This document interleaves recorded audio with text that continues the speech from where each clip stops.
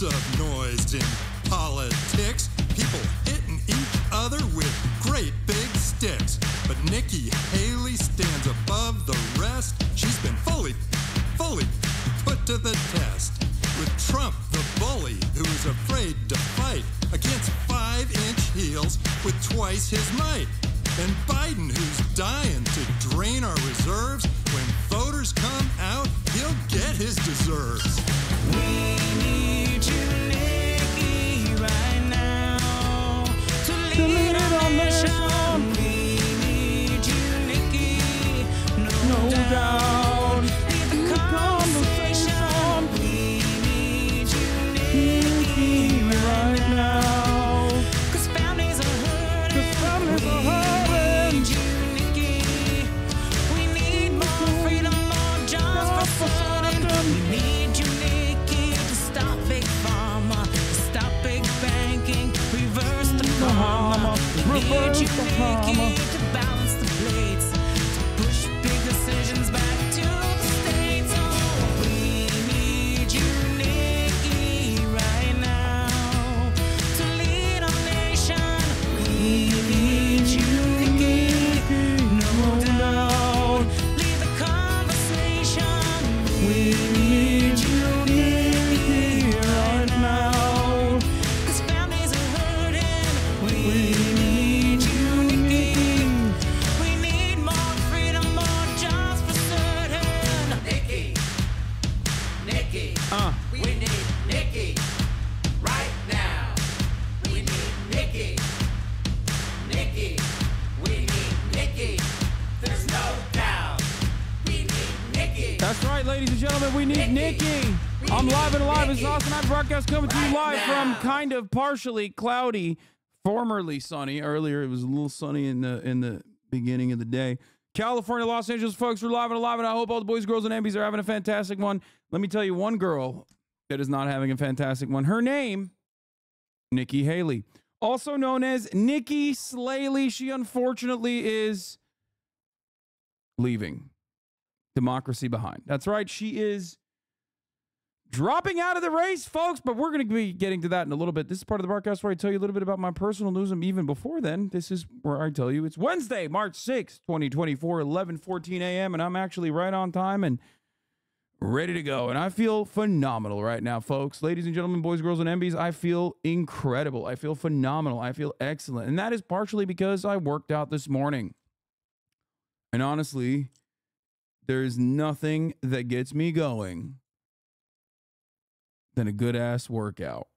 Panic at the DNC, we need you, Nikki. We need you, Nikki, right now to lead our nation. Oh my God. Okay, you just spoiled. I'm gonna look at this in a second. Because it's phenomenal. It's actually phenomenal. Any reason why I can't use my Prime on you anymore? Been like this for a couple days. Twitch is silencing me, brother. I don't know what's going on with the Primes. I think it's supposed to be there. I don't know. Maybe someone else knows. I don't know. At the gym, saw that Nikki dropped and ran over there. Guess what? I was at the gym when I found out. Nikki dropped, and I dropped to my knees. Okay? I dropped to my knees and I started crying. Anyway. Legit question. Why do you think she ran for so long? It was a lost cause. I'll tell you all about it in a second, guys. This is part of the broadcast where I tell you a little bit about my personal news, though. About what's going on in the world of HasanAbi Piker. This is for the parasocialists out there. This is for the parasocialists out there. This is for my parasocialists, okay? Let me tell you. Let me tell you, folks, Yakuza update time. Yeah, I'm back in Hawaii. I'm no longer playing as Kazuma Kiryu in Japan. I ended that chapter. I'm back in Hawaii as Kasuga. And it's a lot of fun. Yakuza is incredible. I didn't really have a lot of time to play Yakuza last night. What the hell did I do last night? I actually don't even know what did I do last night? I don't know. I watched Shogun. I finished Shogun. And then that's pretty much it. I just played Yakuza, I guess. I guess I did play Yakuza, and I'm not even thinking about it because guess what, dude? Yesterday was like a 11-hour fuck sesh of politics, so my brain was mush. You know what I mean?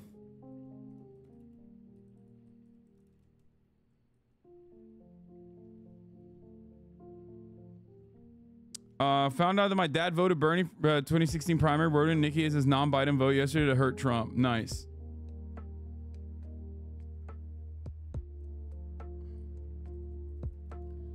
But very cool. I hope he's not too upset that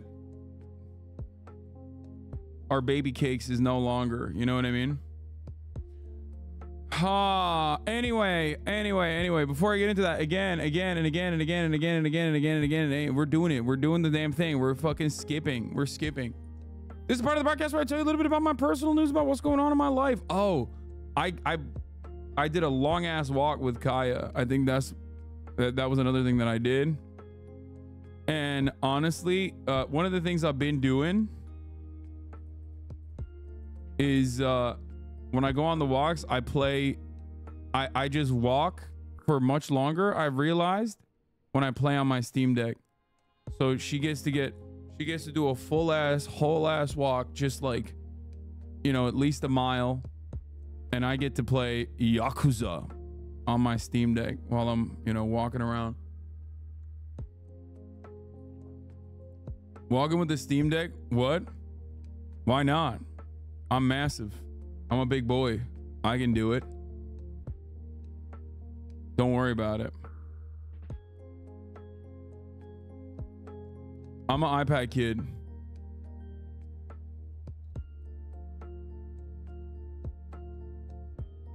Are you still throwing her a birthday party? If I do that, I'm gonna do it on the weekend, but I have no one to help me.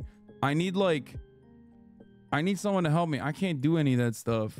I need Cutie Cinderella to help me, and I feel like I don't want to ask her. You know what I mean?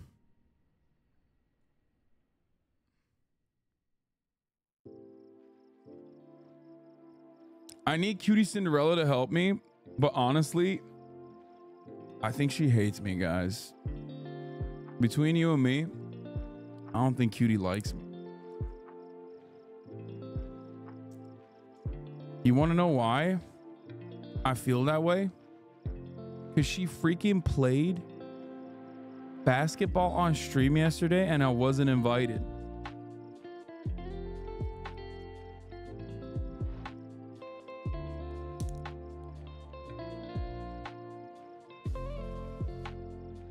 What are you drinking? It looks like cocktail syrup. Yeah, I'm drinking cocktail syrup.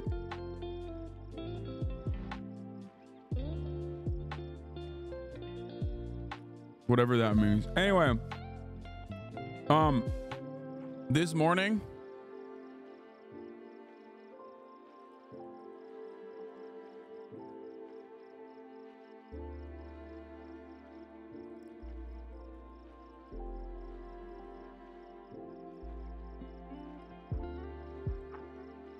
did you see the new BoyBoy video? How could I have seen the new BoyBoy video? It came out 5 hours ago. Ya nut. Serious question. And I mean this with all sincerity. It is 11:21 a.m. How could I have seen the new BoyBoy video that came out 5 hours ago? I love you, but I love you all, but please think a little bit. Anyway, I will watch this, of course. I am going to react to the shit out of this. Also, I'm fully fleshing out Australia dates right now. So this will be a good opportunity. I should hit them up too. Hold up. But yeah, this morning I worked out and I feel phenomenal because working out is good. Working out is great. And I highly recommend you do it as well. At your own speed, be safe. Don't do it if you have long COVID, but you should still do a little bit of exertion. It is very, very good. Yesterday, when I started the broadcast, I was in a much less happy mood because I didn't get to work out. yesterday. I took Kai to the dog park and I was too busy trying to make a TikTok, which literally did better on Instagram than it did on TikTok. So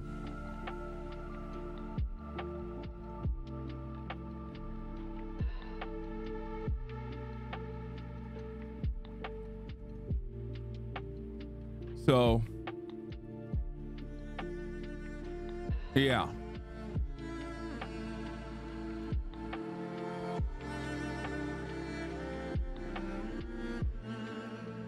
Anyway, America Samoa standing on business. Oh, we'll talk about that. Yeah, regular exercise is one of the most powerful antidepressants. Yeah, but it also creates like regular exercise is phenomenal, but I am deeply and almost undesirably addicted to exercise and dieting. Hasan, you posted the worst audio ever of a video of your dog shitting. What did you expect? Hideo Kojima, offliner, whatever the fuck your name is, that's a day off for you. I got a much shorter fuse for you on a day like this when I'm feeling pretty good. I'm gonna be honest with you. I might even upgrade it to a week if I'm feeling like it. Okay? You just be excited that it's only 24 fucking hours. Or you have to go bip, bip, bip. Bene Gesserit, pussy got me acting unwise. Dude, I feel that. But yeah, no, I worked out. I feel pretty good. I am working on a bunch of stuff. I'm a little bit lightheaded from all the shit that I have to do that's coming up, but new merch coming out soon.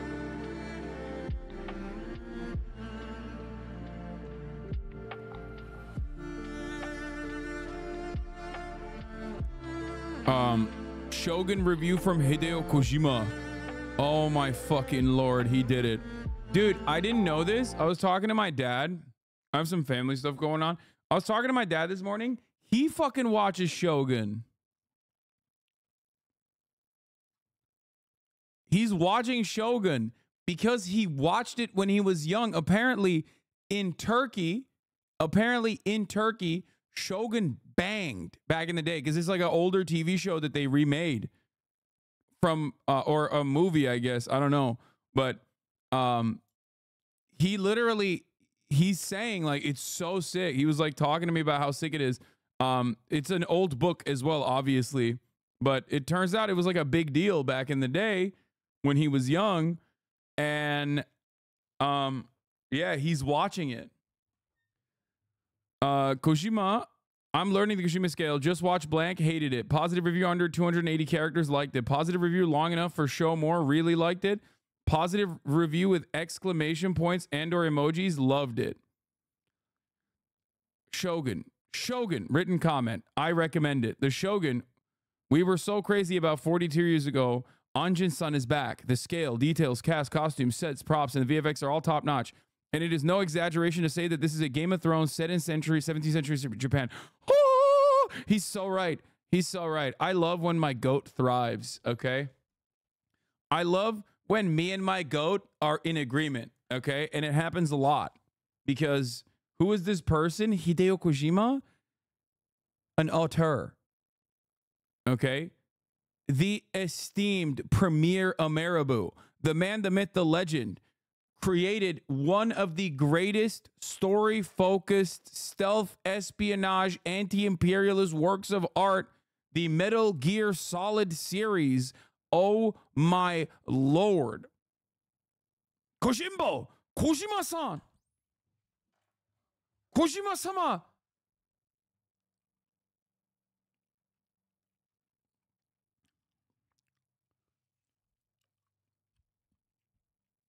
What? Unpopular opinion, Shogun episode 3 fight scenes and especially in the forest was underwhelming as fuck. Great story so far though. No, it wasn't. What? Bro, it's not a fucking, it's not like a Hong Kong production specifically for like the sick ass action. It is nothing to do with that at all. And the action is good enough. You're wrong. All right, anyway.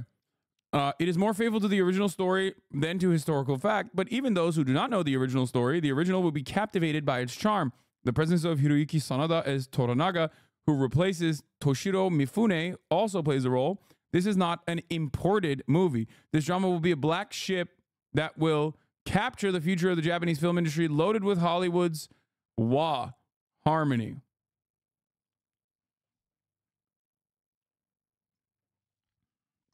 Sucks. It's a miniseries. Bro, apparently the guy who wrote this book wrote books well into like the Iran-Contra affair. So it will not stay a miniseries. FX is one of those. FX is one of those. It's one of those networks that will literally hold on to IP, even if it doesn't bang. And this is banging. They dumped so much money into this. They dumped so much money into the marketing. There was more marketing for this than there was for Dune 2. It was all over, and it's because they knew what they had. What they had in their hands is a phenomenal work. It literally takes Game of Thrones and improves it because it adds weeb shit into it. Okay? Come on, dog. Remember, FX has some of the best, and I would assume it's not like FX is not considered network television, right? It's like regular cable, right? FX has some of the best shows so consistently. You got Archer, okay? Always Sunny in Philadelphia. They always hold on. Atlanta, they always hold on to their IP. They're like, listen, even if this doesn't get critical acclaim, even if it doesn't actually hit the markers that it's supposed to hit. Fargo, What We Do in the Shadows, they are phenomenal. It is one of the, I would say is one of the only TV networks, like on cable, not network television, on cable, that I've always been a fan of, I would say. Like, I'm a fan of their IP. I'm a fan of a lot of the stuff that they put out. And I respect the fact that they also hold on to they also hold on to their work, and they don't let it go. Even as a movie buff, I was beginning to think it was time for me to start watching movies on my smartphone or tablet. However, when I watched Dune Part 2, my rigid ways of thinking crumbled like sand. It meticulously depicts the non-existent world of Arrakis, bringing it to life with unprecedented detail and realism, while portraying revolution and love and fear in awe of the same axis. It magnificently captivates destruction and aestheticism in beautiful layers. This film shouts, "This is cinema."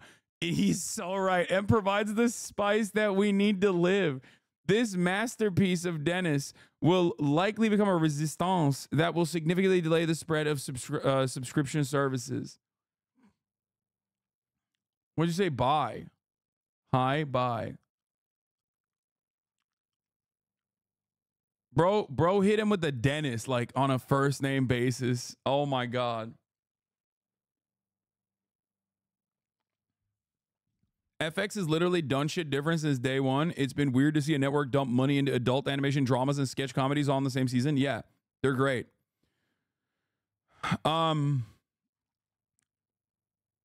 This is how I feel as well. What more can I say?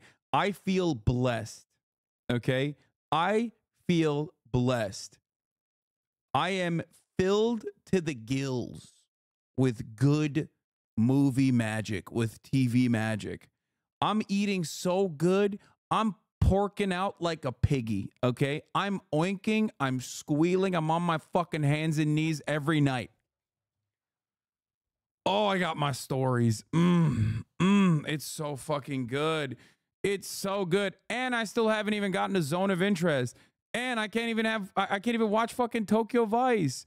There's Tokyo Vice, the Boys is coming back. This is what a time to be alive, ladies and gentlemen. What a time to be alive. Fuck. God, I love movies and TV, and I love eating. Those are the things that I live for. I swear to God. It's just like content and eating. I'm basically the fucking Wall-E guys. Yeah. I've been meaning Masters of Air. I haven't even been able to fucking watch. Bear's coming back too. Sheesh. Sheesh. Sheesh. Sure. And dude, I think very cool things happen when movies like this come out and they become captivating, right?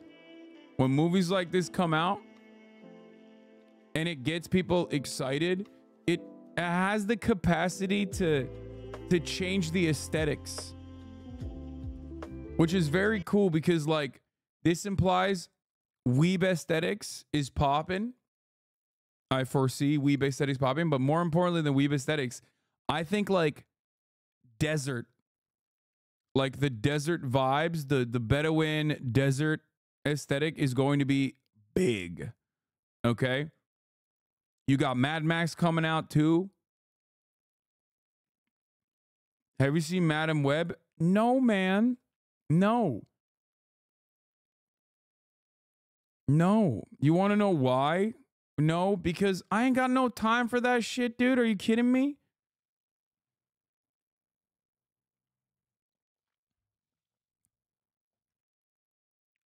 Isn't that the one that everyone made fun of? Madame Web?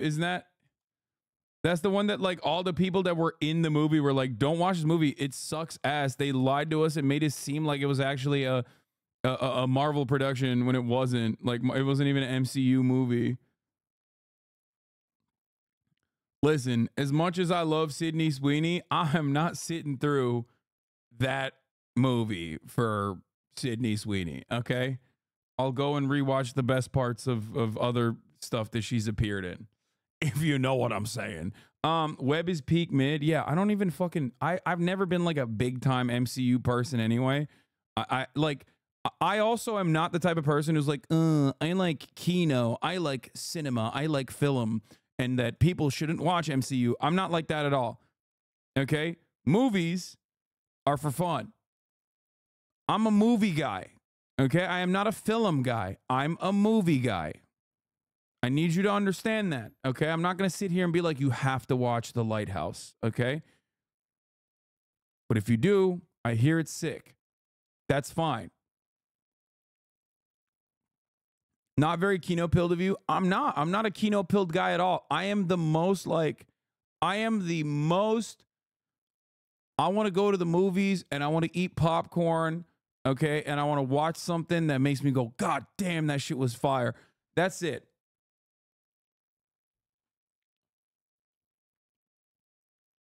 You are a film guy? You just mentioned The Zone of Interest? No. No, if you don't watch like Zone of Interest style movies, and there's literally nothing left to watch at this day and age, okay? The fuck do you mean? It's all Madam Web and shit. That's ridiculous. Also, Zone of Interest is directly in my wheelhouse. It's a fucking slice of life period piece about the banality of evil and how people are complacent with genocide. The fuck? That's like, there is not a movie that is made for me more than that. How many bags of popcorn did you rate Dune 2? All the bags, dude. A bucket. Like I will say this much. I'm not like a film snob or a film critic at all, but I will not watch like the Transformers. Like that is like a bridge too far. I'll watch the MCU stuff when I'm on a plane or whatever, right? Or I'll watch it to be in the know of what's going on. But I refuse to watch the Fast and the Furious franchise, and I refuse to watch the fucking Transformers shit. Like, I can't fucking stand those movies. I don't know why. If you like it, have fun. You know, go ahead, live your life. I despise it, and I can't fucking watch it. I don't know what it is. I tapped out of the Fast franchise. You literally said you love Fast X. No, I tapped out of the franchise after like the third one. That's it. I've never watched the Transformers movies, but I tapped out of the Fast and the Furious franchise after like, I think I watched like Tokyo Drift and stuff, but I can't stand it. Like I just, for me in particular, I can't stand it. I'm not going to yuck your yum. Go out, watch it, enjoy it, live your life, have fun. Okay? I'm saying for me, it makes me want to die. I don't know what it is. John Wick is a great example of like movie magic. Love John Wick. John Wick is fun. It's great.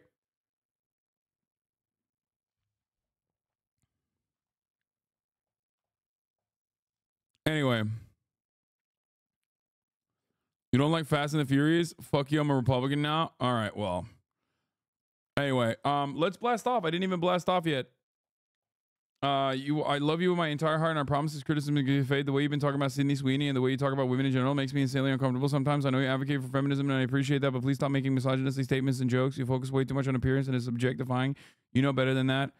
I mean, Sydney Sweeney makes those jokes about herself. I don't know what to say. Like, that is the whole meta. That was like literally 11 jokes in 11 different sketches on SNL. You don't talk about women any different than men. Respect. Yeah, I mean, I do say the same exact shit about men too, but I get it. Like, it's different when you objectify women. That is true, because men are not harmed by objectifying or being objectified in the same way that women are, because women are, you know, presented as objects of desire.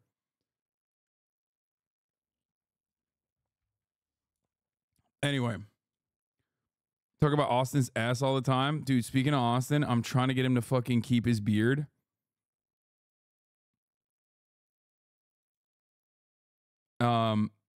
He's like growing a beard right now. Low-key agree with the comment. Don't shame me. I'm not. I understand it.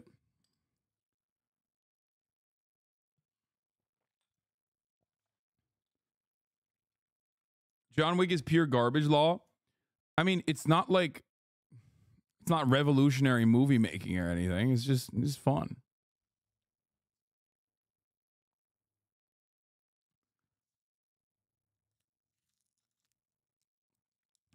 Anyway, you are not American, imbecile. Seems like you're not either. Actually, you probably are, because you're fucking not able to type and not able to spell, and that's very American, I think. Anyway, we have a lot. We have a lot to cover. A lot. So, let me blast off.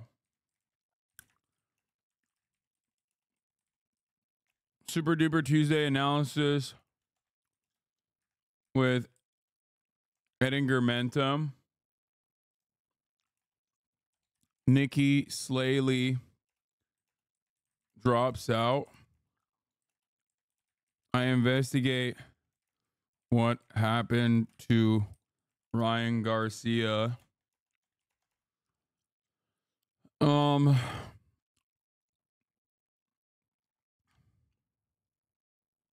Trump links up with Elon Musk. There's so much to talk about. Goddamn, son.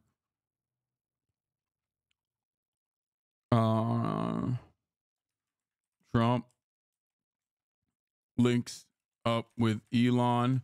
The nicotine gum drip has you sounding like Robert Kennedy. Wait, what? No, it doesn't. This is what I sound like. You think I sound like this?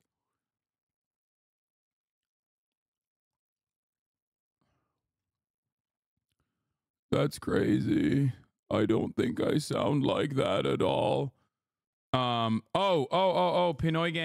Pinoy gang activities. Pinoy versus Thai fights and more. Get in now. Alperen Şengün career high points against Wemby. I saw that. That shit looks fire. Shouts out to Turkey. Shouts out to my Turks. It's Wednesday, dog. Wait, what?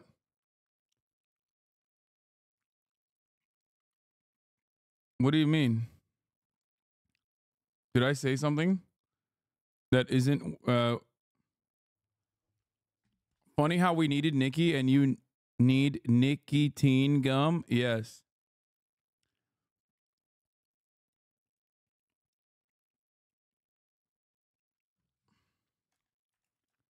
uncommitted when gets momentum.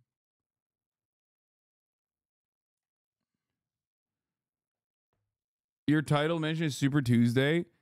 Yeah. Yeah, Super Tuesday.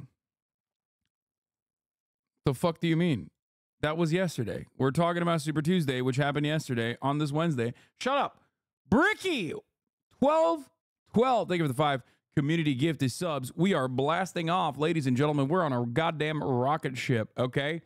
Let the people know, ladies and gentlemen, let the people know, let them in. I'm a little late on the blast off here, but gotta do it anyway. All right. Here it is. WBD killed Rooster Teeth. That's not surprising. I will be watching the new BoyBoy. Some don't know that Super Tuesday is how it's called. Oh, they think I mean like it's Tuesday today? No, we're doing Super Tuesday analysis. Okay. Here, quick things I'm gonna go through real quick. POV, you are leftist watching One Piece before I get to the news. I don't really like. While we're blasting off and getting the people to come in. You already know it's time to watch that One Piece. I don't really like how he broke Zoro out. He should have broken out the whole fucking jail. Oh shit, it's Fidel Castro. I mean Monkey D. Dragon. Oh shit, it's Che Guevara. I mean Sabo. No, bro, like I'm telling you, it's a communist show. He's liberating countries for the working class. You know, I don't really trust this Kobe guy. He got a picture of Che on his desk, bro. I'm telling you, he got the same. Why is he? Why? I don't understand. Well, it was funny when he was making fun of liberals, okay? And making fun of conservatives watching One Piece. And now all of a sudden he's like out here, he's got some smoke. Like, what is this about? Sir? Excuse me, sir? Same birthday as Karl Marx.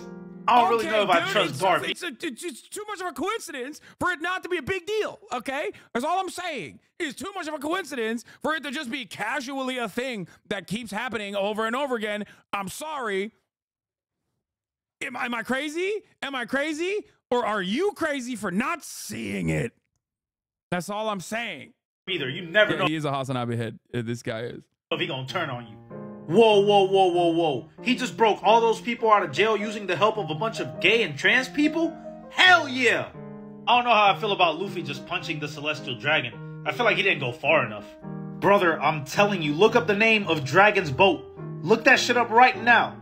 I think my favorite characters gotta be Monkey D. Dragon, Luffy, Fisher Tiger, and Sabo.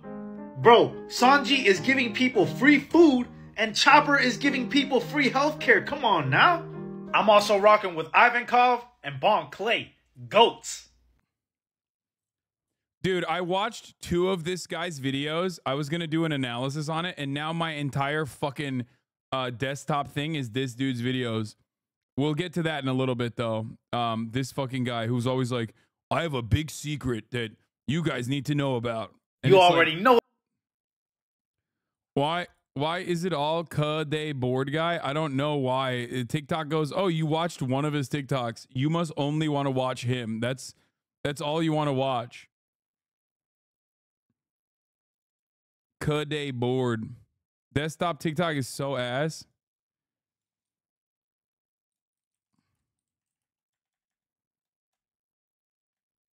Hating they bored? No.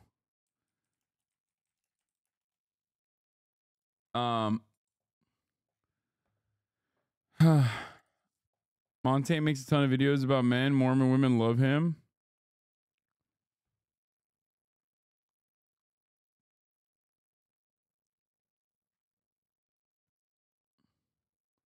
Does YouTube with Asman vids also?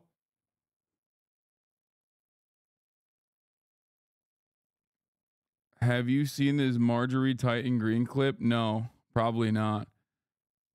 All right. Look at this. This one is a fire meme today on today's blast off. Please take a look at Asmongold's Sweet Baby Inc. video and just take a small peek at the comments. What is a Sweet Baby Inc.? I have no idea what that means. Quick TikTok drama.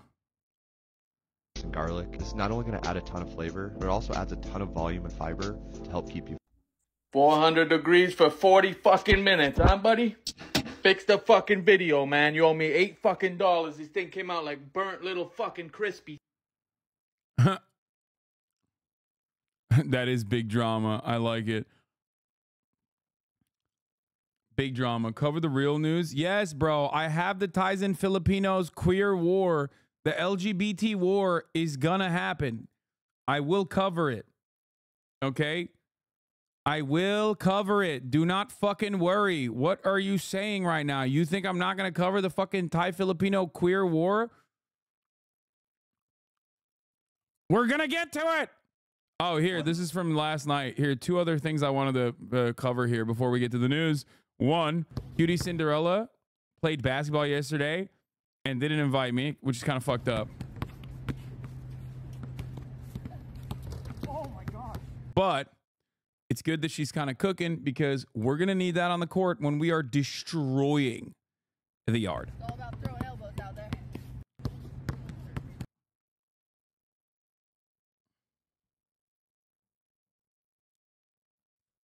Sweet Baby is a dev pub company that goes to dev teams and makes sure it has friendly, open-minded, and more diversity in their games. Just so happens that their most reasons said all games all bomb. Right-wingers think they bomb because Sweet Baby is a woke liberal agenda company burning games.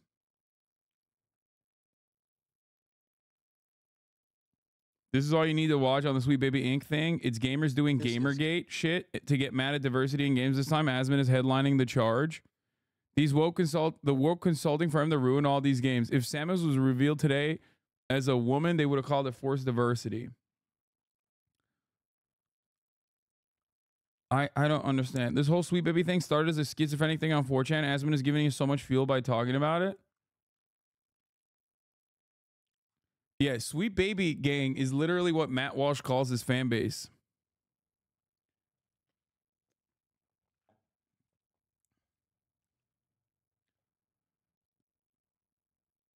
I talked to the creator of Sweet Baby Inc. Detected.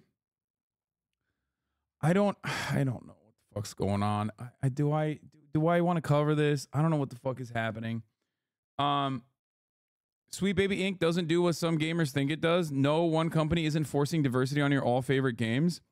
Sweet Baby Inc. is the largest narrative design company in the games industry, nor is it solely responsible for the characters and the stories of recent high-profile releases like Alan Wake 2, God of War Ragnarok, Suicide Squad, Justice League. But good luck telling some gamers that. Late last month, one of the company's consultants discovered a Steam group dedicated to detecting games that Sweet Baby Inc. has worked on. The purpose, to encourage people to avoid those games because the group had deemed SBI was pushing a woke agenda by working towards greater diversity, equity, and inclusion. The Steam group has no more than... Wait, do they not like Alan Wake 2? The Steam group now has more than 100,000 followers in its own Discord that boasts nearly 2,000 members. But this ire against Sweet Baby Inc. and DEI initiatives in general isn't new. October 2023, Keyboard post shares similar sentiment, stating that the company's involvement in Remedy's award-winning 2023 action game Alan Wake 2, possibly one of the biggest scandals in gaming history. Wait, they're mad at Alan Wake 2? Alan Wake 2 was awesome. The fuck? What kind of brain aids these dumbasses have? They just like hate. Wait, why do they hate it?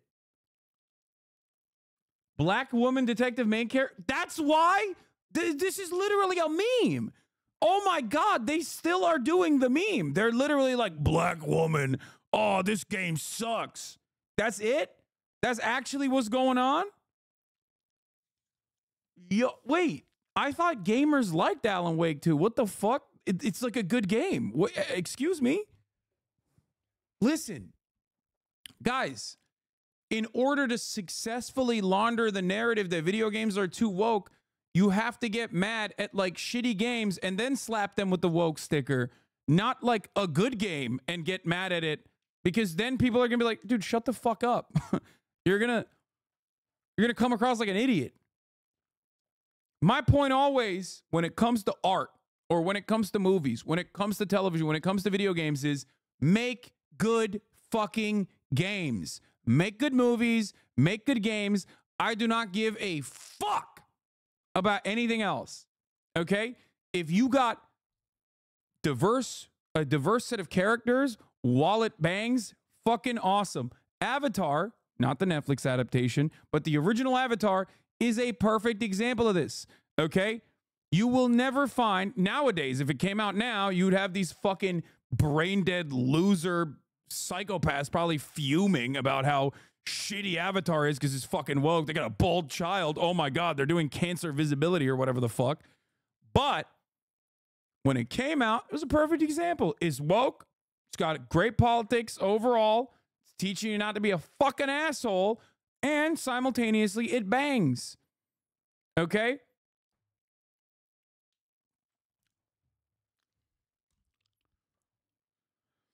None of these dickheads even play games, or they just play WoW with a big frown on their fucking face. Scroll, these guys, only the most insufferable unfuckables are talking about this with any sincerity or importance. They're not alone because of woke, or they're alone because they care about things like this, and they will remain alone.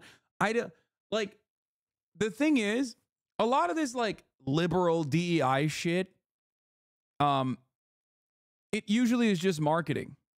I don't know who the fuck they're marketing for, okay? But it's just like you're angry at the wrong thing. It's like a fraction of the fucking budget. Okay? That's it. And sometimes it leads to positive results. But it's not the focus on like making sure that there is trans visibility in a fucking video game that makes the video game bad. The Yakuza franchise is a perfect example of this. One Piece is another great example of this. These are two different franchises with profoundly woke politics that are just bangers. They're fun. They're compelling. They're great. They're so great. People think they're right-wing. Okay, right-wingers love talking about how right-wing these franchises will be, right?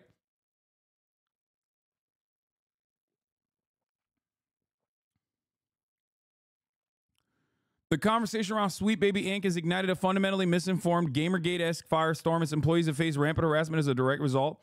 Industry figures have had to deny allegations that SBI comes in and completely changes their games. I spoke with several employees of Sweet Baby Inc. to learn what the company actually does, and the misunderstanding of its role in the industry highlights a far broader problem.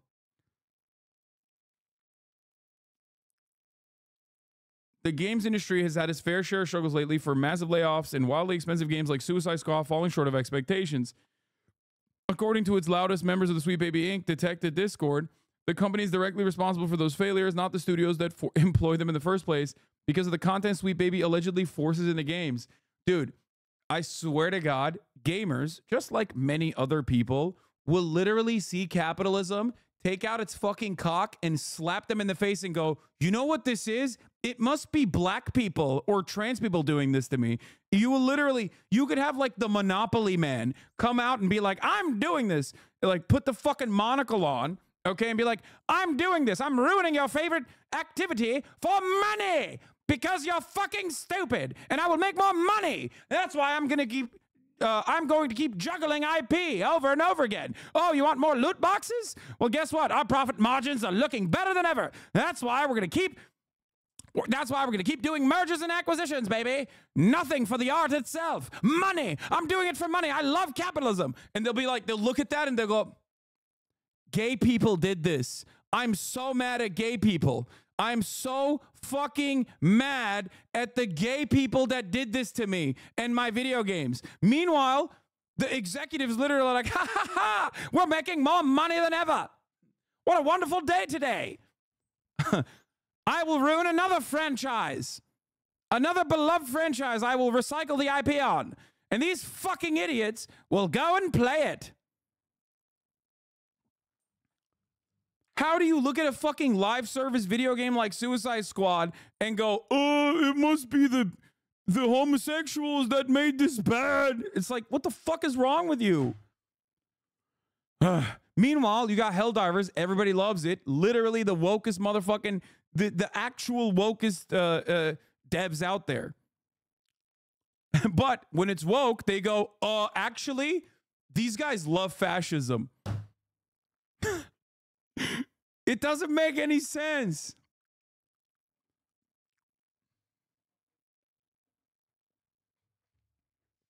Bro, just think about how many people got one can. Yes, we are getting progressively dumber and dumber and dumber and dumber, okay? That's what it is.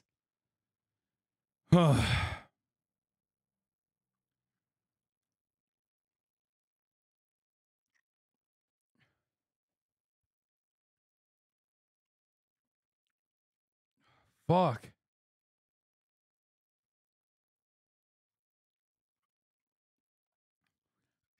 I honestly think like maybe some of the dumbasses will like understand that their politics are not being represented by these like video game creators that they love, like Hideo Kojima being a great example of this as well, right? Like, but they won't. They just shut off their eyes and close their ears and go la la la la la. Never mind. This guy's actually secretly a right winger, and they move on.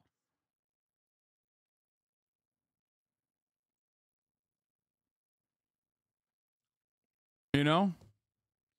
The year is 2016. Gamergate is ravaging online discourse. Donald Trump is about to get elected president. The year is 2024. Yep. So what the fuck this Sweet Baby game does anyway? What do they do? Embrace tradition, reject modernity? This is my favorite type of shit that these fucking losers do. Yeah. It's like, oh yeah, they have cutie pie sexy Asian ladies on some of the games, and then the other games are not hot enough. I can't jerk off to the video game. You're jerking off to a video game! There was a point in time when you should have been embarrassed to admit this kind of thing, okay? What has happened? What has become of society? What has become of shame? Shame!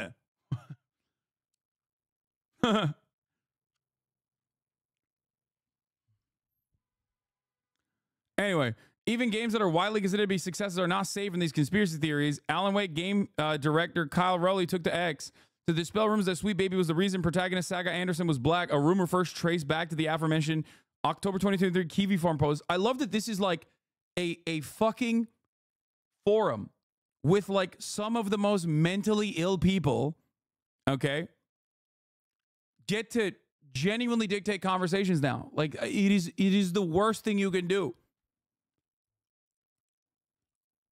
It absolutely is not true, but Rowley's concise statement and similar ones made by other industry members have not silenced the conspiracy theories.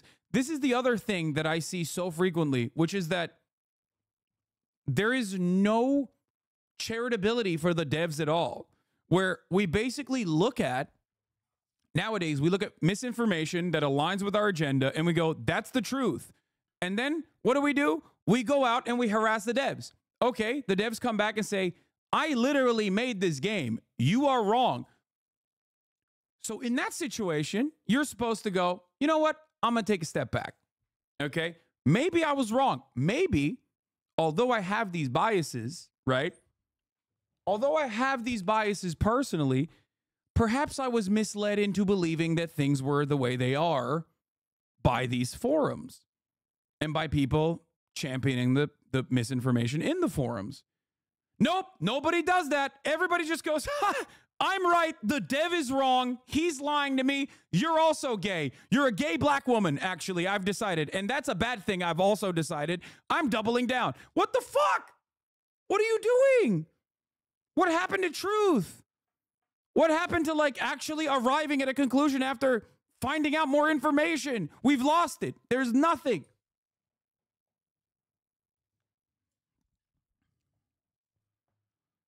Holy shit.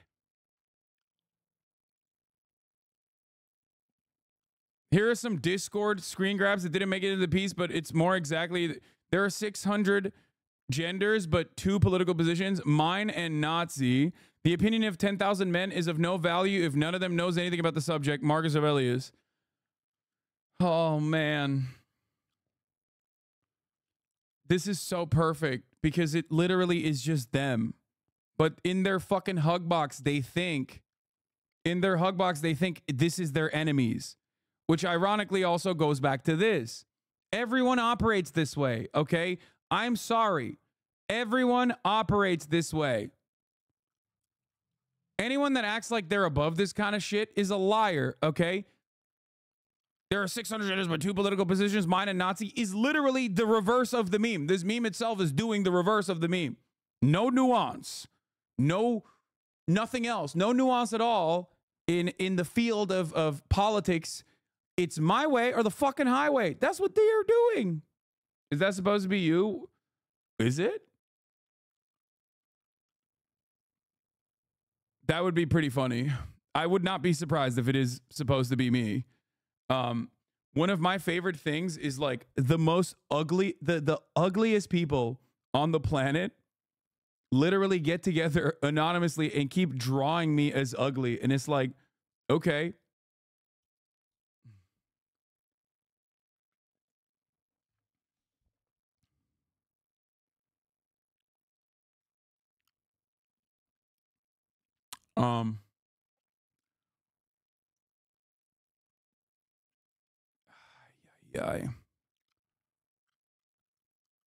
Yeah, they have to imagine it because it's not true. It's pretty funny. But I don't think this is supposed to be me. I think, but I have seen other like dudes that do the me soy facing. Like they'll put a picture up, like it's traced of me going, or whatever, and it still looks hot. I thought there was a point in time when I thought we had like moved past the there's only two races, white and political. There's only two genders, man and political. Like I thought we had moved past it. Like everyone used to make fun of this shit. Like most of the apolitical gaming content creators would like joke about this kind of shit. You know what I mean? And nope. Turns out these guys never went away. They just like got in their Discord servers and waited for the best opportunity.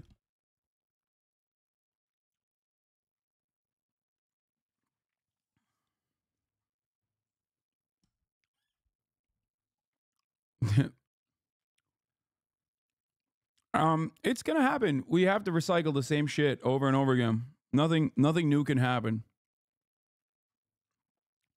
On March 5th, I managed to spend an hour or so in the Sweet Baby Inc. Detective Discord before I was booted from the space, likely because I identify myself as a Kotaku journalist.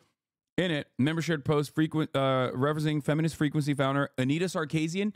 They're still crying about Anita Sarkeesian, bro. Let it go. It is 2024. Why does this woman occupy so much space in your mind, your soul, your heart? What is going on? That's some real freak shit, bro. It's been decades. Most people don't even know who the fuck she is.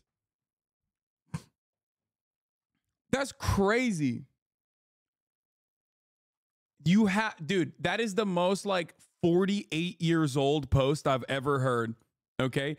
If you're in a Discord server posting Anita Sarkeesian takes, you're 48 years old. Okay. Straight up.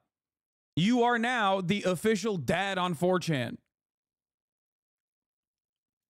You were 38 when Gamergate happened and you never let it go. Okay. That's crazy. Let it go.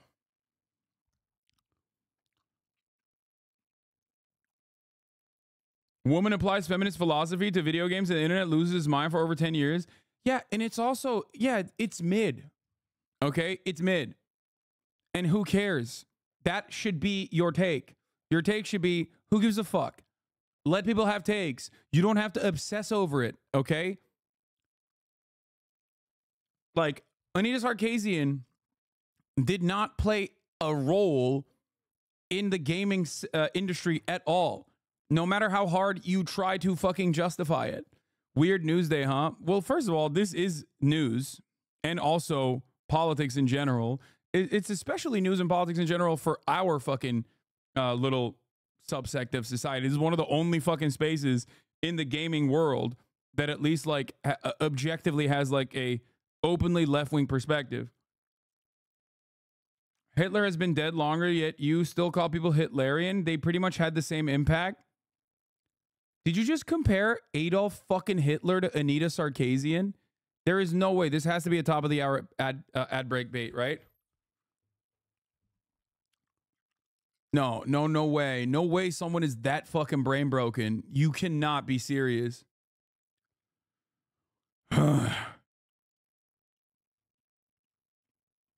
No, but I'm joking. Oh, thank God. Okay, well, I'm not joking about the top of the hour ad break. That is real. It's coming up right now. If you no longer want to see those ads, all you need to do is subscribe for $5 or for free with the Twitch Prime. or by getting gifted a sub.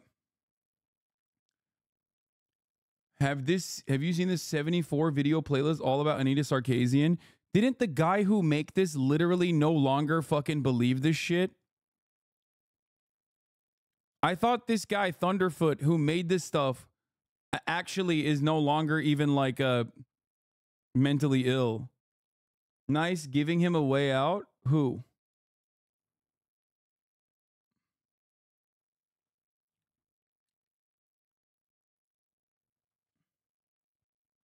Yeah, he was like there was a lot of people who were just like so severely mentally ill and also making money off of that mental illness because of other mentally ill people that were going, yes, King, keep making these videos. I love it.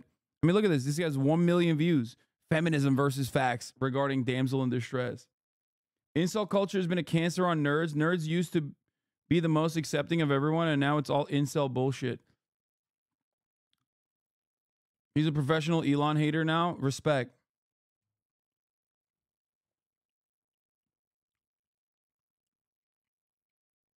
He hopped out of the anti-SJW space when Sargon and some others were laughing about a murder that happened with some SJWs. Yeah, the entire narrative of like SJWs and woke culture has fucking ruined this or ruined that is really silly. Okay? You greatly overemphasize the impact that these people have ever had. It is simply just a marketing tool, and you're dumb enough to think marketing is everything. Okay? But of course you are, because you're dumb. And I am too. I understand. You're dumb and you're angry and you're loud and you think you're right. And there's a lot of other dumb bitches in the same fucking Discord groups alongside you that are going, no, no, no, you are right. It's society that's wrong. That's it.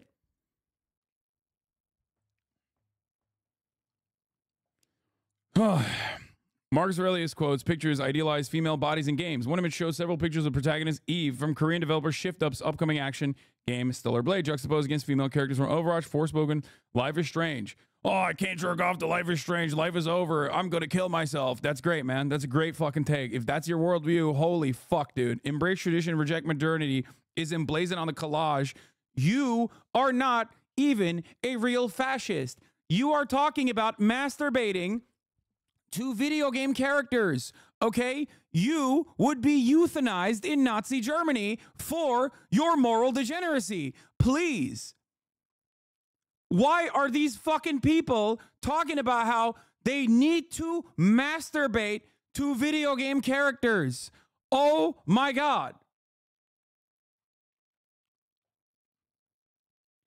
What is going on? Reject modernity, embrace tradition? You're talking about masturbating to Korean women that are pixelated. What the fuck? What tradition? Where is the tradition?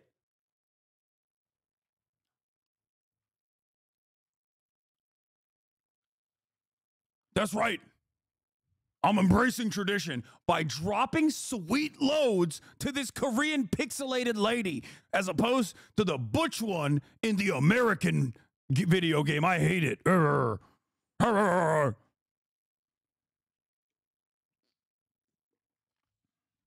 Almost 2,000 members. There are already a bunch of infiltrated people here screenshotting everything sadly. So just keep it cool, brothers. We can't let the server or the Steam group get taken down. We're doing a holy jihad against woke. That's all I ask. Keep it cool. Read a post from March 4th, which was shared again on March 5th. Several people in the Discord expressed concerns about glowies, a term coined by members of the far right for those of suspected of being federal law enforcement. Yeah, dude. We got the FBI in my masturbation Discord server. You know what I mean? They're in here, guys.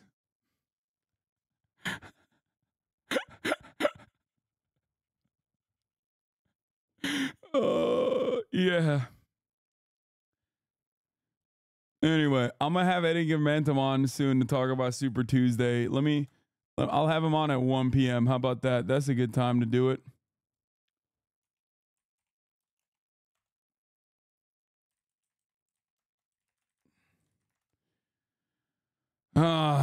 I swear there's HasanAbi heads at Kotaku. I think so, but it doesn't matter. This is still ridiculous, and people should make fun of this. I think that the greatest way to deal with servers and stuff like this and attitudes and behavior like this is to make fun of it. Because if you take it seriously and like actually get mad and talk about like how scary it is, right? You're kind of giving in to what they want. They want these fucking pasty little dipshits want you to be afraid of them. Okay? They want that. They get off on that. They're like, ooh, yeah, we got a journalist scared for their life. It's like, no, dude, you're a fucking loser. You're a loser, and your opinions are so stupid. But you're surrounded by other losers with dumbass fucking opinions, so you guys get off on this shit. Oh. But you can change that, okay? You can change that. I promise. And if you're like one of the younger people in these Discord servers and you see someone talk about Anita Sarkeesian, get out. You don't know who that is? Get out. You're talking to a 40-year-old man who's grooming you, okay? You are getting groomed by the most sexless 40-year-old man on the planet. Please save yourself. You do not want to be like him. That dude has an entire crust, an outer shell of Cheeto dust from Cheeto that is no longer being released, okay? This man, if you fucking carbon dated his Cheeto crust, you would find Cheetos from 1997 that are no longer released. It's for like, you know, a special edition Cheeto that came out with a movie or some shit, okay? 1997 is the last year that Cheeto ever existed, and that motherfucker has it on his skin. You do not want that. You don't want that life. Get out. Motherfuckers out here, yeah, with a Dune shield armor of Cheeto dust.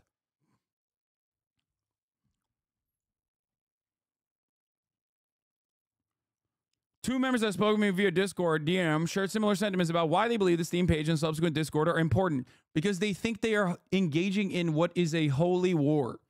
That's what's so funny. It's always the same shit with extremely online people. Liberals, rad libs, leftists, right-wingers, Nazis, it doesn't matter. If you are permanently online, you get into a fucking circle and you jerk each other off, okay? And you think you are doing accountability. You are not. Something that everyone needs to understand. This is exactly the same principle behind why, like, SJWs were perceived as really fucking annoying by normal people in general. This is the exact same shit, okay? If you're getting into a fucking Discord server and you're losing your mind over a video game and you're suspecting that the video game is like secretly putting black women in it or whatever because of another company, you've gone too far. Take a step back, take a breather, bail out. I promise you. I promise you is bad for you.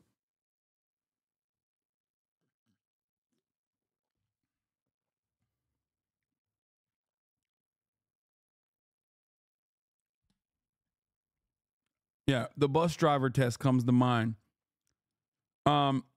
They can identify games that were developed with support from Sweet Baby Inc. and make an informed decision when purchasing them. God forbid, bro.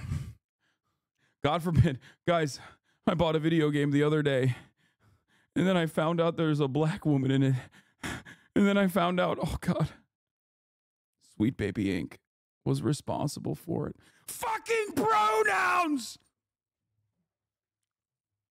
California shit!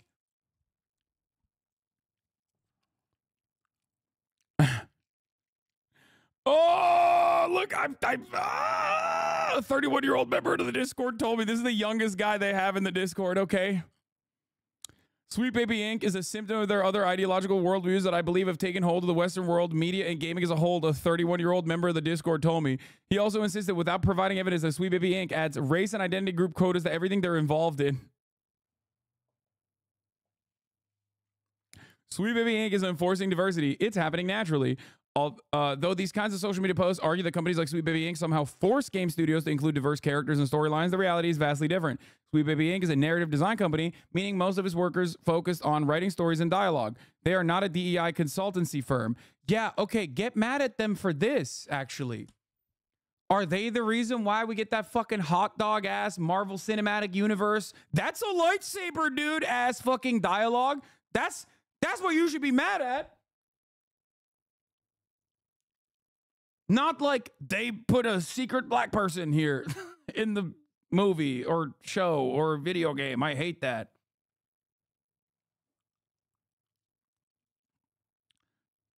That means the ensure a game's plot points make logical sense and are satisfying the players, and characters speak and behave in consistent ways.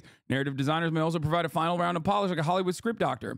For example, the team worked on Suicide Squad long after the story was written, and even then they joined just to write in-game ads, audio logs, and NPC barks. CEO Kim Belair tells me over a video call. She continues, Sweet Baby at its core is a narrative development company. That means anything from script writing to narrative design to narrative direction to story reviews. One of the things we do is offer cultural consultations or authenticity consultations. Which games have they worked on? I'm going to now make an assessment on whether they are good or bad by looking at some of the work that they've done in some of the video games that they have that they've worked on. Let's take a look. Okay, this website looks fake as hell. What the hell? Narrative development, services, writing, narrative, representation, development, outreach, resources, projects, Alan Wake 2, Banger, Sable, Battle Shapers. I don't know enough. Okay, wait, what? These are good fucking games.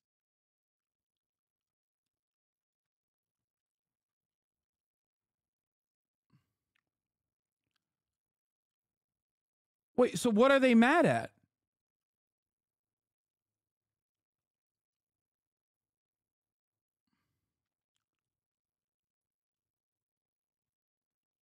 How was Rockstar able to get away with their progressive messaging in Red Dead Redemption 2 without these anti-woke nerds freaking out? Because here's the thing. Anti-woke guys are fucking really stupid. Most people are stupid, but like anti-woke guys are especially stupid, right? So they don't really pay attention to a lot unless someone goes and jiggles some keys in front of their eyes. That's why they get like laser focused and honed in on like one company that they perceive as like doing all this like crazy stuff. Okay. And not others that they enjoyed without realizing it.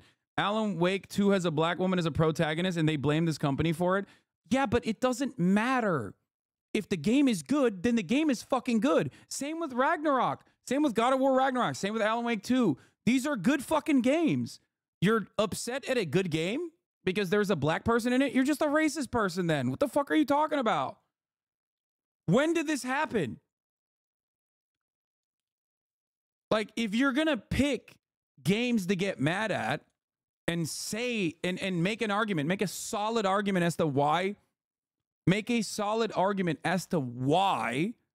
this game sucks because of like woke culture, don't choose actual AAA titles and shit that are bangers. Okay? These are games that at least still carry the torch of the old guard. God of War Ragnarok, Spider-Man 2 is like consistent, right? Suicide Squad is a decent one that you can shit on, right? Is a decent one you can shit on. That one, it makes sense when you're like, oh, Suicide Squad sucked because woke. It's not. That's not the correct take, obviously. Right? The correct take is it sucked because it was a fucking live service game made by a company that was juggling IP again and wanted to fucking, soft serve that sloppy steak to a bunch of dumb fucking gamers who were going to eat it anyway. However, you can make a better argument there. But if you fucking shit on games that are like objectively successful, popular, beloved, you're just the sweatiest, neck-bearded, most Reddit loser I've ever fucking heard of.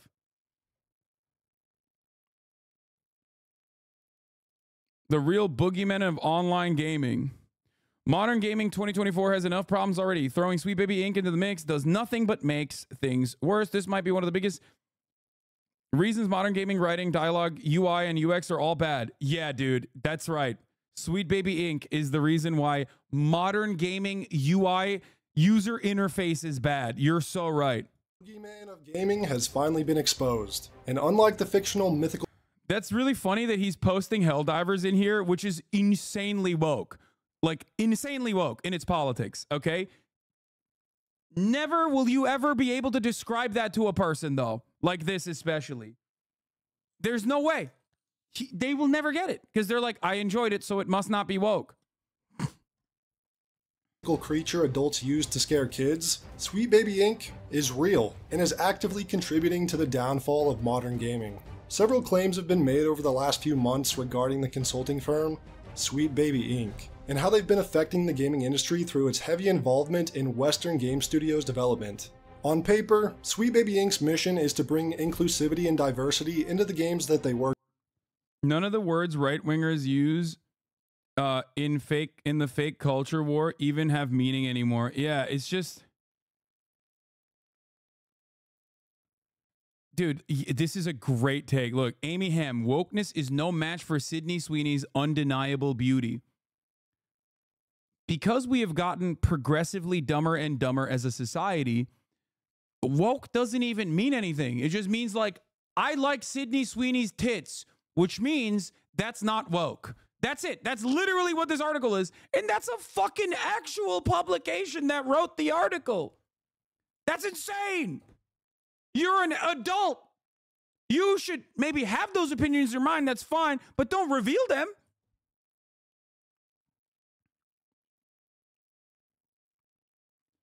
Brie Larson stopped being woke after showing her massive tits unironically. Wait, what? None of those words are in the Bible. I do not know what you are talking about. This is not a thing, okay? Like, woke women have big breasts too. What the fuck? This has nothing to do with politics. I'm losing my mind. It's like so weird. People literally are... I mean, we saw this. We saw the negative polarization that Republicans brought upon themselves with the Super Bowl, where they were mad that a fucking white hunky football guy from the fucking Midwest was dating a white Christian musician. And they were like, that shit sucks because they're doing gay autism vaccine promotions and they want Joe Brandon to win. I hate this now. It's like, what? They're woke? What's woke? What's not woke? I don't know. I don't know anymore.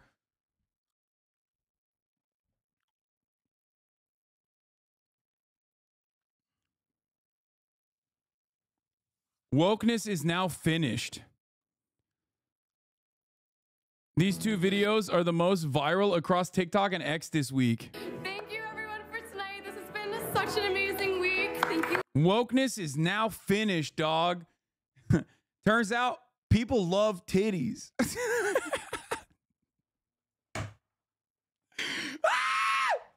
What is happening? Damn, son, really? I didn't realize wokeness was about like literally saying that like the boobs, I hate them. Tits, hate them. I'm the most woke. You understand? I fucking hate them. Tits, no thank you. Ian switched back to a profile pic from 2017 because all of his newer selfies are too face melty. He should go back to the 2017 era politics he had too. Okay, what's the other one? Wait, why is this? I'm sorry. What does this have to do with wokeness? Wait, hello? Wait, what? Neither of these videos have nothing. Neither of these videos have anything to do with wokeness, unless he's saying like, fuck OSHA. I hate how woke OSHA is, but I'm pretty sure Ian Miles Chong, who has never stepped foot inside of the United States of America, knows what the fuck OSHA is. Okay? There is something really funny about this, though, is that like the ugliest, most worm-like, most Harkonnen-looking ass motherfuckers online look at these like sexy people and go, that's just like me for real. Okay? That person, that sexy ass person I'm watching right now looking fucking hot, while doing construction in a funny way on TikTok, that's just like me. He believes the things I believe. He represents my movement. It's like, bro, look at the mirror, okay? This has nothing to do with anything. You're trying to do marketing for your, Harkonnen looking ass side of politics, okay? With your Harkonnen values and your Harkonnen looks. Shut the fuck up.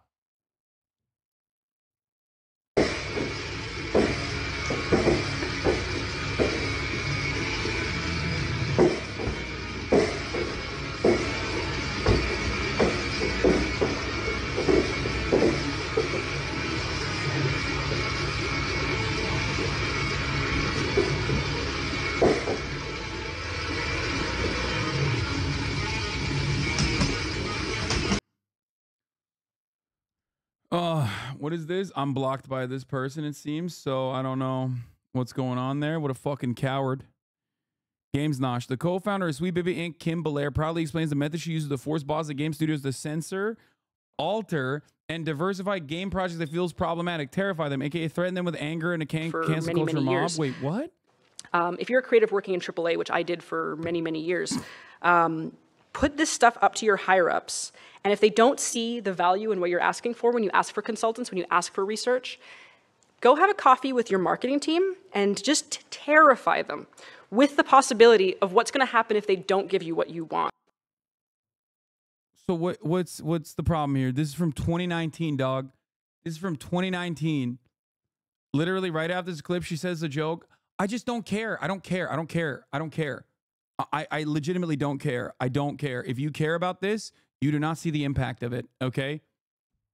The whole talk provides a ton of context. I don't care. I don't care enough to learn about the context even, okay? This is a fucking video that you clipped out of context from 2019 to be like, these guys are going around and terrifying marketing executives. No, dumbass. There is no terrifying marketing executives. The woke mob is not an actual fucking tool. What you are trying to do is probably a little bit more successful than the woke mob being like, going around and being like, we have to have trans inclusion in this fucking video game. It doesn't work that way. Harry Potter was quote unquote canceled by the woke mob. Literally the most selling game of all fucking time. What are we talking about? It doesn't work that way. And guess what? Ironically, Harry Potter also was woke. There was literally a fucking trans character, a positive trans character in the game. So suck my dick. It doesn't work that way at all. It's so dumb. It is so lost in the fucking weeds. How sad is your life caring about this shit? Exactly. It's so sad.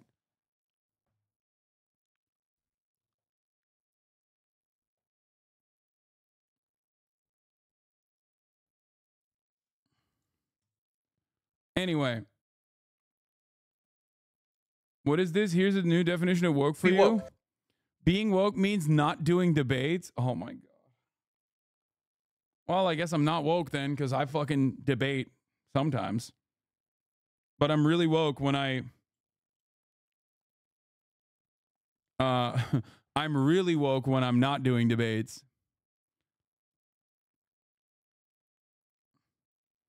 It was their response to criticism that launched all this. One of their employees launched a Twitter harassment campaign against the creator of the Steam page. I think the reason this story took off isn't because of the company's impact on gaming, but the response to criticism. Really? Because everything I've seen so far is the fake impact that this company has supposedly had on video games and not what you're describing. What you're describing, I assume, okay, I haven't seen this part yet, but I'm willing to look at it in all honesty.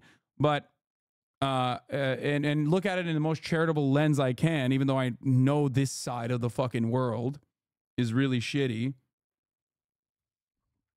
They try to get a guy's Steam account banned. That's what set it off. Oh my God.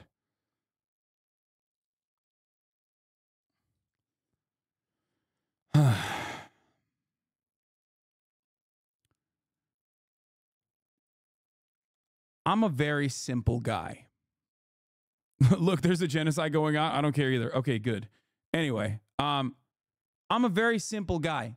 I like boobs. I like movies. I like video games. Okay? I want those things to keep existing and be fun. Right now, we are actually, no disrespect to anything else, with the Brandon regime, we have gotten a shit ton of good movies and a shit ton of good video games. Okay? And more to come.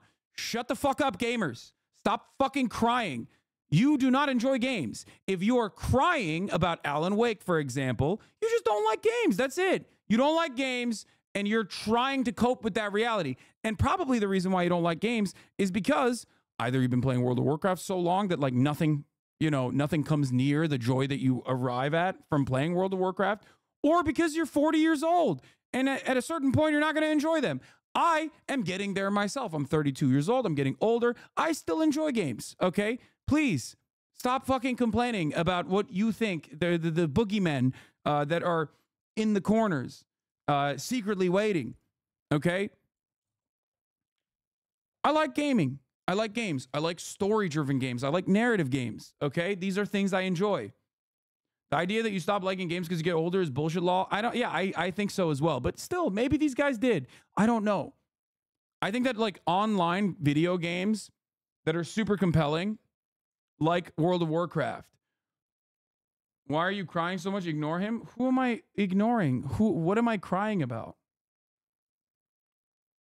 I'm exaggerating my response as an entertainer here, okay? I hope you understand that. Like, I'm not actually that mad. As a 44-year-old WoW player who likes other games too, I'm taking some strays here. No, it's not just WoW. I think it's like League of Legends and a lot of online games in general rewire your brain in a way where you can never enjoy single-player games. Like, you have to, you are just like so used to constantly fucking having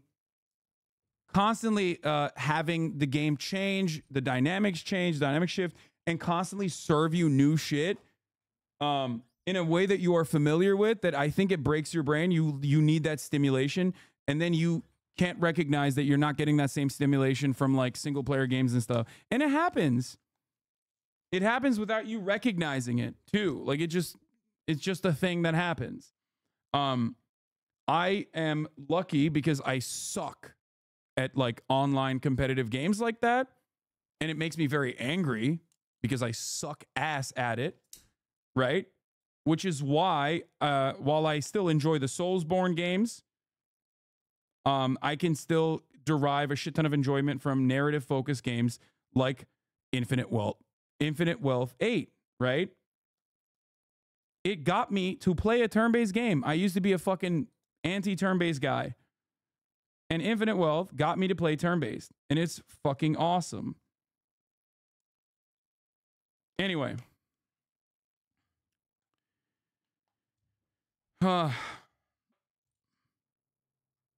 Work on by handling things like how video game characters are written and overseeing in-game dialogue, how to properly convey a particular culture, and making sure that unintended racism doesn't accidentally happen in the portrayal. And again, on paper, that doesn't sound too bad, right? But if there's one thing we've learned about companies that are constructed for the purpose of ticking off diversity checkboxes, it's that oftentimes they end up having a net negative effect on everything they touch, even going so far as being blatantly racist and or sexist. It's pretty funny. I'm sorry. It's pretty funny to fucking put Helldivers as your background, which I assume he enjoys because it's a fucking great game, by the way. Right? And he's literally showing Helldivers as a beacon of like not woke, which misses everything. Helldivers is infinitely more political. Helldivers as a video game, like its narrative, its story, its concept, it is anti-fascist. It is the most political video game you can play in comparison to a game like Alan Woke, okay? That is the funniest.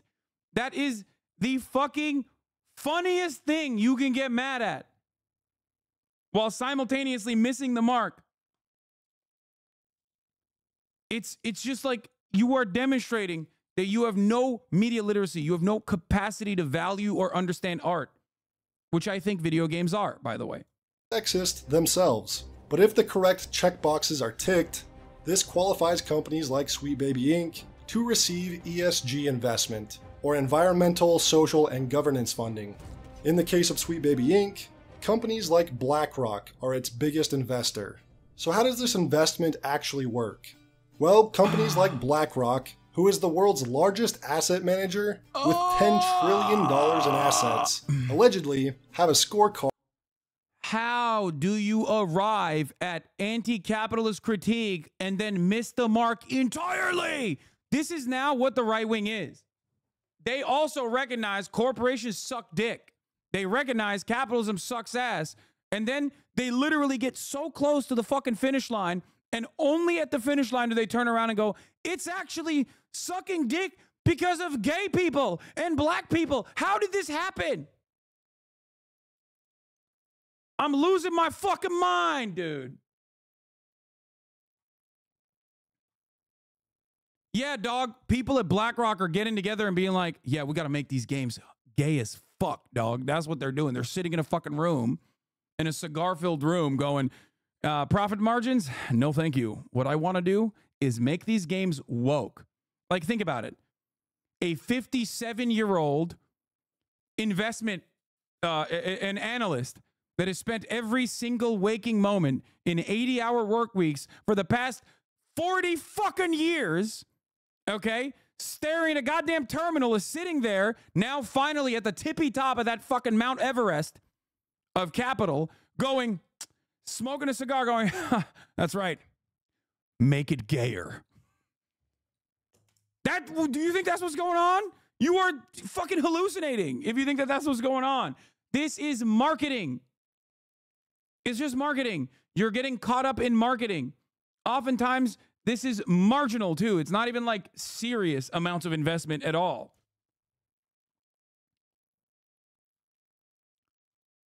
Oh. It's so funny. Guys, they do this shit because you might not enjoy it, you might not like it, but they do this shit because there are black people, gay people, women in general that purchase video games and play them. That's it. Okay? That's why this kind of marketing exists. That's number one.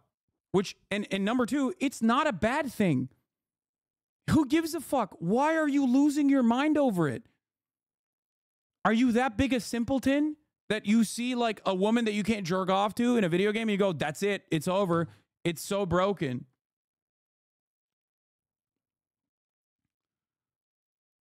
I love this guy saying, wait, there was a dude in here that said, why are you avoiding?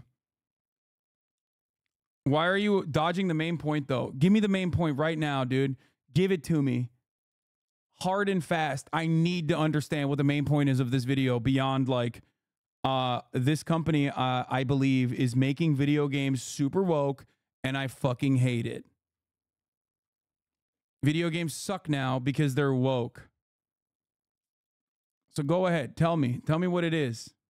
Card that factors in many different areas of diversity, LGBTQ allyship, BIPOC representation, and so on. And depending on the score a particular company receives, they will be eligible to receive investment from BlackRock. Publishers have been turning to companies like Sweet Baby Inc. or others in order to increase their ESG scores and secure extra funding. And I think the most important takeaway with that is to realize that video game companies aren't trying to be diverse because they want to. Wait, did I misunderstand what he's saying? Hold on. Publishers have been turning to companies like Sweet Baby Inc. or others in order to increase their ESG scores and secure extra funding. These guys greatly overemphasize ESG scores and how important they are. They literally, I think they think this is like what moves the fucking needle in any of these places. No, dog. People want money, okay? People want to make money. They don't care about the actual fucking content. That's why so many indie devs or smaller shops make bangers, okay? That's also simultaneously why the industry, the gaming industry, is growing massively, rapidly, while simultaneously shrinking in the diversity of the many companies and developers that exist. They all get bought out by the same fucking corporations. And then, of course, picked apart for scraps.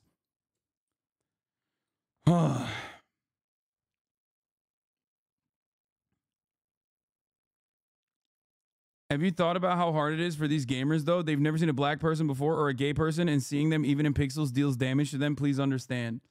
Yeah. It's all greenwashing nonsense, by the way. It's gay washing, it's green washing, it's rainbow washing, or pink washing, I think is the term. And it's the same principle. It's like British Petroleum coming out and being like, our green energy renewable initiatives are going crazy this year. It's like, bro, you literally profit off of sucking the earth dry of fossil fuels. What the fuck do you mean green energy initiatives? And these fucking basement dwellers literally look at that and go, see, they're doing green woke China virus shit. But, you know, but this time for gay stuff. It's crazy. I don't know how I can slap some sense at these fucking gamers, dude. I want to. You're so close to the point and yet so far away at the same exact time. How is this possible? You literally are calling out hedge funds. You're calling out VCs. You're calling out mergers. You're calling out all of that in principle while not calling it out because you think the worst thing that happens in these fucking in these moves that are specifically made for increasing shareholder interests, okay, and not for a homosexual agenda, okay, you're looking at all of that and still going, the worst aspect of this is black people are in video games more prominently, and I hate that. I feel sad. I feel sad that they're so close to the truth, yet so far away at the same time. And I think the most important takeaway with that is to realize that video game companies aren't trying to be diverse because they want to, they're doing it for monetary gain.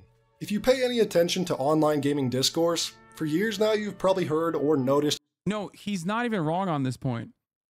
He's not. He's right on this point because there are, like, Spider-Man is a great example, okay? Spider-Man, banger. Yeah. He's right, but not in the way that he thinks he's right. They're doing it not so they can get ESG investments, dumbass. They're doing it because black people are playing video games and, you know, a little bit of diversity goes a long way. People want to see themselves or cooler versions of themselves in video games. That's it. That's it.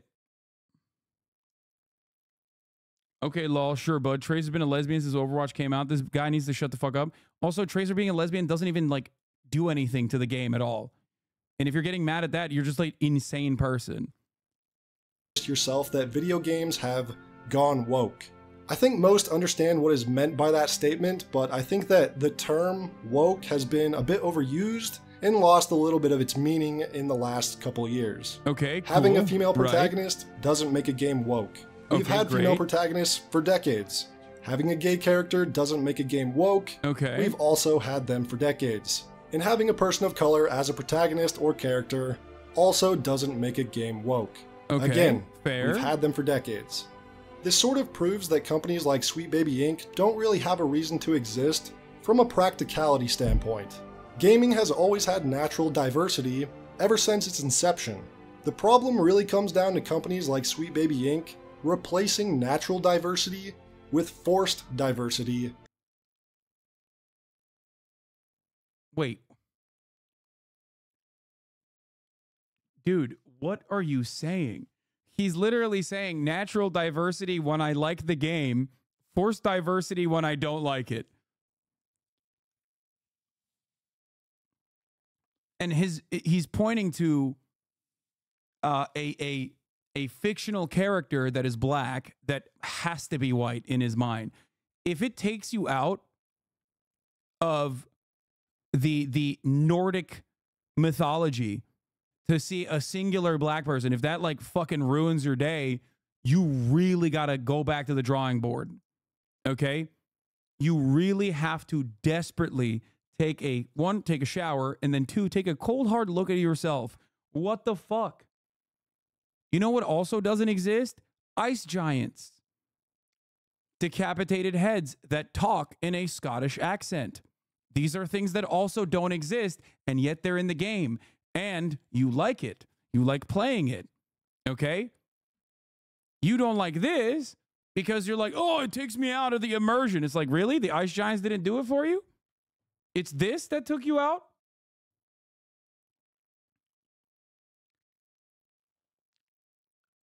These people are fine with playing a raccoon character and don't complain about representation. Yeah, I don't understand it.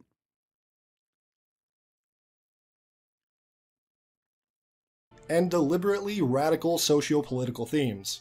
There is a very real difference between how diversity has historically been treated in gaming and how it's now being treated in recent years. Hence, all of the woke debates online. Taking a look, the woke debates online only extend to video games that someone told you is bad, that you probably didn't even fucking play. I don't really understand this.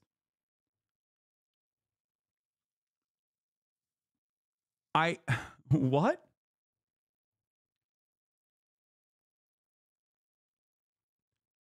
Yeah, here's a fun little fact about Norse mythology. You know, black women don't exist in Nordic mythology. Yeah, neither does a fucking bald Greek guy, okay? Well, Turkish guy, technically. Kratos is a Turkish person. Okay? Who fucking butchers all the gods. That doesn't exist either. I don't know if you knew that or not, but it's also fake. It's just you're picking and choosing what kind of fake shit you don't like.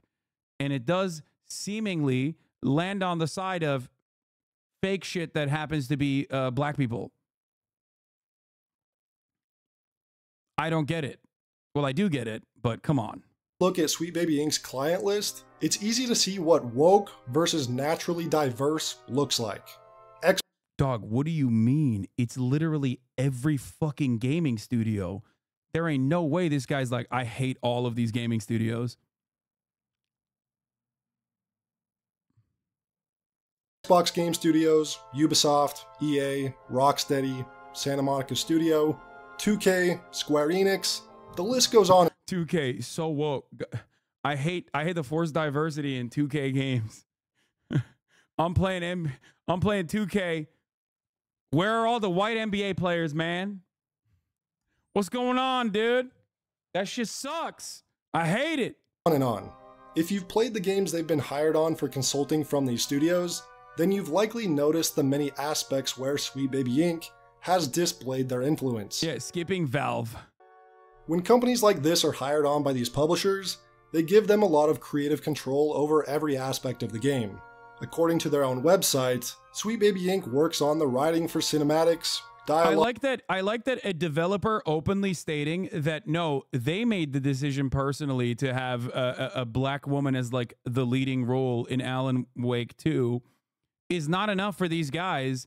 They literally still think like, no, it's still a part of the conspiracy. Tummer says, in all my years in this industry, that the one thing I've learned with certainty is that the vast majority of gamers have no idea what they're talking about when they talk about the development of games, but talk about it with the confidence that I don't see coming from the people making the games is truly wild.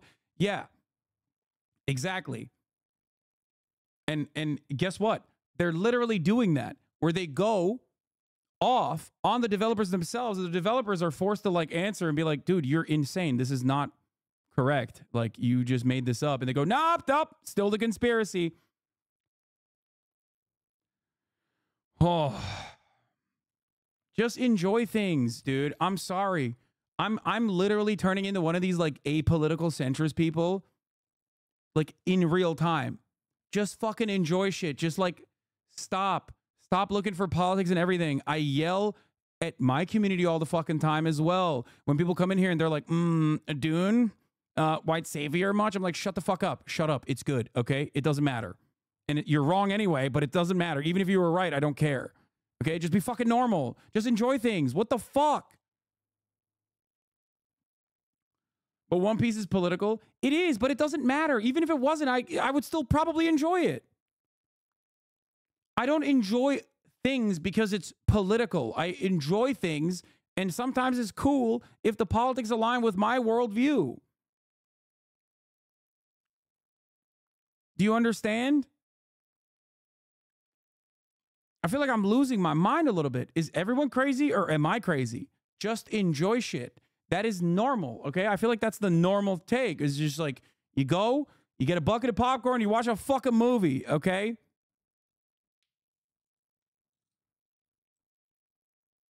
why is it that everything has to turn into like serious debates? Like, why are you trying to pick apart? Why are you trying to pick apart everything from the framework of like, its politics have bastardized this work, when you're also wrong too? You're like super wrong on top of everything else. Dialogue, UI and UX, barks, meaning the dialogue characters might say while you're walking down a street, and copywriting. I think I speak for many of us when I say that video games writing, dialogue, and both UI and UX design have been declining dramatically over the years, and we might have companies like this to thank for that. They also have large control within the overall narrative of games, including story pitches, world building, character creation.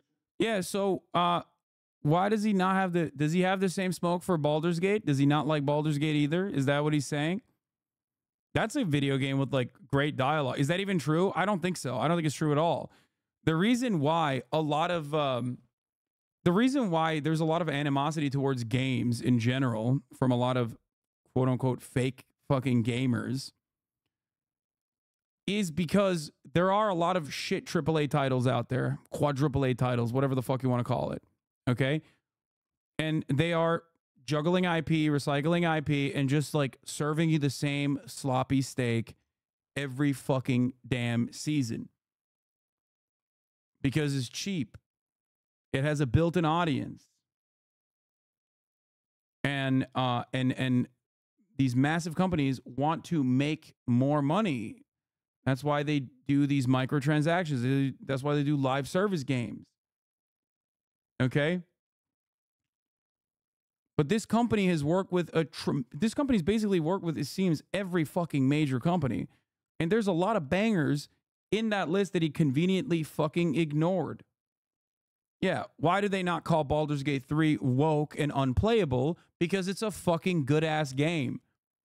Okay? That's it. It's compelling. It's good. It's gay as hell. It's gay as fuck. It's trans as hell. Why are there no fucking gender ambiguity takes about Baldur's Gate?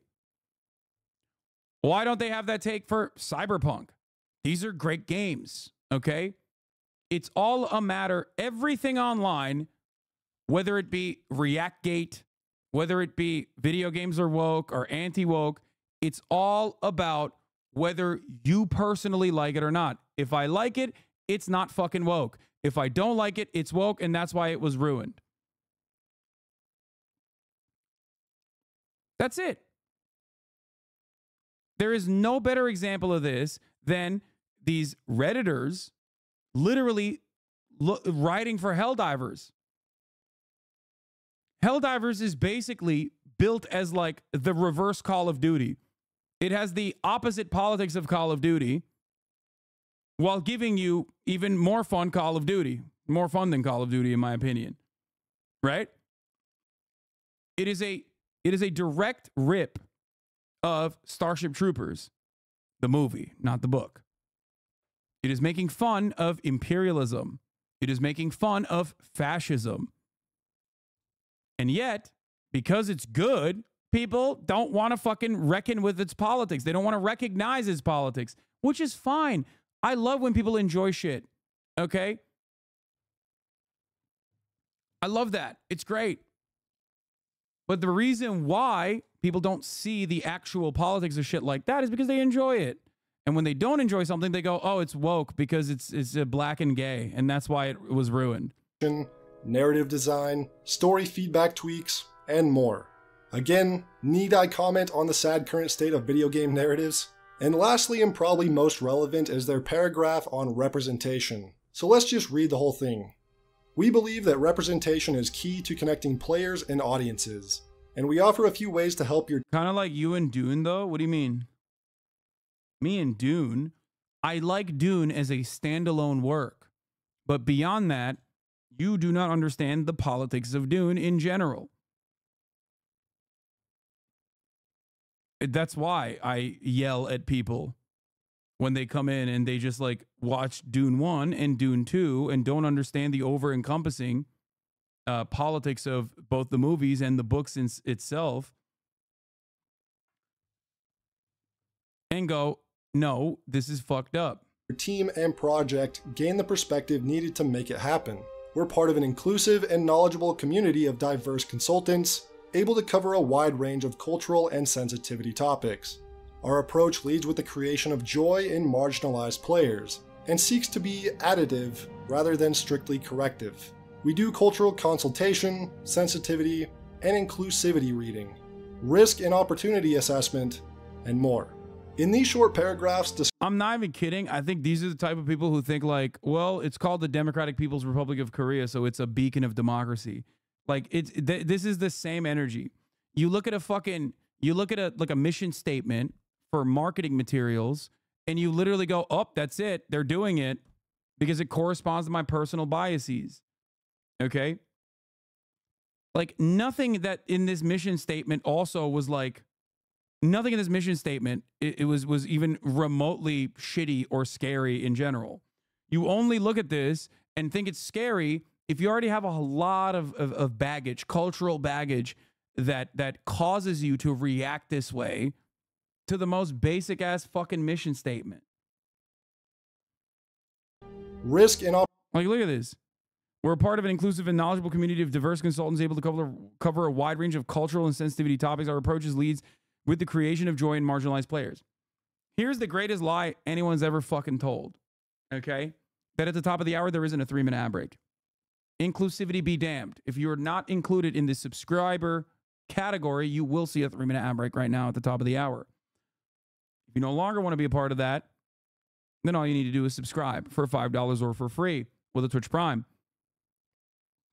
Or by getting gifted a sub. Here's a 3-minute ad break now. The other thing I was going to say is the other thing I was going to say is that these guys have like genuine distaste for anything that says we're going to try to be more diverse, when in fact more diverse representation in the dev team and in the storytellers leads to better storytelling. Okay? That's it. I'm Turkish. I can tell a story about Turkey far better than a not Turkish person. That's it. That's all this is.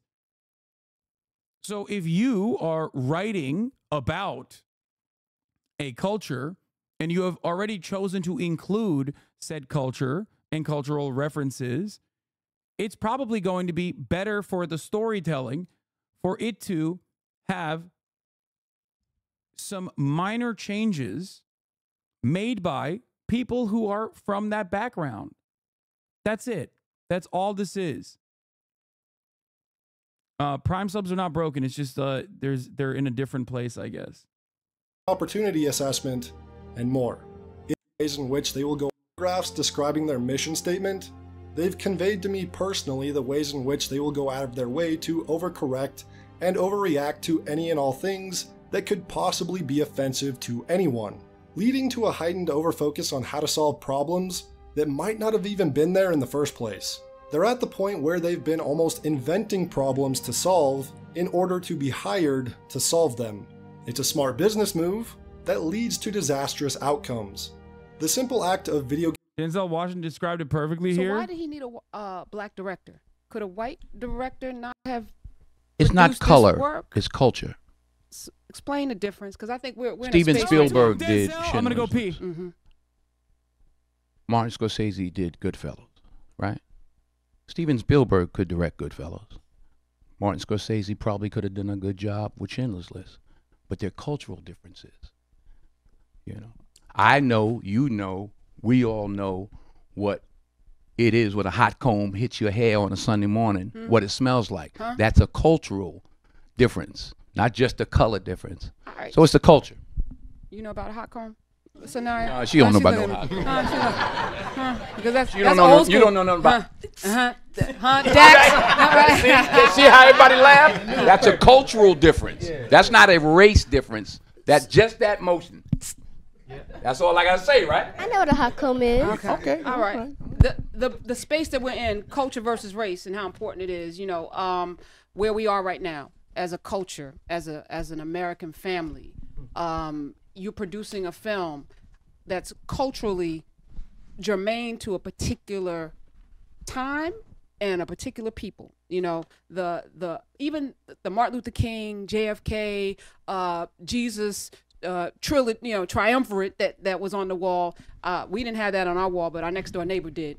And that's what you're talking about. I put that in there. Huh? You did that? Yeah, because that was on your, was that on your wall? And that wasn't in our house. You know, and there was that velvet kind of paint. You know, they put that velour, whatever they call that velvet. Yeah. Did you have it on your wall, Viola? Jesus? I didn't have nothing on my wall when I was growing up, but that's something else. Stephen, was Jesus on your wall with JFK? Some of the family members, but you know, but not JFK. I didn't have that up there. No. Okay. But I went into houses where that was there. I really went into a lot of houses. I grew up in Kansas. Anyway, so nice clip, Hasan. Thanks for clarifying. Do you not understand the point in this clip? It's that people have a better understanding and when they have lived experience, when they're writing shit. That's it. That's it. And if you have like this genuine negative reaction to someone from the particular background, like it's no different than motherfuckers being mad that like no Nordic mythology professors were consulted in God of War, in the making of God of War. You know what I mean? Because, like, you go to people that are knowledgeable when you're making a work of art. It's the same shit that you would be getting mad at, except no one would get mad at that, obviously. Because that's a given.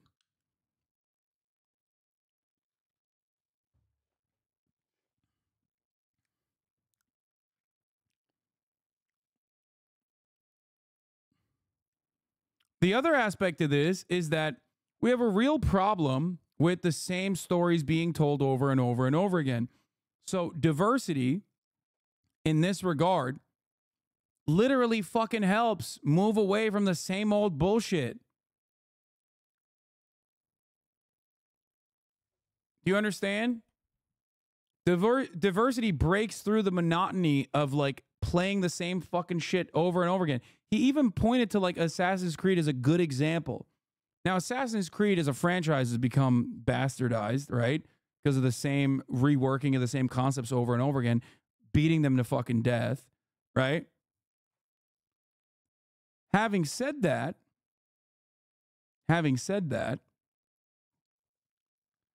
overall, Assassin's Creed and the way and the reasons for why it was like very successful was because it actually broke through that monotony. It broke through that boring ass same old bullshit. They did a decent job of like showcasing different cultures, different historical events. That's why it was so poppin' originally. Game publishers and developers hiring consultation firms to force diversity is again why so many people share the sentiment that gaming has gone woke. So I want to revisit what I said a bit earlier in the video. Why are video game studios and publishers hiring companies like Sweet Baby Inc? I said they're doing it for monetary investments from companies like BlackRock. And thankfully, because so much of this is public, we can look a bit further into how that works right now. So we've already established that BlackRock is one of the largest asset managers and investment firms in the world. But there's another important player in the scene who's almost at that same level. Vanguard, managing over $7.7 trillion versus BlackRock's $10 trillion. And like BlackRock, Vanguard also has a large focus on ESG investments. So if you remember that idea of the ESG scorecard I talked about earlier, this is where that comes in a bit more. So in order to seek investment from these two, gaming companies have been publishing what's known as an ESG report. Activision Blizzard, Ubisoft, and EA all post this annually. In the reports, they focus on discussing how they want to have more representation of everything you could imagine.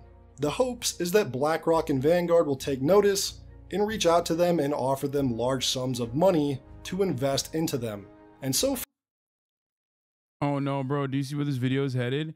I do, but I have to skip the rest of this, or rather, I will come back to this after I have Ettingermentum on, because he is supposed to be coming on to talk about Super Tuesday.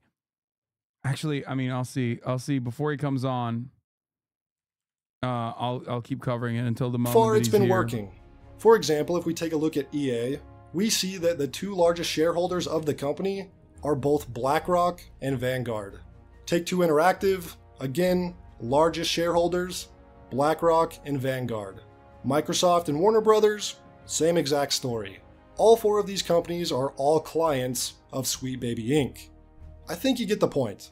These companies all take heavy investment from trillion-dollar companies that emphasize ESG scores, so they will continue to prioritize ESG in their games so long as BlackRock and Vanguard keep bankrolling them.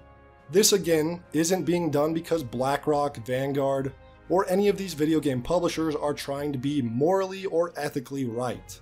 No. Like all things in the business world, this is about money and control. Nothing more.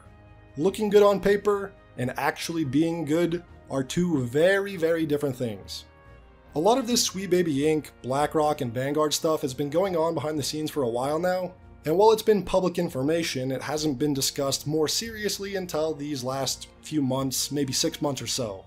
And even then, it hasn't been super mainstream yet, until the most recent Sweet Baby Inc. incident. Yeah. Vanguard and BlackRock are invested in literally every company in the market, and they want those companies to avoid HR lawsuits with the ESG score. That's it. But they think that like Vanguard and BlackRock are buying companies to like make them woke or something. It's so dumb. They own every company, dude. They invest in every fucking company. They don't own it directly, but like maybe in a couple years they'll start doing. Maybe in a couple years they'll basically start saying like no ethical consumption under capitalism, but this time for like wokeness. Okay, it's just like every company is owned by the same fucking companies, and therefore you can't avoid it. So there's gonna be some woke stuff in it. Sorry guys, they'll arrive at that conclusion. With the recent controversy surrounding Suicide Squad Killed the Justice League, more people have been taking notice of Sweet Baby Inc. and the detrimental effect they've been having on the games industry. Because yes, they had a hand in creating this monstrosity, which is why so many have noticed a complete tonal shift from the Batman Arkham games. Spider-Man 2 had a similar thing happen compared to Spider-Man 2018, with the most recent sequel having shoehorned in diversity at every turn, from Mary Sue moments to side quests filled with... Wait. Didn't the last Spider-Man absolutely fucking cumpster though? Like, didn't they make a shit ton of a shit ton of revenue? What the fuck?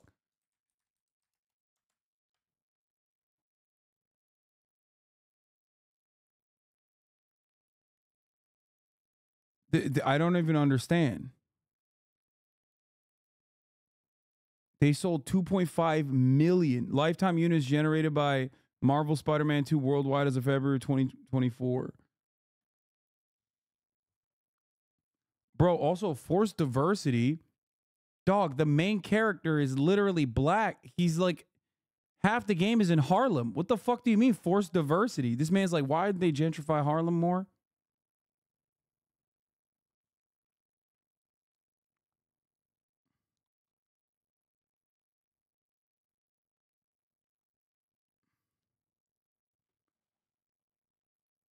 Impressive how he manages to dismiss the source material of Miles Morales while trying to make this point. Yeah, I don't really understand. What do you want, like forced white versity? Do you want Miles Morales to be white? Is that what's going on? Very confusing stuff here. Socio-political agendas. Starfield. 33 million Spider-Man video game series overall, I think, probably, right? Need we even discuss the effect they had on this game's narrative and character design? The Saints Row reboot, Forspoken, Sweet Baby Inc. has certainly left their mark on the industry and leaves behind them a wake of disastrous and disappointing games. So these constant disappointments with games has led to more people learning about Sweet Baby. There's no better representation of the fact that these guys are reacting to shapes and colors in the most like primitive, in the most primal lizard brain nonsense than the fact that everybody made fun of the fucking gender ambiguity guy, but like this is hailed as like, really good investigative reporting. It's because he's not fucking yelling, but the energy is the exact same. The opinions are the exact same. It's just we can't see how ugly he is and how much he's hyperventilating. What the fuck did BattleBit do? No, he's showing games. I assume these are games he likes playing, unless he's like doing direct commentary over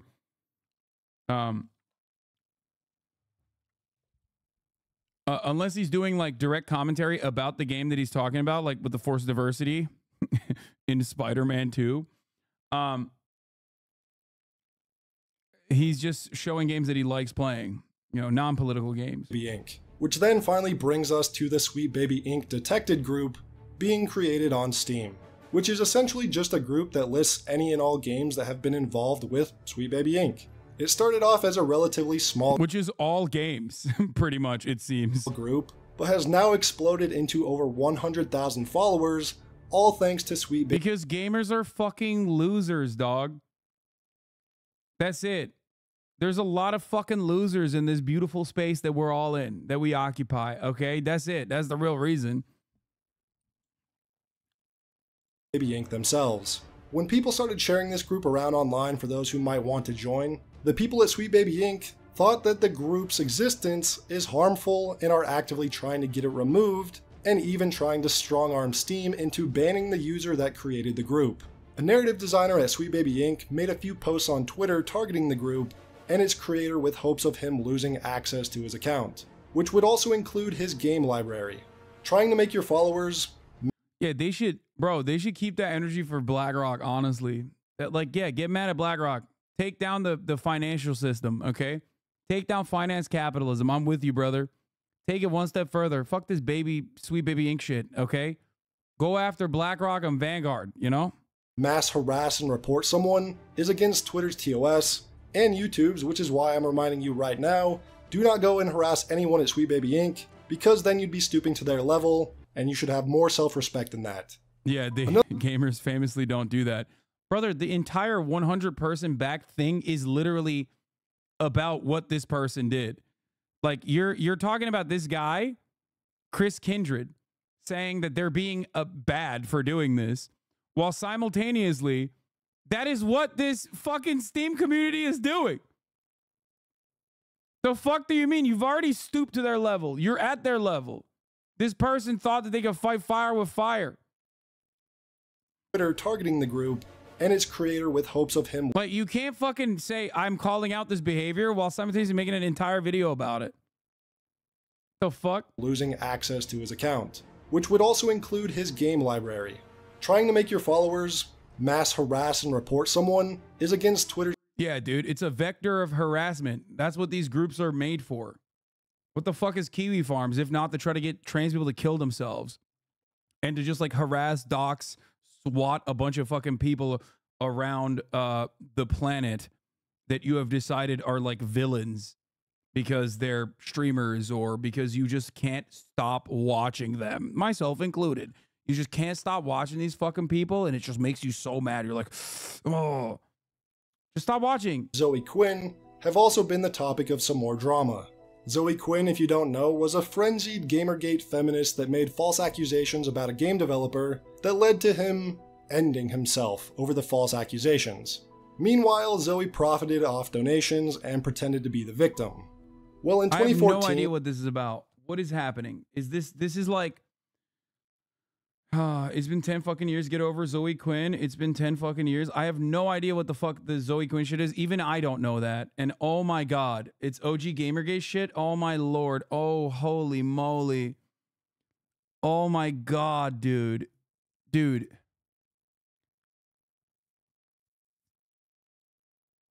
I want game devs to hire diverse devs instead of hiring Sweet Baby to make them seem diverse. Wait, what? No, they do already do that. Zoe Quinn is the inciting incident of Gamergate? I thought it was Anita Sarkeesian. Zoe Quinn was ground zero for original Gamergate? Oh, God.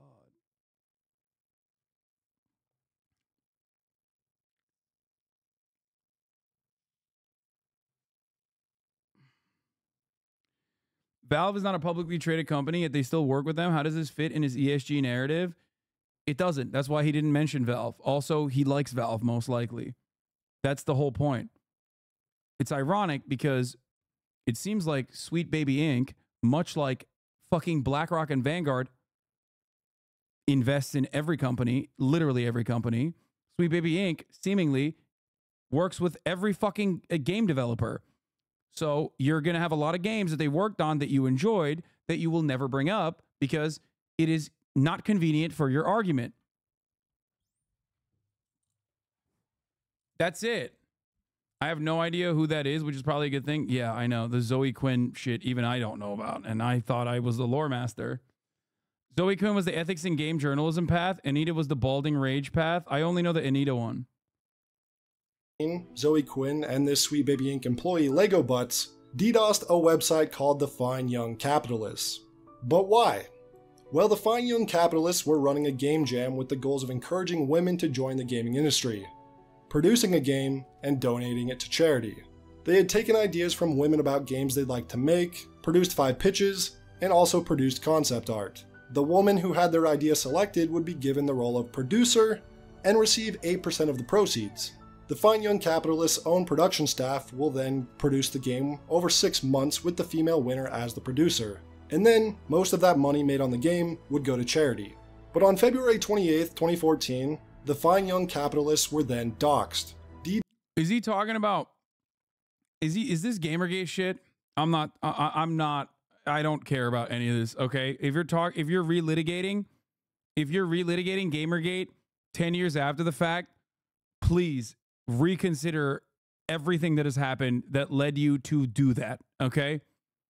This is the type of shit that people act like they don't know about in an effort to save face because maybe they were really invested in it and now they look back at that time and go, oh my God, how fucking brain broken was I? Okay? You should not make that the forefront, the centerpiece of your commentary. Jesus Christ. It's crazy. It is so unimaginably embarrassing to relitigate this shit. Almost as unimaginably embarrassing as like making Ettingermentum wait in the fucking chat because I was too busy trying to, trying to get through this video. Okay.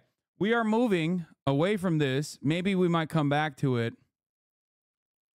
Not the Gamergate shit, but like the video games being woke in a brief moment. But for now, we are going to go to Super Tuesday, a Super Duper Tuesday with Ettingermentum. Hello. Wait, what? He joined and then he left the call. Hello, hello, okay. Hello. I'm in now. What's good? Can you hear me? Yeah, I can hear you. I got you. All right, perfect. Ettingermentum, what do you say to my suggestion that you come on with a Bollock Lava or a Shiesty or a VTuber avatar? I want to do that. I'm not with my regular laptop right now. I'm like staying somewhere else, so I just have like my phone. So that's how I'm calling in. But I'll do that once I get to my actual computer. Okay. Yeah, we're in a. He's calling from an undisclosed location. Lock the fuck in. Ready to talk about Super Duper Tuesday, which very big, very big. So much. Yeah, I'm in the elections bunker. I'm in the the election war room, the situation room. Yeah, so much has happened. So much chaos, so much controversy, and such unpredictable events unfolded yesterday. I'm of course being sarcastic for those in the chat who don't understand. It was probably the most boring fucking Super Tuesday, at least in my lifetime. It's in several lifetimes, in several generations. I think I've probably brought this up before. The last election where the nominations were decided this early on was 1828. It's been nearly 200 years. Well, I'm glad that we're going back in time. And you know, finally coming back to that to me spells stability. That's what that says to me. It seems like you hate stability. Okay, but no, I'm saying it's good. Speaking of stability, let's start off with the real winner of last night. Jason Palmer of American Samoa. Yes, ceasefire candidate. He's the guy. He's going to clutch this. We won. Palmer heads rise up is what I say. Yeah, he's the guy. For those of you who don't know, Jason Palmer ran on a campaign of being famous in the mainland. Yeah. And it worked. Now he is. Now he is. And he secured, I think, 51 votes or something. I don't know. I think they have a caucus structure in American Samoa. They have a caucus in American Samoa where like 12 people vote every year. They always like vote for like the most bullshit candidates. Like in 2020, like it famously, the race was between Michael Bloomberg and Tulsi Gabbard, which was an upset because Tulsi was expected to win there because she was actually born in American Samoa. But Big Mike went in there and he paid for everybody's votes. He did like machine boss stuff, and he won that. And it was his one primary that he won. Yeah, and as you guys know, Michael Bloomberg did go on to become president. So yeah, American Samoa, a lot of upsides to winning American Samoa. Can't see any downsides. Mm-hmm. So, for those of you who don't know who's on the call with me right now, it's Ettingermentum. He's in the vote bunker. He's in the situation room. He's going to deliver some hot takes. So, it was a very predictable Super Tuesday overall. Trump won pretty much every state with the exception of Vermont. Big wins for Nikki SLAYLEY there. Nikki SLAYLEY. She came just behind Alf Landon in 1936. She's got this 2028. She's going to win 2 states now. Eventually, she's going to win all 50 by like 2060. Yeah, if she keeps at it, you know, if you vote for her, she will win. Which of course was also predictable. And Nikki SLAYLEY has now come out and says is going to be suspending her campaign. Not sure if she already publicly came out and suspended it, but I think NPR scooped it. She did, yeah. Okay, I missed that part because I've been too busy talking about fucking the sweatiest, nerdiest gamers of all time getting mad at black women representation in video games or some shit. So Nikki SLAYLEY, despite the fact that We Need You, Nikki, right now is an absolute unimaginable banger, undisputed banger, she still ended up suspending her campaign for president. Yeah, really like the most baffling campaign I've seen in a while. I have no clue what her plan was. I was really high on her before the actual voting started. I thought like she was kind of like making real moves. She was setting herself up. She was walking in the tightrope, like she was going to be the guy in 2028. But no, she just like she got tilted and she got pissed off, and now she's like a persona non grata forever. Yeah, I mean it made sense. I think that like. She said a lot. She was like an old school Republican. I think she wanted to preserve the party, saw the writing on the wall, and recognized that like the Trumpism from within, or not even Trumpism, but like just increasingly more conspiratorial thinking and whatnot, that can easily secure the most reactionary base of support from the Republican Party is going to create volatility for the Republican Party, which is a ever-present danger for the future prospects of the Republican Party, despite the fact that the Democratic Party does everything they can to ensure that the Republicans can still win elections. Yeah, she's basically right about like politics in general. Her brand is very strong. Like people like in a general election, if she ever became the candidate against Biden, she would win very easily. But Republicans don't want to hear it. They're like, "Shut up, you're annoying." Yeah, Stop and a woman. Stop you fucking with the vibes. Leave us alone. And according to some that were interviewed by NBC, she has no balls to scratch, and that she should get back to the kitchen, which was a direct quote from a North Carolina primary voter, and also a North Carolina primary diner goer said that she has menopause. Yeah. So yeah, that's just kind of what you have to deal with in the party. I think she had a fun time. Yeah. So I do think that like there is a level of genuine interest. I can't believe I'm saying this, from Nikki Haley. Like I do think that she genuinely was like, we have to change the narrative as best as we possibly can. But I think it was an overall failure. Like I don't even think it was like as big as a careerist opportunity for her to like stay in the race. Career. She like totally, I like do not know what she was doing the past couple months. Like she was kind of like making a lane as like the hawkish kind of traditional Republican who still supported Trump and accepted where the party was going, and she was still liked within the party. She was one of the few people who like national politicians with a positive approval rating, and then she just totally went like anti-Trump, like John Kasich like style, like just coming out against him in a way that like makes her like the enemy in their eyes. So like it's just weird to see her like actually kind of like play the game for a full year and then just totally lose her mind at the end of it. It's not that she was wrong or anything, or that like she wasn't justified in getting pissed off when he insulted her husband. But like, I mean, come on, like I thought you kind of knew what you were getting into.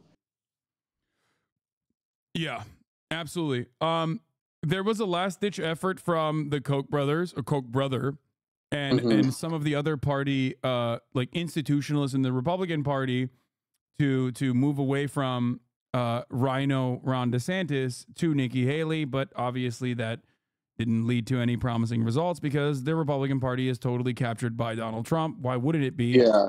He is a Republican through and through in his output. His legislative agenda is also very Republican, obviously, but his output is very captivating to Republican voters in general. Yeah, they like him. He's the guy who won. He's the only guy. A lot of them, like I remember, winning in the past 20 years. Like they are, the party establishment is forever marked by losing to Obama twice. While in their minds, Trump won twice and is going to win a third time. So, like, what's the point of ever breaking from him? Yeah. So Nikki SLAYLEY is out, unfortunately, and some other things I wanted to talk about, like the Democrats wanting to lose, was actually an interesting move played by Adam Schiff in California. Yeah, he went off. He popped his shussy. So what ended up happening in the California primaries is that Adam Schiff was up against Katie Porter and Barbara Lee specifically as contenders for the Democratic Party to fill the seat of Dianne Feinstein that was evacuated when Dianne Feinstein went to heaven. And is serving cunt up there alongside Ruth Bader Ginsburg and maybe soon Nancy Pelosi. Diva down. Yeah. So Adam Schiff actually is most likely, I mean, obviously he's going to win because it's California. Yeah, he's a lock now. Yeah, it sucks. California is going to have one of the most mid-Senate delegations in the country, right? Like for a blue state. Because you have Alex Padilla, who's like actually pretty good, but he's like very low profile. And Adam Schiff, who's just like a blue dog. Like he's like a straight up conservative, like big APAC guy. Yeah, and basically what Adam Schiff ended up doing is fill the exact same role of Dianne Feinstein in a deep blue state that should have significantly more progressive senators. Yeah, and I think Georgia has a more left-wing Senate delegation than California. Yeah, 100%. But that is always the case, I feel like, now, especially nowadays, where like the Democratic Party utilizes California and New York as like as piggy banks. As headquarters for some of the worst fucking candidates you can get. Yeah, the worst politicians imaginable. Yeah. It's insane. They haven't had a good politician out of California since like I don't know how long. Like Ronald Reagan, brother. Yeah, maybe. Oh yeah. The last time California has some real Americans, you know. Yeah, of course. Yeah, it's a stronghold for establishment Democrats. They do use it like a piggy bank. God forbid they had someone actually a little bit more progressive. Katie Porter herself literally was terrified of APAC funding and genuinely maneuvered in a way to try to avoid saying, avoid being pro-ceasefire. Barbara Lee, of course, was pro-ceasefire. The only she was probably one of the best people in Congress, but just the way she ran that, it was a very sad end to a very like long and storied career where she did a lot of brave things. Like famously, I think she was the only member of Congress to vote against the invasion of Afghanistan in either chamber. So like I was actually very excited when she started running. I was like, oh, she's pretty old, but like this could be pretty cool to like have someone like her kind of cap her career off this way. But it never got off the ground. She had huge issues with funding, and by the end, she thought Gruesome Newsom would appoint her to the Senate after Feinstein died, but it didn't happen, and she was kind of DOA after that. So she came up with like some like funny policies, like trying to shift the conversation. I think at one point she endorsed a $50 minimum wage. Yeah, but yeah, that was a flop. She got like 7%. It was sad. Yeah. So Barbara Lee and Catherine Moore Porter had to also As far as I understand, they had to also like remove themselves from their House seats, right? Yeah, all three of them had to retire from their seats to run in this race. Yeah. So that's another interesting part of this story as well. They basically gave up their seats so they could run for this, and then Adam Schiff came in and spent like $10 million promoting the Republican. So that it wasn't a fucking. It wasn't a contested. It wasn't a in the general. It wouldn't be between him and like an objectively more progressive Democrat. Yeah, that's the jungle primary system there. It's very like kind of bizarre, but that's exactly what he did. His Republican opponent, or there were several Republican opponents who were just not getting off the ground. The party there just was not putting any effort. But he picked one guy, Steve Garvey, who was a first baseman for the Dodgers like 40 years ago, and he started advertising quote unquote against him. But it ended up just raising his profile with Republican voters so he would get ahead of Porter, which in the end, it was not actually all that close. Porter came very, very far from, I mean, we'll see, only half the votes are counted. We'll see what it looks like later on. But she only has like 14% right now.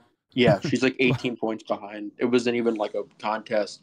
But yeah, he like really, it was very Machiavellian from his part. Yeah, so, very but now Machiavellian, but also simultaneously kind of dumb, because now you've like activated more Republicans in California that will pad the numbers of the popular vote in favor of the Republicans, because California has more Republicans overall than many Republican states. Yeah, and there also are tons of swing House seats in the state. California is crucial for them taking back control of the House. Yeah, there are tons and tons. Yeah, if you had only 2 Democrats on the ballot, like Republicans still would have come out to vote for Trump probably, but there wouldn't have been like another race for them to pay attention to. There would have been that much less advertising for Republicans in the state. Exactly. Yeah. So, like they're going to with the New York, with the New York Democrats capitulating on redistricting and the Wisconsin seats not being redrawn, they lost like up to 8 seats they could have otherwise locked down. Their chances of getting the House, I think, have gone down a lot, like since that happened, like on the same day. And they're going to need to take out these Republicans in Southern California who represent these kind of like moderately blue districts. And with Garvey potentially, I mean, he hasn't campaigned much, but with him on the ballot, it'll just add that much more incentive for Republicans in the state to vote. Even never Trump Republicans, which California has plenty of as well, that will now be like, well, this guy seems more moderate. Because like, regardless of what Adam Schiff says, in the exact seats where they need to win, that'll be exactly what happens. Yep.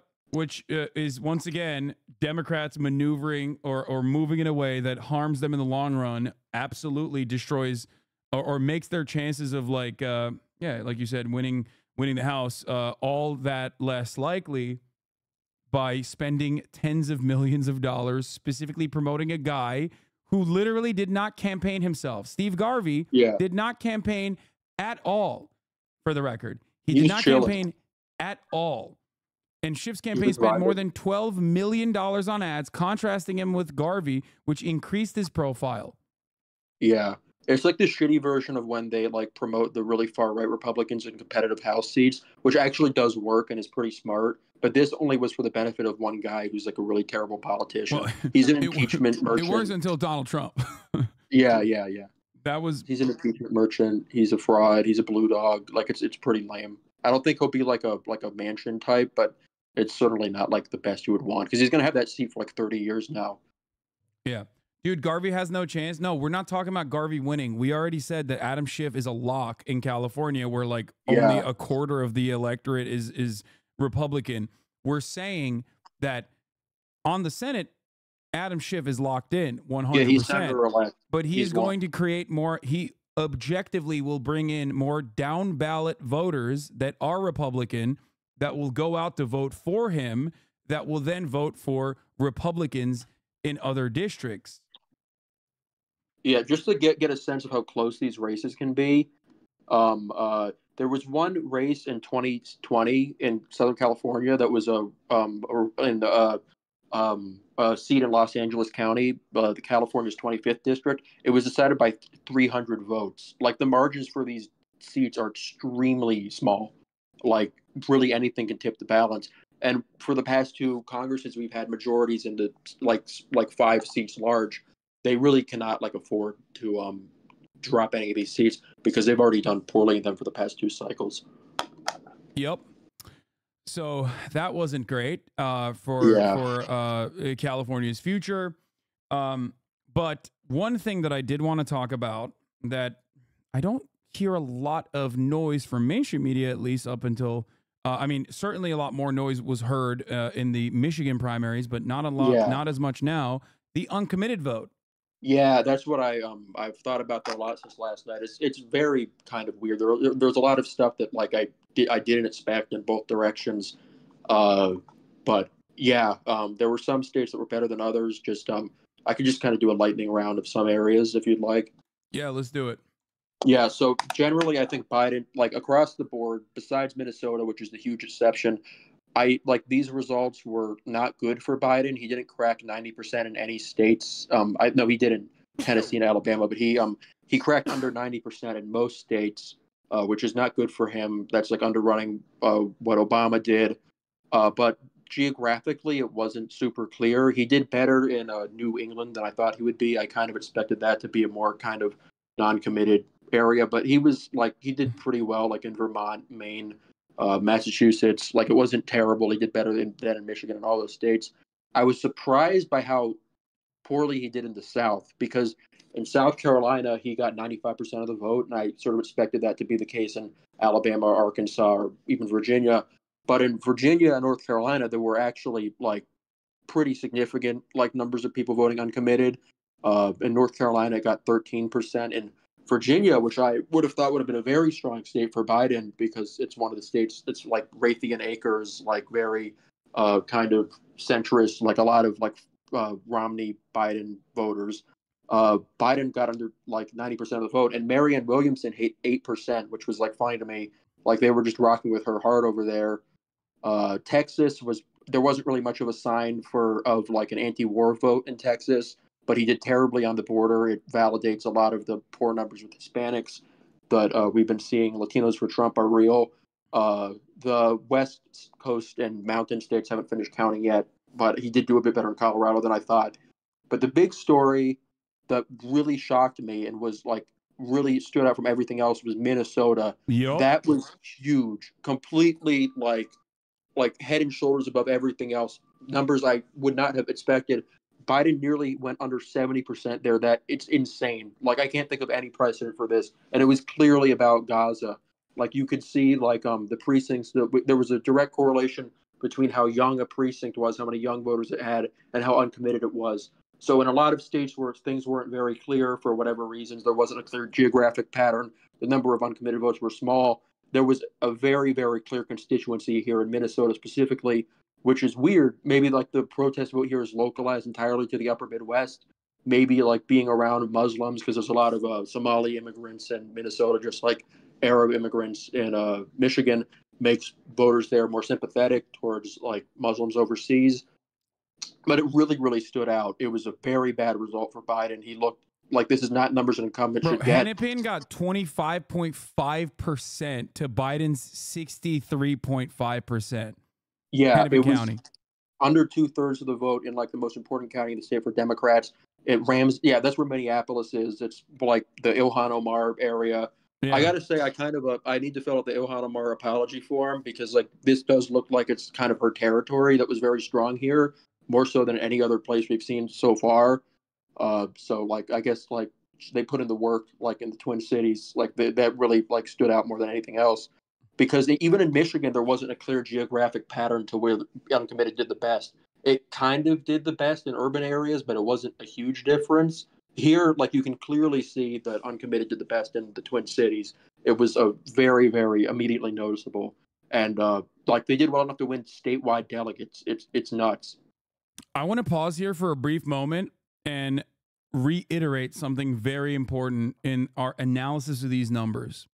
For those of you who simply do not understand the uncommitted voter percentages and why they are massively important. Actually uncommitted people do not go out and vote in the Democratic primary. These are Democratic Party loyalists that want to go out and make a statement about the direction that the Biden campaign is heading in. Okay? So the numbers might look like it's just 20%, and you're like, well, Biden still wins, but that is actually massively consequential for the general election. Okay? This is something that you need to understand. These are voters who are basically saying, in a very obvious way, that they are willing to vote for the Democratic Party, and many of them would vote for the Democratic Party, and they are voting on the Democratic ticket. Okay? But they're not going to unless Biden changes course on its complete capitulation to Israel and its ethnic cleansing campaign in Gaza. Yeah, I think this is something I tried to really focus on here, because people, like, when the Michigan votes came in, everybody was comparing it to the results in 2012 when uncommitted also got around 10% then. The environments are completely different. Back then, parties were less polarized. There was a big faction of conservative ancestral Democrats whose families have voted Democratic since the Civil War and continued like identifying as Democrats for basically racist reasons, and like just voted against Obama that year because they thought he was too liberal or because he was black. Those voters are gone now. Like those kinds of voters who could bring random like convicted felons to 40% of the vote in like West Virginia, those voters have either died or they just became Republicans. You should be expecting an incumbent Democratic president to be doing what every other incumbent Democrat does in incumbent primaries, winning over 95% of the vote like he did in South Carolina, because these voters who are voting in these races are incredibly loyal. They're the kinds of voters who like have not moved away from him whatsoever in the polling. The whole like kind of analysis of the election right now is that Biden specifically does well among voters who are very engaged in politics and follow it closely, but is doing very badly compared to 2020 among voters who do not follow politics closely and are less likely to vote. There is supposed to be a big gap there. And for that reason, I was very skeptical of how well the uncommitted campaign could do, even though I knew that there was a large constituency of people out there who were very upset about Biden's policy and wanted a ceasefire. Those were the types of voters who don't vote in these kinds of races.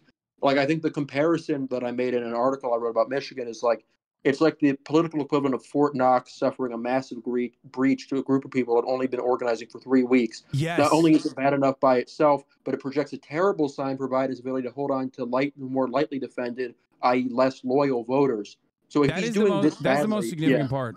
Sorry, I was sorry to cut you off. Can you say the last part again? Yeah, it's not only is this bad enough by itself, but it projects a terrible sign for Biden's ability to hold on to the more lightly defended, i.e. less loyal voters. This is what I mean in the subheading when I said this result was just a tip of the iceberg. If the party's most staunch loyalists are this discontented, I can only imagine how poorly Biden is doing with voters who are well and truly alienated. He should have killed it with this electorate. I expected him to kill with this electorate, but he didn't. It's not hard to think that his problems over Israel may go even deeper than we thought. And that was after Michigan. The results there were not nearly as bad as they were bad, but they're not nearly as bad what we had in Minnesota last night. One thing you can't compare with the Obama second term in the incumbency is that Obama was black far before 2012. Okay. Yeah. Whereas the uncommitted campaign, and people had made up their minds about him being black because of white supremacy far before this. So there was a lot more momentum to go out and like make a statement, right? Yeah. Whereas the uncommitted voting campaign was put together in a matter of weeks, both in Michigan and then even a shorter time frame here in Minnesota. Yeah, it's incredible. I put out that article like where I listed like the procedures for voting, for doing protest votes.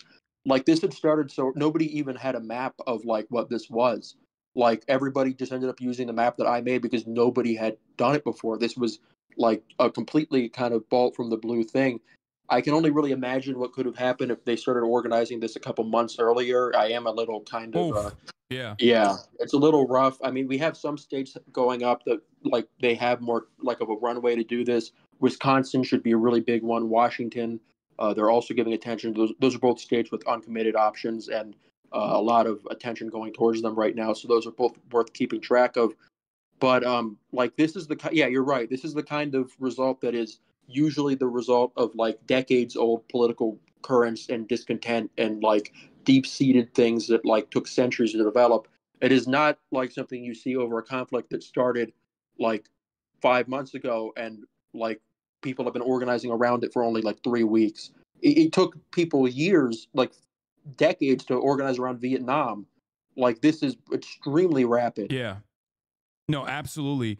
Even if you compare it to something like closer to home, like the Iraq War, like people started souring on Iraq.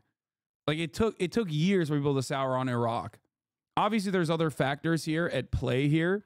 For example, this is still technically perceived by the electorate as a foreign nation that is conducting its affairs, so it makes it easier for people to be like, oh, well, what the fuck? We're giving them money to go kill children. I don't like that. But and we weren't the ones who were attacked. Overall, I think that the Biden campaign is clearly paying close attention to these numbers. Internally, this is causing chaos. We've seen this yield marginally positive results in terms of communication, and the media is only covering it because it's an issue that they know how to cover. They love the drama, so they see like this is causing panic in the Biden camp, so they will cover it in a way that they would never cover like protests on the streets.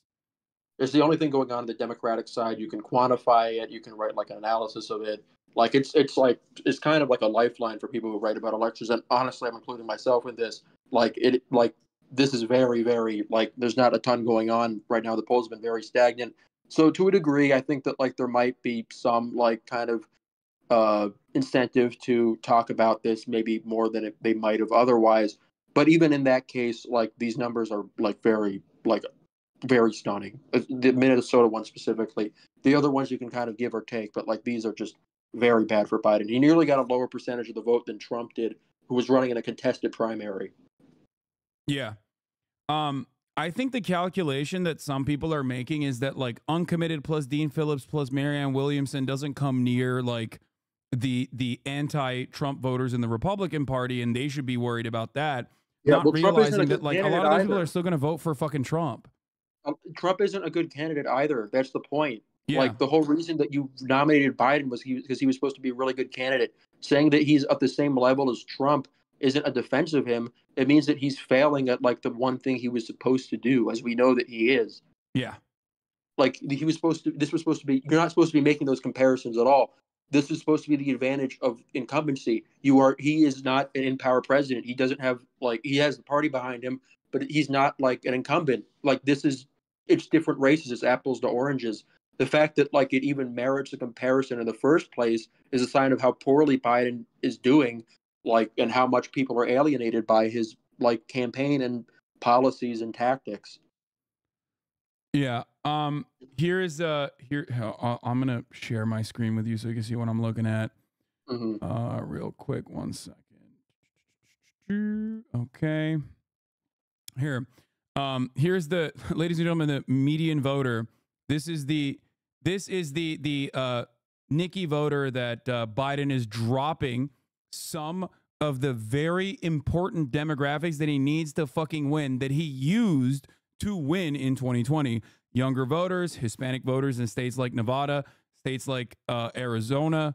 Like these are very important constituencies that definitely are already very sour on Biden's administration so far, hate how old he is, and also on top of that now definitely hate his either right-wing reactionary immigration policies that he's advancing, or the relentless bombing campaign that's happening with our tax dollars. Now, Biden has thrown those voters aside to win over this person, Mickey Stout, 80 from Richmond, voted for Trump in 2016 and 2020. I think Trump is so irrational and very, very frightening. I think that if he allowed this January 6th thing to take place, he could try to take over the next time if he doesn't win this one. I just think he's dishonest, and I don't want that. But I think Biden is too. I definitely won't vote for Biden. I will have to vote for Trump. Yeah, this is part of a smaller thing that I've been thinking about lately, and it's like not nearly as big of a question as the other like things about Biden. But like, there's sort of this assumption that like Biden himself, beyond the age thing, is like this great politician, and like that if he can just break through the age thing, like people will naturally like him. I'm not really entirely sure of that, because even when like he was like totally lucid and like 20 years younger, he still really comes across as just like kind of like a smarmy like machine politician. Like people talk a lot of like I've seen a lot of these interviews mention him as just like being disingenuous and like just like I mean, and I can't really like. Well, he was it's a like a goof. weird kind of angle He was to always a go at. goof. Yeah.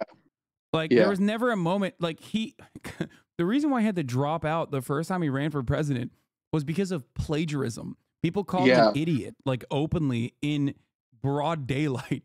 Like, Yeah. he's always been kind of a goofy guy, but I think like American politics has become increasingly more goofy, so we don't really care about Yeah. those sorts of things as much now. And He looks as a matter of fact, that might even statesman-like. show what's Yeah. up. He looked statesman like in 2020. He looked like in comparison to stuff there, but like that was just an idea of Joe Biden. The actual guy himself, the more people have seen of him since 2019, generally the less they like of him. Yeah. And the problem with age is that it's the one thing time won't change and will make worse. As time Yeah. goes on, he is going to continue to age. So I don't know how they're going to fix that major issue. Yeah, and for what it's worth, I was just checking like the averages. His approval right now is the lowest it's been his entire presidency. It's minus 18.7. It has never been this low before. He is like each day he becomes like less and less politically viable, and it's just like they had this whole narrative about how he like was totally in like the dumps in the summer of 2022, and then he passed all those bills and he made a comeback. He's below what he was during like the dark ages when like inflation was at 9%. Like he has been ramping up his campaign. He's been public facing. He's been making himself more known. He's been spending a lot of money and raising a lot of money. But the more people see of him, the less they like him. And they didn't like him that much already. Yeah. Do you think that in your assessment, do you think the calculation of trying to maintain Nikki Haley voters or try to make an argument for Nikki Haley voters that will genuinely piss off the I think it was originally like 17% of voters that were like younger in the demographics that he needs to win, according to the New York Times assessment a couple months back before October 7, like pushing them aside. Do you think this calculation can work in the general? Yeah, well, the thing is that he needs both of them. He needs both the anti-Trump Republicans and the young voters. He can't really pick and choose. Like his campaign is doing like this sort of thing where they're trying to like reach out to the Haley supporters while not even saying uncommitted like in their press releases. But like Biden barely won in 2020. His winning margin was only a couple 10,000 votes across a couple states. Like he can't afford any slippage. Like he can't he needs to build back his entire coalition, which was very broad and rickety, and it added up to a majority. But he's nowhere near that now. And the fact that like these kind of things, like the idea of appealing to young voters and appealing to moderate Republicans, is like kind of like that, like it feels mutually exclusive now. It speaks to how much he's backed himself into a corner, because that wasn't the case back 4 years ago when Trump was the dominating issue. He's just not a candidate who is capable of really like making a clear appeal in this kind of election. I think he's fundamentally very ill suited for it. There are a lot of candidates who would be suited for this very well, especially against Trump. But like in Senate races, I brought this up in the article that I wrote for The Nation. It was published yesterday. Democrats are leading in nearly every single competitive Senate seat right now. And that includes states like Ohio and Montana, like very red states. And all of the swing states where Trump has been leading for the past 6 months, the Senate Democrats are ahead by substantial margins. Some people might say that's just name recognition or incumbency, but Arizona is a case there. Another girl boss went down yesterday or today. Kirsten Sinema dropped out. That's a state where Biden is losing outside the margin of error. He's down by 5 or so points in Arizona. He doesn't look like he's on track to win it at all. At the same time, Ruben Gallego, a Democrat who's not an incumbent, he's just a congressman who's been around for about 10 years, hasn't run in statewide races before, isn't well known. He is consistently leading against Kari Lake, who's basically a Trump clone. There is not a conservative bent to this country. People aren't voting for Trump or saying they want to vote for Trump because they like his policies or hate the left. They just think that Biden is uniquely ill-suited for the current moment. And I can't stress that enough. Because if he loses, people are going to say it's because of wokeness or whatever. It's the opposite case. People want wokeness. They don't want Biden.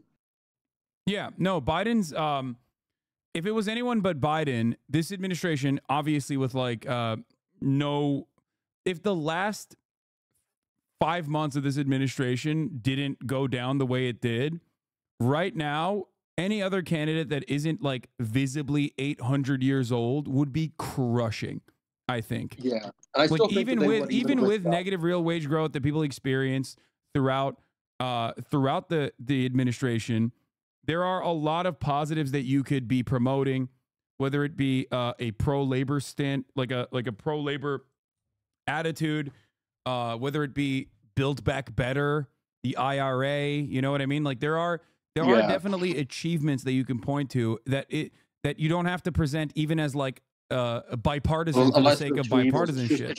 It's just good. Like they passed some good laws. It's not like this is better than what Republicans would do. A lot of what they did was outright positive.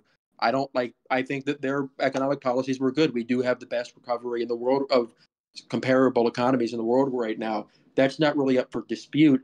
The question, and people don't necessarily hate those laws or whatever. It's not like Obamacare where it's some huge divisive issue. The question in this election is leadership.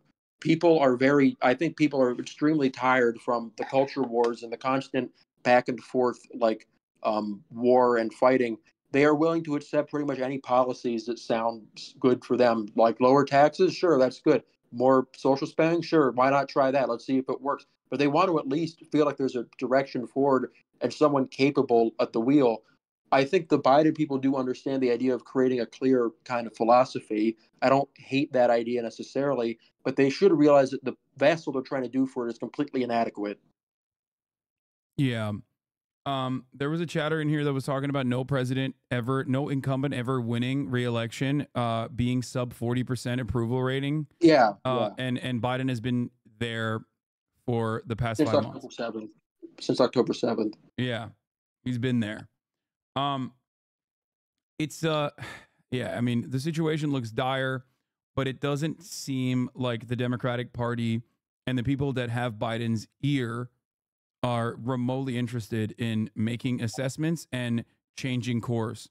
And I'm not even talking about like literally swapping out Biden, which was definitely valid and maybe still could happen due to either, I think it's still a good idea. Yeah, I think nature playing out its course could be one reason why they have to swap Biden, or even I don't know, like a convention. This is the Cenk-mentum, but a delegate race, a delegate war at convention. Potentially. Yeah, that's how they used to do it. They did that for 150 years and people have worked out fine. Like, it's like everybody talks about like it's some imaginable catastrophe. I think people would be fine with that. They'd be like, oh, they listened to us. We didn't like Biden. Now they're getting a new person. Let's see who they pick. Like, it's not like people are like married. Like, there are some states where that's still how candidates are selected and it works out. Like in Virginia, the governor there, Glenn Youngkin, wasn't voted for in a primary. He was selected at a convention. People were fine with him and he won. Like, it's not like the end of the world to like have that kind of thing going on. Usually, like, you could argue that it's worked out better. Like, we've had open primaries to select nominees since 1972. I can't think of like really many good presidents we've had since then. Yeah. So what are some more interesting things that you observed throughout Super Tuesday, both on the media coverage side or also in the races? Anything that we're missing? Well, I think that generally the interesting thing here is that if you kind of squint, you can see that like Uncommitted did the best in urban areas. That's and like that was the case in Michigan. It was the case in Minnesota. It was sort of the case in Massachusetts. Like, I don't think No Preference did terribly well there, but it did do a bit better in Boston. So this is clearly like, if anybody was going to say it was just Arabs or conservatives, it was even North Carolina. It did better in like the Research Triangle. If anybody was going to say this was just conservatives or Arabs or whatever, this is like a thing that happens to all incumbents and it doesn't mean anybody's mad at Biden. That is clearly not true at this point. I don't think that like you can make a case for that at all. It was the Republican maps were interesting because of how it reminded me a lot of if you remember the Liz Cheney race when she lost by like 50 points. The only areas she won were the Democratic counties in Wyoming. And that's basically what's been happening in like all of the contests she's won. She's only won Democratic precincts and counties. It's interesting because she does terribly almost everywhere, but then there are some areas she does extremely well. Like she did very well in Northern Virginia, like where all the CIA workers are. Yeah. So like yeah, they fell off. They don't do it like they don't make them like they used to. Yeah. No, absolutely. What else? There was some other stuff I wanted to talk about, but I do think, like I said, I do think that the uncommitted vote is definitely something that they're paying attention to, whether they admit it or not, whether the media covers it or not, because ultimately they are at least throwing out Kamala bangers left and right. Kamala Harris in front of Edmund Pettus Bridge, openly stating she wants a ceasefire, even though it's the same policy, but it tricked a lot of people. Like a lot of people looked at that, they were like, oh wow. I don't blame anybody for that. It took a little while to realize that oh, she's not really changing anything in policy. But that is a dramatic kind of shift. Supposedly, she laid into Benny Gantz when he visited Washington. There's her team, and this is I'm planning. Her team is leaking article. shit to NBC, being she actually had way stronger words. Did you see that article? Yeah, I see the articles all about her team is leaking shit constantly, and that's the one thing that actually makes me think she might do better than Biden, because she actually gets the election. She polls worse than him. But if you read all the stuff that her people have been leaking, they're leaking Exxon and Valdez recently. They're putting out stuff that constantly is trying to frame her in a way that she understands the election better than Biden. They released a thing about how she met with all these Democratic governors, and they all said this campaign sucks. And she was like, I know, I'm going to try to help you with that.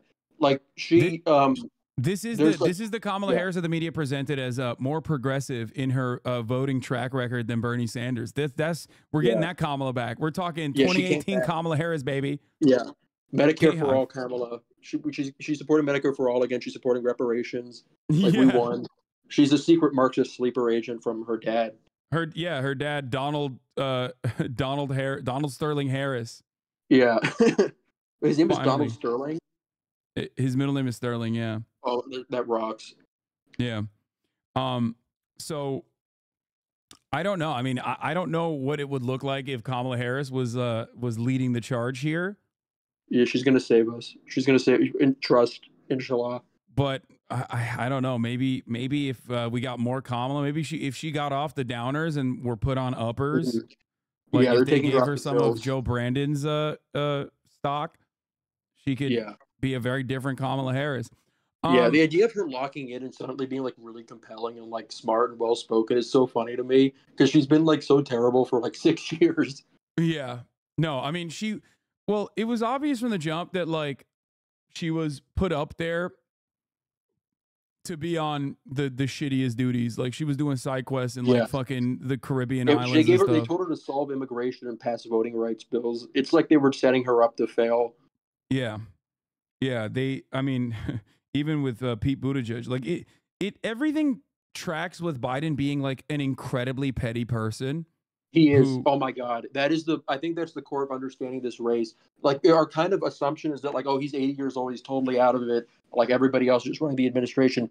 No, Biden is the most spiteful person alive. He's motivated this run entirely by bitterness. If you read any of the tell-all kind of big pieces about him, he comes across as the biggest baby on the planet. Yeah. He's oh, you said we would lose before. You said we would lose in 2022. I don't want to listen to you. You're wrong. Ha ha. I was right. It's what an actual child would say. It's hard to believe that he's ever got elected to the presidency.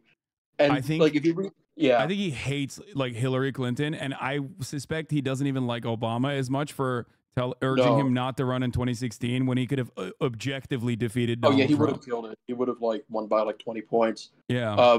With the Hillary thing is kind of funny because in 2020, right after Me Too, they were trying to figure out what to do with Bill during the convention, and all of the younger staffers were oh, we can't let him speak. We can't give him a spot or anything. He's problematic. And Biden agreed with them, but it wasn't because he thought Bill was problematic, but because he was pissed at Hillary for running in 2016. Yeah, I think genuinely super petty, and super. I think both super petty and super spite driven. It's what's keeping him alive. He's Nixonian. People don't realize it, but he's the most Nixonian president we've had. Yeah, this is the position that he wanted his whole fucking life, that he ran for multiple times unsuccessfully. Finally, he got it. His brain is not working in the way that it used to. even when it did. So now I think he's just like angrily holding on to this position and being as resentful as possible. It still doesn't make any sense to me why he is so unimaginably pro-Israel. Oh, if I've tried to get into the lore about that, it's like it's the most insane shit. He like talks about how people who were born in like the 1800s like convinced him to be pro-Israel. Like he's like, I talked with Golda Meir and Scoop Jackson, and they're the ones who like made me woke on Israel. So that's like, it's just another one of his like just spiteful tendencies. It's just something that he like believes in and he's going to stick with. And when it works, when Biden actually has a good opinion on something, it can be really cool. Like he left Afghanistan like the way he did, like entirely out of spite because he opposed the troop surge back in like 2010, and everybody else made fun of him. All the generals called him an idiot to reporters, and Obama didn't listen to him. So he was bitter about that. Like supposedly the reason why he kept all those documents in his garage was because he wanted to prove that he was right about the troop surge in 2010. Like he's just like this very like he's a complete diva. Like he's like an 81-year-old Irish Catholic like diva. Yeah, it's not looking great. The one guy who can lose to the other guy who's the only guy who can lose is just a mid-off. I don't know how else to describe force versus a movable object. Yeah, and I think it's hurting media ratings too. So like if the media is self-interested and like wants to get better ratings, I think like hoping that like Trump wins the presidency is not the best way to do this. No, people would just get so depressed. I don't really think that'd be helpful for like if you're like a left of center media person. I'm not like looking forward to that prospect. Like I don't think people will be very interested in reading about politics. For like it's not like when he won the first time where it was this huge shock. It's like we kind of know who this guy is now. Like there's not much really interesting, and it's just like depressing. Like oh, he just got away with it. Like that's how the story ends. Because this one old guy didn't want to like he had a massive ego. I guess the moral of the story is you don't run an 81-year-old for president. Very like interesting. We learned a lot. Very like valuable lesson. Yeah. All right. I feel like we covered all the bases. Are you familiar with the one guy Mando in Texas? Yes, coolest guy ever. Fucking insane. Like just the most insane candidate I've seen. Because I was looking at it because I was, I'm a part of the Ettingermentum train, obviously, as his like press secretary. Even though I keep urging people to vote uncommitted instead of him, which is kind of fucked up. No. He got like 1% of the vote in Vermont. Yeah, I think he did. He got 700 votes in Vermont. He got votes in Oklahoma. I think he did. I think he did well in like the really working class racist areas of Oklahoma. Who, Mando or Cenk? Yeah, no, Cenk. Oh, yeah, I think he did well in like Cole County. Okay. Like literally, there's a county. He's the uniter of the white working class. He is, yeah. He clearly. Racist people are like, I can't say his name, but I like it. I like what he stands for. Well, Oklahoma is like weirdly woke in the Democratic primary, actually. Remember, that's a Bernie stronghold. Yeah, it was a big Bernie state. Oklahoma's always been like that. Very odd. Anyway, so yeah, Mando, I wanted to briefly touch on. Armando Perez Serrato ran on the Democratic Party ticket in the primaries in Texas, and the only reason why I know who he is because he apparently was fucking doing better than Cenk, and I was like, who the fuck is this guy? Yeah, he did well on the border. Wait, did he delete all of his shit? Oh, okay. No, it's over. He was running, and originally I thought he's running on a campaign promise of like executing Donald Trump by charging him with treason, which I thought was like kind of cool. And then very quickly I found out that like he is the most virulent, openly anti-Semitic person that I've seen. Yeah, running. He got like 30% of the vote in some counties on the border. He is he's a straight up groiper. Talking about how he like wait, where is it? Oh, here's his takes on genocide. Joe Biden is uber old, 82, has Alzheimer's, will lose to Trump, keep prices high on everything, and continue his genocide in Palestine. A vote for Biden is like a vote for Hillary Clinton. Let's not make that mistake again. Okay, seems normal. Yeah, go on. And I saw this. This guy was born in Turkey. The United States Constitution only allows natural-born American citizens to be president, so he has no chance. A vote for Cenk is like a vote for the Taliban/ISIS. No, he doesn't know. He has no idea. He doesn't know Turkey's secular. Yeah.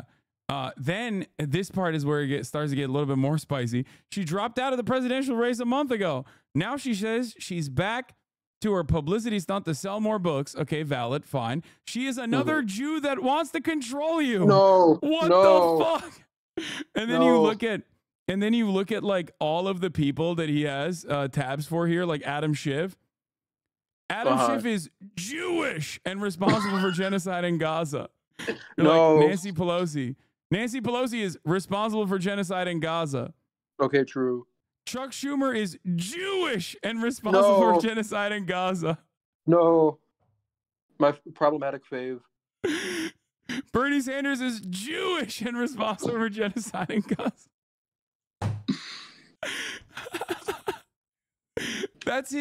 Those are his policies. He's there's a point where he calls someone Adolf Hitler, and it literally it frustrated me because like it seems like he's pro Debbie Hitler. Dingle, she's like a random ass member of the House of Representatives. She doesn't like do anything. Yeah, Debbie Dingle. Why are you angry at Debbie Dingle? She's the one like ringing the alarm bells for the Brandon campaign. Yeah, about changing course in Michigan.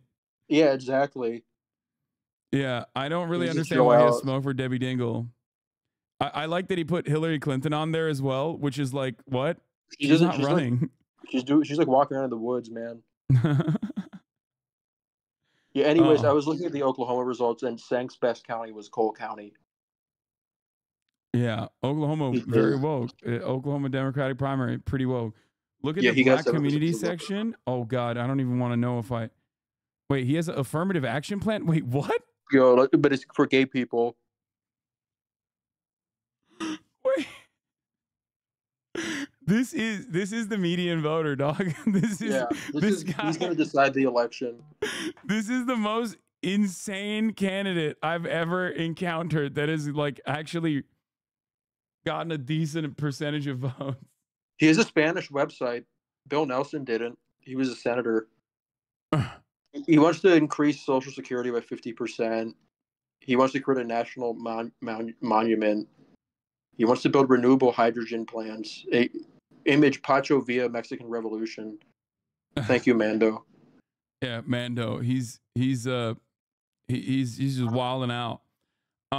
Yeah, Mando for everyone except no Jews.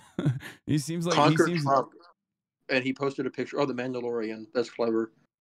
Yeah. Click the black community tab. I'm scared. Mando loves black people.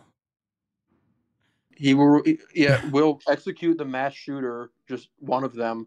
He will remove all migrants from black communities, provide $100 billion in black community-based reparations. Oh my God, he's woke. Let's go. He's pro reparations. Let's go. But also wants to expel all migrants from black communities. This is a type of ideology nobody's seen since like 1890. Dude, it's fucking... This is awesome because he's actually the future of the Democratic Party. The Democratic Party is gonna run on this next election cycle after they hear it from like Marjorie Taylor Greene, like they did with the fucking border policy bill that they tried to present. Literally, Marjorie Taylor Greene, we were all laughing when she was like, why do we care about Ukraine's borders when we don't care about our borders? And everyone was laughing at that and we're like, oh yeah, shut up, dude. You're so stupid. And now like 6, 7, 8 months later, Brandon is saying the exact same thing in a border town in fucking Texas.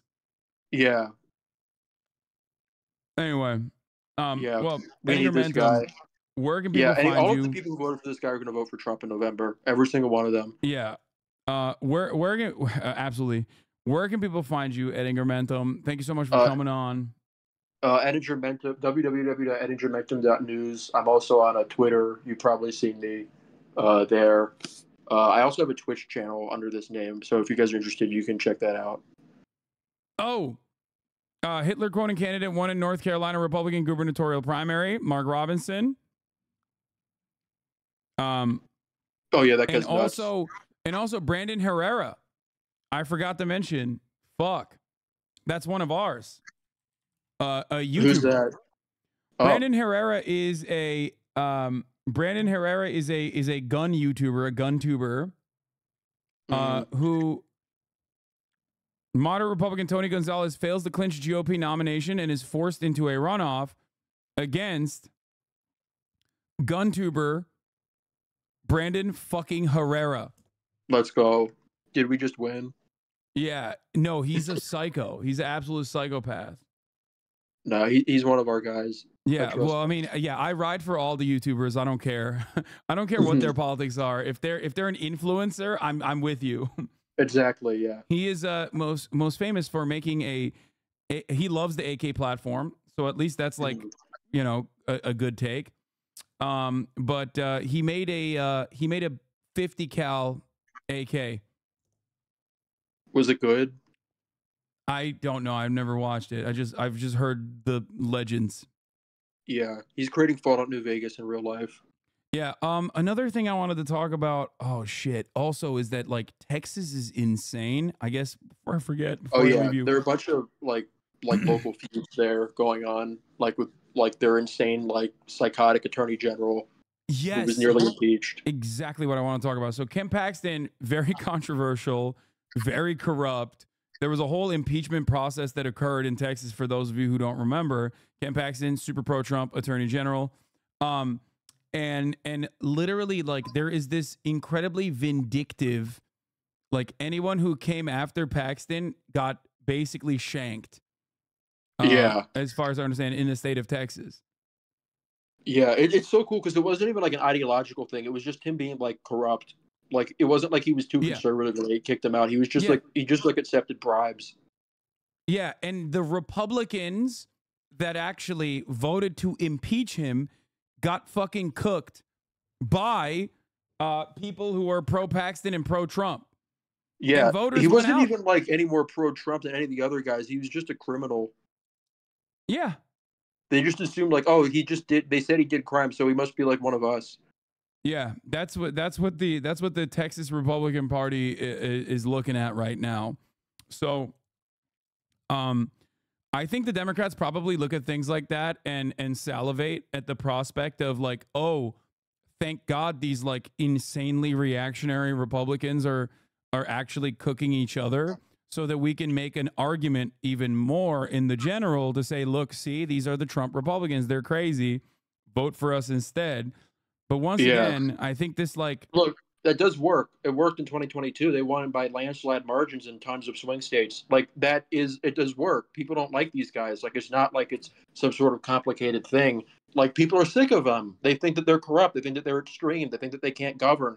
But when you're putting up a guy they think is literally too old to function as president, it makes it more complicated than it otherwise should be. No, absolutely. That's what I was going to say, is that like relying on the Republican Party's ineptitude or increasingly reactionary politics is still going against what voting is supposed to be for. There are at this stage, we've completely lost sight of like voting for someone or voting for something, anything.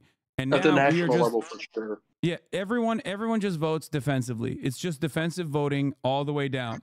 Republicans also engage in their version of defensive voting as well, where they present the Democratic Party as like people who will come in and like bring Salvadoran immigrants to like rape your daughters, is what they're saying, like openly, right?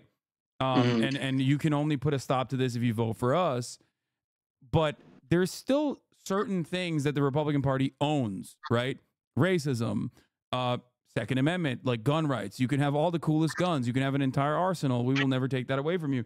These are the types of like wedge issues that create single issue voters and cause them to vote for something. Democratic Party is like losing sight of that entirely and simply 100%. saying, look how bad the Republicans are, vote for us instead. Yeah, and it's getting into their messaging too. And this is the thing that like I think was always very weird about like the Bidenomics messaging, because they were messaging the economy like they were a Republican administration, like like what they campaigned on, and their priorities were just to make the GDP higher. That's not why people vote for Democrats. People don't vote for Democrats because they want to like maximize growth. They vote for Democrats because they support social programs that they like. They vote for them because like they're gonna like keep Social Security and Medicaid. Like it's not necessarily that they think that they'll like create a 90s style economy again. They were so proud of themselves for doing that under Clinton, like they've been obsessed with that being their appeal. But that's a secondary thing. People would be happy if you could do that, but it's not like your main argument. So when you're coming into an election where you did pass a lot of, because of the nature of how Senate procedure works, you were able to pass a lot of big money spending programs that juiced the economy and made things generally like better than other countries. Still not actually good. There was negative wage growth that should have not been forgotten, but like that's the second thing. When you're running basically like how George W. Bush or Trump would run the economy, when you have a base that votes for you because they want you to expand welfare, you're not going to be speaking to your own constituents. You're speaking to a part like the voters in another party that don't like you for 1,000 other reasons. And like even like that would be the case if it even was compelling, which it isn't. Well, it's a good thing that they're trying to get people to vote for them on another issue that they always lose on, immigration, instead of counter messaging around immigration and going along with the arguably more successful presentation saying like America is a nation of immigrants. That killed. That yeah, worked. That worked. It always worked.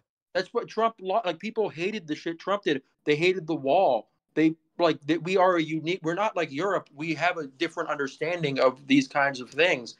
And going down like, and that was the one thing I think the Democratic Party actually did right compared to other left of center parties in Europe where they conceded on the issue like 20 years ago. Political scientists have studied this. They found that when like it is not a new thing to try to siphon votes away from a dangerous far-right anti-democratic party who's running an immigration by taking their positions in immigration. European parties have done that since the 90s and the early 2000s. And it but what happens but in it all always those cases, failed. It always failed. Yeah. It is It demonstrably failed. Yeah. Because yeah. We talked about this last time you were on, but all it does is basically normalize the position that immigrants are a problem, actually. And you're giving that entire issue, you're delivering it gift wrap to the fucking fascist party that is always going to be the real owners of that issue. The analog here is patriotism and like military service, like the John Kerry dynamic all over again.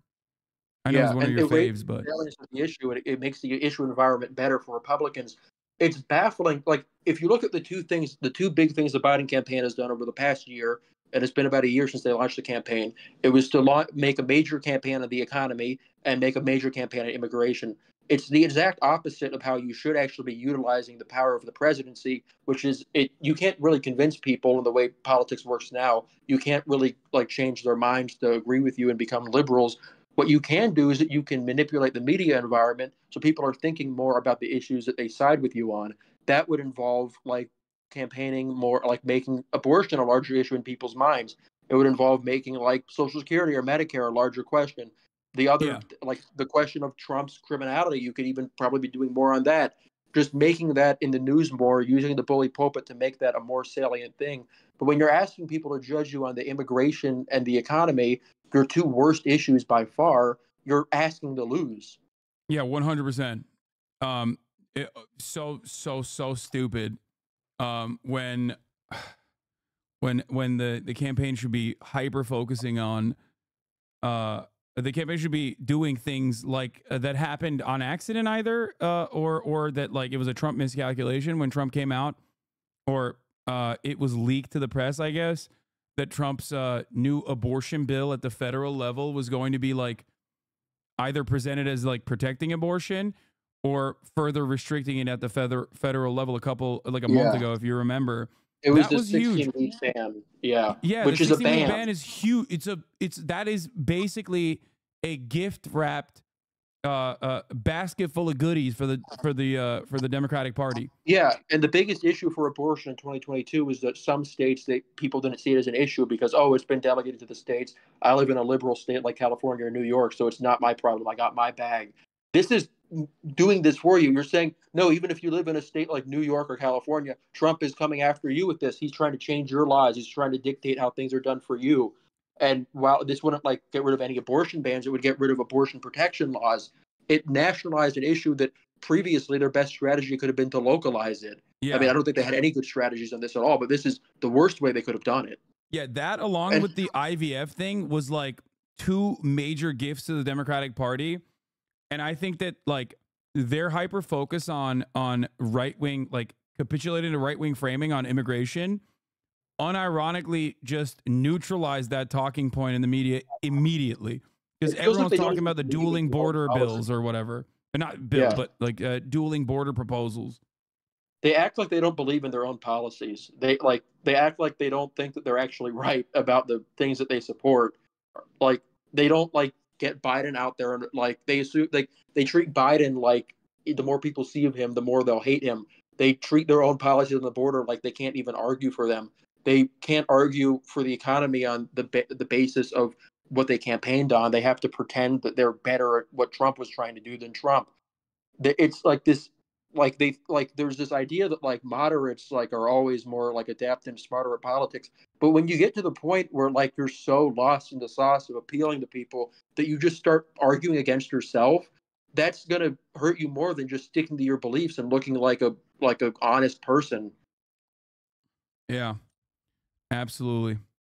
All right, well, Ettingermentum, thank you so much. Ettingermentum, thank you so much for coming on. Yeah, it's good to be on. I need to get to writing my Kamala article now, but all right. Yeah, Kamala 2024. We're K-Hivers.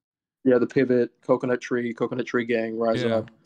Exactly. The K-Hivers need to take these old, antiquated, racist white men out of positions of power, and the only one who can do it is the charismatic figure Kamala Harris.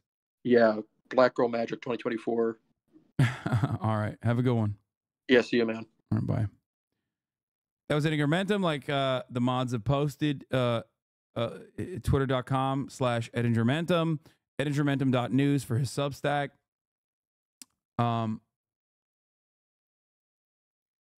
Yeah. Jordan Cooper did a good man on the street of Nikki Haley supporters. Love that. We can take a look at that in a second.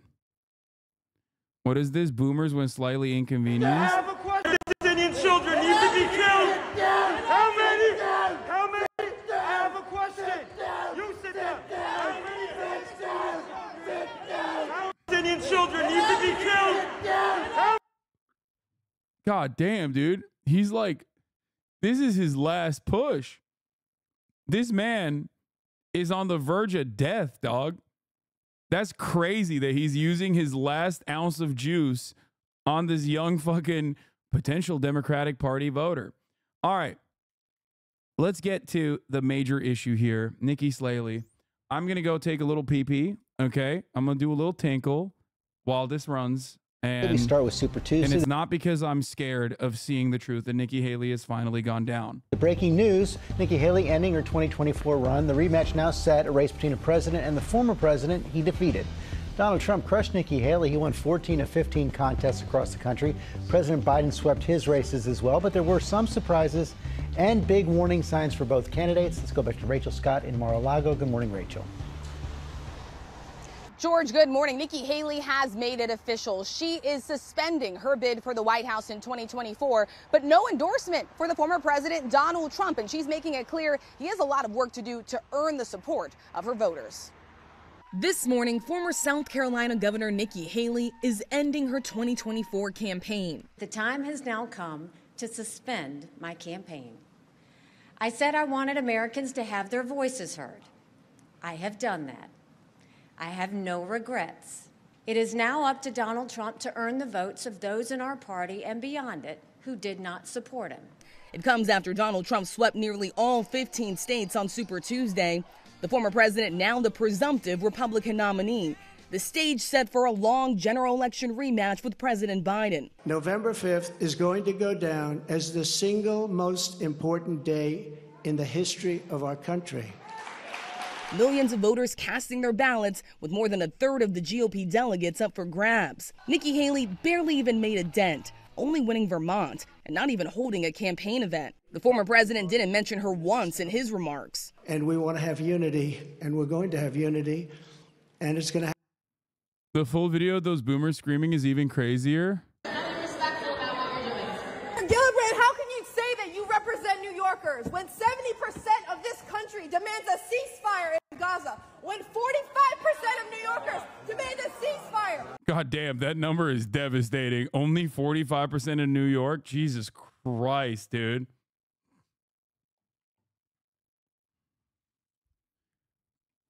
Yikes.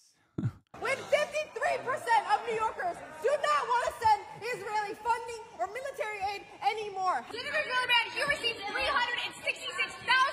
from pro-Israel lobbies in this past election cycle. Why are you allowing your interests to be bought by foreign governments? We're sending billions of our taxpayer dollars killed. Oh my God. Dude, Gillibrand heads are die hard, dude. This guy's like, listen, I'm just here to hear my fucking fave, okay? He's like, I'm here to listen to my fave girl, to my bestie. Children and women.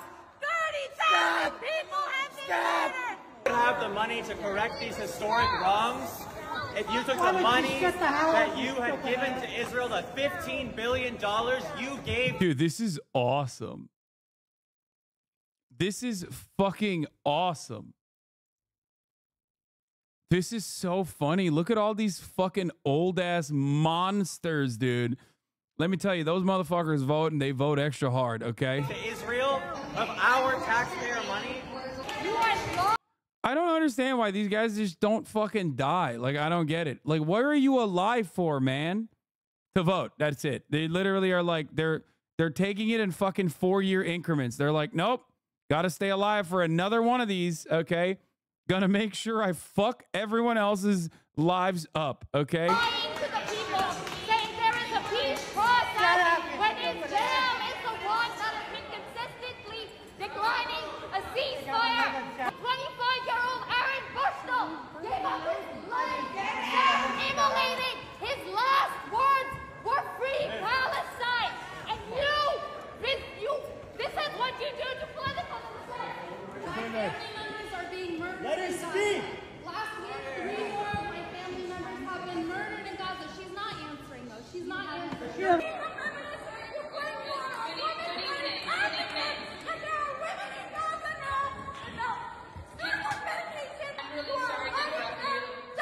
Hamas doesn't want to return the hostages. Damn, dude. She tried to address them too. That's awesome. They're sending in the National Guard to help New York Police Department and saying they won't feed the homeless, but they'll arrest them. Yeah, I heard about that as well. Shit's really popping off in New York. New York is getting increasingly more right wing. It's pretty crazy. Every single morning I wake up and I see Palestinians dying day after day after day after day, body after body after body, with our taxpayer dollars funding it. How many Palestinian children need to be killed before you call for a ceasefire? You have blood on your hands. My people deserve to live. My people deserve to live. You have your blood on your hands.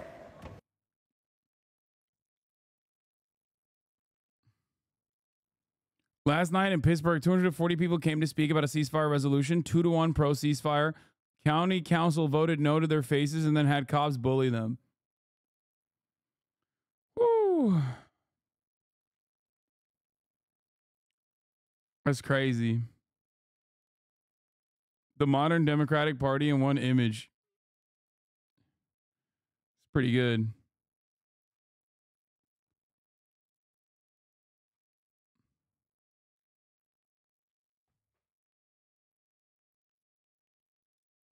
Off topic, what else is your country lying about? Turkish coffee? Country of origin, Yemen? Yo, chill, dude.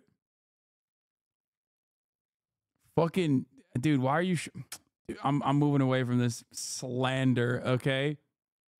You know what this is? This is Iranian trickery, okay? I'll say it, okay? That's what this is Persian tricksters who are scared, like Seamus, scared of the Ottoman Empire's might, Okay? Do not trust the Iranian tricks, my brothers.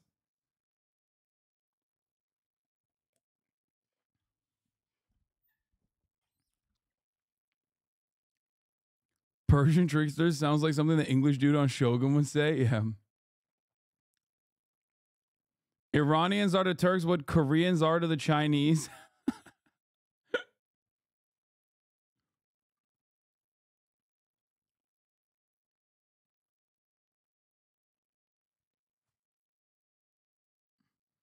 While I applaud them for actually trying to do something and try and help, realistically, do things like this actually have an impact on policy? What can we do in situations like this?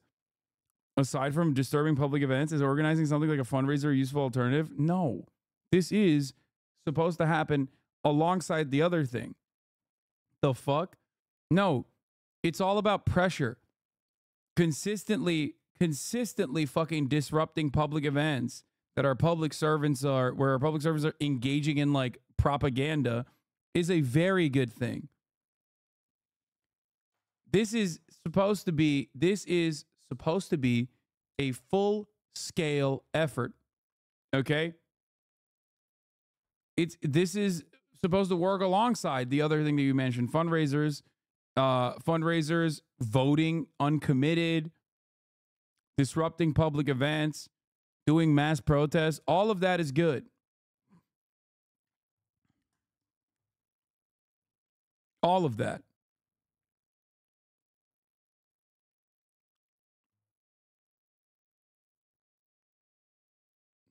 Especially because when you do this kind of thing, it does get media coverage. It forces the media's hand to go and cover the issues, cover the protests themselves, because there's a lot of drama surrounding it. But then those protests and the coverage of said protests end up causing people to basically pay attention to what the fuck's going on. Okay? Also, there's this. This is really good too. Here's Representative Chuck Fleischman. You can tell the Palestinians I will never support the Anti. Why do you support the genocide and all of the war crimes and collective punishment? Are you concerned about all the children? Let me make it clear. Let me make it clear. Israel is our ally, will always be our ally. Even if they commit war crimes? And they are not guilty of genocide, and I will support Israel forever. So Israel will stay your ally, even though they commit Israel genocide. Even that's your term. Can you explain? That is your term. Even when they kill 30,000 kids. What they that is did a to the statistic. Israeli people on October. Let me tell you a statistic. Yeah, please. Israel will exist. The Jewish. That's not a statistic. Also, why are you... Dude. Oh my God, dude. Oh my God. State will exist. That's not a statistic. That's not what we're... And that is... Bro, is APAC dickmatized? Oh, Jesus. Listen, dude, this is some rabbit-ass shit, okay? That's not a statistic, homie. What the fuck do you mean? Here's a statistic. Israel will always exist. The Jewish state will always exist. First of all, talking about Israel as a Jewish state, already a big no-no. What the fuck are you doing? We're America, goddammit. You're an American. Act like it, dumb bitch. The fuck do you mean? We're supposed to be a secular nation. There's no, there's no oh, this is a Muslim state and will exist to be a Muslim state. Like, what the fuck do you mean? The fuck are you talking about? Dude. Hold on. Here. Here it is, dude. Where is the fucking clip? God damn it.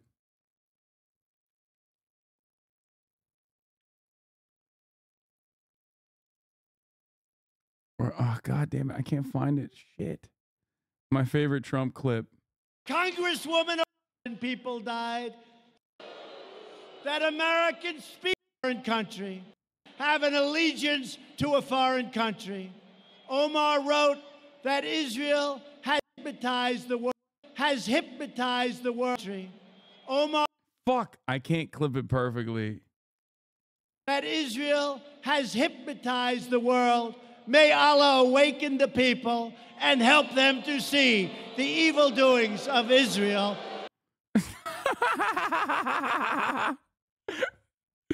Oh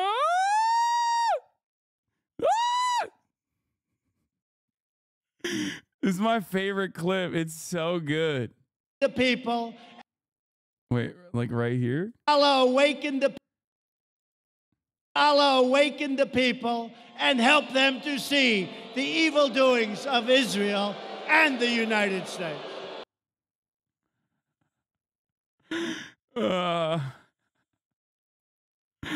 It's so good. Has hypnotized the. Wait, hold on. Is it like right here? Omar wrote. Okay, 127. That Israel has hypnotized the world. May Allah awaken the people and help them to see the evil doings of Israel and the United States.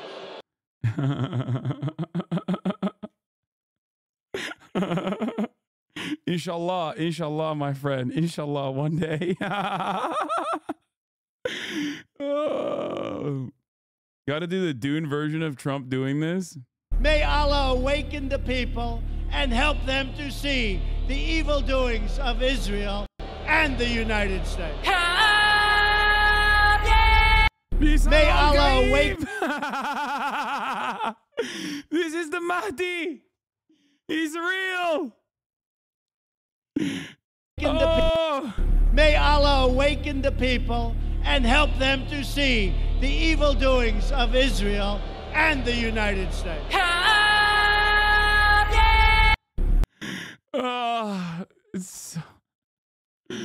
Bro drank the worm juice. Dude, this is I retweeted it yesterday. Here. Inshallah, brothers.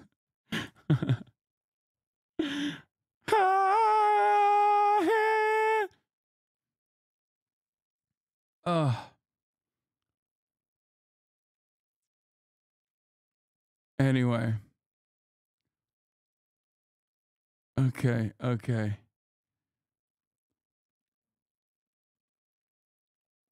Almost 40% of Boston GOP voters voted for a Nazi. Let's go, dude.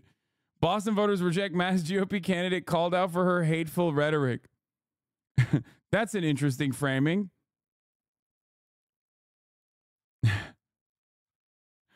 Lori Kaufman got 37%. Heinz Ferrick got 59.27. It's worse than you think. Despite her frequently stated favorable regard for Nazism and her declaration that as of Super Tuesday she would likely get voted into office, whereupon she would set about banning same-sex marriage, making transgenderism illegal, and exile all Jews, Kaufman was still able to secure the support of 1,475 Republican voters, or 37.4% of the vote.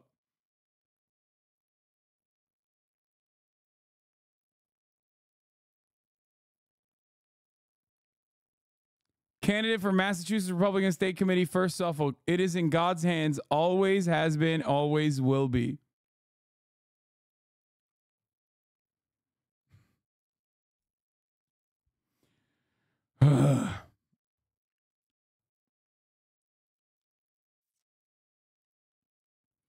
If she said exile all Muslims, this would have gotten zero coverage. I mean, if she said exile all Muslims and Jews, she probably would have won the fucking Republican primary. Let's be real. That's what she missed out on.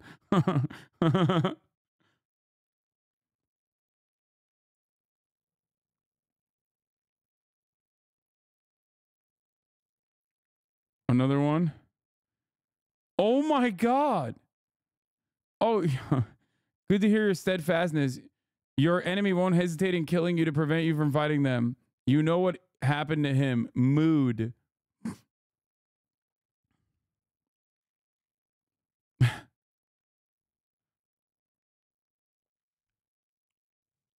Yeah, she's straight up Hitler posting. That's crazy.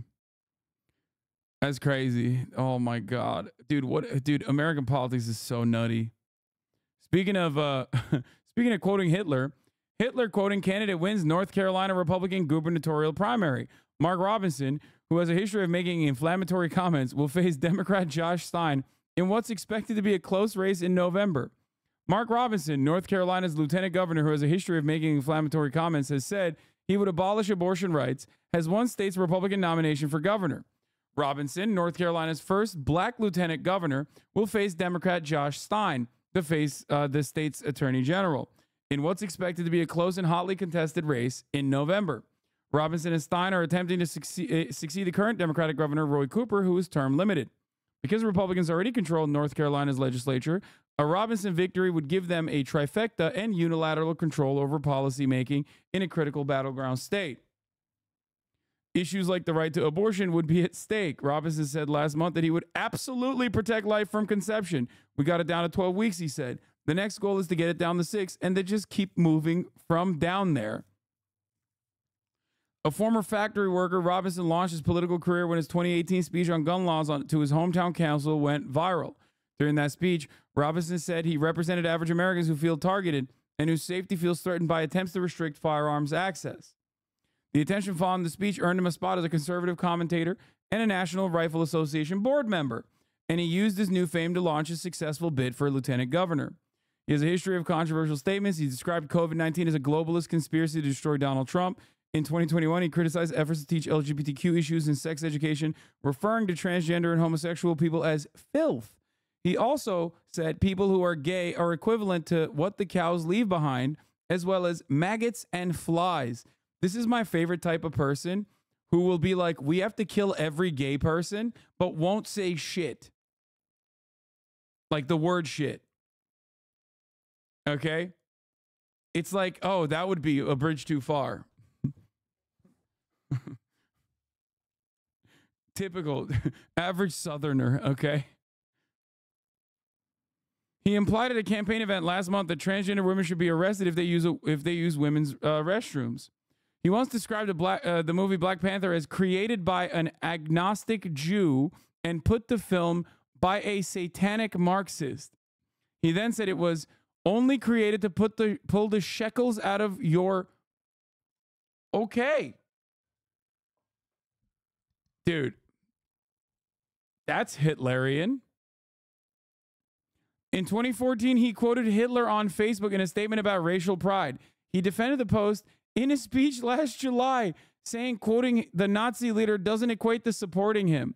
Because you quoted Hitler, you support Hitler, he said. I guess every history book in America supports Hitler now. They all quote him.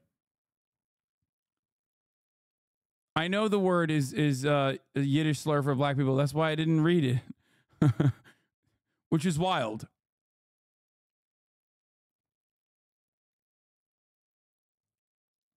He said black people owe reparations to white people?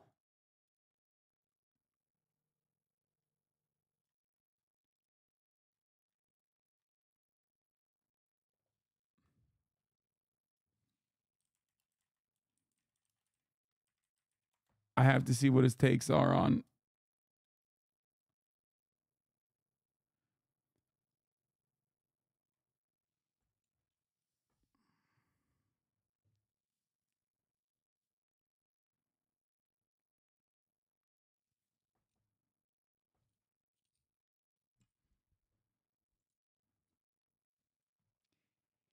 That's awesome.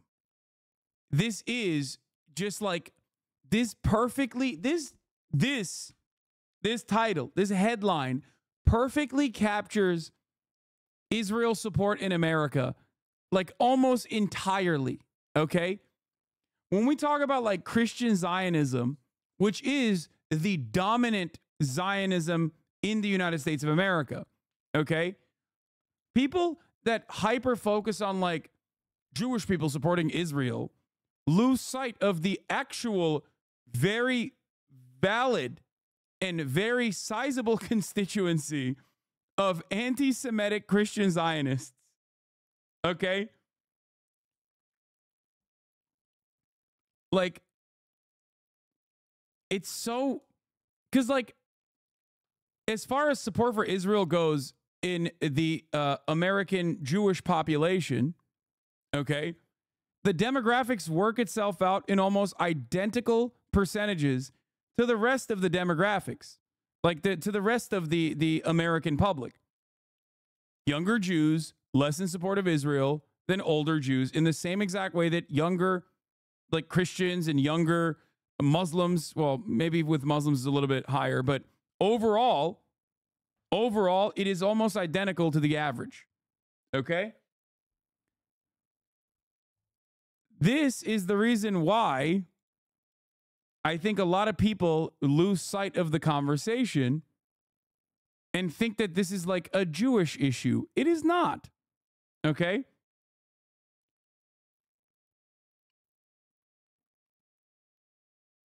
There are more Christian Zionists in America than there are Jewish people in the entire world. Abso-fucking-lutely. Moderate GOP opponent says Trump-backed frontrunner Mark Robinson is unelectable. Presumptive Democratic nominee Josh Stein, if elected, would be the state's first Jewish governor. North Carolina gubernatorial candidate accused of Holocaust denial touts Israel's support.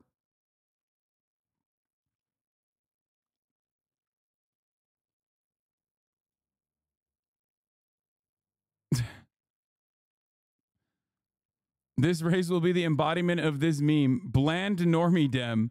Adolf fucking Hitler. But it's so American. It's like Adolf Hitler, but black.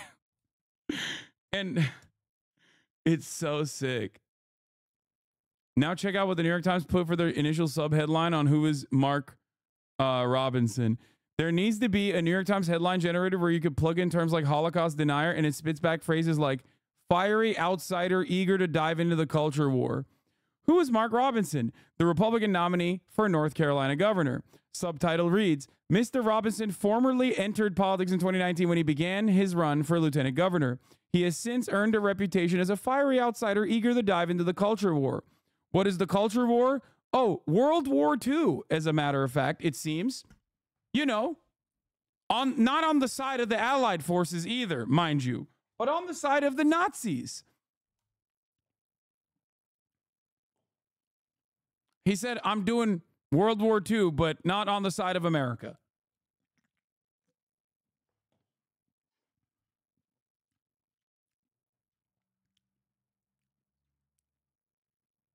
Oh, my God.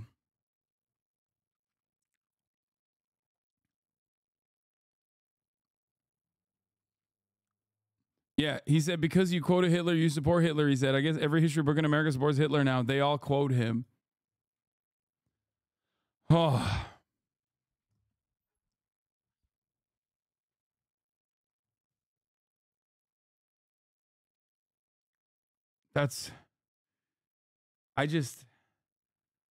Mark Robinson running as a black politician who thinks black people owe white people reparations. This is also like basically at the heart of black conservatism and black Republicans in this country. This literally is the meme that defines black conservatism in this country specifically. He's just taking it to the next level. You know what I mean?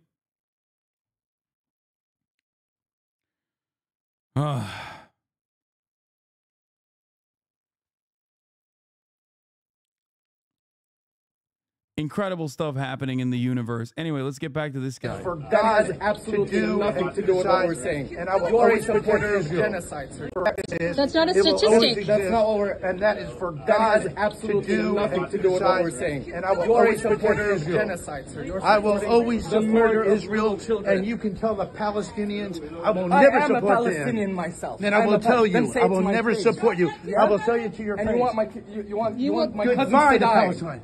Goodbye to Israel. This guy, like, bro, you are not in the Knesset. Like, what the fuck are you saying? Motherfucker, you're in DC. Like, what's happening? Like, this is the type of shit that, like, Ben Gvir is saying. You know what I mean? Like, he will get censored, right? Surely. Surely.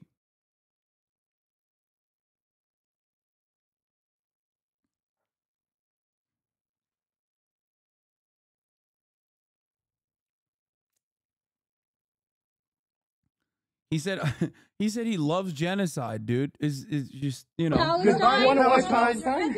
We will support Israel. He said goodbye, Palestine, bro.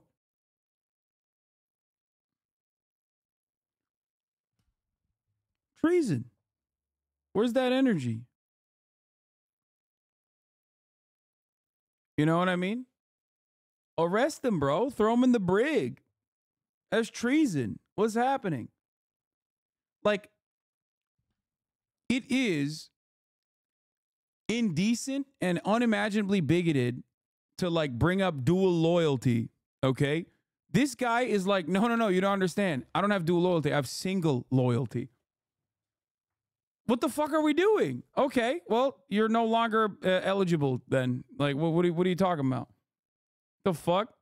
He's telling an American citizen that he does not give a shit about the American citizen and his wants and interests because he rides for Israel? That's crazy. Israel forever. So you are comfortable with... Just FYI, this guy just said goodbye Always to Palestine. support Israel.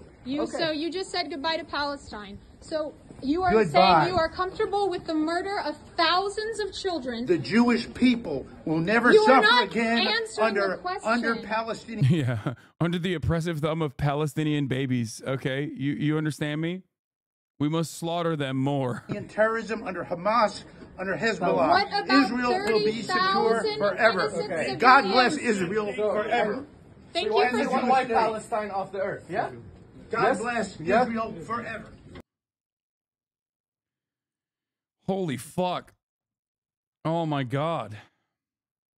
Nuttiest moment from last night that we haven't covered. Oh, this is a nutty moment. You are correct. Where is the other? I mean, this guy's crazy. This is crazy. This is madness. You tell the Palestinians.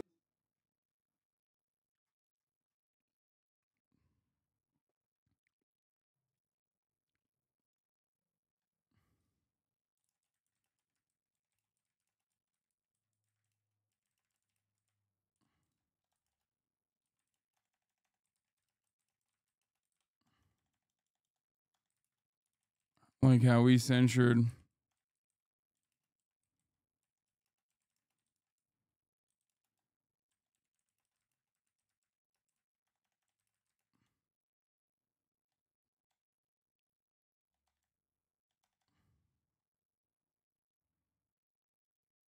Surely he'll get censored for this, right? Will we watch the Johnny video? Yes, we will.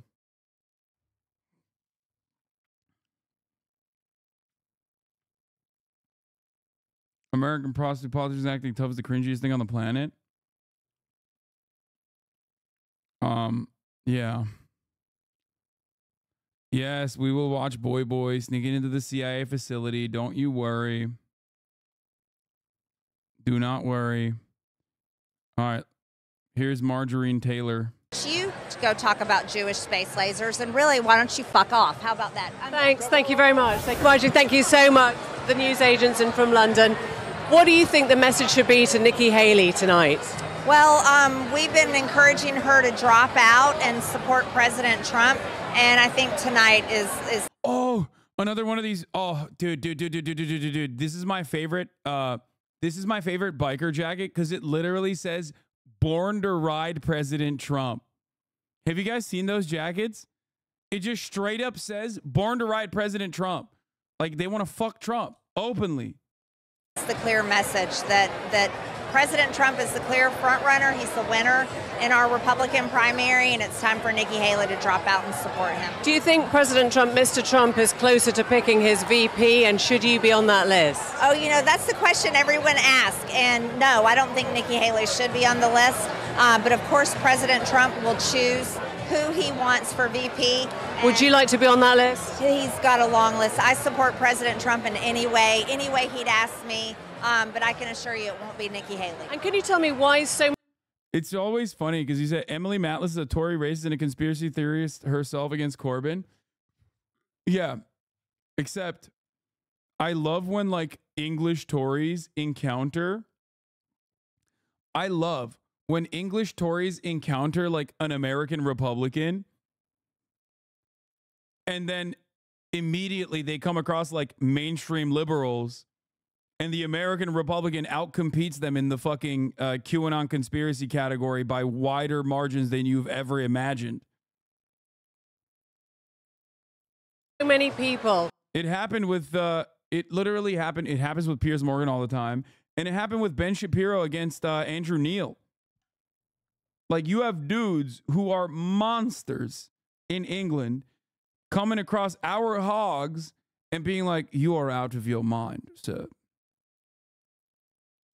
That support Donald Trump love conspiracy theories, including yourself. He seems to attract lots of conspiracy theorists. Well, let me tell you, you're a conspiracy theorist, and the left and the media spreads more conspiracy theories. We like the truth. We like supporting our Constitution, our freedoms, and America first. So, what about Jewish space lasers? Tell us about Jewish space lasers. No, why don't you go talk about Jewish space lasers? And really, why don't you fuck off? How about that? Thanks. Thank you very much. Thank you. Why don't you talk about Jewish space lasers, which is a real thing, and no one's talking about it? That's what she meant. Here's a Haley voter calling Trump a lunatic in my new favorite series that I like to call Will Biden Win These Voters? Let's take a look. What made you switch from Trump to Nikki Haley? The man is a lunatic, and I think he's terrible for the country. What are you thinking about when you say that? Just that he lies, he cheats, he's bankrupted millions of businesses and people, and I don't see anything good about him. Let me ask, if Donald Trump is the nominee in November, do you support Joe Biden over Donald Trump? No. Oh, it's so perfect. Statement from President Biden on Nikki Haley withdrawing from the Republican presidential primary. Takes a lot of courage to run for president. That's especially true in today's Republican Party, where so few dare to speak the truth about Donald Trump. Nikki Haley was willing to speak the truth about Trump and got fucking clobbered. About the chaos that follows him, about his inability to see right from wrong, about his cowering before Vladimir Putin. Donald Trump made it clear he doesn't want Nikki Haley's supporters. I want to be clear. There's a place for them in my campaign. Fuck you! Fuck you, Biden! Fuck you! Fuck you, Biden! Fuck! I know there's a lot we don't agree on. But on the fundamental issues of preserving American democracy, on standing up for the rule of law, on treating each other with decency and dignity and respect, on preserving NATO, and standing up to America's adversaries, I hope and I believe we can find common ground. I promise I will kill all of the Guatemalan migrants if you vote for me, Jack. I'm building that wall, and I'm killing the Guatemalan migrants myself. Please, vote for me. I hate the left. I hate it so much more than I hate anybody else, really. I can't even think of anybody I hate. I love Mitch McConnell, who's a good guy, and I hate the fucking left. Oh, my God. You know what I don't hate? Serving you a 3-minute ad break at the top of the hour, though. That's right. And I don't want you to subscribe. I, Joe Biden, do not want you to subscribe. I want you to see the 3-minute ad break. I'm going to get in trouble if I keep speaking. But that's right. 3-minute ad break at the top of the hour. Don't subscribe to the HasanAbi broadcast. Oh, they found some Haley Biden Thing voters. but Trump.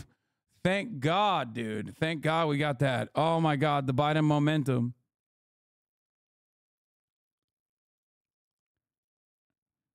We all know this is no ordinary election. It's the most important election of our lifetimes.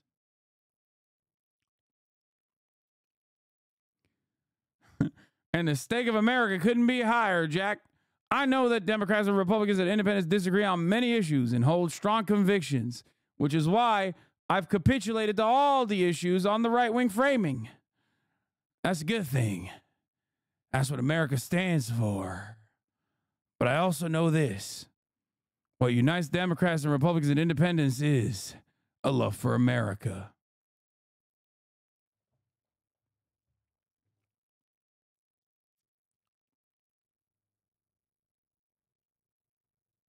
Anything but Trump. That was your priority. That's my priority. Is that the biggest reason you supported Nikki Haley? Yeah, I'd say. Because of Donald Trump? Yes, yeah. I would vote for Joe Biden over Donald Trump in a heartbeat. Republican, right? I am. What do you do in that event if he is the nominee and it's he and Joe Biden? What do you do? I vote for Joe Biden. Hi, Nikki Haley. I think Donald Trump is a threat to the well-being of our country. She drops out. Would you be disappointed if she endorsed Trump? She does. I'll vote Democrat. No. That's all there is to it. It's important to me to keep Trump out of office again. Project 2025, I've read it. I've studied it. It's scary. It's frightening. I've lived in a... Wait, what? That's not even a... Okay. That's not a Nikki Haley voter. That's just a Democrat. Hello? No Republican is saying, I've studied Project 2025 and I'm terrified of it. It's scary. It's frightening. I've lived in a constitutional democracy all my life. I want to remain that way, and I want my grandchildren to grow up in one. Not a dictatorship. And I'm curious, over the last 2 elections... That's just a Democrat that voted for Nikki Haley. If they did. Have you voted Trump in the past? Was it something where you voted for him, you trusted him, and you were disappointed? Yes, I voted for him in 2016. I am a registered Republican, and I regretted that vote almost immediately. It literally said Democrats voted the Republican primary in the headline. Oh my God. Project. I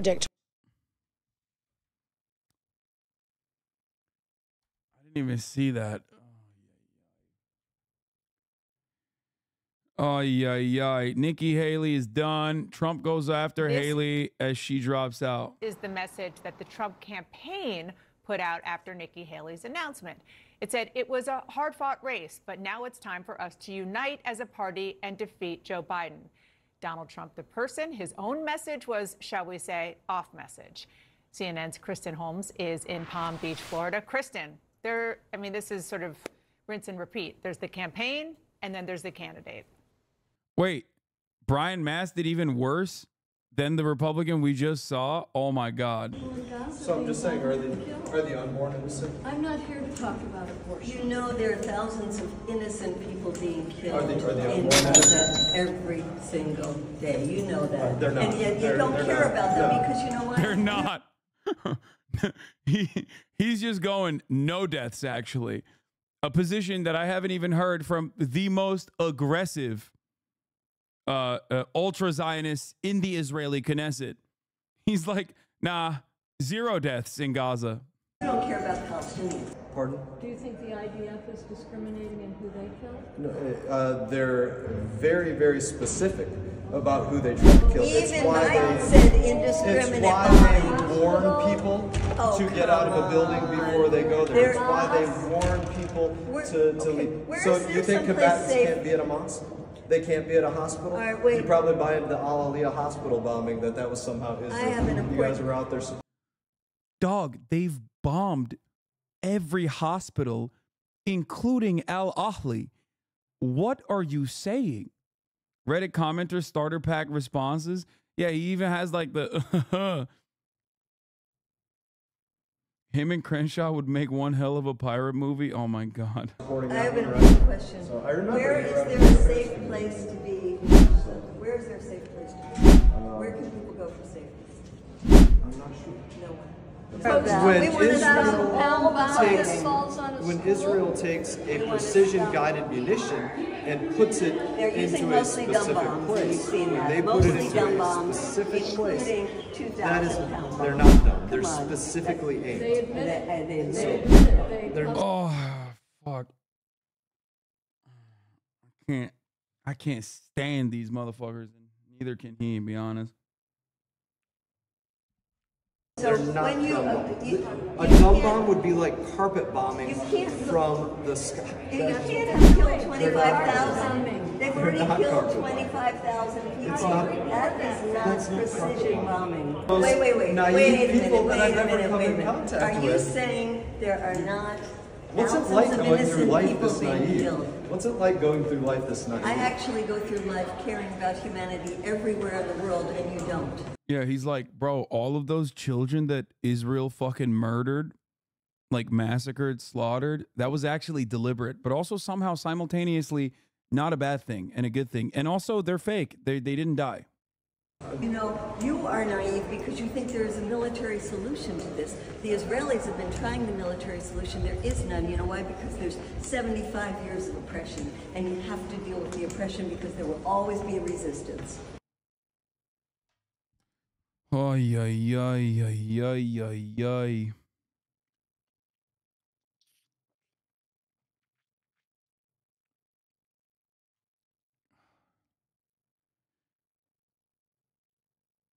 I don't know how you see this, and don't like break your desk. Tell us how.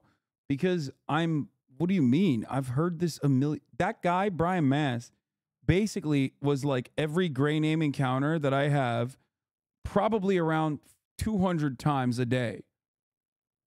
It's because I've heard every single thing that he has said thousands, hundreds of thousands of times since October 7th. That's the difference. That, and also that I'm a terrorist Islamist fundamentalist.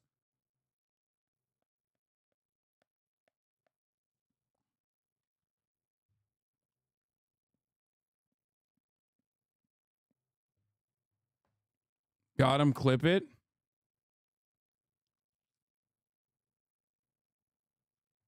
Yeah. All right, we're done with the margarine. Can you please unban my friend? So why are you deliberately, inadvertently voting for Trump by supporting voting uncommitted? You are deluded. Why would HasanAbi learn a fucking thing in 2016 or 2020? Of course, you want to accelerate the death of America by sacrificing democracy to Trump of all people. Suck my dick, Islamist, communist piece of shit. Go the fuck back to Turkey. The modern Democratic Party.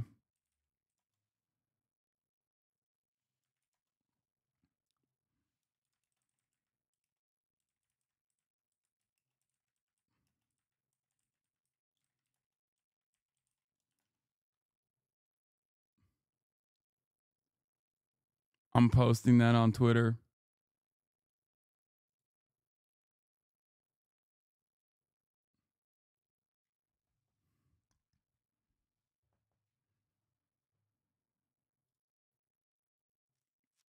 Wow, cultivating an echo chamber classic. Yeah, famously.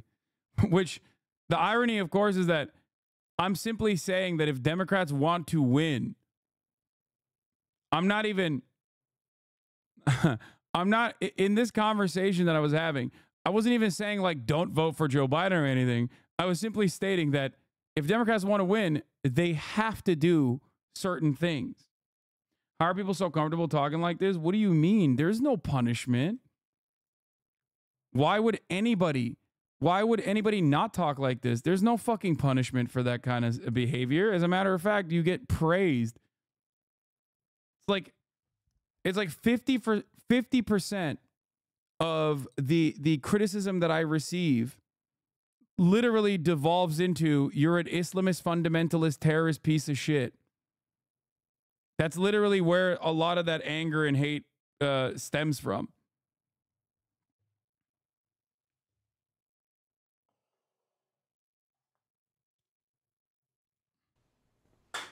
Yeah, it's not surprising what we heard from the former president, particularly as Kylie just laid out. He had been attacked by Nikki Haley. He was on offense, and we were told going into this speech that Nikki Haley was not going to endorse him, and I was told by advisors that they believed she was going to go out there and trash him. But before she even got through her speech, in which she asked Donald Trump to earn the votes of Republicans that didn't support him, legit 20 to 30K people left due to you not being a Zionist? Yes. Post October 7, this community like halved in size pretty much. Straight up. There's a decent amount of people who are like, I like his domestic politics. He's a terrorist, and I don't like that. He posted this on social media. He said, Nikki Haley got trounced last night in record-setting fashion, despite the fact that Democrats, for reasons unknown, are allowed to vote in Vermont and various other Republican primaries. Much of her money came from radical left Democrats, as did many of her voters, almost 50% according to the polls. At this point, I hope she stays in the race and fights it out until the end. I'd like to thank my family, friends, and the great Republican Party for helping me produce by far the most successful Super Tuesday in history, and would further like to invite all of the Haley supporters to join the greatest movement in the history of our nation. Biden is the enemy. He's destroying our country. Make America great again. So he starts by saying that Haley's supporters and donors are Democrats. He's also said that anybody who donates to Haley was not somebody who he wanted donating to him. And then he ends with saying if Nikki Haley's supporters want to support him, he welcomes them. This was then sent out by the campaign, and this is why I'm pointing this out, in a note that said Donald Trump's statement before Haley's speech, which indicates to me there might be something else coming, because this was not sent out before Haley's speech. This was sent out in the middle of a speech, and I am told that he was watching this speech, knew it was happening at the time. But I think we might see something else, another turn of the wheel here, because, Dana, as we have said time and time again, both Biden and Trump going into this, every single vote is going to count in a general election. And that includes those Nikki Haley supporters. Yeah, the turn of the wheel will probably go about 180 degrees, is my sense. Kristen, thank you so much for that reporting. There is so much to discuss today. And here with me is an all-star panel, CNN and Bloomberg's Nia Malika Henderson, CNN's Jeff Zeleny, and Amy Walter of the Cook Political Report. I told you all, I want you to sort of just kind of open up your brains and spill out the most sort of the biggest takeaway. Our viewers have been listening to this, and we'll get into some of the nitty gritty in a second, but kind of the big picture of what this means in the body politic going forward. Well, now we're serious. The rematch really is on starting today, and 244 some odd days until the final election day. The voting comes earlier. But look, I think the biggest sort of thing I'm struck by as you look at all the maps of the primaries are the coalitions. There's work to do on both sides in terms of rebuilding their fraying coalition. On the Biden side, that is clear as we see the uncommitted votes in Minnesota again last night, joining Michigan last week and other places. That's just one slice of the coalition he has to rebuild, but he has to do the same with progressives, young voters, Latino voters, black voters, others. But Donald Trump also has to rebuild his coalition, the Republican coalition. I talked to so many voters out there this year who voted for him once, twice. Some may do it a third time. Others simply don't know. So I think that is what we'll have our eye on going forward for the next 8 months. What about those people who don't know? We call them Nikki Haley voters now. They're not all Nikki Haley voters, and she doesn't own them. They'll do different things. But some said they're going to vote third party. Some said they're not going to vote. Others have to be sort of wooed in. So her comments are this morning. Now's a time for his choosing. The burden is on him. It's not her burden. I thought that's a very, very good point. Look, you mentioned in the open, this is the third time Donald Trump now is a presumptive nominee, but he enters this race in stronger shape than he's ever been in his political career. You know, think back where he was in 2016. He didn't win a majority in any of those states in the primaries or in the caucuses. The party was deeply divided. 2020, he came into that race behind Joe Biden. And at this point in 2020, he was trailing by about 4 or 5 points. Today, he's got a party behind him, clearly. And yes, I do agree with Jeff that those Haley voters are going to be important. But there are far fewer of them than there were in 2016 who are really debating this. And Joe Biden is a much weaker candidate than he was in 2020. So this race starts in a very different place than the rematch, than it did in 2020. The rematch looks very different. Yeah, and at this point, I think voters are really ready for this reality, right? It had been sort of... Are they, though? Yeah. Well, I mean, they got to be ready, right? At this point, they don't have a choice. Yeah. This is what has been presented over the last couple of months as the likelihood. So this is what's going to happen. They have seen these candidates. I mean, I was telling Amy in the... Hasan, there's still hope. I've returned after October 7th and seen the flaws in my ways. I remember on January 6th, I was rooting on them, killing out reps. I know, crazy. Then a month later, I found out you had my doubts, and then you turned me liberal, hate Trump now. But then I stopped watching you. Now I'm back, and I realize every time I watch you, I go more and more left, and now I'm scared if I turn socialist, if I keep watching. Jesus Christ. God damn. Okay.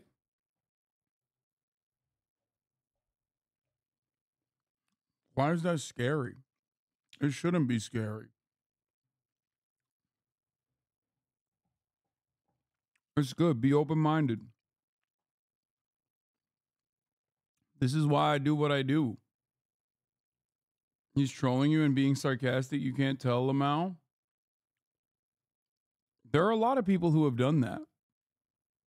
So I'm inclined to believe it.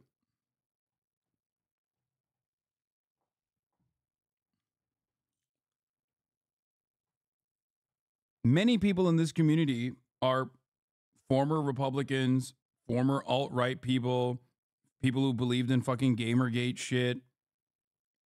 It's not that far-fetched.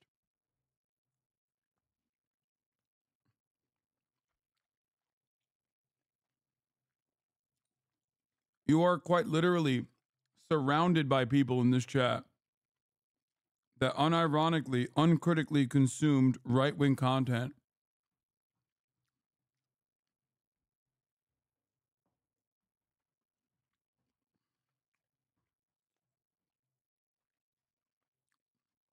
Or at the very least moved further left from their prior positions.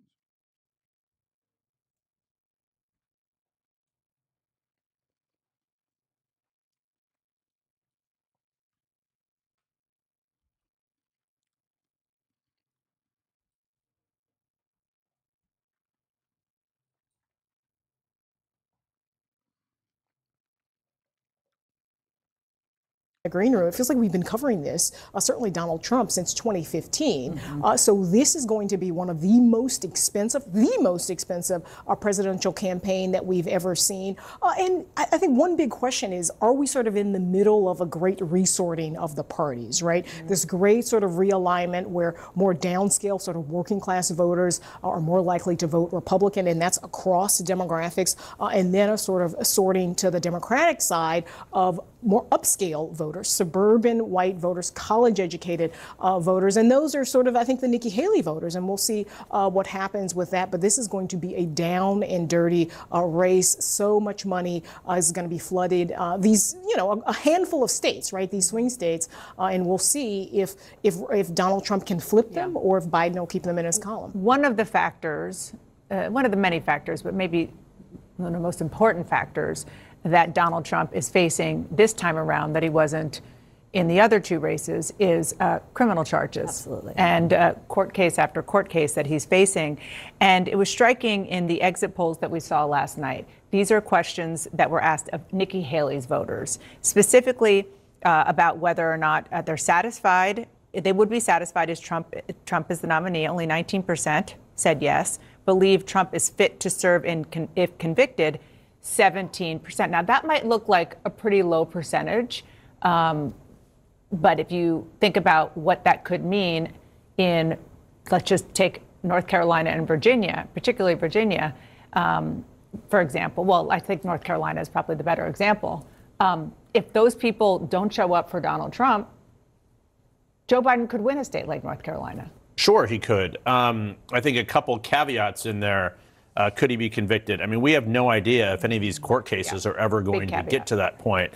If I was a betting person as an old courthouse reporter, I would say no. I mean, that seems to be where it's going. But you mentioned wild cards. Boy, I cannot think of a presidential race with more wild cards, from the third-party candidates to the individual health and sort of stature of both candidates to all of the criminal cases. So that is them trying to make it more interesting. This is not interesting. That's it. They're like, oh man, it's surely. Yeah, if Biden dies or if Trump goes to prison, then it is objectively going to be one of the most historically interesting elections. Absence of that, anything outside of that, is not very interesting at all.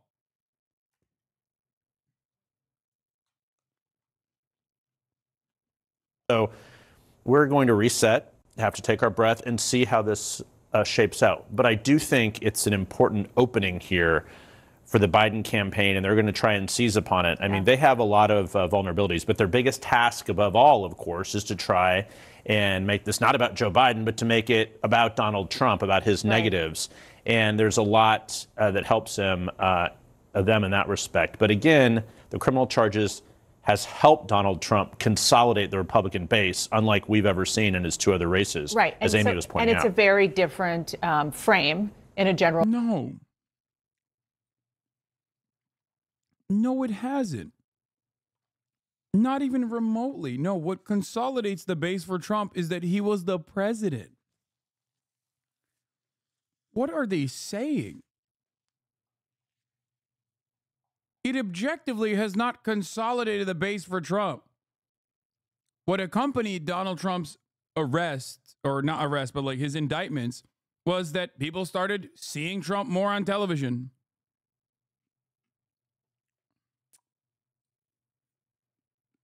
Wouldn't you say, as a political commentator, it is interesting because the rematch is so close according to the polls? No, fuck no. No, it is incredibly uninteresting. People are completely checked out for those reasons because it's a fucking rematch. Who wants to watch a rerun, dog? Nobody. People don't want to watch a rerun. Both of the candidates are worse versions of themselves 4 years ago. One significantly worse version of himself. The other also a worse version of himself. It's literally part 2, but shittier. Think about it from the perspective of like a movie. There is nothing motivating people to go out and pay attention to politics or even go out and vote. Nothing. Election. Right. There's consolidating the base, and then there's getting people who don't like that and other things about Donald Trump, which is why the Biden campaign, I mean, they had basically their finger on the send button the minute she started to speak. This is a statement. Donald Trump made it clear he doesn't want Nikki Haley supporters. I want to be clear. There is a place for them in my campaign. I know that Democrats and Republicans and independents disagree on many issues and hold strong convictions. That's a good thing. That's what America stands for. And then he went on to say, this is what makes me love America. Vote Biden. The end. You know, Nia put her finger on it, talking about the sort of realignment of the coalitions, but it doesn't take a big realignment. It literally takes like 5,000 voters and a handful of state kind of realignment. And so every single one of these voters who fits into that category in Wisconsin and Pennsylvania and Arizona matters a lot, and a lot more than what we'll see maybe at the national level. Look, this has been Donald Trump's challenge as a candidate, and it still looks, even as I said, he's coming in better shape than ever, like his continued challenge, which is his hard ceiling. Even in the swing state polls where he's ahead, he is getting basically the exact same percent of the vote he got in 2020 or he got in 2016.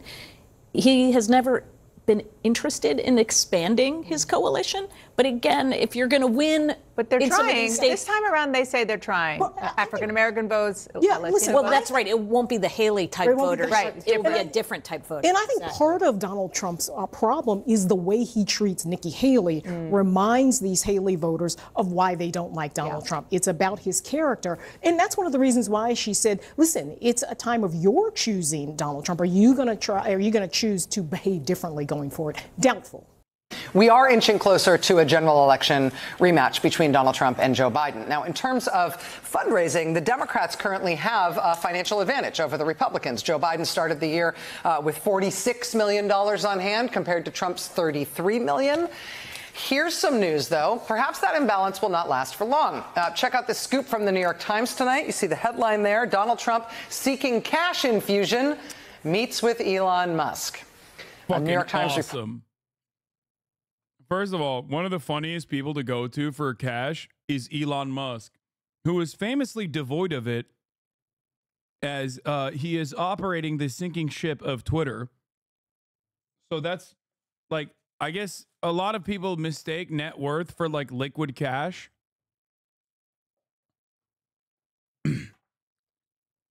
But I guess like he will get, the best thing he could do from Elon Musk, is this illegal in America? What? No, if you don't do this, you don't win elections. Hello?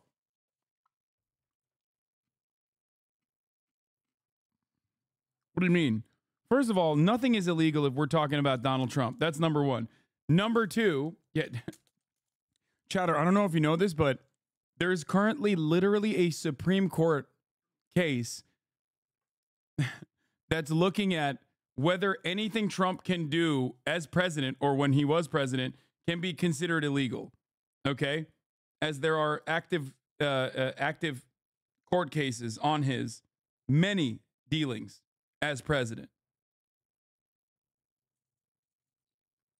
Donald Trump is personally going out to billionaires and being like, come on, support me, support me.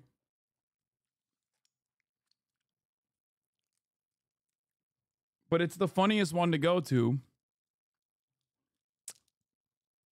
It's the funniest one to go to considering how little cash Elon has, I suspect.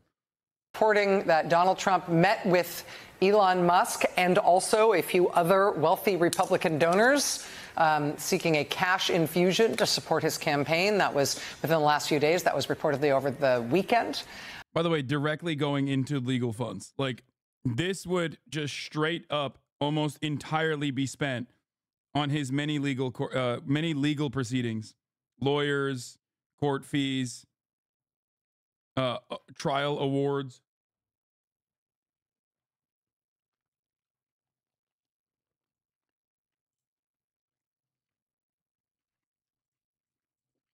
Awesome. According to the Times, Trump is now hoping to have a one-on-one meeting just with Elon Musk, who reportedly has been saying that he believes it is, quote, essential to defeat Joe Biden in November, quoting the New York Times there. Elon Musk, of course, is one of the 2 richest people on Earth. He could single-handedly erase any financial advantage Democrats might have heading into the general election in November if he decided to and if he wanted to play it that way. What would that mean for what happens to the world and the Republic? And we're sure that money is not to pay Donald Trump's legal bills. Guess what? It can. And when we all sit here and go, oh, my gosh, Donald Trump owes $83 million on E. Jean Carroll. He owes $400 million here. And we say he doesn't have that money. Guess what? Whether it's Elon Musk or all sorts of other supremely wealthy forces out there, they would be happy to pay the bills for someone who could be the next president. Yeah, Elon Musk owns the president of the United States. He hates the FTC. And how much would he like it if he then owned the president? Yes, I mean, this is, let's go back to Citizens United and Mitch McConnell and John Roberts, who have crafted the universe in which we operate, who have brought us to a position where the richest billionaire out of it's like an 1890s Gilded Age cartoon in a newspaper, and the corrupt president desperately in need of cash have a meeting, and what is either the explicit or implied quid pro quo in that interaction? Musk has tens of millions and hundreds of millions of dollars of government contracts with the Pentagon through SpaceX. He has unbelievable amounts of interest in regulatory affairs. He's currently suing to get rid of the National Labor Relations Act of the New Deal to destroy unions across the board and render them unconstitutional. That is a current lawsuit he has filed onto. Think about the sheer ROI, return on investment, of an investment, and it is so shocks the conscience that this would even be possible. And it's only possible, again, because of Mitch McConnell, because of the Roberts Court and the MAGA Court, that you could even be in a position where you have such an obviously corrupt setup. Chris, Tesla is the only car manufacturer that is allowed to sell directly to consumer, because one of the biggest, strongest lobbies in this country is car dealership owners, right? So the fact that he could back Donald Trump, the fact that he could pay his bills and then be able to push Donald Trump around, giddy up. That's an easy one for him. And by the way, he controls Starlink, which is critical to the defense of Ukraine and to the U.S. defense establishment. This guy could be the J.P. Morgan of the current era. He would literally. This is the most solid panel you're going to have on MSNBC. Joanne Reed is basically pro-Hamas by media standards. And Chris Hayes is a HasanAbi head. Literally own a desperate, fearful man. I sat and watched 7 minutes of Donald Trump speaking from what looked like his basement the other day. Donald Trump is afraid. He's afraid of going to prison. He's afraid of losing everything that he built in New York, well, that his dad built, and that he borrowed money from the Russians or whatever after he failed at business. But he could be saved right now. All he needs is a billionaire like Elon Musk who wants to own him. And to be president. And then he gets to be president, and he gets to dismiss all his cases. Boom. He's basically, that is his MBS. He's running for his life. He's running for his life. It also, I mean, does assume that Trump is inevitably going to win once he has Elon's money behind him. And though I believe that money in politics is a colossal problem. Oh, yeah, no. There is, you know, he is but you'd rather be even than outgunned. He is, yes, but he is reliant on government contracts. And, you know, if Joe Biden's reelected and Elon Musk has bankrolled Donald Trump, that's a great you point. know, Tesla wasn't invited to the last EV summit at the White House, and, you know, they won't be invited in 2025. What you're supposed to do with that money is to fund ground campaigns, mail campaigns, etc. They're already saying they're not going to do mail. Most of that money, let's be. Yeah, Tesla won't be invited to the EV summit in 2025 because there will be no EV summit in 2025 because Donald Trump will be the president in 2025. I cleared that up for everyone who was confused as to what she was saying. She's right, but not in the way that she thinks is going to happen. Be clear, is going to go to cure Donald Trump's personal financial issues, not to the ground campaign. Can I just say one more thing about this? Because I actually find it like very usefully clarifying, is it's so much of the way that Donald Trump talks, so much of the way that our politics talk about are these sort of like cultural signifiers, these points of like intense sort of ideological, rhetorical, demographic conflict in the country, the invaders coming over the border, you know, the sort of Marxists that run the Democratic Party, they're trying to destroy the future. When in power, what Republican governments do is do policy that helps people like Elon Musk. They cut corporate taxes. It's the only domestic policy bill that they passed the last time around when they didn't build the wall. They had all three. They did make it easier for people adjudicated to be mentally ill to buy firearms. They also did that. But to me, it's just like there's this whole, you know, you're sort of watching Elon Musk like self-radicalize and online every day. His brain gets mushier and mushier and mushier. And, you know, there's part of this radicalization is like social media and his own ego. But again, when you look at what governments do, local governments, state governments, federal governments, when they're Republican and conservative governments with power. HasanAbi had dominated the panel. Love to see it. Chris Hayes shouts out. There's two HasanAbi heads. Well, technically not even a HasanAbi head, but my uncle, Sam Cedar, and Chris Hayes. They deregulate, they go after unions, they cut taxes for rich people. And so there's something very clarifying about Elon Musk and Donald Trump together in the same room, because it cuts through a lot of like the faux populism and culture war nonsense that masks fundamentally the material interests that are being pursued by this man. But that is also why people often falsely say Republicans are good for the economy, because in terms of deregulation, in terms of big business, that set will say a Republican is a safer bet for me. For us, yes. For us. And that's where that narrative comes from. You've even heard people say, well, if it's good for my boss, maybe it'll trickle down to me. It won't. But that's where the mindset comes from. And by the way, what makes it perfect, chef's kiss perfect, is that the Supreme Court sits atop it all, trying to ensure the longevity of Republican government, because that is how they get their wonderful vacays. And they're going to do whatever they can to make sure that Donald Trump comes in so that those two grifters on the court, if I might say, can retire and have 30-year-old versions of themselves to replicate the grift. I should just say, though, that in terms of the whole logic around there being, like, legal policing of this, like, you shouldn't, ideally, in a democracy, have a multi-billionaire be able to come in and say, here are multiple billions of dollars to cover all your legal fees, to cover all your campaigning fees, and to set you up in a way that you can't lose. We technically shouldn't have that. But how do we police it? We police. Damn, bro, MSNBC's popping off. Just don't listen to them when Bernie Sanders is in the running. They've already changed their rhetoric to like anti-Trump time coverage. Because remember, Democrats turn into little revolutionaries when they got no power.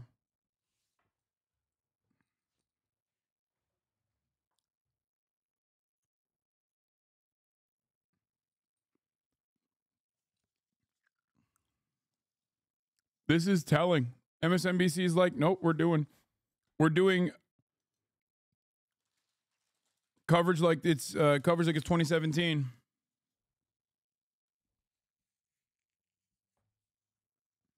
it by shame, right? Because it's speech. Money is speech, and therefore it's transparency. And so if all we can do is force disclosure of the funding, that will take care of itself because people will be repulsed by this. But Rachel, and of course shamelessness is Donald Trump's superpower. Yes. Remember, It back when we were renders saying this guy doesn't pay his taxes, and he This is my said, you're point. right, I I'm don't, smart. because I'm smart. But a knock to Democrats, when Joe Biden was running, he said, I'm going to close so many loopholes so it won't just be shameful for Republicans to violate emoluments and so on and so forth.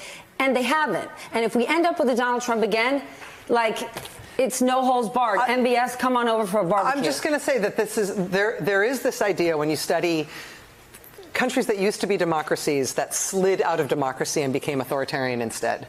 One of the things that everybody who studies that in every country tells you is that the institutions cannot defend themselves. That's right. And we have set up our institutions so that their defense against authoritarian rule and anti-democratic tactics is shame, and is transparency, and is people knowing the MSNBC is so much better than CNN. Holy fuck. Like, it's actually alarming the differences between CNN and MSNBC right now.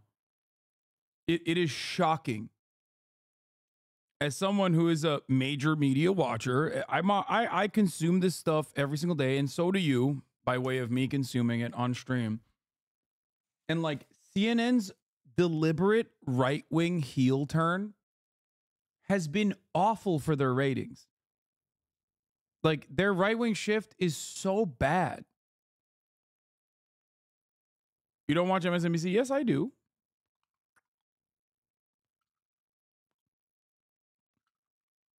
That's because you're not watching Morning Joe. I mean, I do watch Morning Joe a lot, and they're awful. But this kind of commentary does not exist on any CNN panel. First of all, there's only like one fucking former Republican on this panel. CNN is all former Republicans with one like lifelong Democrat.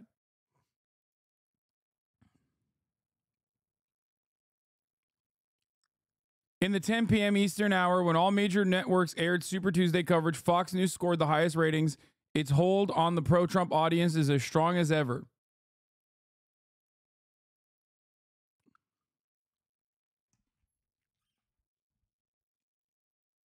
ABC at 343,000, totaling 1.8.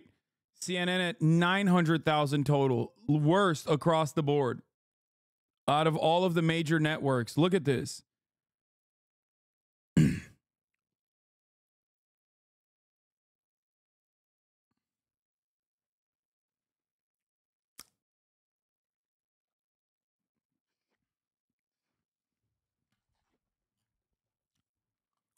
That's because Fox is for boomers. Bro, these are, I don't know if you see this, but in the 25 to 54 demographic, Fox is doubling CNN's numbers. So it's not just boomers. Obviously, it's mostly boomers that keep TV alive, and that's why the major number here is 3.5 million to CNN's 900,000, to MSNBC's 1.9 million. That is really interesting because people want biased coverage. People want biased coverage. CNN is literally leaning on the bias side. Every coverage is biased, obviously. But CNN is now openly leaning on the right-wing bias, thinking that they can take some of the Trump supporters when the entirety of the news-watching audience, whether they like it or not, know CNN is the Clinton News Network, the fake news, like that they're against the Republican Party. CNN has the lowest numbers on this list. I didn't know MSNBC was popping like that.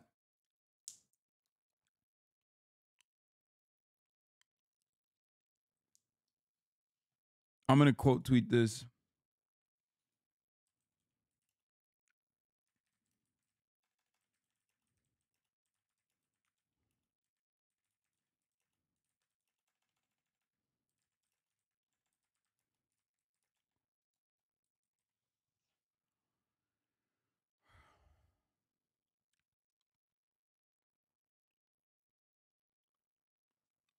This shows me you have outlets that are offering quote unquote objective news coverage like ABC, CBS, NBC doing better than CNN trying to do objective but center right-leaning news coverage. MSNBC, on the other hand, is higher than everybody else's because there's no one is touching Fox News, obviously, because they're openly liberal.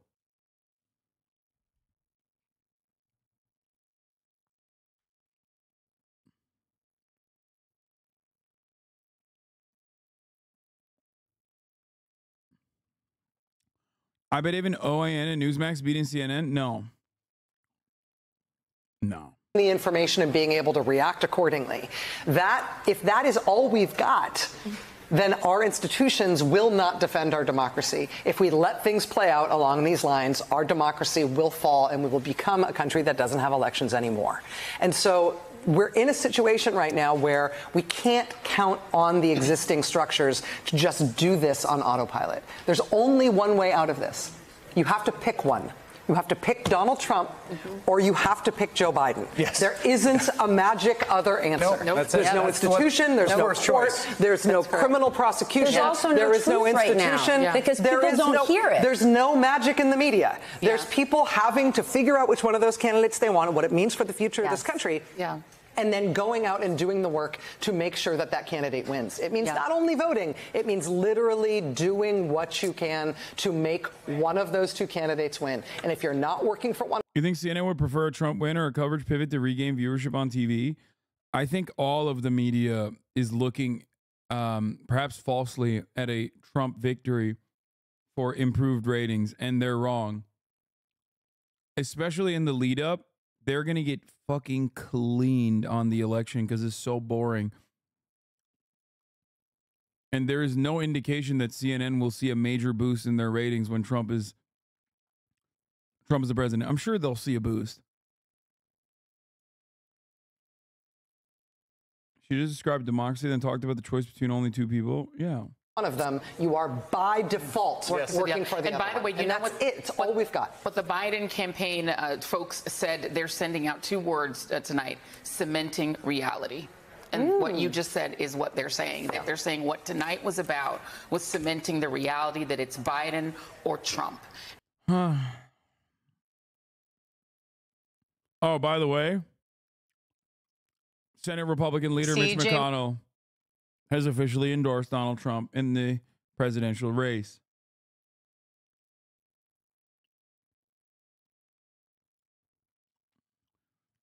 Wait, what is this? Have you covered this insane subplot? Olivia Dalton, a longtime Biden aide, still serving in the White House. She's leaving for Apple. White House agrees to a budget cut for the regulator investigating Apple. What are we doing here, people? That's incredible. Yeah, she got her job done. Dude, we have like... This is some Pinkerton shit, honestly. It's great. This is straight up like corporate espionage. The fact that the White House Deputy Press Secretary Olivia Dalton is still working at the White House despite announcing that she's leaving for Apple right when this comes down, a DOJ antitrust investigating Apple, is very curious. DOJ number 2 and ex-Apple lawyer Lisa Monaco, absurd slush fund got a boost of $2 million from 6 months ago. The antitrust division got gutted. Here's the White House press secretary reading out talking points denying the 20% cut to the antitrust division budget. It would be nice if more than 5 people in the administration knew anything about the administration's policies. That's crazy. The FTC, specifically in terms of antitrust, like Lena Khan and the NLRB, are 2 of the saving graces of this goddamn administration. To cut their fucking budget is insane.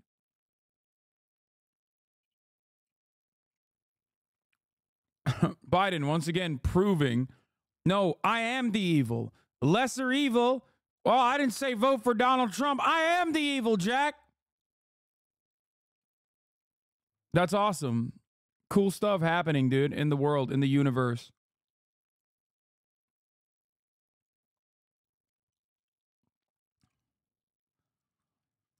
All right. We're going to skip a lot of this stuff.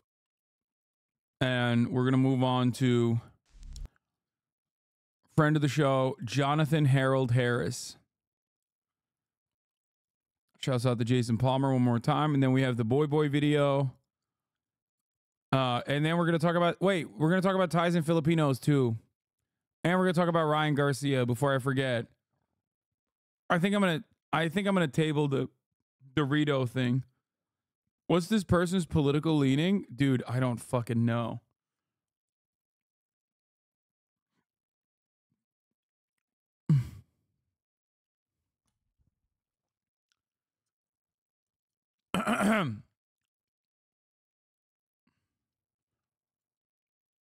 Do you think Trump's lasting influence / legacy in the Republican Party will be similar to Reagan's? Yes. One of our phases going down. Oh, this too. Daniel Rodimer, the disgraced GOP congressional candidate who was endorsed by Trump, despite a previous arrest for a Waffle House assault, is being sought by Las Vegas police in connection to a murder. That's right. They found a body in a Resorts World hotel room last October, and the former professional wrestler and Nevada congressional candidate Daniel Rodimer is wanted for said murder. Rodimer is wanted in connection with the death of Christopher Tapp, a man who served 20 years in prison for a murder he didn't commit, and who became the first person in the world to be proven innocent with genetic genealogy. Detectives learned that Tapp was involved in a fight inside of a hotel room. The Clark County Coroner's Office ruled his death a homicide, saying the cause was blunt force trauma to the head.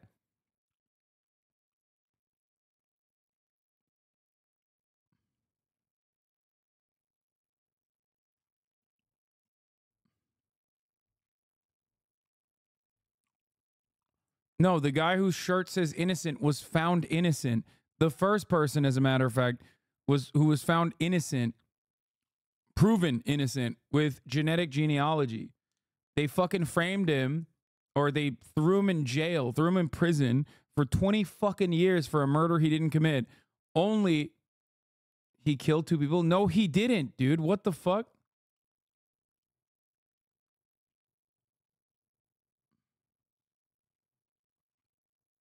What is happening?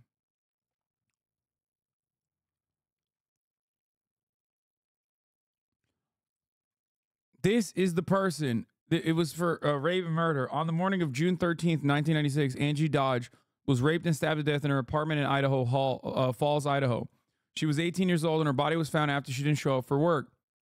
They investigated the killing, but the summer and fall came without arrest. That changed in early 1997. After a man from Idaho Falls named Benjamin Hobbs was arrested on January 5th in Ely, Nevada, and charged with sexual assault. After learning of the arrest, Idaho Falls police interviewed Hobbs and then began interviewing his friends, trying to build a case against him. One friend was 20-year-old Christopher Tapp. He and Dodge were part of a sprawling group of young people called River Rats who hung out by the trails along the Snake River, not far from Dodge's apartment. Tapp had also been seen with Dodge at a gathering the night before she died. Tapp was first interviewed by Idaho Falls police on January 7th and then released. He was interviewed again on January 10th, and the police scheduled another interview with him the following day. Before that third interview took place, his parents hired an attorney. Tapp didn't show up for the scheduled interview. The police went to his house, where Tapp's mother told him that her son would come to the station on January 13th with his attorney to answer questions. Rather than wait, the police returned with an arrest warrant and charged Tapp with being an accessory to a felony. In the first interview, Tapp said neither he nor Hobbs were involved in Dodge's death and that he knew nothing about it. Then at the interview on January 10th, Tapp said Hobbs had killed Dodge and asked him to provide an alibi. On January 15th, his story changed again, and he said he'd been with Hobbs when Hobbs killed Dodge. He said Hobbs was angry at Dodge for trying to break up his marriage. Tapp's attorney watched on a monitor from a separate room. One of the officers questioned Tapp was Jared Fierman, who had been a school resource officer and was seen as a person Tapp trusted. He entered a series of immunity agreements with prosecutors and then basically fucking gave them, had to provide truthful information about the crime, and in return he would be charged with and only allowed to plead guilty to aiding and abetting an aggravated battery. Tapp was interviewed on January 18th, but now there was a problem. DNA tests came back and excluded Hobbs and Tapp as a source of semen found on Dodge's body and clothes. The police suggested a fix, offering up the idea that a friend of theirs named Jeremy Sargis was also involved. Tapp changed the story again, and now he said Hobbs and Sargis raped and killed Dodge.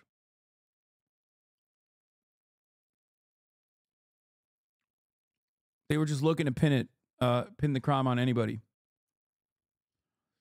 So yeah, he served a prison sentence for 20 fucking years for a crime he didn't commit, only to get out, proven innocent through genetic genealogy, only to be proven innocent, and then get murdered in a fucking Resorts World hotel room by this fucking asshole, allegedly.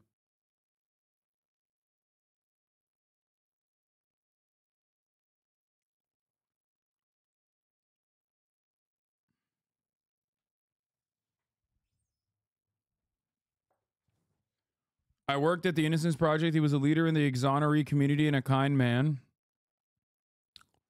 Yeah.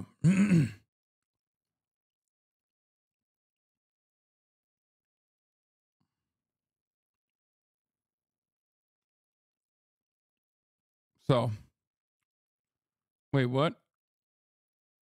ADC, murder suspect in Gaza. Did you see the murder suspect who fled to Israel and has shown up as leading the blockade of humanitarian aid to Gaza? Alex Ode, murder suspect, leads blockade of humanitarian aid to Gaza. Oh, isn't he a Jewish power guy?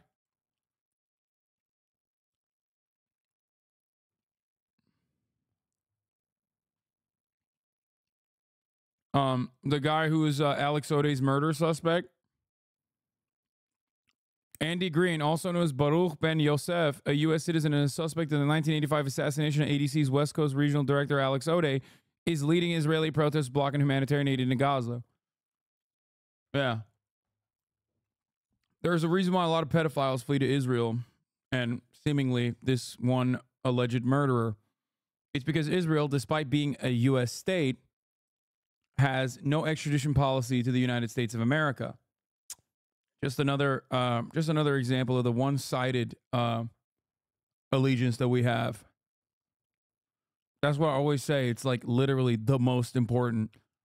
It's not just like a regular old state, because like you can't pull this shit off in like North Dakota, but you can pull this shit off as the nation state of Israel.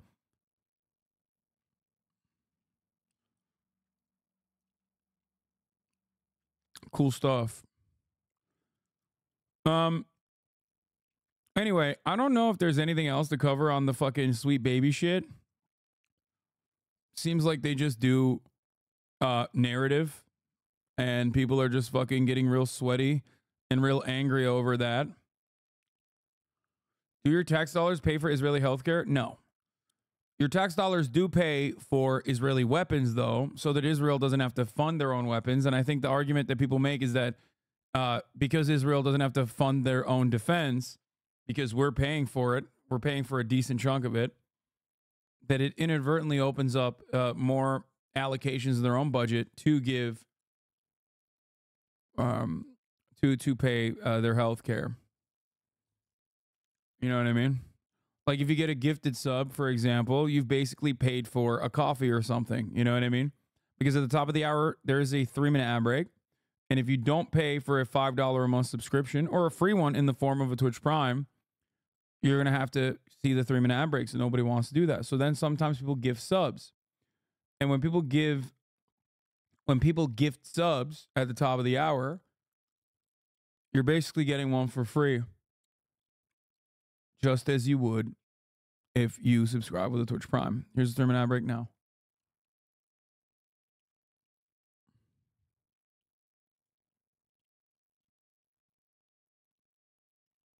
That's just how it works. Thank you, anonymous gifter, and thank you, Yorokobi81 for the 5 get the subs. Cenk suspended his campaign. No.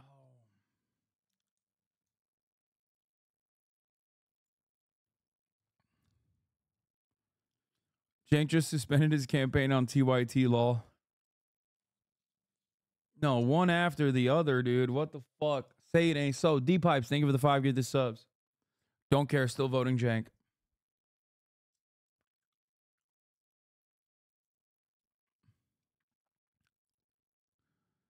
Okay. So apparently, Thais and Filipinos are actually engaging in a gay war. I'm too busy to cover it. Come back to my account later tonight because I will be providing full coverage on this.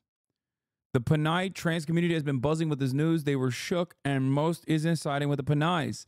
I love my Filipino trans girlies and gay boys, but they deserve the public ass beating, says Yanmi. Okay? So, gay war more like slay war is right.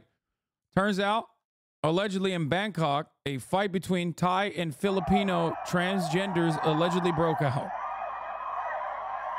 Transgender people. Fight looks fucking massive. This is just a sneak preview of what some other shit you're about to see. Okay? Let me tell you something, okay?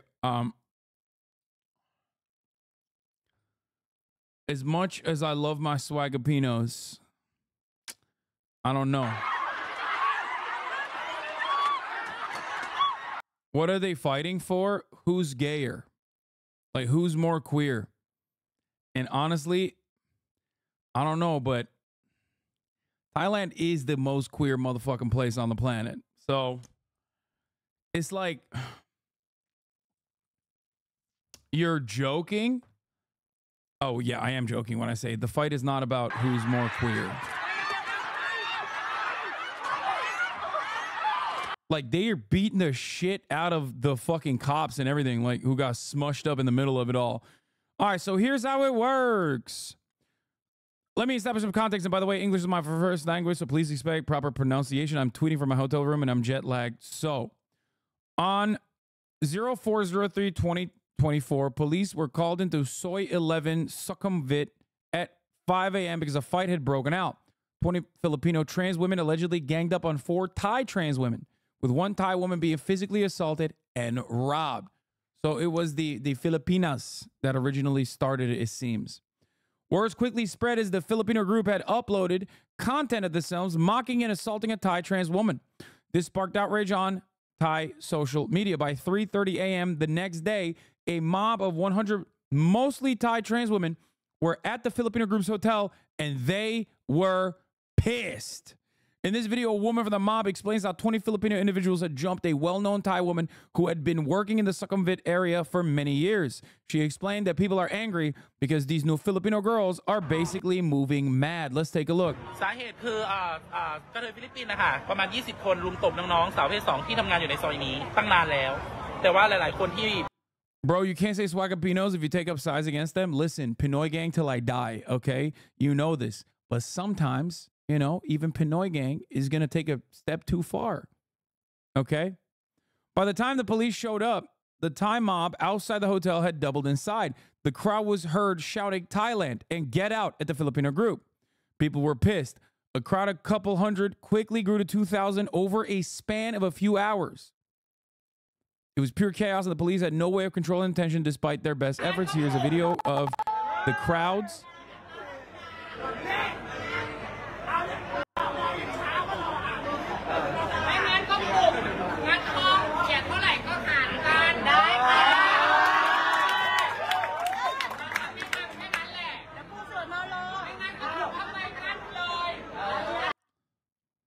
As soon as the police tried escorting the Filipino group into their cars in the hotel in order to take them to the station for questioning, the Thai crowd broke the police formation and immediately began their assault.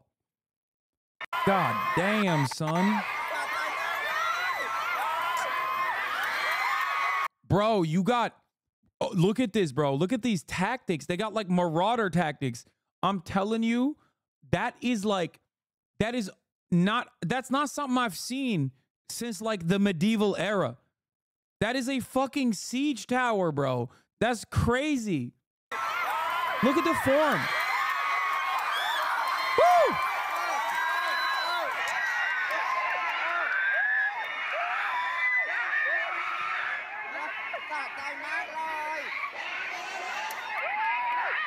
Everyone in the LGBT community knows not to pick a fight with doll, but this is doll warfare. As far as I understand. This is doll warfare. This is doll on doll violence, actually. You know what I mean? There is like there's dolls on both sides of this war.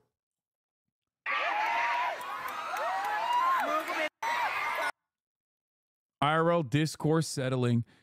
The video that sparked it all, the Thai woman in the red was seen in this video outnumbered. She was forced to put up with mocking and verbal assault before the fight broke out. This is important context. Pay attention to the faces in this video. Meet my friend down, meet my friend down.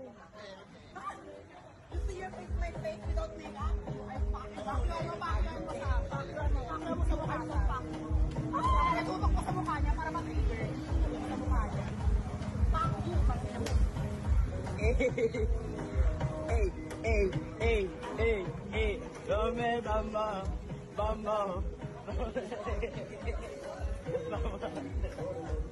Is a doll world out there? Yeah. At this point, police had accepted that it was either now or never. Very quickly, people were jumping over one another to get a punch in. Multiple officers were caught catching strays. Shoes were being thrown, and people were getting scalped. Not actually, literally though. Like their wigs getting snatched. That's what they're meaning. Look at that! Oh my God! Whew! One of the Filipino assaulters was caught and subsequently had her ass beat.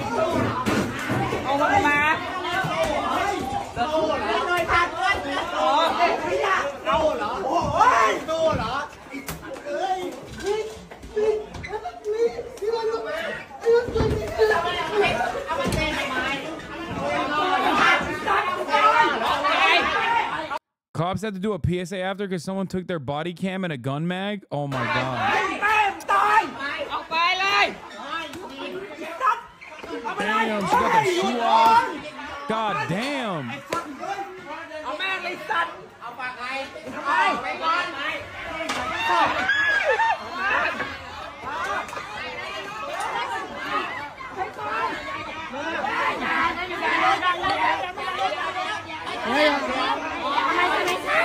Bro, she's using those sambas like she's used them before, okay? This is not her first interaction, her first altercation where she busted out the sambas and started whooping ass, okay? God damn, son, what the fuck? It went from being hit by 2 people to the whole crowd? Yes. The moral of the story is don't fuck with the Thai dolls. Don't do it. Okay? Don't fucking do it. You beat one of their asses, they're gonna come back in numbers. 2,000 of them specifically. She got the samba expertise skill unlocked. Yeah, this reads like a fucking Yakuza subplot. I swear to God.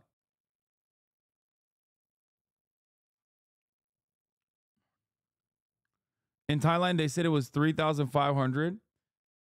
Yeah, no, it's fucking nutty. All right, let's do the regular old fight analysis, fight commentary, okay? Let me tell you, what you are seeing right now is a marauder, okay? Up front, close, and personal. What she's doing is actually a very common technique, okay? Marauders love utilizing forced leverage, okay? Notice how vicious these kicks are. Directly to the fucking head. One person holding her head down with one hand while also gripping onto the elevator with the other hand in order to basically create 2 different points of pressure. What you must understand is this is not her first rodeo, okay? Absolutely going nutty mode with it. Here you have one of the dudes playing loose versions of defense, okay? Trying, at first he looks like he's actually slapping her to be like, listen, ladies, I'm with you. Just kidding, I'm actually trying to defend her, okay?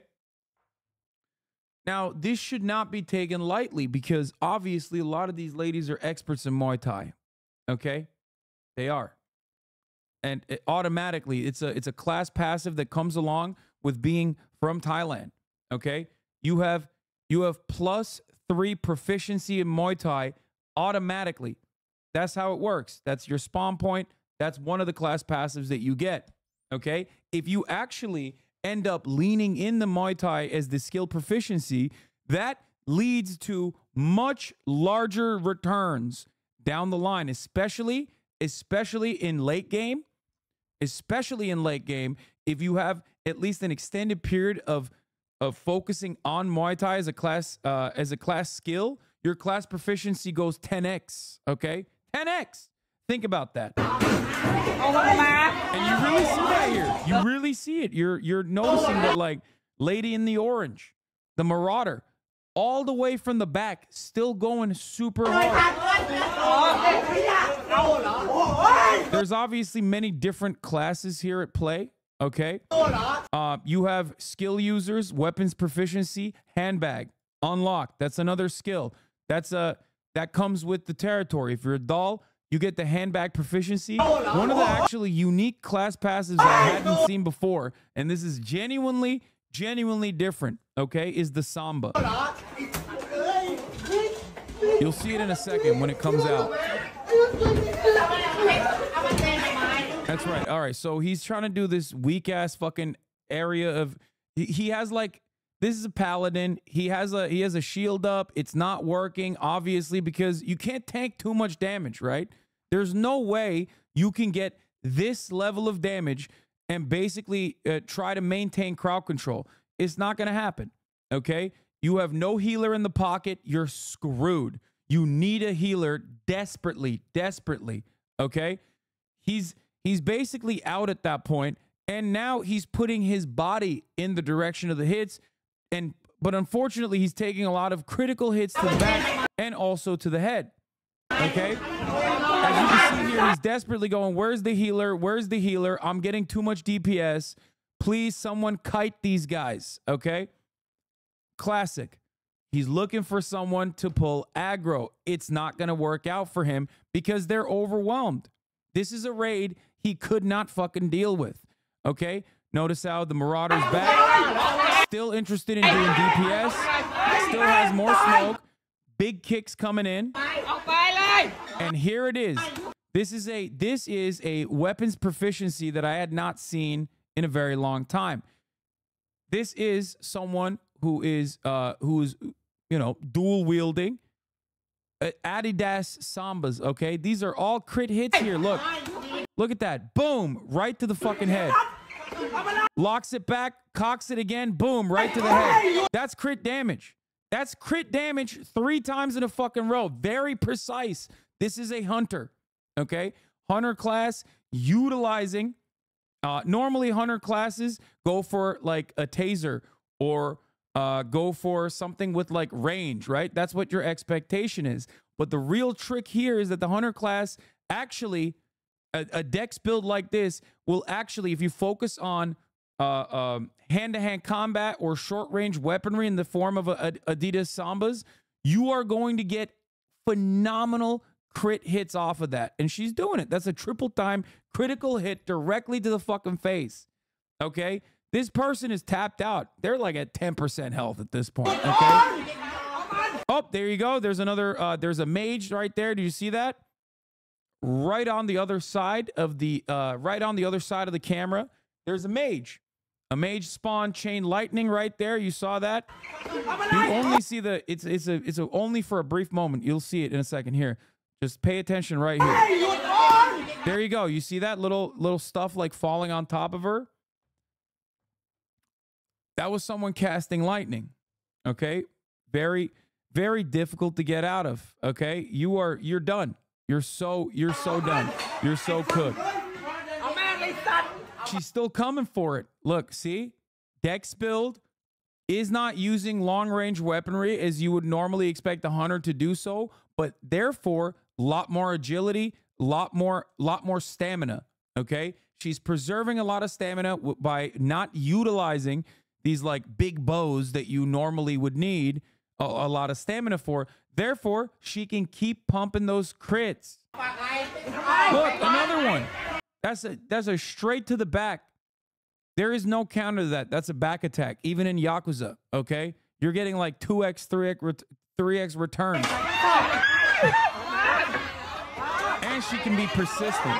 And as you know, the more she crit hits, the more she backstabs, and the more she fucking has critical damage, the greater that damage elevates. It keeps growing on top of one another. She has the 4x backstab multiplier as well. It's pretty good. But here's the other problem. He thinks he got out of the raid. Turns out, much larger raid. He's cooked, okay?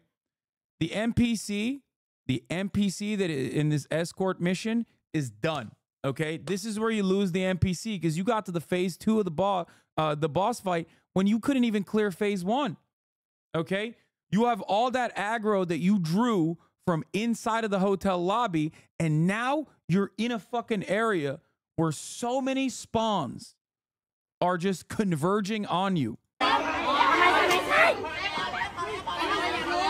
There it is. There it is. No health left. NPC's on the ground. Picks up the NPC thinking like maybe we can... Oh, wait a minute. Oh my God, I didn't realize. This might be a unique priest class that has the capacity to use charm or different... it might be a bard class. I can't really tell here, but he's trying to use whatever he has left in his, whatever resources he has left here. He's trying to de-escalate the conflict. Oh, but doesn't work. There you go. Look, you got to watch out for those assassins, dude. You think you're actually spawning. You think you're spamming your fucking cleric skills, but guess what? Before that skill check comes in, even if you don't roll a nat 1, the assassin always has one extra, rogue classes always have one extra hit. Look, boom! That's another crit, dude. Too much damage. The NPC has tanked way too much damage. Oh, they're coming in for more. He's still trying to cast. It's not going to work. Yeah. You can't do it, man. You can't do it. There you have it. That's one aspect of the Thai-Filipina Swagapina war that we just watched. Now, Thai Girl 1 says, I don't have any weapons on me. I don't have anything. Thai Girl 2 says, we only brought our fists out. We only brought out fists and cocks.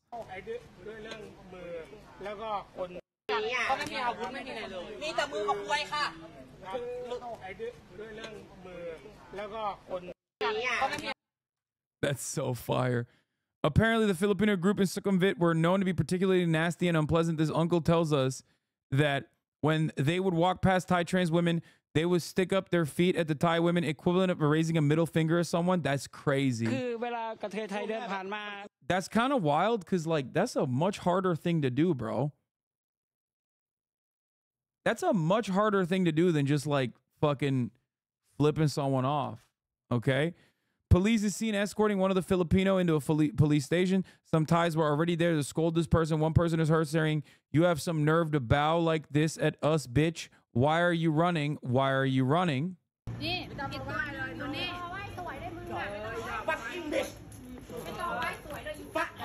Bro, these ladies have no fear. It's kind of crazy. Democrat run cities, folks. Let me tell you, all right? The Thai ladies, they have no respect for the police, no respect for law and order. These Thai dolls, they don't want Pinoy gang to thrive. Many people are saying Pinoy ladies are coming into Bangkok and also trying to partake in the sex work. But the Thai ladies are not allowing it.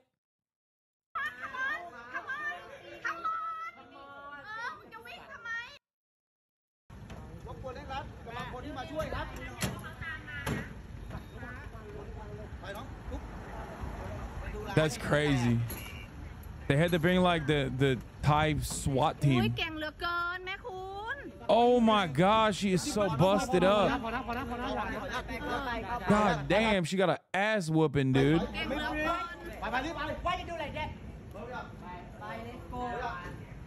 That's 1 HP. God damn, this dude's fucking hot. What's happening here? Oh, they arrested him too because he was defending. He was defending the dolls, the Thai dolls. They hit him with the little column A, little column B. You see that? A little bit of both sides are in the wrong here type shit. Yeah, he was he was arrested for being a chaser. Just kidding. We're talking about Thailand. Okay, let me tell you something. Okay, it's illegal not to be. All right. Least attractive least attractive trans ally. A Thai man was going viral for defending the dignity of Thai trans women. He was the only one in the crowd who was arrested and made to pay bail. Despite netizens offering to pay for him, he refused and paid for it himself. Swag.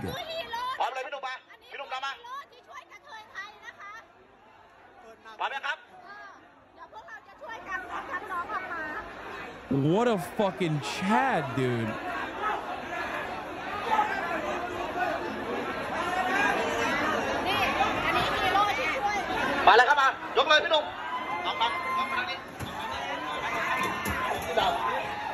After the Samba attack, can we safely say that Thai people are Latinos, a part of the global, worldwide Latina belt?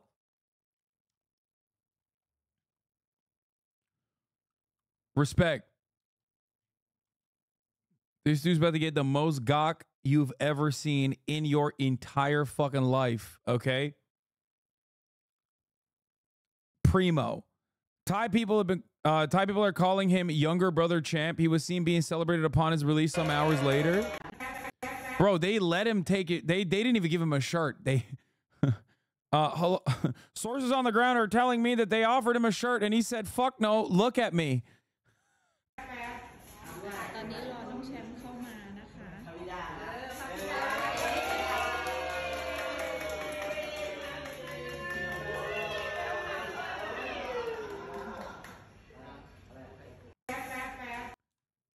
That's crazy. If you can't tell at this point, Thai people are a very unserious group of people. I'm sad for non-Thai speakers because this event has generated some of the most truly amazing LGBTQ moments. I call her white leggings because she wore white leggings like those skinny, long-legged white cranes, but her face resembled a dog. That's what she's saying here. Thai people do not play when it comes to our trans people. They are not fair play for anyone, especially not non-Thais. It is the only country on earth where even straight men will defend trans women. I have seen Thai men knock out foreigners for attacking trans women. When drunk foreigners visit Thailand and start acting rowdy and violent to Thai people within clubbing scene, other Thais don't care if the victim is trans or not trans. Being Thai comes first. This is why so many visitors are shocked when they get beat up or scolded at. That's crazy. The Queens of Sukhumvit 11. Dude, that's insane.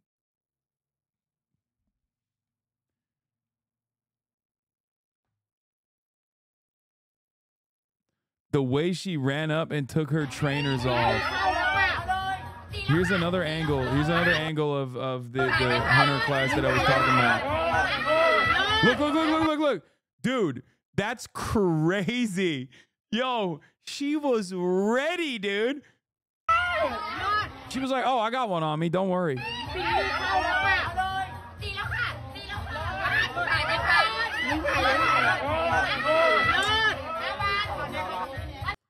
For those of you who are just tuning in and are genuinely confused as to what happened, a group of PINOY-THAI women, or not Thai women, sorry, a group of PINOY, Swagapina, trans women, beat up on a Thai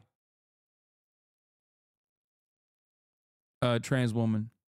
Okay, it was an instance of doll on doll violence. You hate to see it. Okay. So then, like a couple hours later, the next day, basically, they fucking surrounded the Thai defenders, Thailand's very own defenders of other Thai trans women. They went to the hotel where these Filipina ladies were staying at.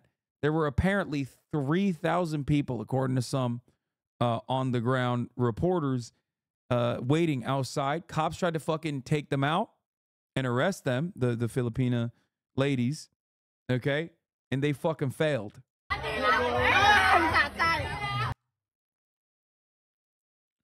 Interviewer, they sell services, right? Girlie, sell shit, perhaps. Interviewer, oh, you're just as harsh as them. It's my turn now, I guess. Interviewer, it's your turn now. What about while you were there? Whoa, uncle. Wow. That's funny. This is quite literally a 360 Ass beating. Yeah, it's wild. So when you were saying the Filipino trans women were moving mad, you meant they were doing sex work in BKK or just acting out in general? Both. There's no community for us. We're going to kill each other off at this point. Why even make anti-trans laws? Wait, what? What are you talking about? There objectively is a community in Thailand. Like, that's the whole point of this is like, Thailand is like one of the gays. This is why I said yesterday, even before I found out about like the minutia of the story, I told you that like, if there was a gay off, if there's a suck off, if there's a fucking queer off, whatever you want to call it, okay, Thailand clears. Straight up. Thailand gaps and gapes, but gaps Pinoy gang on this matter.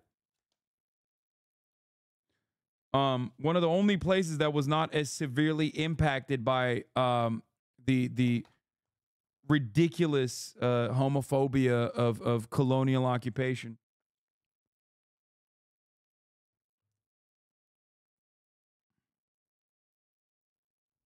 Yeah. It is not gay to like trans women. That's not what I'm implying even remotely. When I say gay, I'm talking about like the umbrella terminology as a substitute for queer.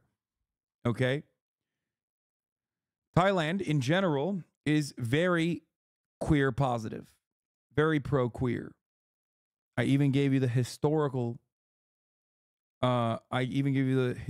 reasons for it as well.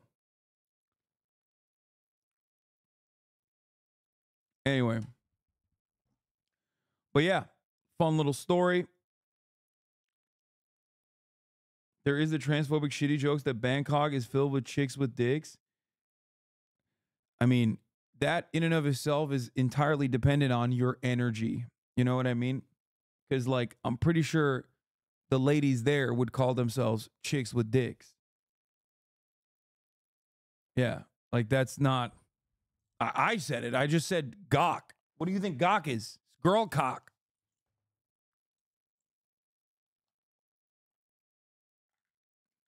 There's a difference between saying that in a transphobic way versus like, you know, trans people themselves saying it in Thailand. It seems ridiculous to me to view this in any other lens than ethnic violence, Haas. So it was Thai trans women beating up Thai trans women? No. It was Thai trans women beating up Filipino trans women.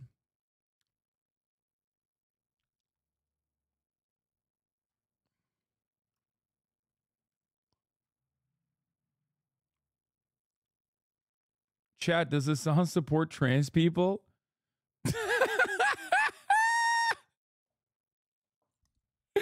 Sometimes. No, I don't support all women. I don't know. I haven't made my stance on supporting trans people clear after I said gawk.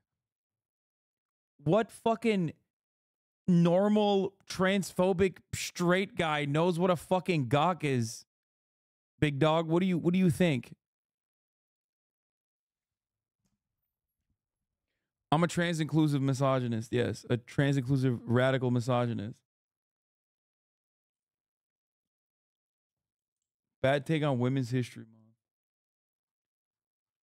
Anyway, just wanted to cover the most important news happening in the world. We're going to talk about Ryan Garcia as well. But before we do that, here is Panic at the DNC. We need you, Nikki.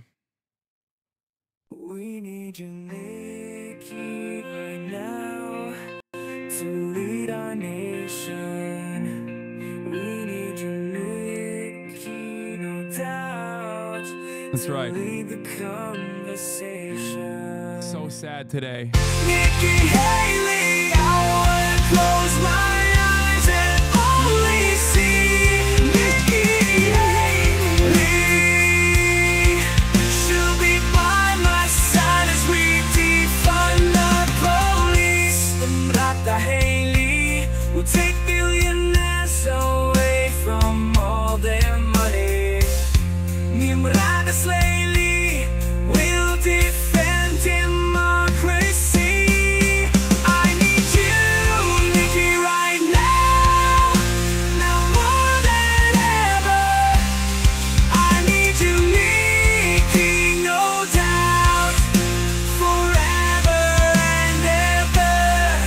Nikki Haley, I know you will be the one who fucks up Big Pharma.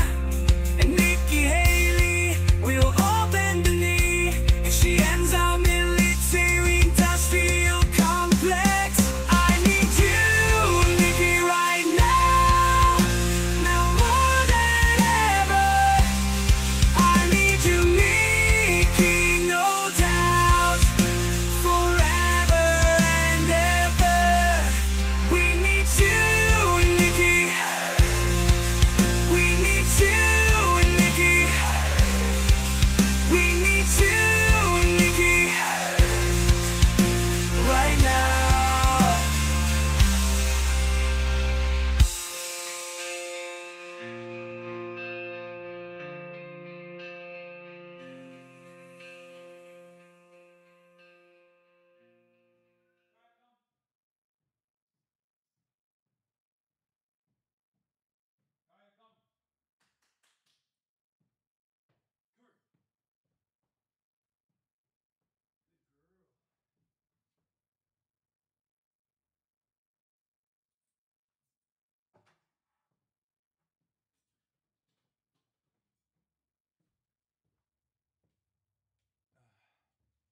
Sorry, both Kaya and I were peeing separately.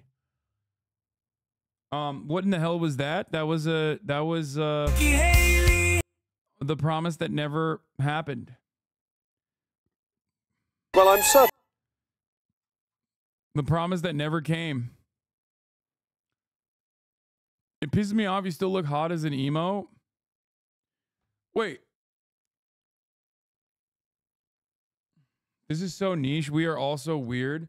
No, it's awesome. I disagree. This is where this community thrives, okay? We find like random esoteric memes and then we literally fucking turn it into something even larger.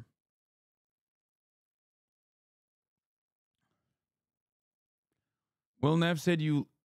Dope, I get it, man. What the fuck? Will said you look like shit as an emo. Will Neff said he looks uggo as emo. I got it. I know he said it. He said it to my face too. Are you okay?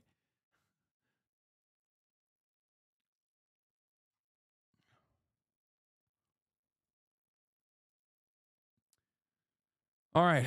Before the new BoyBoy video is on the docket, don't fucking worry, okay? What is this? There's this Adin Loss drama. Adin Loss viewer drives his car into a lake and police show up. Bro! What the fuck? What the fuck? Keep going! Bro, what the fuck? Oh my god! No! No! Why did he do this? I do not know. No! Get out! No. Get out! The fuck? Get out! He's already out. He's already out. Oh. Bro. It's done. Oh my god, that bitch floating like wave, bro. Should I go in the water? That shit's floating. No, man. It's gone. Bro, it's gone. Hey, grab the car. Ow! It's fucking, it's sinking down, bro. No. Y'all go pick up. I've never been more owned than this, dude. It really owns me pretty fucking hard. It really owns me pretty hard when Adin and his fans do your stuff fucking like car. this. What the fuck? Get the car. Just try it. It's ice. It's ice cold water, bro. They can't go into the water. All right, so you guys gotta call BCA and call the company. Call them. Call BCA. Hey, how many fucking feet is that, bro? How many what? How many feet is that? I don't know, like 3. Oh fuck. Who's involved with this? You are? Your vehicle? Is anyone in the vehicle? No, we got out safely.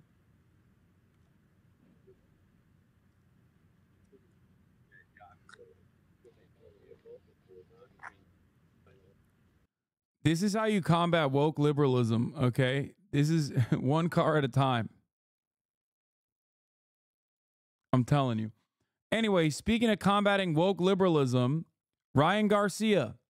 Ladies and gentlemen, Ryan Garcia, for those of you who don't know, is a boxer with, as far as I understand, a promising future and promising career, somewhat promising career, who I guess is going through a manic episode.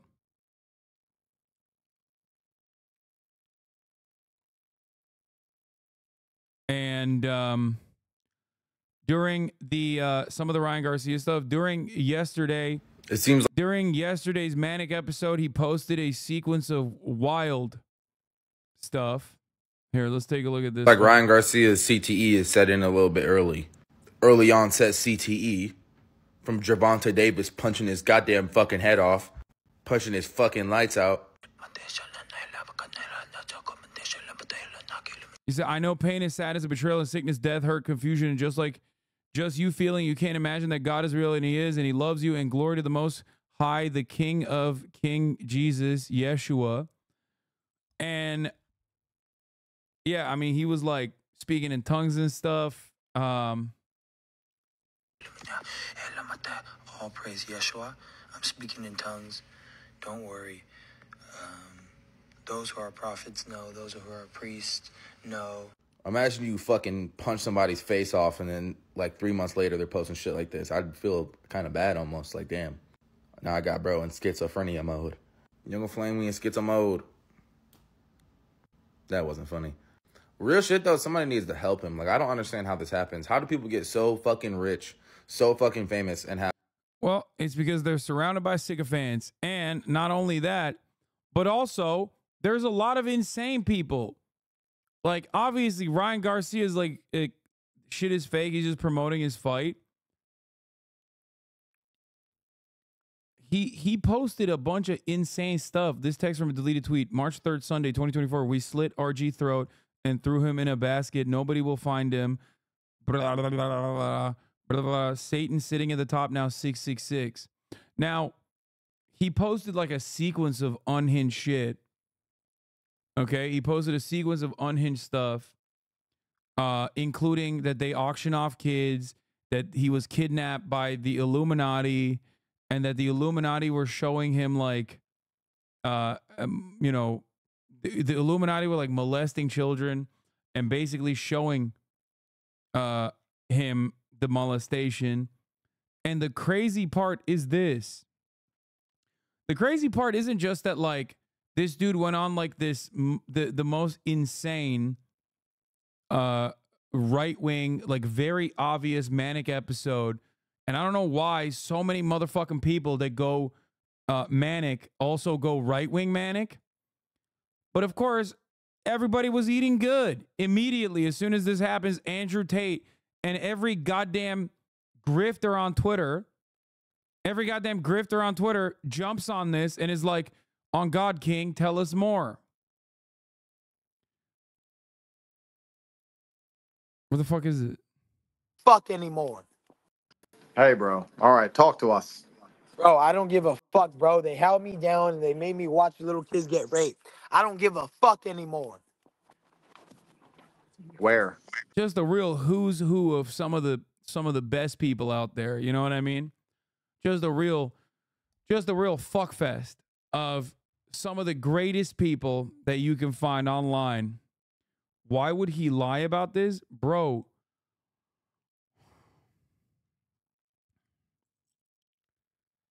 Do we have to have a conversation about mental illness in this broadcast, in this community of all fucking communities?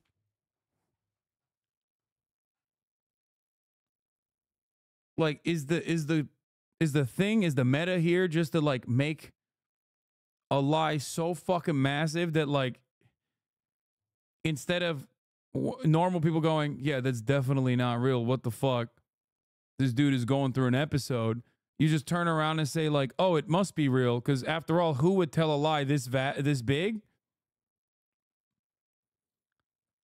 What has happened to our collective consciousness? I feel like as a society, we've gotten dumber and dumber, more right-wing, and increasingly more willing and able to believe the most unhinged shit.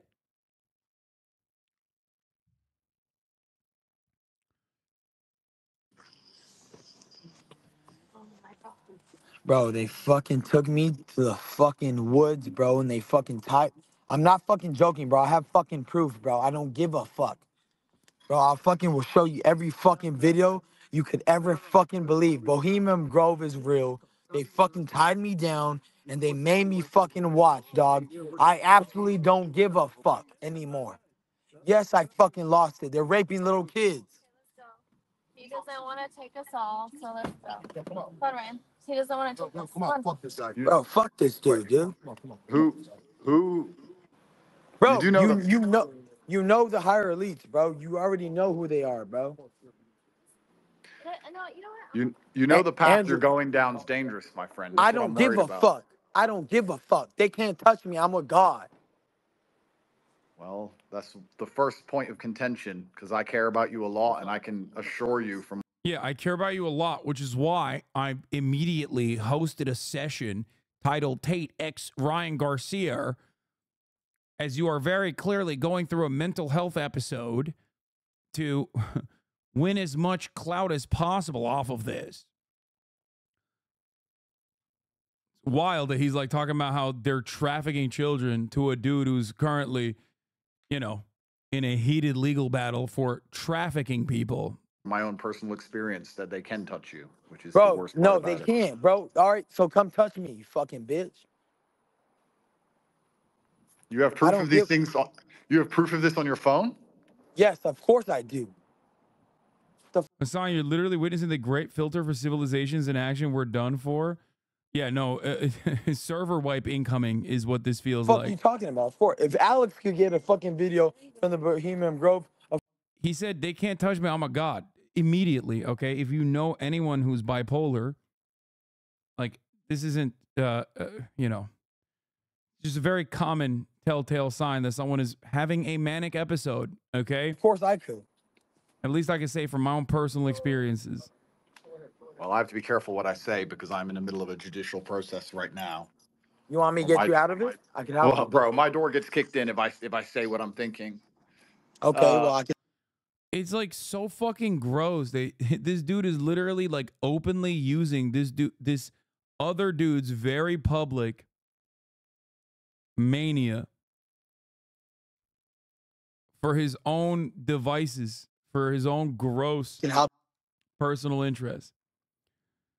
So basically, it didn't end there though, because every single dumb motherfucker with a Twitter Blue account, a Twitter Blue subscription, is like, yeah, this is real, actually. This is so real. This is so real. It happens all the time. Now, the thing is, the Bohemian Grove is real. Okay? That's a real place. It's a real country club for like conservatives and liberals alike, wealthy people, to go and do gay shit. Okay? It's theater camp for dudes who are repressed. It's not like baby killing or whatever the fuck these dumbasses claim is happening there. It's you know, it's a place that exists.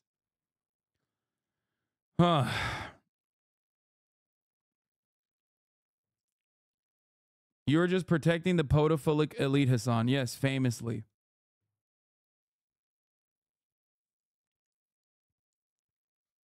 Anyway, yeah, it's Burning Man for like theater kids that have a trust fund. Oh, here we go. Homophobic Hasan. Okay, shut the fuck up. It's just like really odd that everybody just eats good off of this shit. Like they see a dude having a legitimate mental health episode, like obviously in the throes of mania, having a manic attack, and they go, yes, King, you're right. There's a reason abortion is such a big deal to the elites. It has nothing to do with women's rights. You must be protected at all costs, King. I was kidnapped and illegally adopted as a baby. I got a paper trail. Let's talk. The movie Taken is a good example of how this starts. Brother, tell me Twitter is not the dumbest platform. Tell me Twitter in general is a place for healthy discourse. Twitter has completely, it's gotten worse than Facebook.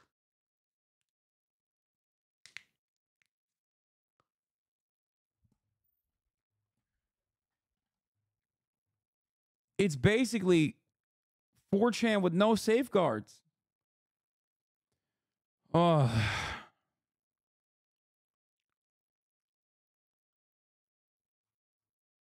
It's out of fucking control, dude. Anyway, Mike knows Ryan and has talked to Ryan. Here's what he had to say. Ryan has come to me multiple times in the past to discuss his mental health. I believe some of it is even on video. Do we not find it strange that people with history of mental illness are the ones who start parroting these insane stories in their times of need? Stop enabling this behavior. Ryan Garcia needs help. Read the comments on this tweet for the rest of the day. There is an undercurrent of these people, forgotten souls who have gone too far down the path of conspiracy to ever return to actual life. They cannot accept real life, so they create a fantasy life that becomes their new reality. It's extremely sad to see. Someone responded to him saying, nah, bro, your buddy's with Logan Paul, who seems to be right with these people. He literally gets promoted everywhere and somehow gets loads of major roles come his way. Seems that you're in with the cult and you're doing your best to protect yourself. Judgment Day is coming. You are mentally ill until you get your mind right. You will forever fail. Find a way out. And it's crazy because this dude who actually knows Ryan Garcia and has talked to Ryan Garcia, who also has a history of like dealing with mental health issues very publicly, having crippling addiction, all this stuff. I'm talking about Mike, right? Who has not only firsthand information about Ryan, but also on top of that, like his own personal experiences dealing with demons, okay? His own internal demons, is over here trying to be a fucking good person and trying to speak a little bit of goddamn sanity into the fucking discourse, and everyone is fucking yelling at him over it. One of those responders said, or it could be just the truth and he isn't crazy, to which he responded with, yeah, bro, Ryan Garcia, the fucking influencer boxer, isn't manic. He actually has the secrets of Vatican and the entire universe in his fucking iPhone right now and is waking us all up. Are you people for fucking real, for serious? Are you fucking serious? To which someone responded, bro, if you're working for the, at least just say that. You're getting exposed and you're trying to save face and call Ryan crazy so you, Logan, and all of Hollywood don't go to jail. I think that we are getting increasingly more mentally ill as a society. This entire project was inevitably going to fail at some point, okay? The dam is breaking. The dam is breaking. You can't have this many motherfuckers who can't have access to health care, who can't make meaningful wages in their lives, and constantly get fucked over and actually strayed away from the truth of the matter on what the structural hurdles actually are, inevitably come up with convincing reasons on their own. And those convincing reasons are always going to be this shit. Conspiratorial thinking is the way to basically create a neatly wrapped story for all of the failures of capitalism. You either look to materialist understanding of the world and why it works, why things are the way that they are, or you inevitably look for answers, and those answers are going to, lead you to this kind of thinking. Straight up. You can't expect society to function normally after this many years of inequality. You just can't. I'm willing to bet these guys are also in that same vein of like hating big pharma and hating mega corporations while simultaneously thinking that it's actually run by a bunch of fucking elite pedophilic cabal people and not actually just capital owners acting out on their interests. The main thing that irks me about all the conspiracies, the election steal, Pizzagate, Hillary Clinton murder squad, Michelle Obama a man, Wayfair clauses, Miami Mall aliens, secret Matrix agents, and most recent, the Bohemian Grove child sacrifices. No videos. In a time where you can't even take a piss in your own house without having someone having video of it, there's just nothing. Even if Hillary Clinton murder squad was murdering anyone with a single shred of proof, nothing slips through the cracks. Okay, the Hillary Clinton murder squad, I'm inclined not to believe, okay? Yeah, some of these are real. I'm just saying. Maybe one of these. Every single person in the world is politically divided right now and hell-bent on giving evidence to destroy their opponent, and there's just nothing. Even our government themselves sucks at keeping secrets, but on these things, they're just bulletproof. And whenever someone claims they have proof for a video, they're going to kill me if I release this. Nobody ever like hacks them or sees it, gets a button cam or anything. That always bothered me. So at the end of the day, you end up having to ask yourself, am I being shilled? Maybe not always, but at least sometimes. Is it more likely that the government officials are actually eating kids or someone is selling us fantasies for monetary gain? What if the real psyop is the psyop themselves? So close to the truth, Mike. I don't know. Just the questions I ask sometimes, being a sheep and all. How many videos of Epstein Island have you seen? Epstein Island happened years before every person had 2 phones, a GoPro, button cam, a MacBook, and a drone. Times have changed. Now, having said that, there are Epstein Island style fucking things that happen on a regular basis without cameras and whatnot. And there are very real atrocities happening to children that happen in broad daylight and people do not care about it. Look at Gaza. 30,000 people murdered in cold blood. Almost all of it is on camera, is all on record. We know it. The motherfuckers who are doing it are posting it on TikTok. And yet, the broad majority of Americans either don't give a shit, completely oblivious, or they champion it. So just remember, yeah, tons of children. Yes, there are deaths and destruction happening all around the world. It's just a matter of, you know, whether there's enough energy to even care.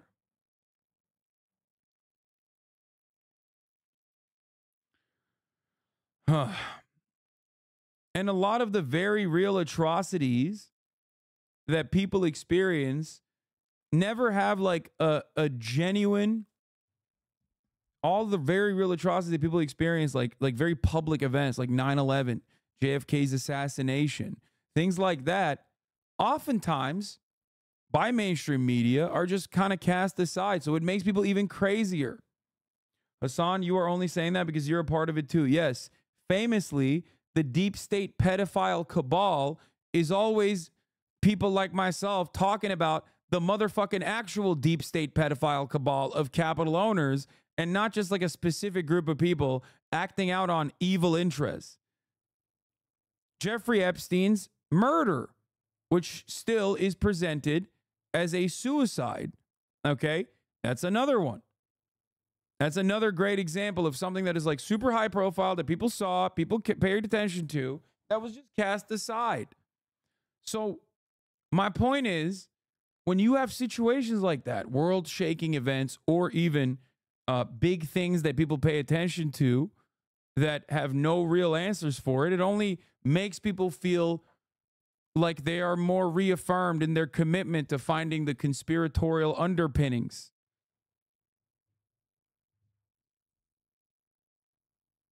Okay? There's also a point to make here. Even if they got mental health treatment, they might not get better. Psychology is supposed to make you okay with reality, bringing it to status. If reality is still shit, people will still have anxiety, depression, and the rest of those with more severe illness can't be helped if their material conditions do not change. Yes, I'm not stating that mental health care and access to mental health care is going to automatically be a catch-all solution. There's still plenty of fucking issues that are unsolved and plenty of people who will still lose their minds. Okay? Continue to lose their minds. Cancel the Ryan Garcia fight and actually get him some help. Is sad watching him have a mental breakdown publicly like this. It's not a breakdown. He's telling the truth.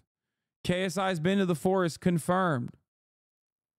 Are you one of them? KSI is one of them. Logan also. And I don't know if these people are just like making jokes or if they're being for real. At this point, it does feel like a lot of people legitimately believe that there is like anyone and everyone that says, anyone and everyone that says like, hey, you know, shit is fucked up. But no, I don't think the super wealthy are getting together a Bohemian Grove and like kidnapping a fucking influencer boxer to show him the truth.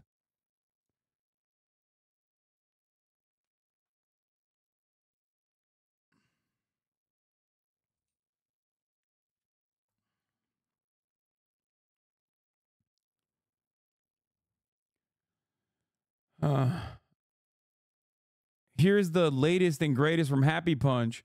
Ryan Garcia says he will limit his post to sport-related content and assures the Devin Haney fight is still on. Some pretty intense things. I understand what they are and I understand what they look like. But I'm coming back to announce I'm not going to speak on any other topic. What the fuck's this dude wearing in his head? Other than boxing, sports, and my fight. That's the only thing I'm going to be talking about. And I'm training for this fight. I want everybody to know this fight's still on. 420, 5 weeks of super focus. I have PBD helping me in this camp and many other. Patrick Bet David? Patrick Bet David? No, right? No. No. There's a different PBD, right? Like, I just simply don't know. I simply don't know. That's like a fighter, right? Please. No, he said PBD like a different person, right? Please, guys, tell me there's a different PBD and he's not being value-tained.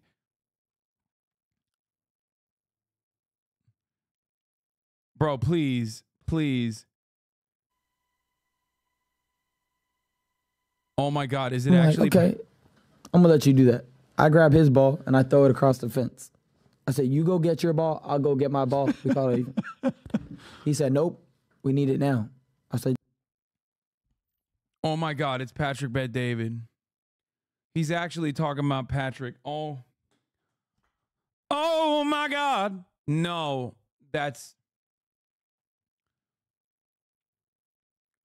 Bro, you don't need valuetainment. You need healthcare, dog. That's what you need. You need like actual. It is him. Garcia's ex-wife says boxer may seem fine, but he's not. Vinny, you were showing a few different videos. What was which video was it? There was one. Oh, the video that he reacted. Can you show the video of him reacting? If you go on Twitter, he posted a video. Just go to his account on Twitter. He posted a video of they took this from me. They took that from me. Does it not? And before you. By far the best decision you have made recently. Remember what Alexander the Great once said. I have met the enemy. It is I. See you at the fight on 420. Oh my God.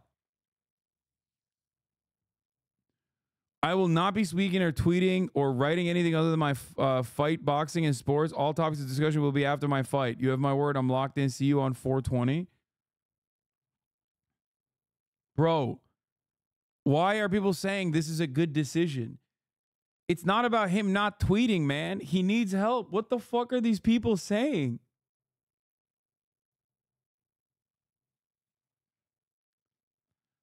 Yo, this is actually crazy.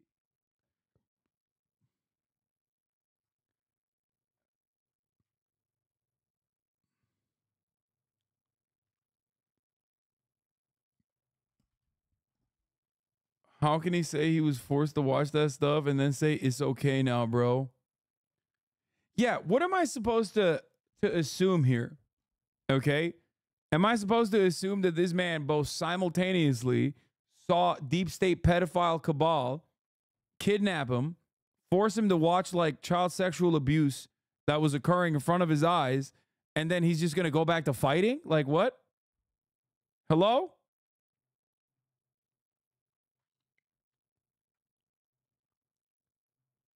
Like, what's happening here?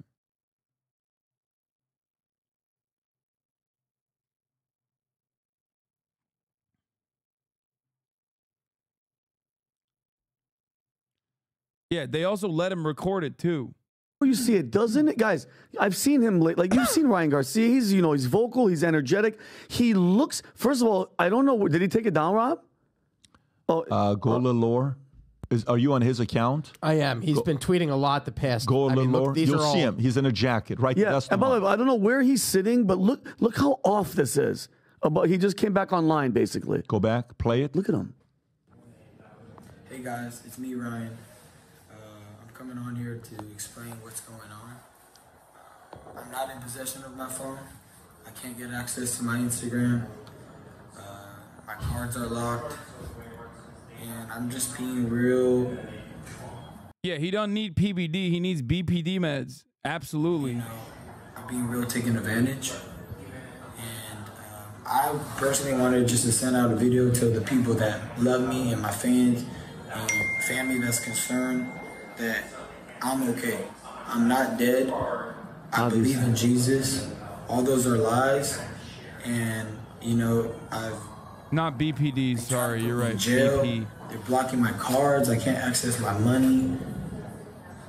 Nobody's hitting me back. I don't know what's going on, but just know I'm okay. Look. Okay. First of all, let's address. He looks like he's under duress. He looks like he. By the way, here comes the word they. They locked his accounts. He can't get. He doesn't have access to his phone. What's really going on with this guy? Kind of looked like a hostage video. It looks like a hostage. And Adam, is he in the airport? Where, dude?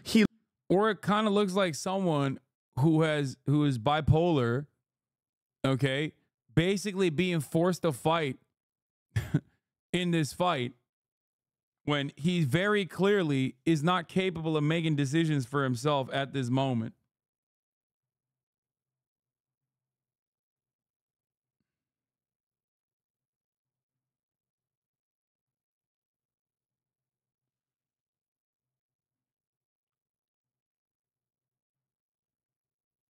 This video is before the space with Andrew Tate.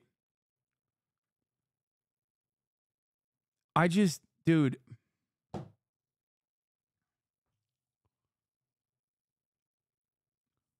Why would you assume he's bipolar? What he's doing is extremely rational. It's just a publicity stunt before his fight. I don't know, man. I think there's publicity stunts like what's his fucking face did with Logan Paul, which took it way too far. And then there's this.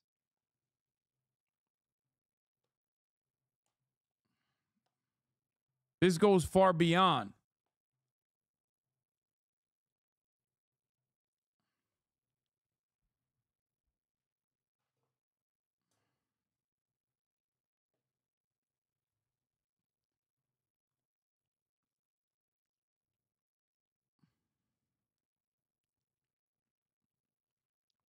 I think like people are so brain broken by Kanye too, where you think like Kanye did it for publicity. No, man, Kanye West did not do it for publicity. What the fuck are you talking about? Kanye West is also very clearly mentally ill. What the fuck are you guys saying? What is this desperate attempt for people to just like constantly be like, oh no, I know the secret. You're doing what they're doing. But just in the other direction, you're like, no, I know something no one else understands. Sometimes the truth is much more simpler than just the underlying 5D chess narratives that you want to arrive at. No, dude. Kanye West is diagnosed bipolar. He was very clearly in the throes of a manic episode. Obviously, being manic doesn't simply mean that you're also going to fucking like be anti-Semitic and shit. There's other underlying circumstances. Definitely was like manipulated, had a lot of like fucked up people in his circle, pushed away anyone that would, ground him, right? Developed a circle of sycophants. And then you arrive at Kanye West. Or you maybe believe that, yeah, he got autism from the car crash that he was in.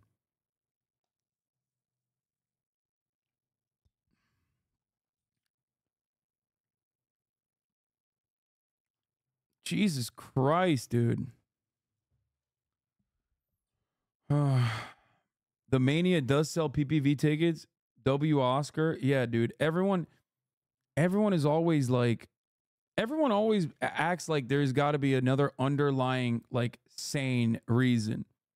And sometimes you have to remember, like, insanity is a very real thing, okay? People do have genuine mental health issues. I think you're looking for a neat narrative of normalcy in a situation that is not normal. And the worst part about it is so many people are basically leaning into it. There's probably nothing worse for someone who is having a manic episode than hearing a bunch of fucking people hype them up. You are a god. You are a king. You are actually defending the children. I knew it. is probably one of the worst things you can hear when you're manic. Just fucking straight up leaning into it. No pushback whatsoever. Especially when you are surrounded in your immediate circle by charlatans, sycophants, people who have a genuine material interest in you actually fighting, but don't actually care about your well-being. A perfect shitstorm.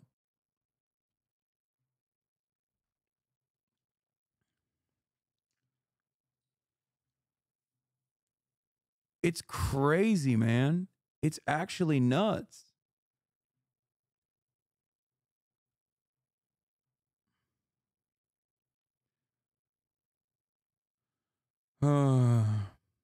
How can you tell a grifter is doing something for attention or when they're genuinely mentally ill? Brother, there are certain warning signs. Like there are certain lines like that people cross. It's not an exact science, okay? But like obviously there are plenty of instances where someone can be an objectively bad person, for example, like too mad, okay? And also legitimately fucking mentally ill.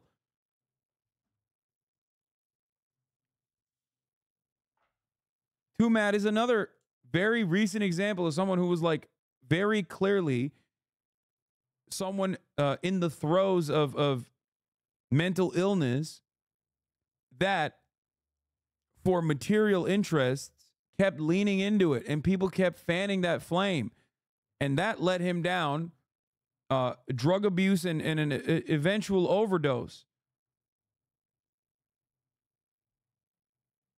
The internet makes it so much worse, too. It just makes it so much worse. Because there's other people who, under the guise of anonymity, can present themselves as sane people and say a whole bunch of insane shit. So when you get there and you see a bunch of other dumb motherfuckers hyping this shit up, you go, okay, well, this many people can't be wrong.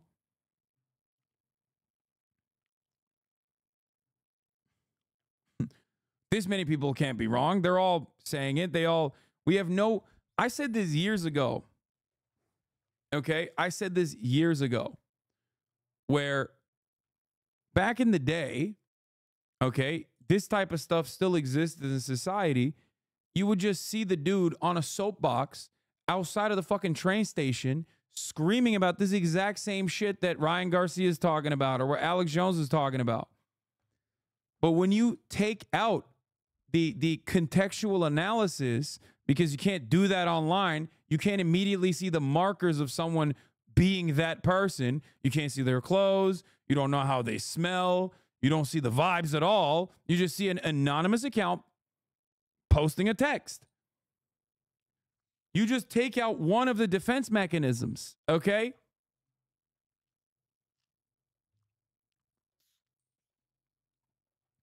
You can't understand that the person that is typing that shit has the same energy as the dude on the soapbox. Now,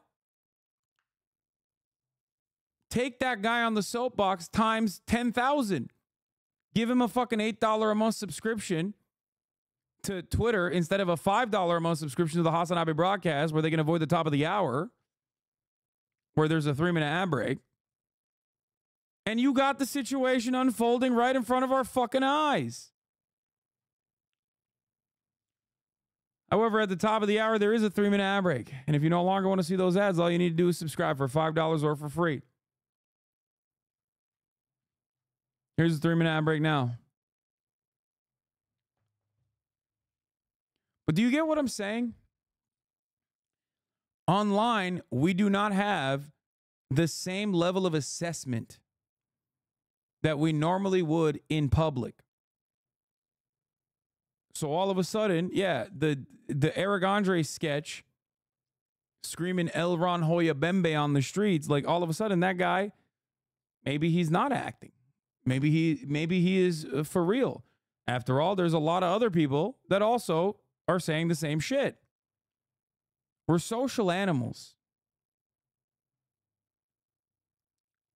I love pretending like I know how this whole internet community works. What do you mean? Oh. Speed Razor, thank you for the 20 community gifted subs.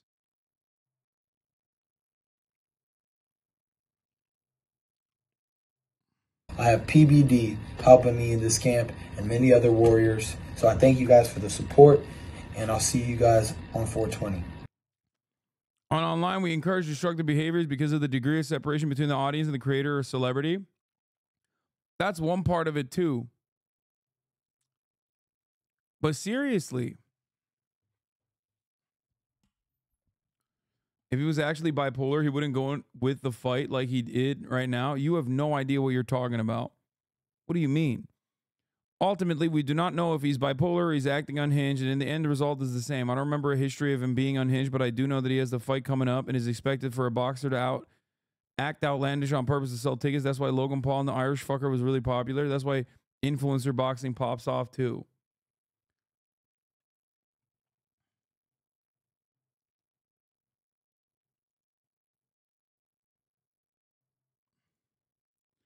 HasanAbi, what if some of what Kanye says is true? I mean, no one has info. Maybe Kanye's using that to their advantage, but the truth can also be stranger than fiction. What are you talking about, dude? What do you think they fucking made the Snickers bars actually bigger to make people fat? Is that what you think is true? Or that, like, when he said he loves Adolf Hitler? Like, what are we talking about? Not Snickers, sorry, Twix. Twix bars, they made him fatter, which they objectively didn't. They actually did shrinkflation, but that's a whole different story.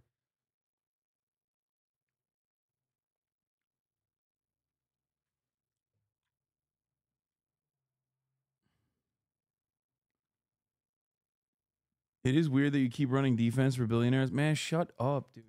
Come on.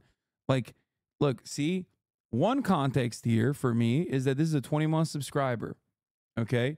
I already ran the top of the hour ad break. I know this person is joking because at least like in this community, I can tell when someone is a 20-month subscriber, either A, I'm led to believe two things. Either A, this person was like having a fucking off his med moment, or B, trying to do a fucking ad break debate. He's too late to do that. But the point is, like, the reason why I can figure that out is because he's no longer just writing a text out as a random person, right? Because there's at least a little bit of context here that he's been following since 2019. He's been subscribed for 20 months. Like, there's extra context. This is important. This is a very important part of human interaction. But online, we do not have that very important part of human interaction. So anyone and everyone can present themselves as like a normal, clear-headed individual when they're not, right? I think that feeds in to the spiral of madness. Do you understand? I mean, look, it doesn't matter. You could be a perfectly normal person who's like super, super capable and great at social interactions and empathetic, right? You can have all that. But online, you might not be able to figure out when someone's being sarcastic. Like, I know where this person came from. I know what this person's worldview is. I know all of it. Okay? Immediately, as soon as I see it. Why? Because I've been doing this for years and years and years.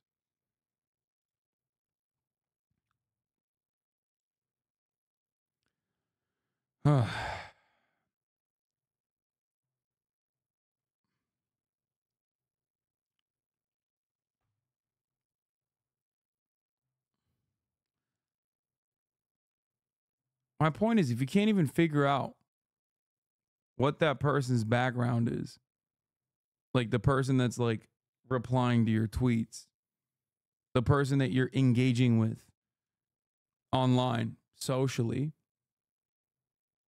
then there is a automatic neutralization that happens where every single person comes across as sane. And if there's a sea of insane people, then insanity becomes the norm. And that's how we arrive at Twitter, the social media platform Elon Musk bought and renamed as X. Once the moderation was unshackled and let loose, you arrive at the right-wing shithole of X.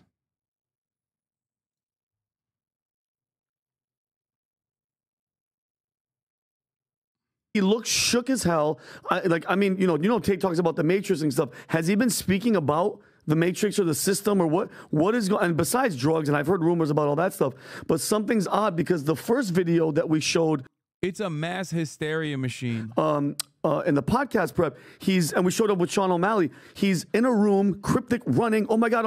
And then he went dark for 24 hours and nobody was getting back. This is the video right here, the last post that he did, and it's somebody going, "We got him, boy. R.I.P. Ryan Garcia."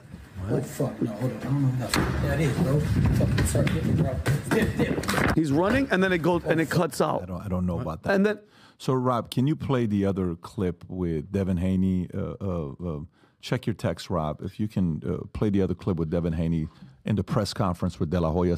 I think there's something really funny about a bunch of like 50-year-old dudes sitting around in a fucking podcast studio analyzing this in the funniest way possible. All right, roll the clip. Roll the clip, please. We need to be value-tained. Standing behind him. What do you think? And you, by the way, he was sitting here. You've spoken to him. When did you? Like, bro, you got a vest on. You know what I mean? Like, what the fuck's happening here? Like, you got the tightest dress shirt I've ever done seen. Talking about Ryan fucking Garcia, an influencer boxer, having a fucking obvious manic episode. And you're just like seriously leaning into what he's saying in said manic episode as though there's any sort of like reality to the claims being made. Let's address the veracity of the statements. Is Ryan Garcia actually God? He said it after all. That's crazy, man. What the fuck are we doing? There's one thing I know. It is that no matter if there is an audience for a genuine mental illness, people will fucking fill that role and make content for it. Okay? And by God, there is an audience for fucking mentally ill people. It's called the entirety of conservative media. Okay? It's crazy. You interviewed him how long ago, Pat? How long ago was that? A couple weeks ago. 2 weeks ago. Something's off, Adam. Something's not right. What was your take, good, bad, ugly, of Garcia? I mean, look, give a 23, 24, 25-year-old $40 million. Give him the incredible genes to be extremely handsome. Okay? Women love him. Yes. Yes, Patrick. Yes, Patrick. Patrick's going to arrive. Patrick's going to arrive at the truth, dude. Let's go. Dissect this shit. Ryan Garcia, very hot. Women want to fuck him. He has $40 million. Okay. And, you're famous. 10, 11 million followers on Instagram. Okay. Everywhere you go, people want you to, You can kick anyone's ass and run into for the most part. I messaged him. I'm like, I don't know. I'm uncomfortable with what's going on with him. But watch this one here with... This is a press conference. Go ahead and play this. Is that Mario Lopez? At the end of the day, I want to clarify some things. Stop the coke, nigga. It's fucking up your voice. I want to clarify some things. I don't do cocaine. I would do a live drug test. What do you do? I would do a live drug test. What do you do? I drink and I smoke weed, and so has the majority of this room. At the end of the day, it's something. By the way, for him to say in that room, "I am not dead." Okay, that dude should not be smoking weed either. Obviously, I love Jesus Christ. Something is going on that's deeper than just him in that video. He doesn't look right, bro. And I think his wife or his ex-wife just came out and she made a public statement saying that he's out of it. Just she used a specific word, but I wouldn't. I don't know, but she made a statement basically. No, you simply cannot ever truly know who a person is IRL. Let alone anything they put out on the internet. It is ignorance and personal biases to base any assumption of person who, from their likes, views, followers, any type of statistical fallacy. Nothing on the internet is even... Okay, yeah, I no. You can't know a person in real life either, just by, having a minor interaction with them. The point I'm trying to make, however, is that in real life, at least when you have an interaction with someone, there's a whole bunch of other context cues that, that come into play that help you make an assessment on whether or not this is a fucking normal person or just out of their fucking minds. beyond just the text that you hear, beyond just the transcript of what they're saying. Yeah, you can tell when someone is fucking insane. You can't really tell online, especially when it's like in a sea of other insane people hyping him up. Please, I don't know. I mean, dude, like, all we could do is hope and pray for this dude, but it doesn't look like he's going down the right path. I saw this past weekend, he did a FaceTime with believe you can please Jake Paul after his fight, I guess. He's like, well, fuck you, I'm gonna kick your ass, whatever. He's just, it seems like he's getting fire from all sides right now. 2 months ago, him and his wife got a divorce. Okay. Yeah. So he has twins, I believe. And his wife says, who divorced him, eased some concerns late Sunday. As she assured fans she had been in contact with him, but claimed that the fighter was not okay. What's up? But the coach says, yes, Ryan is okay. He's just... Dude, honestly, I think, yeah, I'm invested in the coach here who has a vested interest in him fighting, the coach does, as opposed to his wife who knows him better than random Twitter users. Okay? They are doing what you're doing with the PINOY-THAI fight. Yeah, except I was fucking memeing. These guys are dead serious.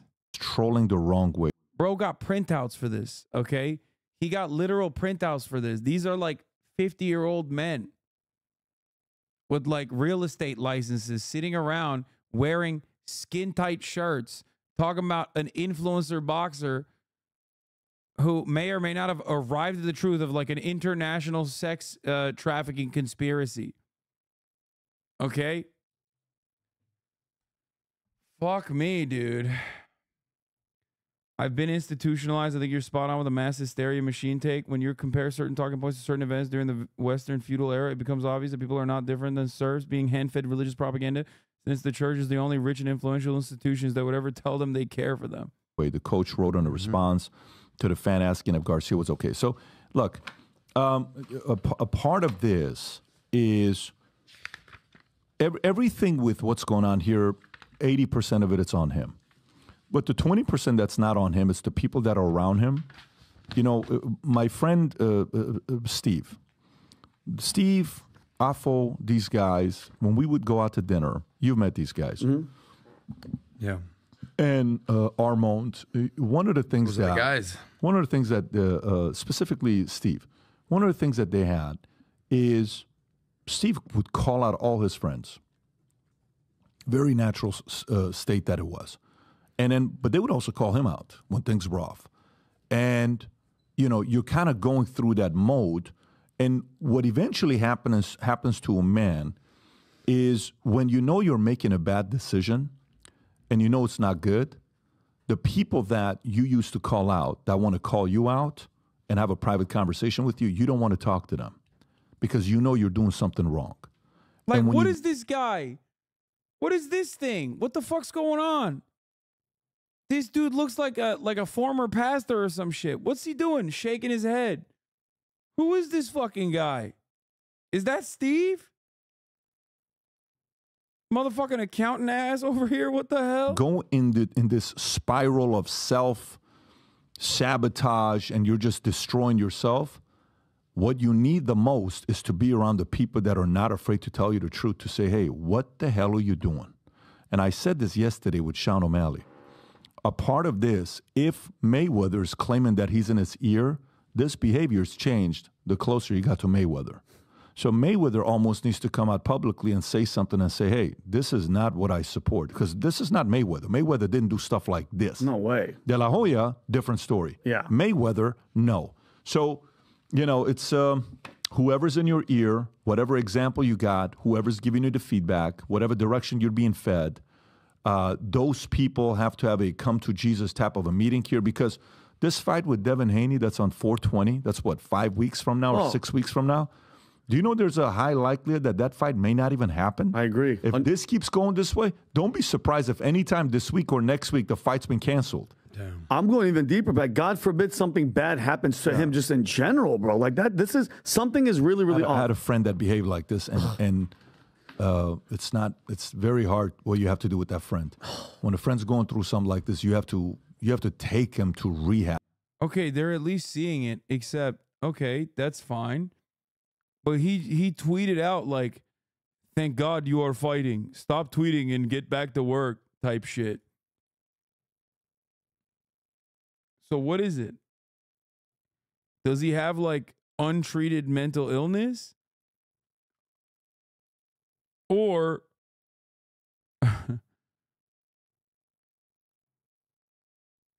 does he have untreated mental illness? Or he's ready to go and he's just doing it for hype.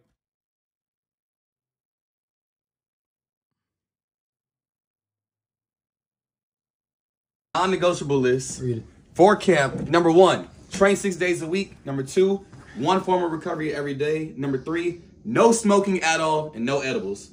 Number 4, drinking wine only. I don't even take edibles though. 3 glasses on Wednesday, 4 glasses on Sunday. And remember, this is like non-negotiable. I know. But you don't have to do it. Just because it's there, don't mean you have to do it. Right. Maybe I decide I won't do it. Exactly. Number 5, strict diet. No eating out, no fried stuff like that. 6, sleep. Number 7, Bible study. Number 8, love everyone. Number 9, your daily meditations. Number 10, everyone in camp must abide by this list. Number 11, accountability partners. And number 12, the best one, knock Devin Haney the fuck out, baby. Let's go. All right, RG. Once you sign, hey, hold on, let me write up top. Non-negotiables. Okay, come on, bro. Let me just sign it. I know what it means. I know what non-negotiable means. No, Mo, I'm putting it there. Sign it right here, RG. This is the contract right here. Can I write the line? On the Bible. Oh man, okay. This is powerful. This is powerful. This is for sure. No, it's signed. It's done. Let's go! What did I just do? We're locked in. We're locked in, brother. We're locked in. Let's We're get back locked in. to Let's work. go. Get Knock back your to Devin work. Haney out. Fuck you, Devin Haney. I'm not the crazy one. It's the people that know what I'm saying but are silent. Those are the cowards and lazy ones. Sound of the trumpet is those who had an ear understand. One of them were sounded off in 2021 early. June 6th, earthquake, bad. Real talk that I got so many investments that I'm good. Play worse comes to worse. I create my own brands, etc. Why do you think I'm losing and gaining followers at a super fast rate? Because both sides of the war and raging. Before I go, remember, love God with all your heart, mind, and soul. Love one another. Who's going to stand with me till the wheels fall off? Ryan, life matters. Yo, people are leaving me because of the hate and the pain of a long history of hurt. I'm calling for peace in the Middle East. Prayers for Jerusalem, please, as the Bible requires you to pray for the peace of Jerusalem. Although it is wrong, the killing, everyone on both sides, I'm calling for peace. What about Gaza? Kids being killed. I hear the cries. I'm sorry it took me so long to stand up for y'all. Imagine you exposing the world and the people closest want you to stop while there's still kids being killed every second, innocent babies, lives lost. Dude, it took a manic episode for this dude to recognize Gaza.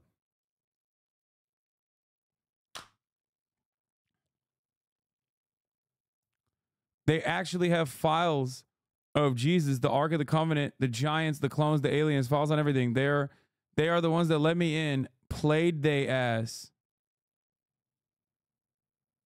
He put crying emojis. Just normal stuff. Why are you reading backwards chronologically? I mean, who cares?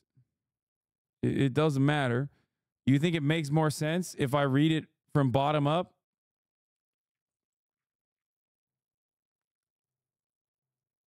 It's not going to make sense in order either, dummy.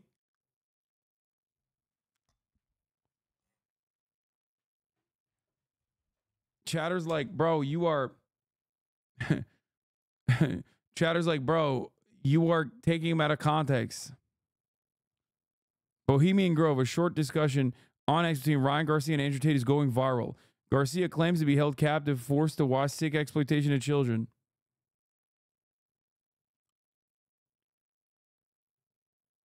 I can't take this shit no more. What the fuck is going on with you? Why do you say these things? If I was lying, then okay, I'm tripping. You'd be balling out too if you were making billions of dollars. Big story coming out in regards to how I acquired this wealth, even if I didn't include my fight with Devin.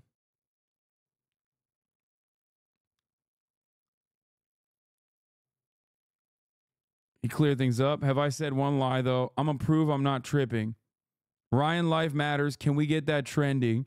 It just keeps rolling in. Y'all don't have to believe they took me here, but I don't have to prove anything to you. You aren't the one that their whole family been threatened. I love God and my kids. I love Jesus. I'm healthy, and I don't want to have no medical issues with the record. I'm with my wife, Drea. All the other stuff is cap. Made me almost lose my family. But with Jesus, you will power through all that. Say cheese. Of any of these settlements. Nope. When you're a poor kid from a poor family, and when a priest pays attention to you, it's a big deal. Bro, oh my God. Oh my God. Bro is like this is the problem, because there are real fucking systematic issues of child sexual abuse, okay? This motherfucker is like pointing to Spotlight, which is phenomenal, by the way. Highly recommend it. A real story that happened in the real world, a movie of something that happened in the real world where journalists openly uncovered mass sexual abuse, okay, in the Catholic fucking church. But Big Homie is like thinking that is real, by the way, that real thing is the same as the other thing that is not real. Problem is, when a lot of like real hurt occurs in the real world and it goes unaddressed, a lot of people can't make the distinction between what is real and what's fake.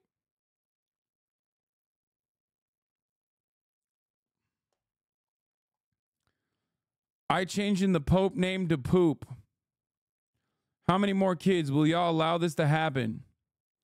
Why do you think that in all scary movies, because they always use priests from Catholic churches, because they're molesters and they allow you to disrespect God? Wait, I'm the bad guy for calling out an institution that has unbelievable number of rape and molestation, and I'm the bad guy, I'm the crazy one? Sometimes I crack jokes, but nah, what the fuck? I'm dead serious. Look it up. Everyone getting real quiet now. And then he just fucking fell apart. Wait, hasn't people said worse things and nothing happened? Why y'all tripping on me? As long as I don't create a lie, I will be okay. They actually have files of the Jesus of the Ark of Covenant. How slick I was going in and coming out with the files. Slowly, you guys will understand who I actually am. Imagine you exposing the world and the people closest want you to stop while there is kids being killed every second, innocent babies. Like literally, just this is why conspiracy theories work so well, because there's a nugget of truth in the middle of it, in the heart of it. He went from children being molested in the Catholic Church to children being murdered by Israel in Gaza to the Bohemian Grove is real, and I stole the fucking files that show that Jesus is real and the Ark of the Covenant is real.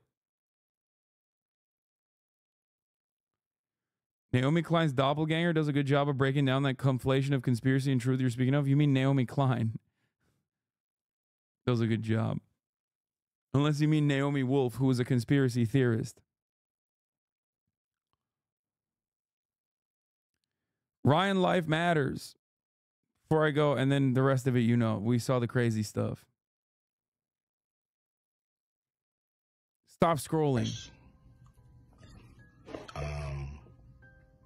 That I'm not part of the club. And a lot of you listening to me right here, right now, you're not part of the club either. And what I realized with the club is...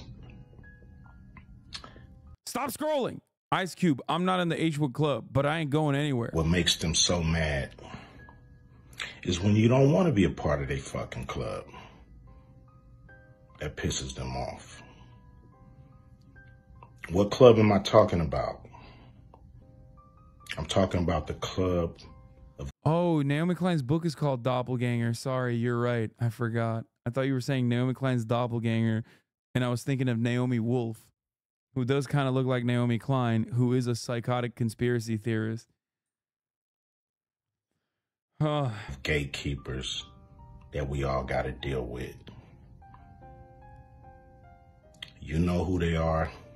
And this is so funny because, like, using satanic imagery, like, people taking satanic imagery used in, like, Hollywood and other works of art seriously is, like, child brain shit. It is yet another indication that we are now in an era, or maybe not so different than serf mindset, peasant mindset, that we're just, like, looking at this stuff and going, ooh, this is scary. It's no different than being afraid of Halloween. Okay? Looking at Halloween and being like, dude, that's so scary. People are dressing up like demons. Like, what the fuck?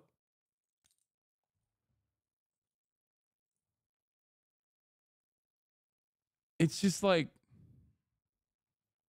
and they definitely know who they are.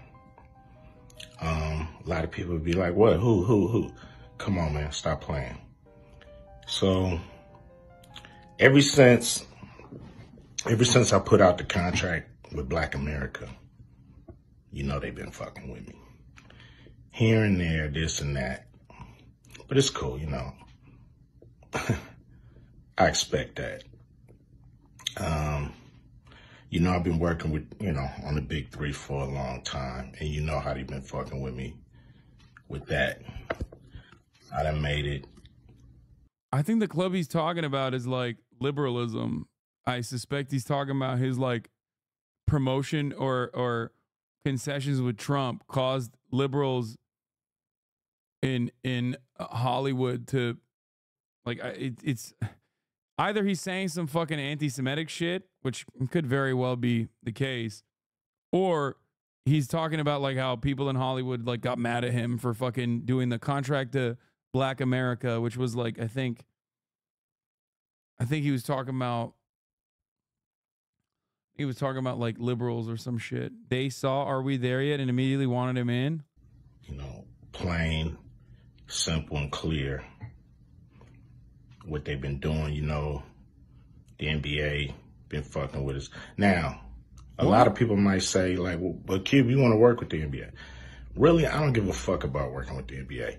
What I want them to do, when I say work with us, is to stop working against us. Stop doing that bullshit behind the scenes that we know you're doing. Mainstream media, you know, they ain't fucking with us. And that's cool. We can do it ourselves. You know what I'm saying? We still on the rise without these motherfuckers. So we don't need them. You don't need them. You know? So what am I going to do to deal with these motherfucking gatekeepers? Well, what I'm going to do is go on a Fuck the Gatekeepers podcast tour. And I'm going to go talk to everybody, you know, and get a chance to get my message out to the people. NBA is trying to buy his league. This is a sports thing. Please look for context like you always tell chatters. Be able to let people hear from me, you know. And you know, you might agree, you might not. But the important thing is, you know, for me to go on these platforms, say what I feel about what I think. And, you know, some people may get pissed off because I'm going to talk to everybody. I'm not playing.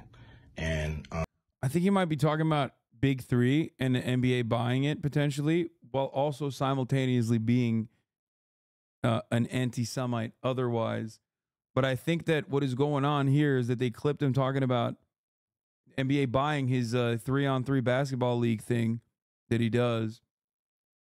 And because of his history of anti-Semitism, people that see this clip go, oh, he must be talking about Jews that run everything or whatever the fuck. He has, I don't think he's being anti-Semitic here, but he has, I'm pretty sure he said some anti-Semitic stuff. It's gonna be a crazy summer. It's gonna be fun. Appreciate y'all. Always support the Big Three.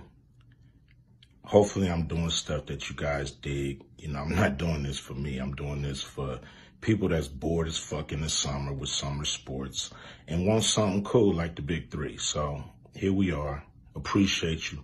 Much love, much respect from your homeboy Ice Cube. Remember that.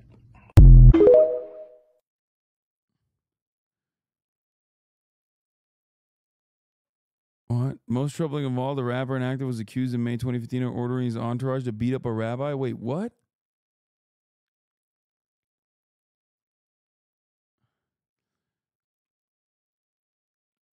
He's an ardent supporter of Louis Farrakhan, one of the world's most prominent anti-Semites and most troubling of all. I wouldn't say he's one of the most prominent. You're giving Louis Farrakhan a lot of hype here, okay? There's a lot of fucking anti-Semites. I mean, he definitely is one, but I wouldn't say he's that prominent. God damn. According to TMZ, Rabbi Pete Terrace was at the MGM Detroit Hotel when he says he bumped into Ice Cube outside an elevator. Terrace claims he said something like, hey, watch out. The rapper actor responded by having his boys attacked.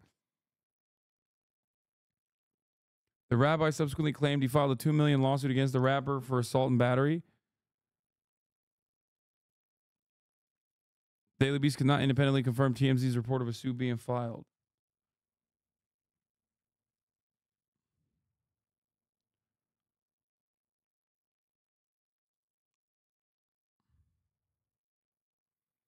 Super rich ex-wives who hate their former spouse should be be listed among reasons that Western civilization died. Oh, that's awesome.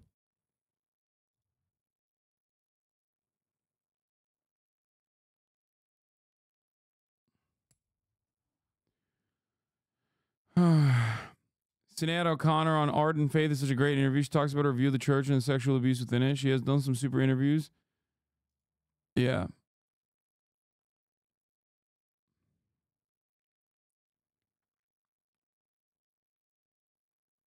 You are not qualified to talk about these topics, so anyone fed off with criminals is anti-Semite now? Wait, what?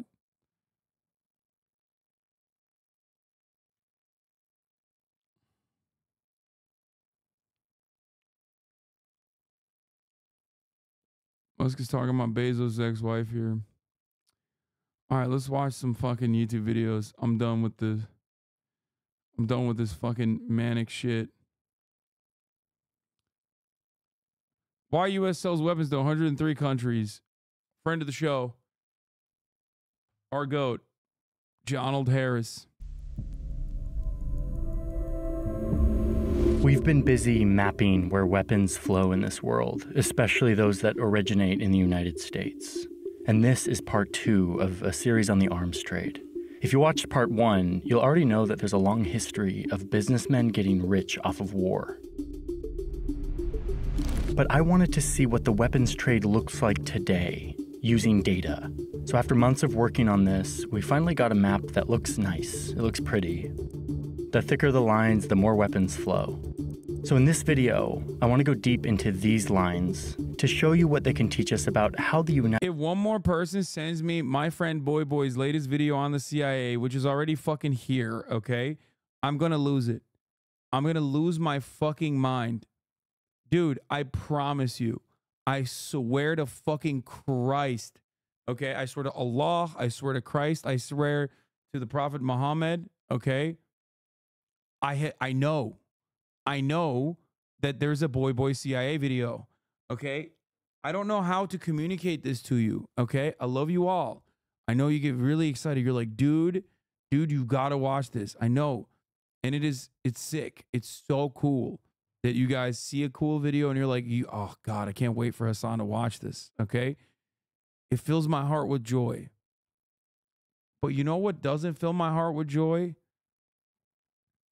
When I see that same message in the chat adding me for the 7,000th time today. Okay? I promise I'm gonna react to it. Wallah, I'm gonna react to it. I promise you. Okay? Please stop posting it over and over again. Jesus fucking Christ, dude. United States projects its power, about what happens when you sprinkle weapons all around the globe. I've been looking at every one of these countries, and with the help of my new colleague Sam, I'm hoping to bring you into a much deeper understanding of the American arms trade. I also want to let you in on some of the conversations. I wish there was a way to key search it to see exactly how many people fucking posted that in the chat today. This is another example of something that's like otherwise positive.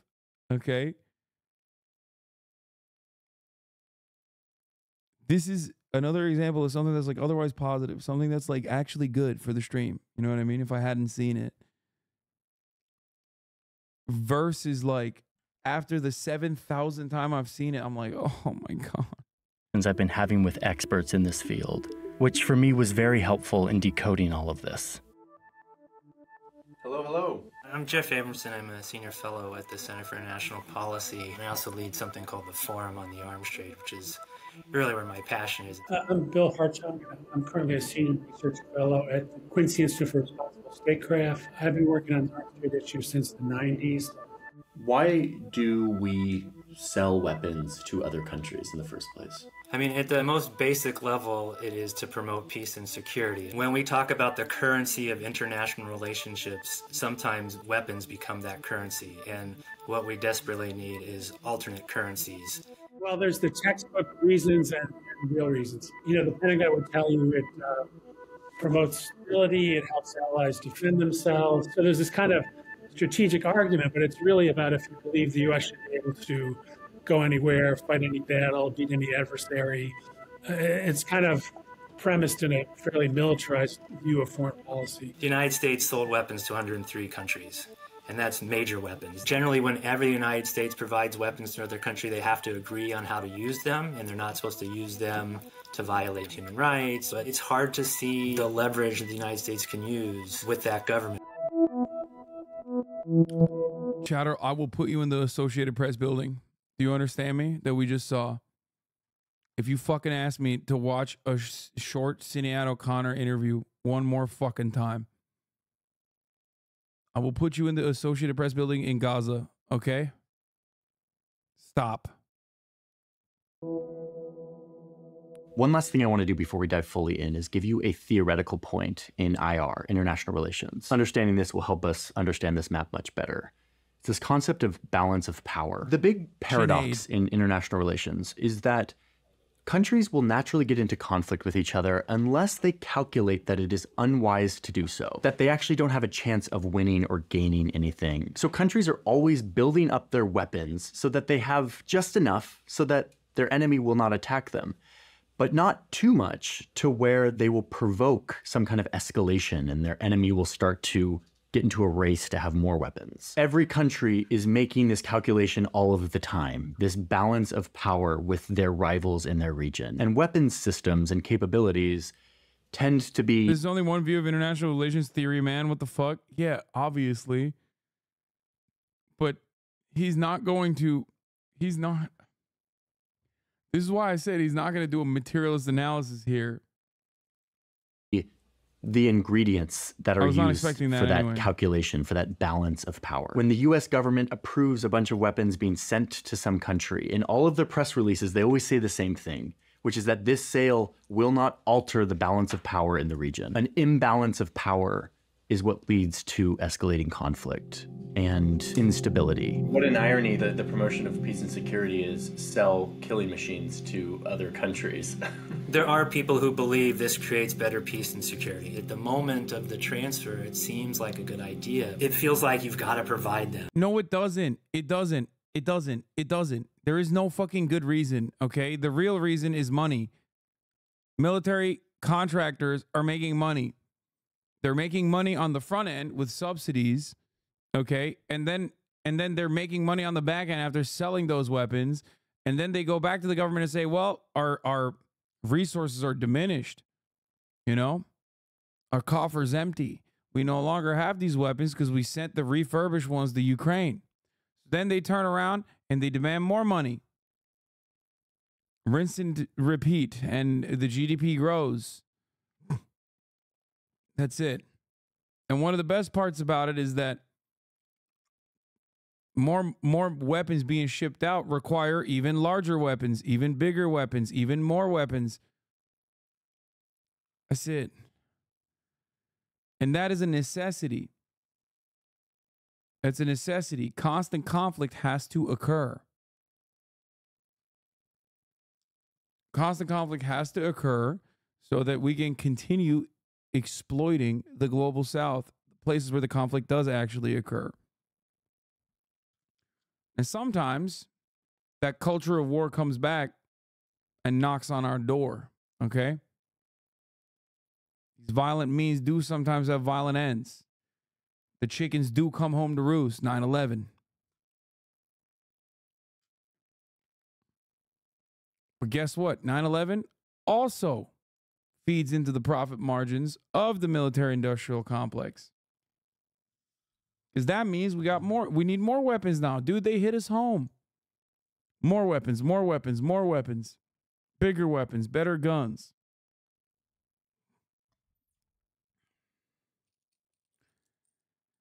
Dude, you're literally spoiling the whole video. I don't think he's going to talk about it like this because I think ultimately, I think it's ultimately silly to fucking talk about war and or weapon shipments overseas as like an objectively good thing.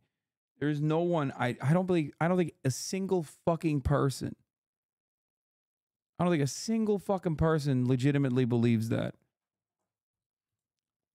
Or like, this is the only solution, is you put these weapons in this situation because we're out of options. The first takeaway from this is just what you can see immediately, that the United States has a massive presence all around the world. You could look at these lines as almost tentacles of US influence in almost every country on Earth, selling jets and guns and tanks and missiles and bombs and radar and helicopters in exchange for influence. I'd say at the real global level is this idea that if we are engaging in you in the arms trade, if you are buying weapons from us, we will have some say in how you act. But that's about all this map will show you. The US has influence all over the world. It's something we kind of know. I want to get a deeper understanding of what's going on with each of these lines, which is why I reached out to my good friend, Sam Ellis. Sam Ellis, creator of Search Party.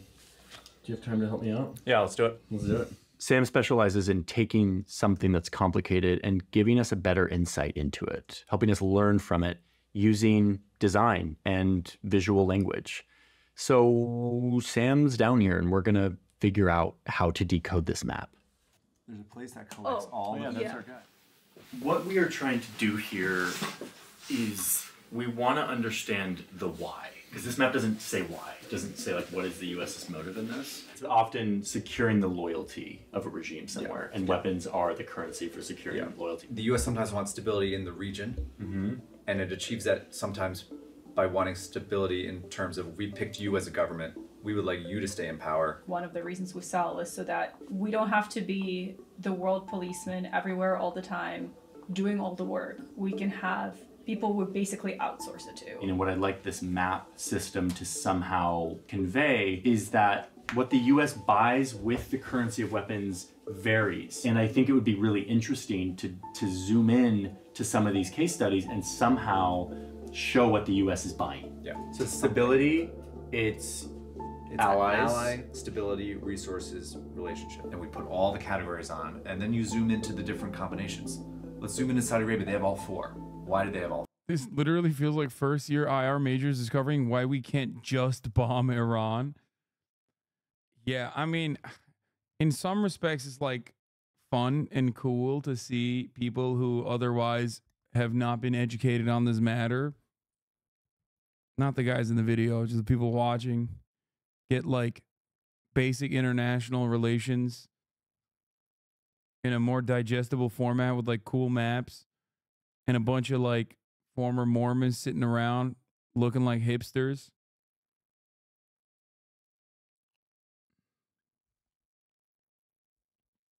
All four. Let's go to Colombia. They have two. Why two? So when we zoom into these cases, we should be more descriptive and less analytical. Like, what do you think the map is going to look like? Like, do you think that the most weapons are going to go to the countries with the most number of badges? Yes. At the end of the day, there is a deep underlying force in all of this, which is that the more weapons we sell, the more money they make. Yeah. And the people in this town want to make a shit ton of money. Okay, so the goal here is to take this map, which shows who the US is selling weapons to, and add what they're asking for in return. But that's a lot easier said than done. Because the US doesn't say exactly what it wants back for these countries in exchange for weapons, it's hard for us to make any definitive claims. But I think if we look at these countries' locations, they're... I think you need to look at America as like 10 companies in a fucking trench coat.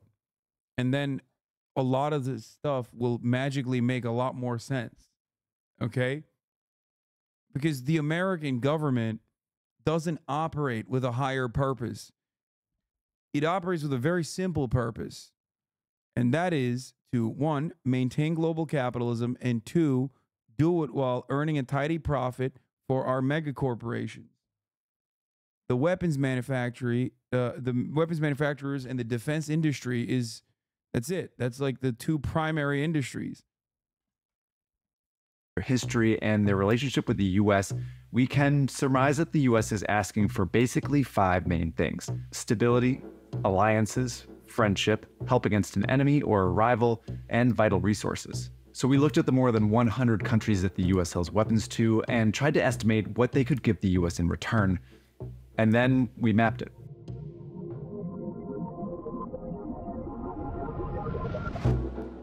So now we can see not only who the US sells weapons to, but we have an idea of why.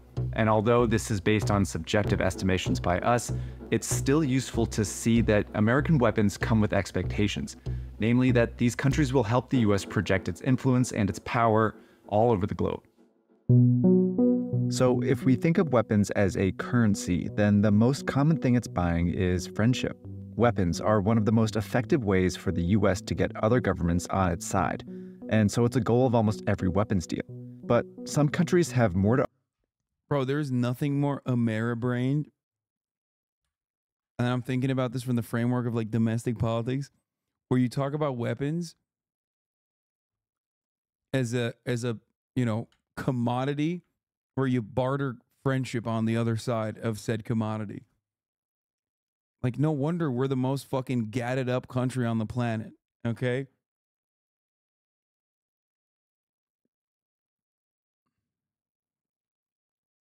That was what I was talking about the cycle of fascism overseas coming back home, the chickens coming to roost. That's another impact of that. We have a very violent culture that props up this weapons manufacturing. And then that violent culture inevitably yields domestic policy for material reasons, like the AR platform. For those of you who are not as knowledgeable, the AR-15... a lot of that shit was in surplus after Vietnam. Conveniently, around that time frame, we started selling it domestically as well.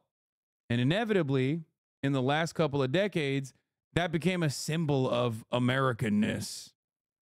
Okay? Why? Well, because we kept manufacturing it more and more. Why? Because one, it's pretty easy to shoot. Much easier than like handguns and stuff.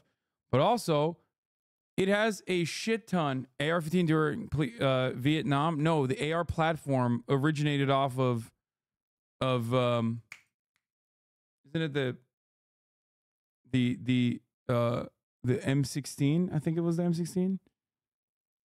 Yeah. So anyway, the AR platform in and of itself, however, is also a very good gun for additional parts. So it's basically a weapon that you can put a lot of parts on. It looks cool. There's a whole different cottage industry that specifically sells different parts, different kits.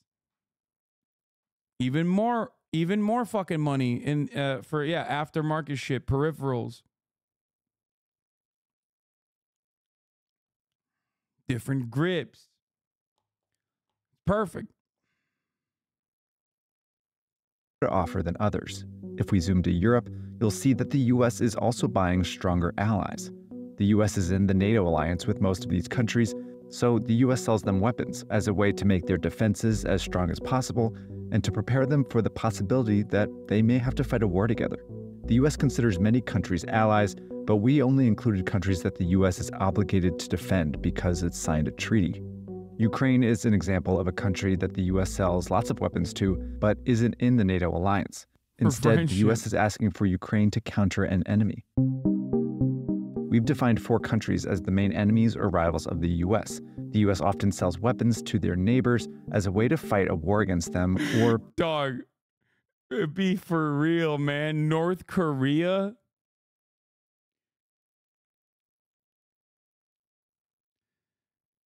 It's just like North Korea, really? Like that's a valid threat? North Korea, the great rival of the United States of America.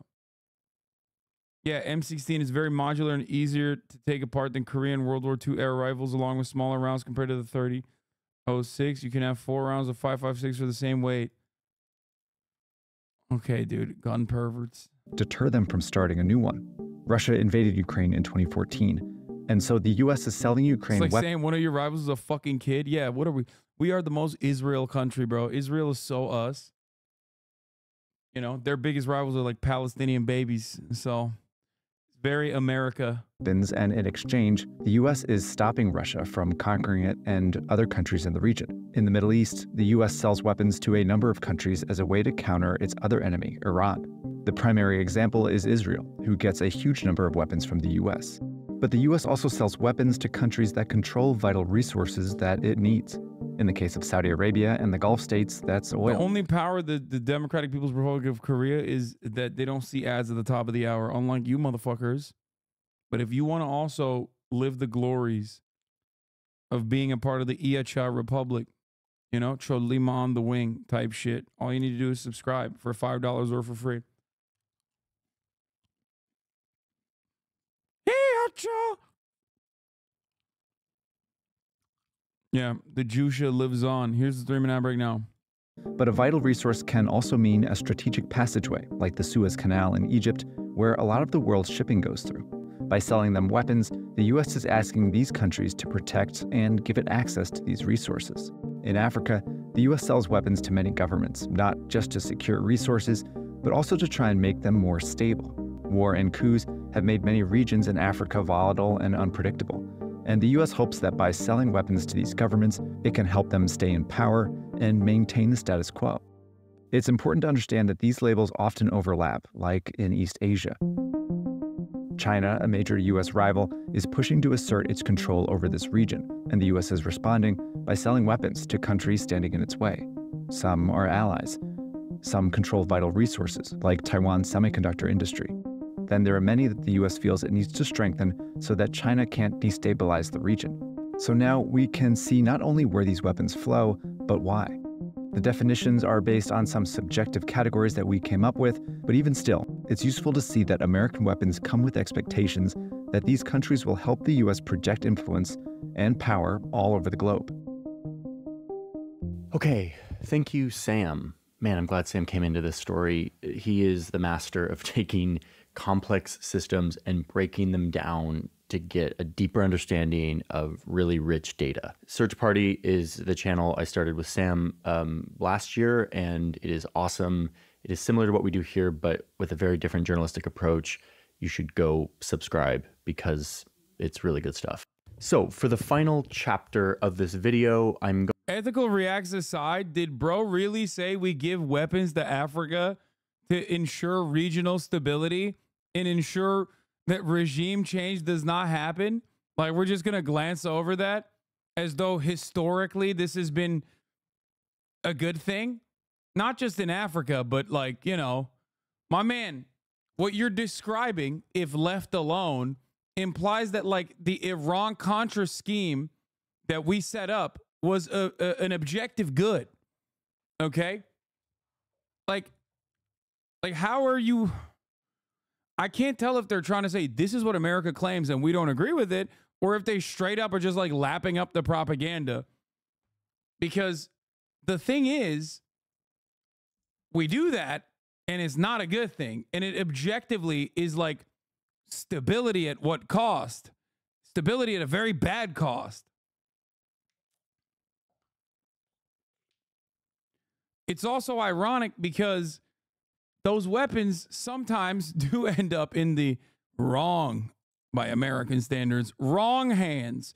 Or sometimes it ends up in the right American standard hands that then get trained on American soldiers. You know, Afghanistan comes to mind. So it's wild to make a video like this and talk about like ensuring stability by giving weapons to these governments, which literally is used on civilians. But also on top of that, he turned around and said, that's why we give all the countries around China these weapons to make sure that China doesn't destabilize the area. How do you make a map like this talk about how America is stabilizing the world by giving them weapons, and then turn around and go, and China is destabilizing the world? It's like a child's way of approaching this subject. Now, here's the other part of this that I don't understand. And that's why, like, realpolitik can be flipped on its head, and oftentimes is, by the likes of John Mersheimer. Because on the other side, the moment that you realize that, like, the other side of the equation are also fucking human beings with wants, interests in national security, you know what I mean? Like, then yeah, you're describing a fucking arms race, and it makes it perfectly valid for those guys to do the same shit. Why wouldn't they? There's probably some fucking Chinese Johnny Harris out there on Douyin making the same video about China from the exact same fucking framework. Like, what is happening here? Like, do you not just think that, like, those, like, if you just leave it at this is ensuring regional stability for states that are aligned with the United States of America, and you don't think about, like, human beings on the other side of that equation, you know, because you talked about the four big evils, our four foreign adversaries: China, Russia, Iran, and the mighty Democratic People's Republic of Korea, of course. Who could forget? Okay, well, they got humans there too. They got a government there. That government has interests. They have the same exact principles. They want self-preservation. They want regional stability in their own direction. You know what I mean? So I guess it's fine. They're doing the same shit on their end, but might is right. We're doing it more, so we're correct. Is that what it is? You're clearly just jaded by your America bad take. Going to address something that many of you familiar with the arms trade are maybe thinking about right now, which is, does all of this actually work? If weapons are a currency for influence, and the US is using that currency to buy stuff, to buy influence or stability around the world, does that actually work the way that the Pentagon and the United States government think it does? No, it doesn't. The short answer is sometimes, but... No, it never does, man. 9/11. Remember 9/11? 9/11. 9/11. 9/11. 9/11. No. Not really. Where weapons really do work is in keeping alliances strong. There's no question some countries welcome it, you know, realize like Korea and Japan and so forth, Australia, and it probably does cement those relationships, make it more likely they'll support the U.S. in a crunch. But when it comes to trying to use weapons as an incentive to get countries to behave the way you want them to, that's where it kind of starts to break down. And if other regional actors behaved in the same way that Russia does, you would have 10,000 Ukraines, okay? That's it. The only thing keeping this shit stable right now is Chinese inaction. If we're going to be real about it for a second, that's it. America keeps pushing it. And the only reason why Taiwan doesn't resemble Ukraine is because China is not retaliating or responding in the same way that Russia did. Because it would be objectively bad for everyone. That's it, though. And this isn't even me glazing up China. Okay? I know everyone's going to be like, oh, dude, fucking dick riding China again. Like, no, dude. Look at what they're... Look, when China does the exact same thing from the same framework that they're operating off of, they're doing regional stability.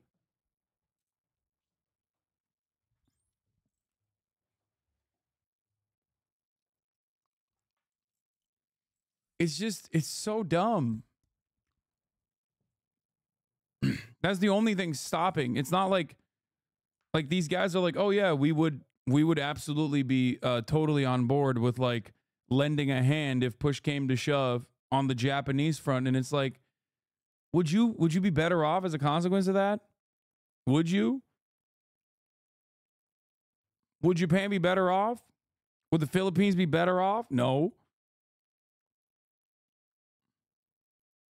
The best case for this is Saudi Arabia. You can see on this map we give a lot of weapons to Saudi Arabia. The Obama administration approved loads of weapons transfers to Saudi Arabia, and in doing so, we had some strings attached. A big one being that those weapons could not be used to violate human rights. Or from the horse's mouth, genocide, crimes against humanity, grave breaches of the Geneva Conventions, serious violations of Common Article 3 of the Geneva Conventions, attacks directed against civilians who are legally protected from attacks or other war crimes as defined by 18 U.S.C. 2441. Translation, Saudi Arabia is not to use these weapons against civilians in any of their conflicts. And yet, as even in my lived up poli-sci class, the conclusion is that China is a power that is beneficial for the international order, but they just literally are in America, so it's bad. Yes. Saudi Arabia has been waging this war against Yemen.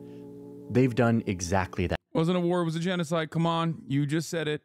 You said it.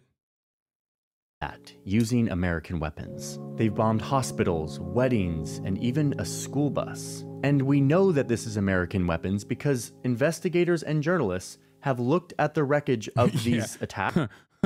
Yeah, it's pretty obvious whose weapon it is when you can go through the rubble and find the fucking signed and sealed shell.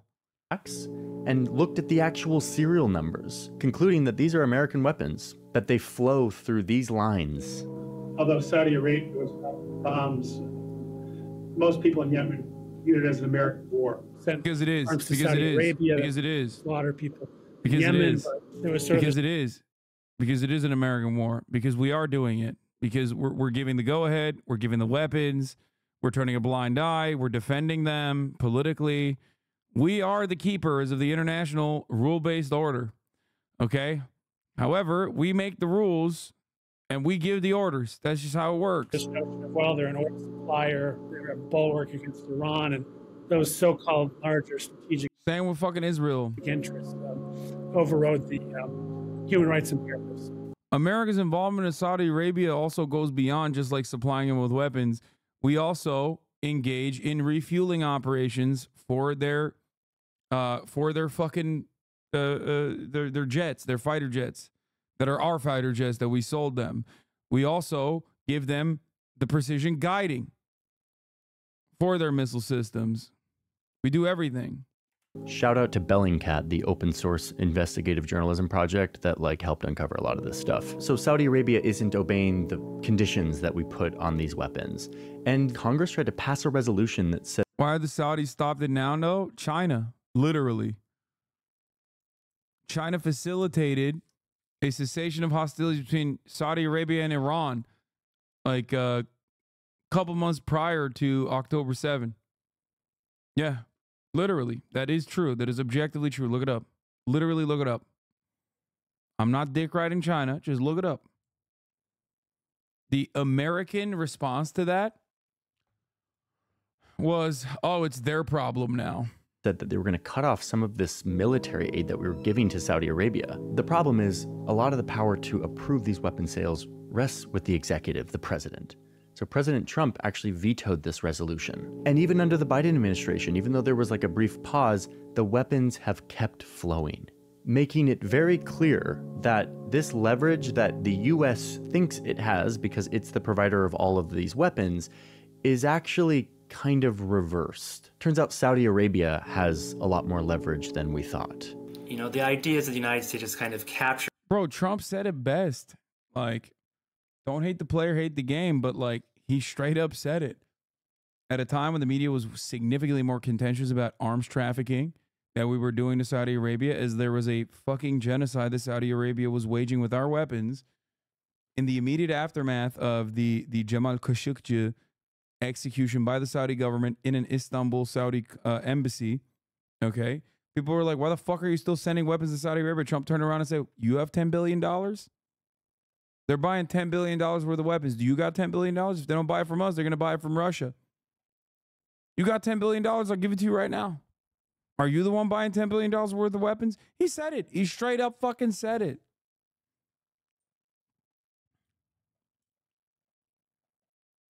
assured Saudi Arabia by having this weapons and defense arrangement that the Saudis need to rely on us. They will do things that we ask them to do. Or I think the opposite is. We have zero leverage over these countries. That's fucking not true, man. We do have leverage over these countries. It's called not giving them weapons and not giving them a political cover when they are engaging in genocide. It is ridiculous. Okay? The Saudi government does not have a fucking military without us. What the fuck are we talking about? Now happen. Like, if we can't do it, how the fuck did China do it? How did China do it? Easy question, chat. How the fuck did the Chinese government sit the fucking Saudi government and the Iranian government down and were like, fix it. Enough. How did they do it? Are they just magical beings? Is that what it is? Are they magical, mystical deities out there? No, through economic ties. That's it. Through trade.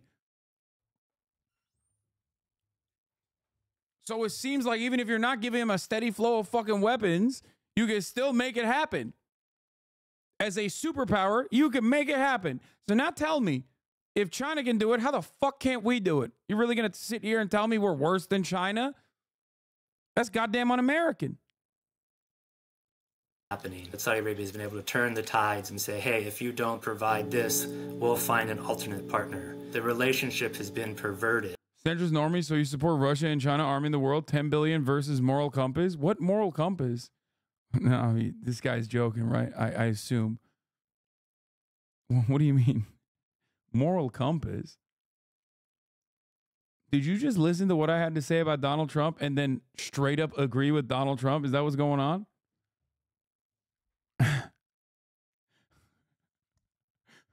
Excuse me. Do you not factor in our moral compass when Saudi Arabia does genocide with our weapons versus Saudi Arabia doing genocide with Chinese weapons? Hello? We're doing a gay genocide, okay? We're doing a genocide, but the weapons have the rainbow sticker next to it instead of the Chinese flag. Have you thought about that? Also, by the way, this we're not even talking about like how $10 billion of weapons that China is selling to Saudi Arabia. I don't know where that came from, but okay, but Saudi Arabia is a monarchy. Maybe we have better luck influencing fellow democracies. So let's look at Israel, who receives more military aid from the United States than democracy. Any other country. I think Israel's the prime example of the lack of leverage that you would think. Oh my God. Oh my God. Ship me off in one of these fucking Mark 84s, dude. I just put me in one of them things, okay? I want to be laser guided.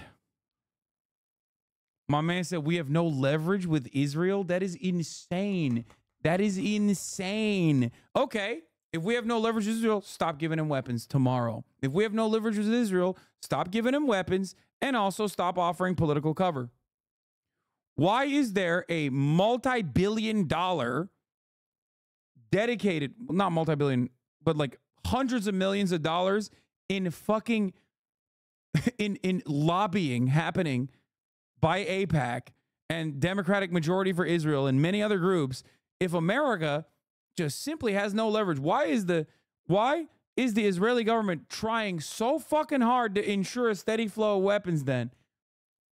If we have no leverage, just stop. I like the we are small bean narrative here when we're talking about fucking giving weapons to Israel as they continue doing genocide. We're just small bean. And you know who else is the smallest bean of all? Fucking Israel. Israel is also a small bean. They're doing small bean genocide. Come on. A well-developed long-term weapons relationship would have. The U.S. government has come out and said that they are not happy with the way that Israel is conducting its war against Hamas in the Gaza Strip. And yet, what we see here is an effort to push more military aid to Israel without any pause or withdrawal of these weapons transfers. And that's the reality of the arms trade, is that we can hope countries will take things into mind. We can... Fuck. No, man. No, there is no world in which this is how it works. Like, there is no... What the fuck? Hey, man, I know my bestie that I gave a lot of weapons to is like robbing banks, but I told him not to rob banks, okay?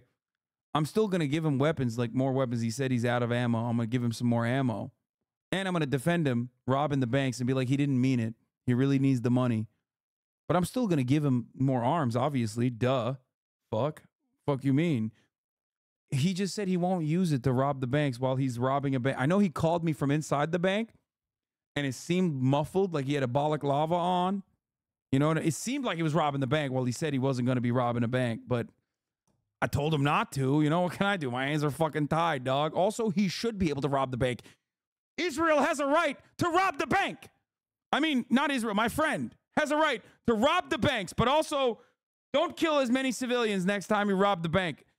And if you're going to kill those civilians, maybe they were bad and they had it coming.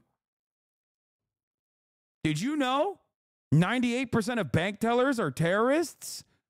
Just an unrelated fact that I wanted to, you know, drop in here.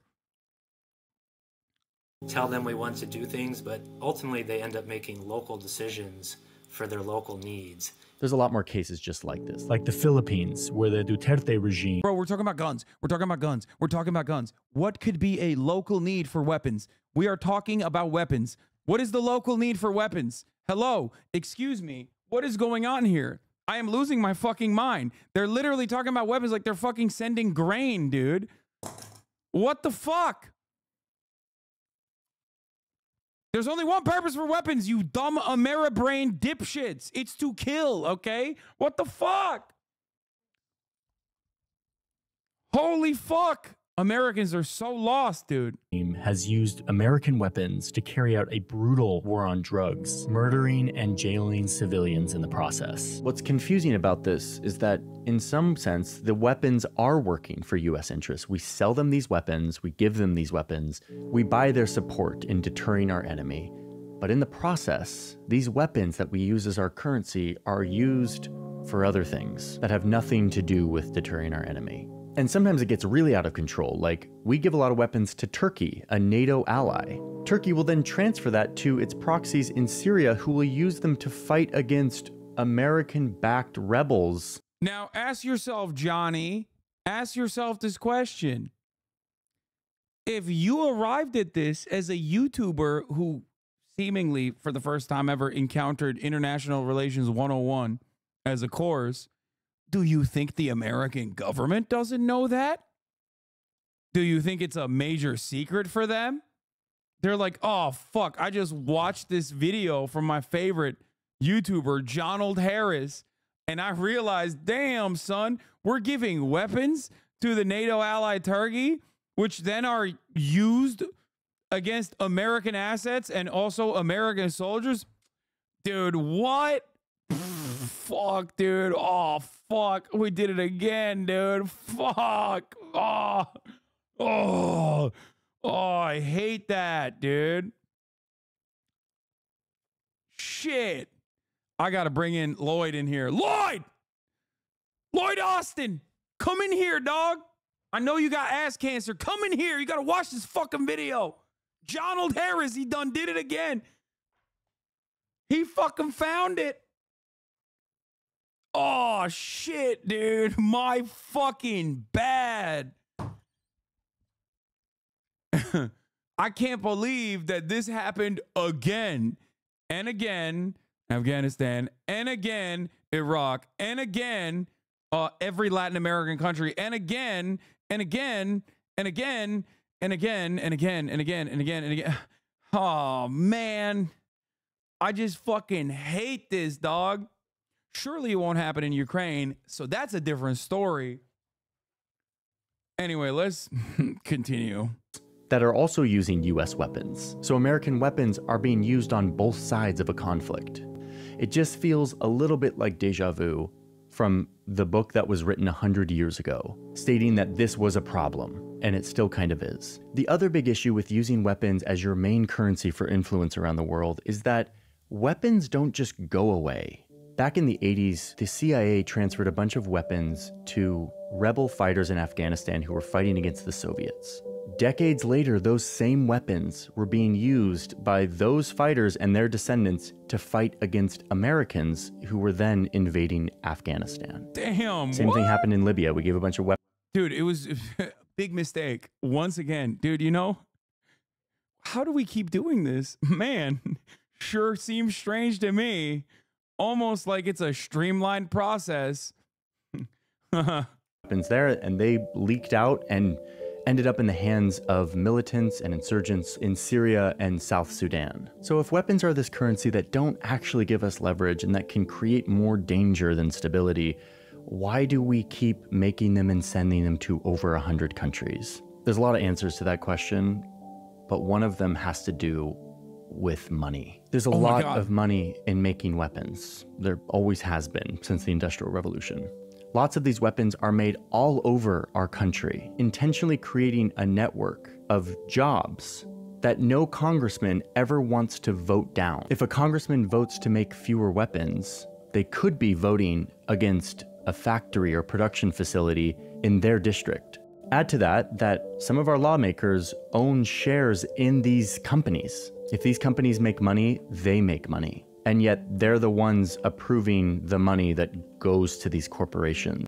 Bro, I'm beginning to think that this is unsustainable and pretty violent. Guys, I don't want to say it, but it kind of does feel like having your primary industry and your primary output be death dealing kind of makes you like a villain a little bit. You know what I mean? Like, not to say, because I love America. Obviously, America not bad. America very good, right? But like also simultaneously, I feel like what Jonald is telling me right now is not great. You know what I mean?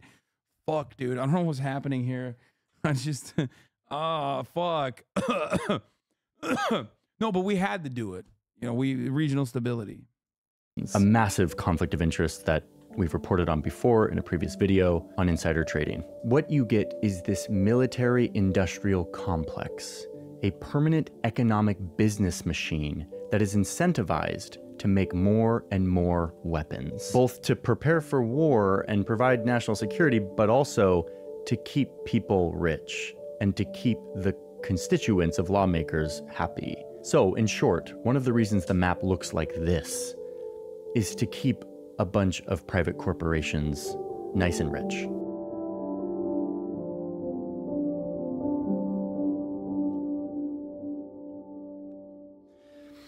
Okay. At the end of the journey, he's going to tie this to China. He has to.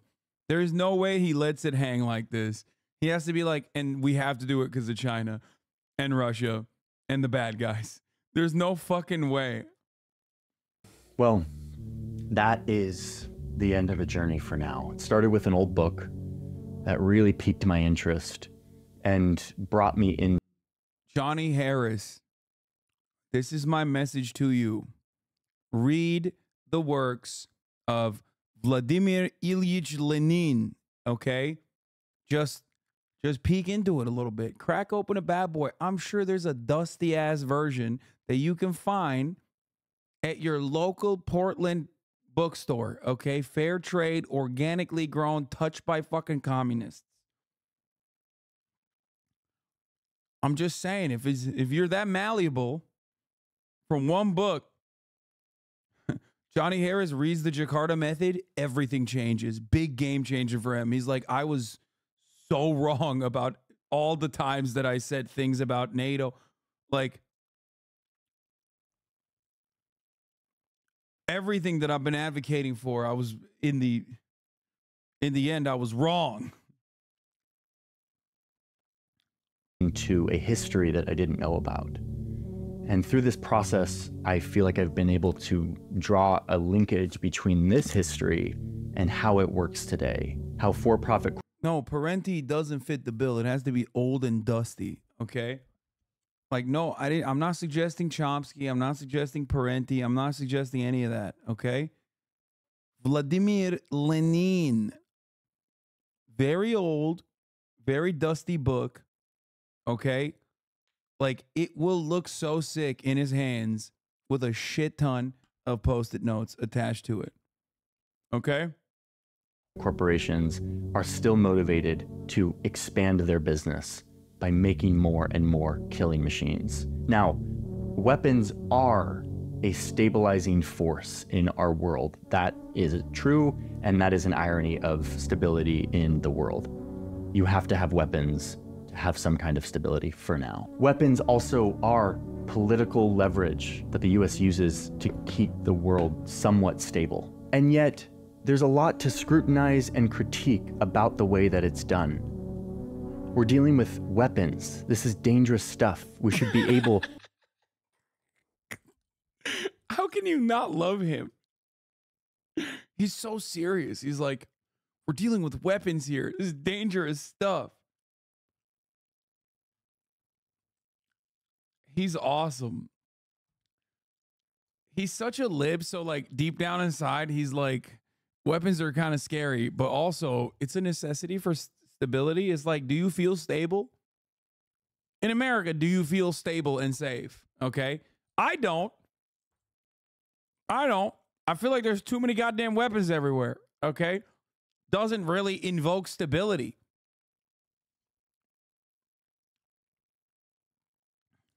You feel me? Maybe he's on his journey, dude. I don't know. That shit would be poggers if he just becomes like a fucking rugged anti-imperialist diehard.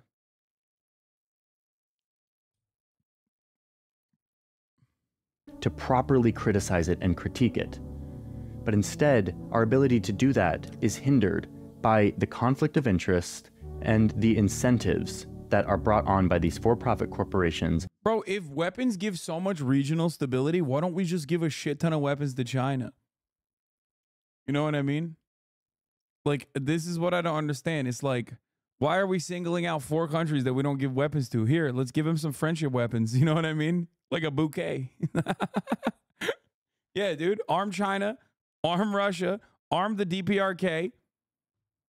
Or do you need to have a villain so that the constant cycle of weapons manufacturing continues?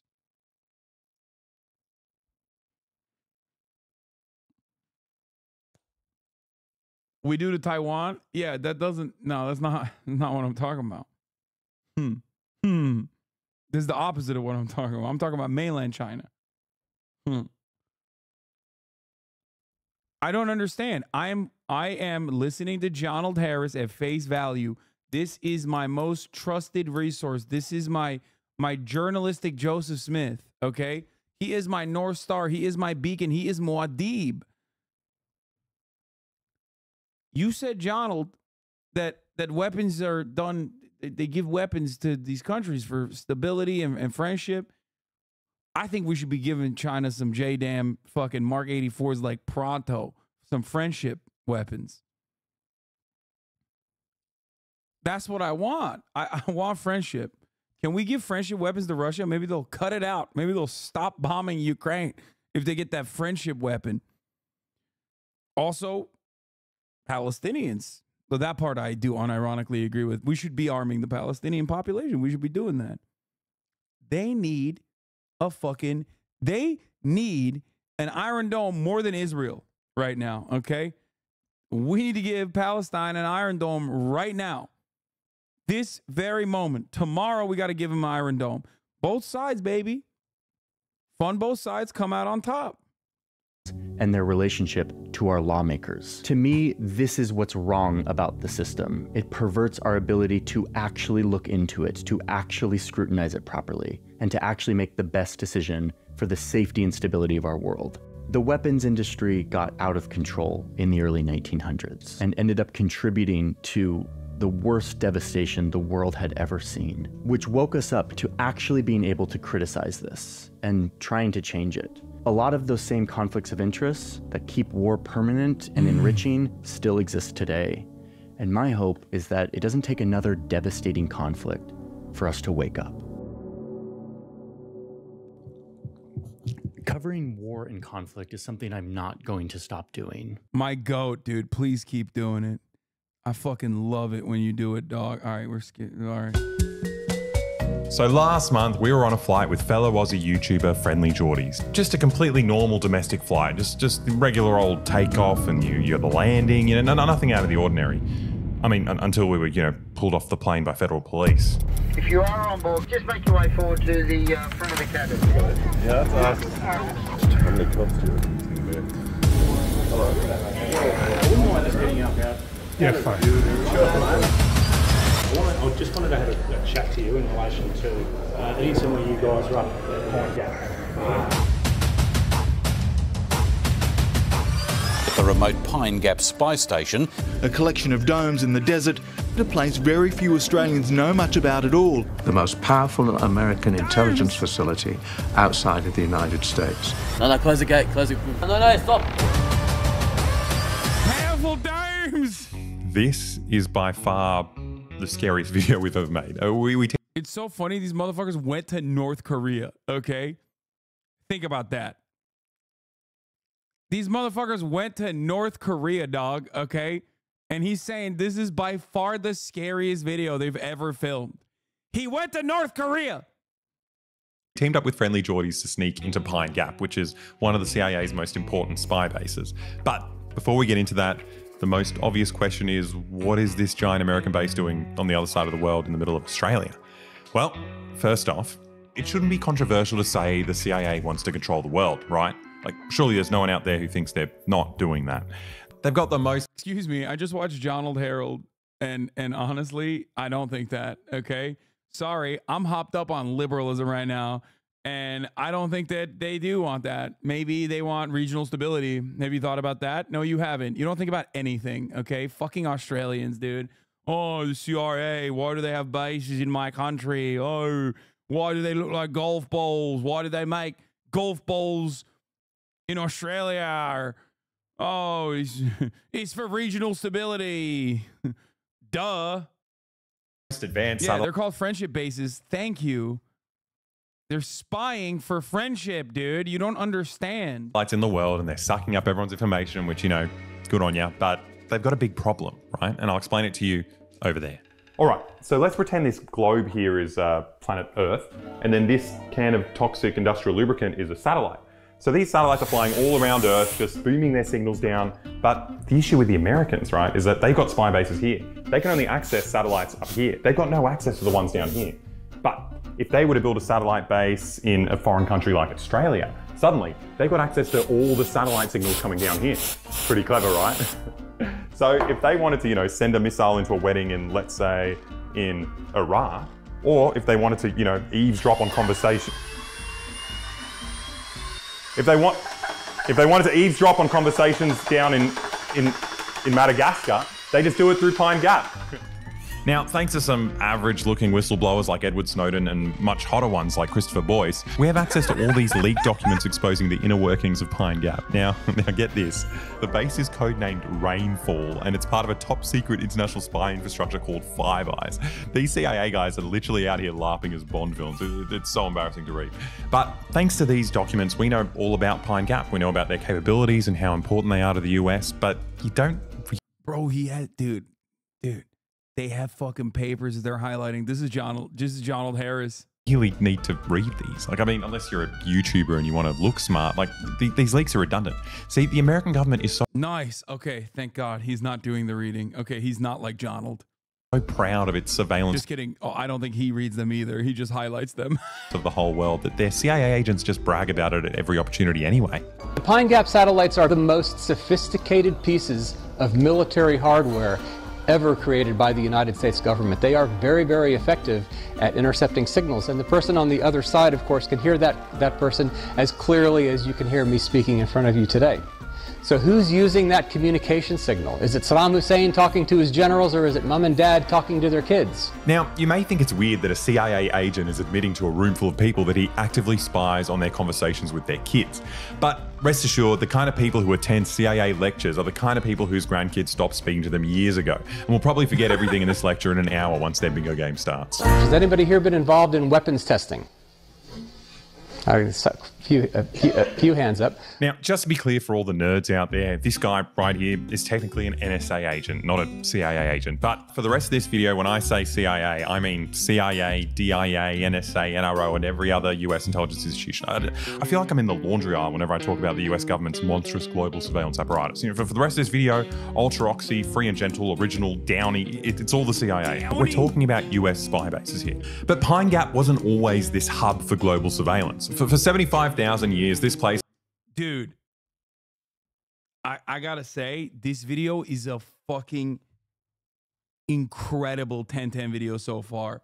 It started off so goddamn fast and so goddamn good. Straight up fucking banger. All-time great. Might be one of their best videos of all time. Okay. Oh, I'm so proud of them. I get so excited when your fucking boys are popping off. You know what I mean? God damn. This was the home of Indigenous Australians, who are planet Earth's oldest human civilization. And then white people showed up. They kind of came out of nowhere 200 years ago and genocided the original Australians, which conveniently made the outback a lot more spacious and offered some much needed privacy for civilized games of croquet or maybe a massive secret CIA base. So, with the traditional owners of the land out of the way, everything was going well for the CIA in Australia. Until the 60s, when all these people inexplicably started dyeing their clothes and doing acid and making weird noises. But the one thing these hippies did, which wasn't, super annoying, was they decided they don't really like the idea of a shadowy organisation that wants to spy on you and control the world. And in Australia, this meant there were constant protests and waves of people trying to break into this giant American spy base in the middle of the outback. How did I meet them? Fun story. I met them because Alex, who is in the video originally, but you haven't seen him yet, wanted to fight me for Creator Clash. That's how I met them.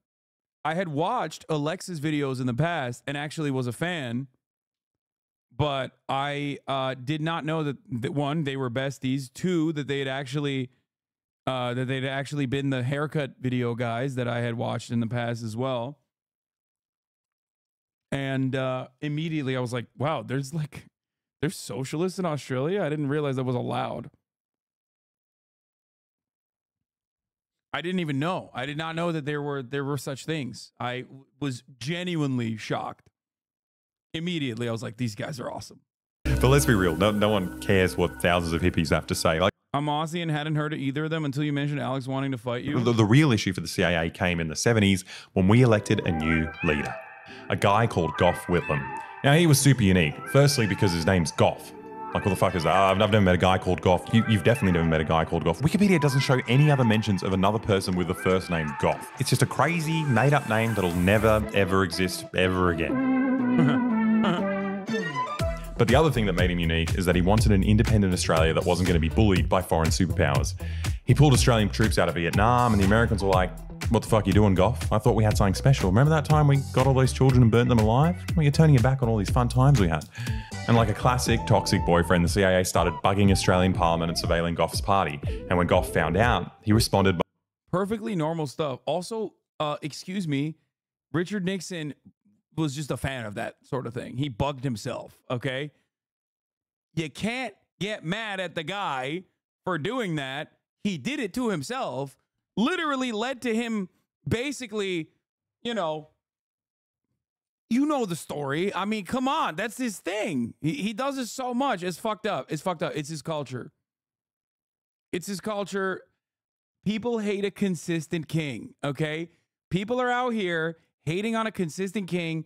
He loved it so much he did it to himself. It's like when people say, Hasan, you're not a socialist. Like, you don't live out your values. True. Richard Nixon, he did live out his values by threatening to close Pine Gap. And this was a step too far for the Americans. The CIA saw Gough as a serious threat, so they simply orchestrated a coup to get rid of the democratically elected leader of Australia. So how did the Americans get rid of our Prime Minister? Well, it turns out there's this completely symbolic position in Australian government called the Governor-General. It's a bullshit remnant of the English monarchy, an unelected person whose only job is to dress like a fucking idiot and rubber stamp everything that the Parliament votes on. So a guy called John Kerr was the Governor-General at the time, and coincidentally, he was also secretly working for the Americans. The CIA called him Our Man Kerr. They were paying for all his travel and generally showering him with money so he could, buy as many stupid hats as he wanted. And even more coincidentally, it turned out there was this dusty old law that said the Governor-General has the power to dismiss the Prime Minister. It's so funny that they just took it.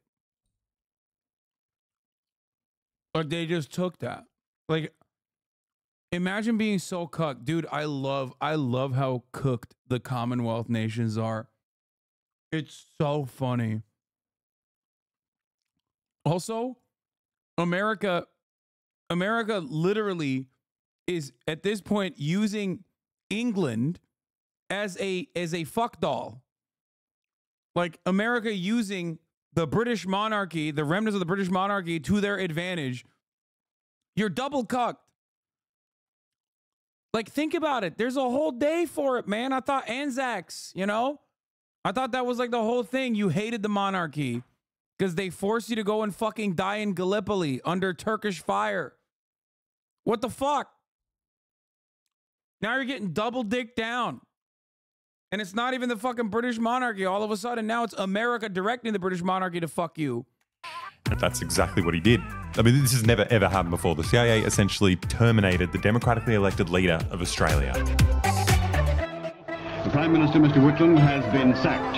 The opposition leader, Mr. Fraser, is the new Prime Minister of Australia. He was replaced with a more subservient Prime Minister who immediately renewed Pine Gap's contract, and no leader ever since. Bitch, you guys are cucked too. You can only vote for 2 geriatric dipshits who fuck you every day. Yeah, no, everyone is cucked. It's just funny because everyone also votes for geriatric dipshits, except the one time when you vote for a guy who's like, I'm not going to be a geriatric dipshit. I don't want to be America's, like, you know, cum rag. America comes in and is like, our geriatric dipshit is going to fuck yours up. Has dared to question all the secret CIA bases spread across our country. Now, we all know about the Americans and their little hobby of getting rid of democratically elected leaders in enemy countries in the third world. But it turns out they do this to their friends too. We accepted that our island was just a giant US military base and no form. It's kind of fucked up. Yeah, that was a stability coup, okay? That's called a friendship coup. Duh. Little known type of friendship and stability delivery mechanism is when you do that. Yeah. Stability Island. Of democracy would ever get in the way of that. And by the way, calling Australia a giant US military base isn't an exaggeration. These top secret American bases are literally everywhere. Like this fucking thing. What the fuck is this? It's even more secretive than Pine Gap. They're the tallest man-made structures in the Southern Hemisphere, but we have no idea what they're doing. All we know is that every now and then when a passenger plane flies near it, it mysteriously malfunctions and suddenly plunges to the ground, prompting the International Pilots Association to say, well, we don't know what the American military is doing there, and we don't want to know. But we'd like our planes not to fly there anymore. Now look, all of you know that we're obviously... Dude, that's awesome. Just straight up rerouting commercial air travel in a different country due to your top secret military base. That's awesome. Insane.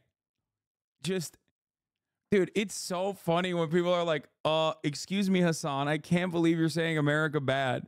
Excuse me, Hasan, I can't believe you're saying America has so much power. Oh, that's so Western-centric of you to say.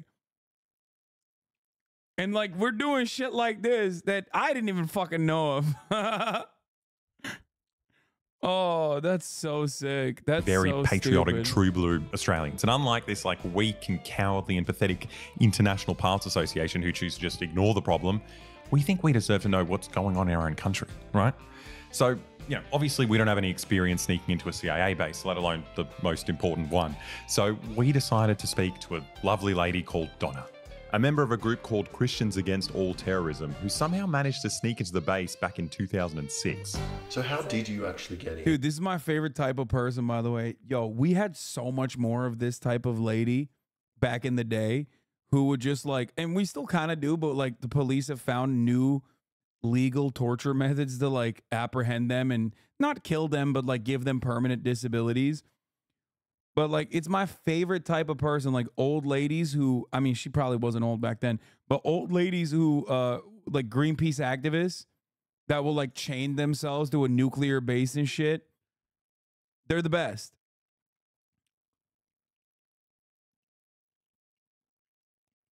They're the fucking best. Well, we weren't great. Like, we're not sleuths. I've never broken into anything before. We kind of didn't know what to do. So one of our crew went to Bunnings and bought bolt cutters. It was all on camera and everything, and later came out in court. The Bunnings guy testified that Brian went and bought these bolt cutters. Waterboarding some poor Bunnings employee to get this information out of him. Now, Donna explained to us that one of the ways we justify having a brutal top secret CIA base in the middle of Australia is by technically calling it a US-Australian joint defence facility. So while it's run entirely by the CIA, apparently Australians are meant to have some kind of like symbolic role in it as well. Are there any Australian staff working at Pine Gap? Yeah, there are. Cleaners, catering. I don't think they're in charge. Now, Donna obviously couldn't just drive through the front gate, so they set out on a 6-hour trek in the middle of the night over desert mountains. Hello, Friendship Facility, thank you very much. They're jobs providers for the Aussies. Excuse me. Seems a lot like there's a lot of friendship going on here. You're not making a good argument against John Old Harold's video. Mountains to get in this way. But the weirdest part is that they told the Defence Minister the exact night they were planning to sneak in.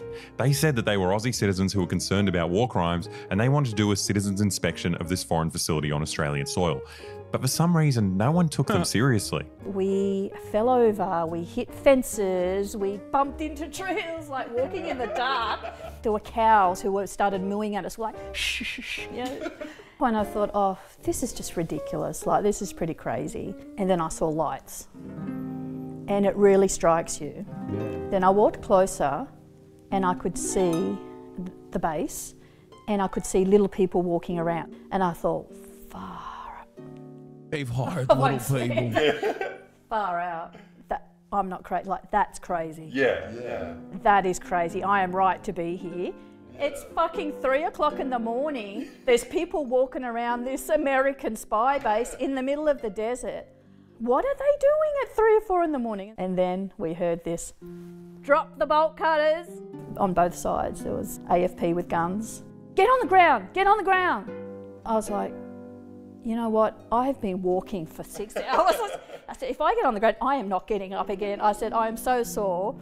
She came behind me and kind of got the back of my head and pushed me to my knees. And I said, okay, all right, I can be on my knees. And then she got her boot and put it into my back, and I was like on the ground, like. Dude, they're doing America shit in Australia, dog. That's crazy. This. And I said, you don't have to. No, AFP, I don't think it's the Australian Federal Police. I think, oh wait, it probably is. Yeah, you're right. That makes sense. I was thinking Air Force Police, but that doesn't make sense. Yeah, you're right. You're correct. It's the feds. It's the fucking feds, yeah. You know. Even their fucking feds are doing. Their feds are doing American things. Put your boot in. You don't have to yell at me. I said, you're the ones with the guns. Now, she may have had secret police standing on her neck, which, doesn't sound. Yeah, actually, you know what? It's called American Friendship Police. You're wrong. Sound like a lot of fun, but I'm actually incredibly jealous that she's one of the only Australians to have ever seen the Pine Gap balls with their own eyes. This is one of my photos. Oh, you got the balls. My dream is to see the balls. Yeah, I really want to see them. So why would a random Christian woman risk potential life imprisonment just to protest this base? Well, it turns out the story of Pine Gap is much more personal for Donna. She's been there on the ground when Pine Gap's missiles hit their targets. Now, some say the US directly killed about 1 million people in the war on terror. Others say the figure's closer to 5 million. We don't know the exact figure, but at the end of the day, it doesn't matter. Right? Like the joke is no one actually cares when an Arab on the other side of the world dies. But Donna and her friends discovered a little war crime hack to make people pay attention. You see, if white people travel to the Middle East and go to these civilian areas in Iraq and just pay— Yeah, by the way, this is literally Doctors Without Borders. Like that is the entire basis of Doctors Without Borders, is to, I guess, like try and exploit white supremacy while also doing like valuable medical help that is an absolute necessity in these places. But like that low-key is the whole purpose, because they're like, well, there's white people in this base, or there's white people in this hospital, like they won't bomb it until Obama comes around and is like, hello, if you like your hospital, you can't keep it. Kunduz? Hang out there. It makes it much, much harder for Western governments to bomb that exact location. This was let me be clear. And pussy too. Called the Human Shield Program, and it was super effective, apart from the one day that Donna didn't arrive on time. I went to a place called Ashwala Marketplace. There'd been a missile strike, and this had just been a civilian area. There were a few little market stores that had opened up for people to rush in and get some food and supplies during the war. and this place was blown to pieces. And I saw a sight that was something I've never seen before, just the chaos. There were pieces of human flesh around on the ground and puddles of blood. And it was chilling, it was haunting. And I was saying, why here? Why our marketplace? Why my child? What could I say? Yeah, you don't have an answer. No answer. The coordinates for that missile came from Pine Gap. Yeah, well. Now, obviously, Donna was very motivated to get people talking about Pine Gap, and lucky for her, the police brought as much attention to it as possible. They dug up this 50-year-old law from the Cold War called the Defense Special Undertakings Act that had never been used before to claim that Donna was a national security threat and throw her in jail. Long story short, they were thrown in prison until the government realised how bad it looked to throw these cute Christians in jail on behalf of the Americans, when all they essentially did was trek through the outback in their own country. So they eventually reversed the decision and let them go. But the government learnt their lesson and responded by tightening Pine Gap security and rolling out new draconian security laws that gives them the power to detain anyone without charge. So it's gonna be different now. So it's gonna be harder for us. Yeah. Good luck, guys. Good luck. Now, because of this, no civilians have been brave enough to go in there after Donna. But we're not regular civilians, right? We're YouTubers. And YouTubers are on the front lines of content, right? We're there, boots on the ground, ready to film whenever a Japanese man commits suicide. Bro, did we just find a dead person in a suicide forest? We don't even flinch when the world calls upon us to film ourselves making out with our own sisters. If anyone's brave enough to sneak into the world's most significant CIA base, it's us.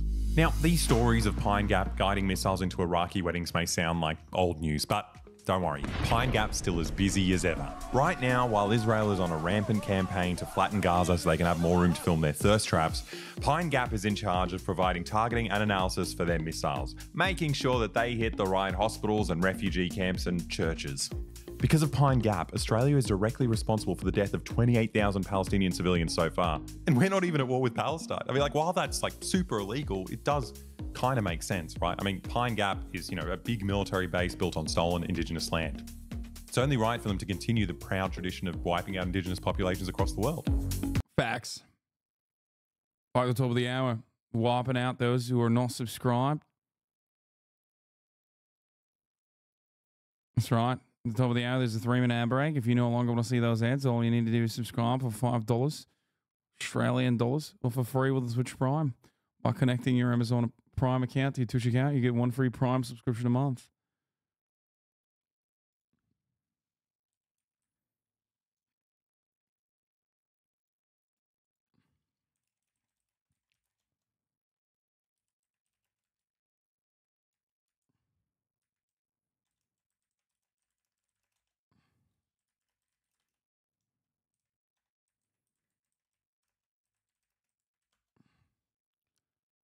Make it more bogan. Or just hold on. Most feel bad to watch HasanAbi do such great work with others and none for HasanAbi. That's so funny that you're saying that. I don't give a shit. Now, I'm glad that he's to get to doing the Pine Lord's Gap, work. We've got to fly to the middle of Australia to a town called Alice Springs. It's a popular tourist destination where you get to take your family. It's so whimsical. You've got Indigenous people serving you champagne while you stroll through the desert. With all these fun activities, you wouldn't even know that the CIA tracks every single person who enters the town. Security services of the U.S., Australia, and our allies would typically be alert to anyone who might be coming into the town. So we figured now that we're on a plane flying to Alice Springs, the only way to not blow our cover in a town full of American spies is to blend in. We're not Aussie YouTubers, we're not collaborating with friendly Geordies to sneak into one of the world's most important CIA bases. No, we're just... You say you didn't realize they were... HasanAbi was this leftist? A person from my community who became my editor? You didn't realize they were this leftist? Why wouldn't they be? One of the hundreds of regular, fuck? everyday... Chatter, you are in this community. American spies in Alice Springs. Now, we definitely weren't expecting this in the middle of the outback, but there were American accents everywhere. I think I might have spotted a few spies. Oh, King the Aussies? No, they literally went to North Korea. That's it. It They went to North Korea specifically to dispel propaganda about North Korea. And Geordie didn't waste any time. He went straight in to investigate.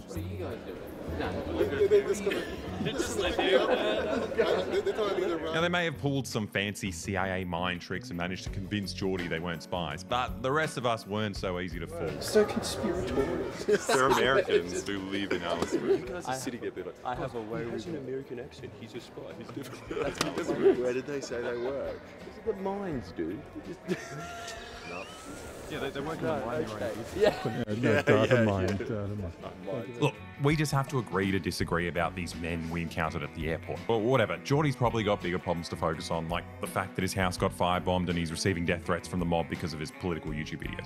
Either way, we obviously weren't going to make any big discoveries by speculating on random Americans we find in the airport lobby. So we decided to get into the car and drive through Arunda country to get to Alice Springs. I watched your Geordie videos. I gotta pee real quick. I'll be back in a second, yeah?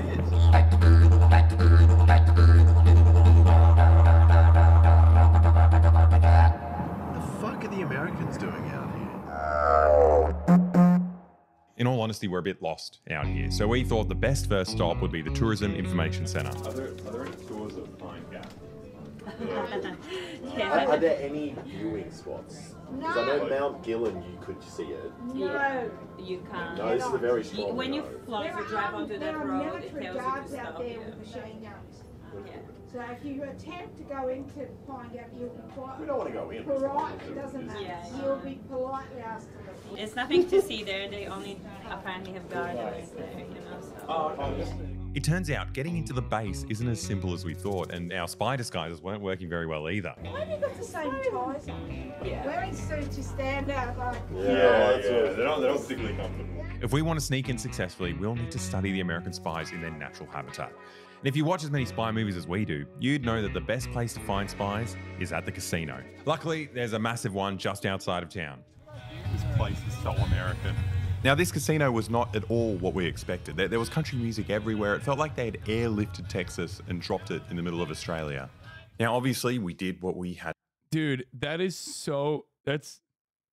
As someone who has visited American bases in Turkey, that's so fucking... That's so consistent. Anywhere where you got bases, anywhere where you got Americans, okay, there's gonna be a little piece of America somewhere. All right. Had to do to fit in. We had to gamble. You know, we didn't want to gamble, but we couldn't blow our cover either. And the fact that we do this in every single video we film with Friendly Geordies is just coincidental, and you shouldn't look into it. So we're in the middle of nowhere, right? Most of the patrons in this Outback Casino are Indigenous Australians, but then, no joke, everyone else is literally an American who works at the big CIA base just out of town. It's insane. Now, we obviously came here as a joke, right? We didn't expect to actually see American spies, but there they were, just chilling, just hanging out after work, playing some weird American game called... Yeah, dog, what do you think they... I mean, yeah, of course they're going to be there. They got to go... They got to go to the Outback Steakhouse. Yes. Yeah. To enjoy the local delicacies at Outback Steakhouse. Shit. Or poos. No, it was craps. It's called craps. What's it like living here? It seems a bit. We've been here for boring. like 6 hours. Yeah, I don't really.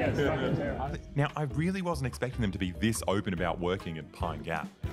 What are you doing there? Top secret stuff. It felt like they were all trying to impress us and outdo each other. Oh, Austinox didn't edit this one. They have a tradition of watching me watch their videos and calculate the amount of times I get up and away from the computer so they can tell Dark Viper AI or whatever his fucking name is how little I've reacted to their video. I'm kidding. They don't do that second part. I just made that part up. But apparently Austinox did not edit this one. Wait, hold on. The fuck? Oh. BoyBoy, if you're watching, I can't believe you did not fucking ask them if they watch HasanAbi. You found a bunch of Americans in Australia as CIA agents, and you were like, do you watch any American Twitch content creators? Come on, dude. With how fancy their security clearance was. First of all, don't listen to this guy. This guy doesn't get it. Don't listen to him. So he's just making it up. But I have to say, for a foreign army operating a top secret CIA base in the middle of our country, they were kind of fun to hang out with.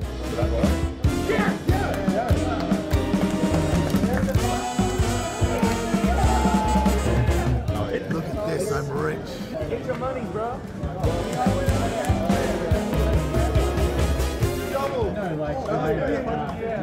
Look, we had a fun time. It's a pity they'll probably hate us tomorrow night once they find out the guys they were gambling with the night before were going to sneak into their workplace the next morning. Not to be ignorant, we don't know Australian behavior, but it's good to meet you. But before we went to bed, we realized we should probably try and get some legal advice before we try to sneak into one of the world's most important CIA bases. So we called our lawyer, Mark Davis. Hi guys, now, listen, you're doing me a bit of a tough sandwich here. I know fuck all about Pine Gap. I'm finding out quickly. We realized we'd put him in a bit of a tough position, you know, speed reading niche, esoteric CIA laws in the middle of the night. Here's a little story. There's lots of them. Let me have a look on the... okay, we've got Security and Defence Premises Bill 2011. Certain members of the ADF can use reasonable and necessary force in the event there's an attack upon ADF premises. Establish a statutory regime of search and seizure powers. Oh my God. So they're essentially saying they could impose military law upon you if you get too cheeky here. So we'll get 5 stars on my GTA. If we're not actually trespassing on the base, for example, one of them would be kicking a soccer ball over the fence and then asking if we could get our soccer ball back.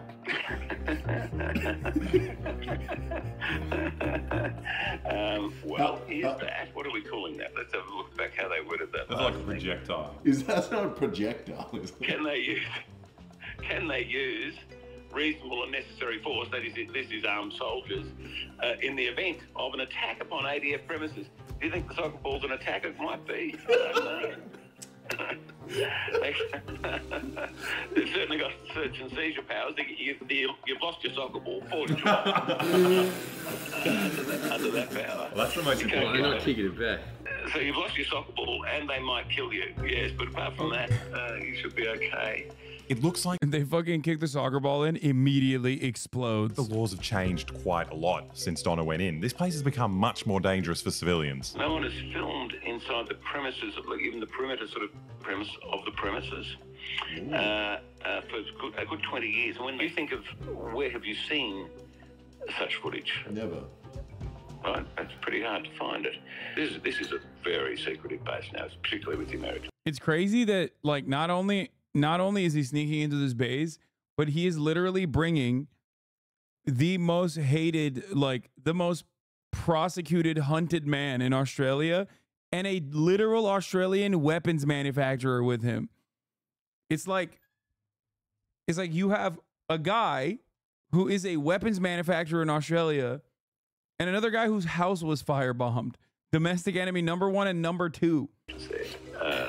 Yet there's been almost no coverage of it, has there? Fucking ice, mate. Does anyone even try to cover it? Does it even exist anymore? It used to be, you know, at the this is literally a Guy Ritchie-ass cast. Now, it barely passes for public comment. It's extraordinary, really. What do they do at Pine Gap? Why are they so coy about it?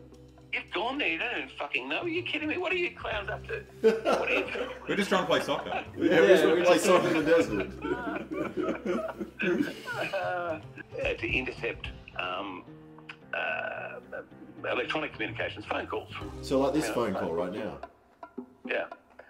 We've got to cut him some slack here because, you know, we did put him in a tough position at the last minute, but at the same time, I don't feel like he was the most sensible person to go to for advice. Yeah. Coming in, I think there's no option but to fucking fang the gate. Once that gate opens, you guys got to go. You just got to go. Gunning towards the facility. Nice. Bang it. So let's see what they'll do. It'll be just fucking hilarious. I'd love it. Well, we've gotten legal advice, I guess, but I'm not sure if talking to Mark was the best idea. I was much more chill about this before I realised they could, you know, legally kill us if we entered. So they can shoot us? Seems to be the vibe. Yeah. Yeah, but we knew that, right? See if there's a recording. I didn't know they could shoot me. You didn't know that. They're not going to shoot us. They might. There's no way they'll shoot us. If they didn't shoot the people who actually got into the facility, why would they shoot? That was 20 years ago. Who's kicking the soccer ball though? Not me.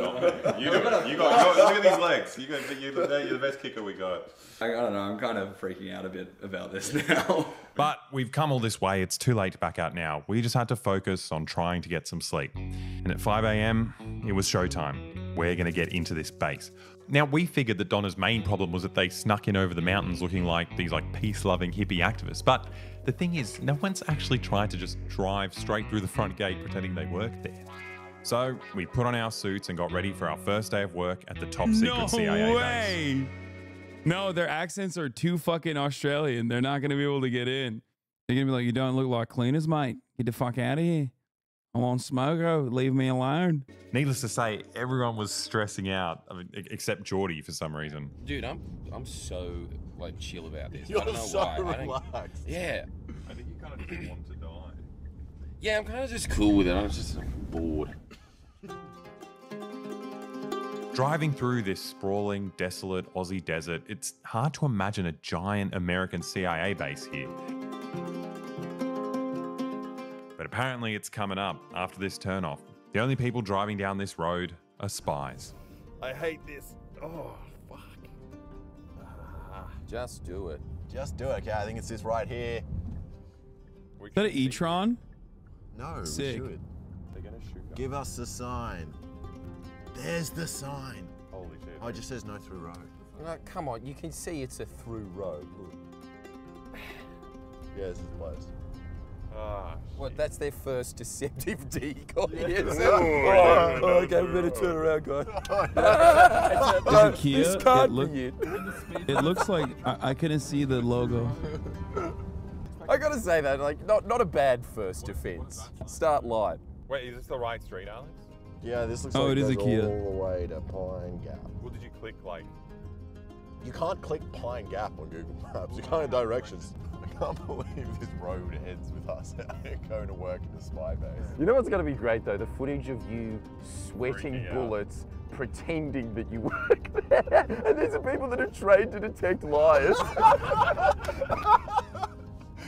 Yep, I work Yes, I am. I'm just your average rinky-dink American. They're like, what's this humming noise I hear in the background? It's very strange. I can't place my finger on it, but there's this humming noise and it's getting increasingly louder. You got this. You're just going into work, Alexa. Yeah, but You are going to work. It's not even a lie. And you know what else as well? When they say, do you work here? You can say, yes. Technically, I work exactly where I am. Yeah. As long as there's a camera on me, I'm working. I can just say it's top secret. I don't think that you can lie. I think it's impossible for you to lie. The closer we got, the more the pressure was getting to us. See, what I'm worried about is I'm really bad at driving automatic. Yeah, it's in a car. So what if I accidentally run them over? Whoa, whoa, whoa. How can you be bad at driving automatic? Wow, he does suck at automatic. Yeah. He fucked up an a lot of automatic. pressure over here. The car's basically driving. Oh shit, someone's behind us. Ah. Really? Where did you come from? Oh, fuck. Oh, you for real? Just Coming speed around. up. No, he's overtaking. Oh, okay.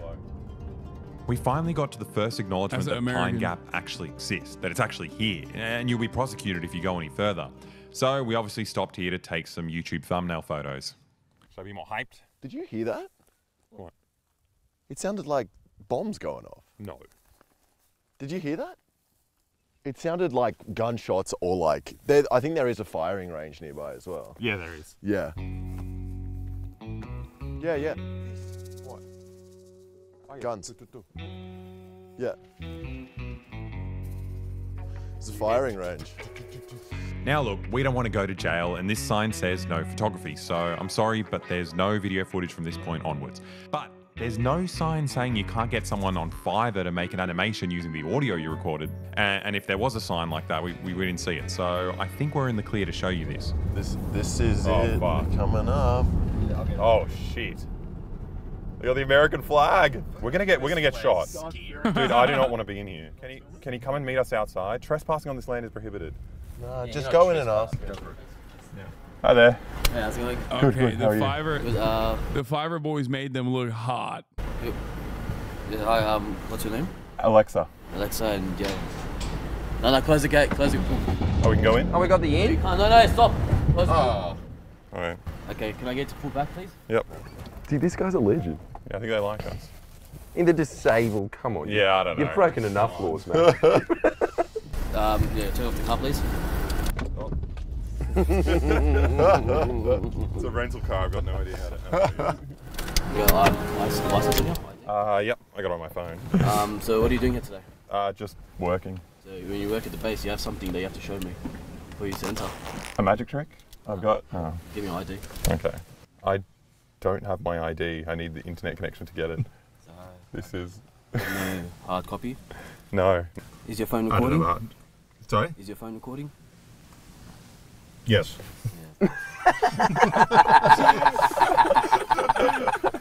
Everyone's ID. Why did he Who say are they? Just say no. I don't know who those guys are. I need your IDs, guys, so if you have IDs, I can't let you leave. Why aren't you going after the real criminals? Yeah, what are they doing? What are those guys doing? We don't. They're on our phones. Can we come back with them? Can we come back with ID? You want to put one up your ass?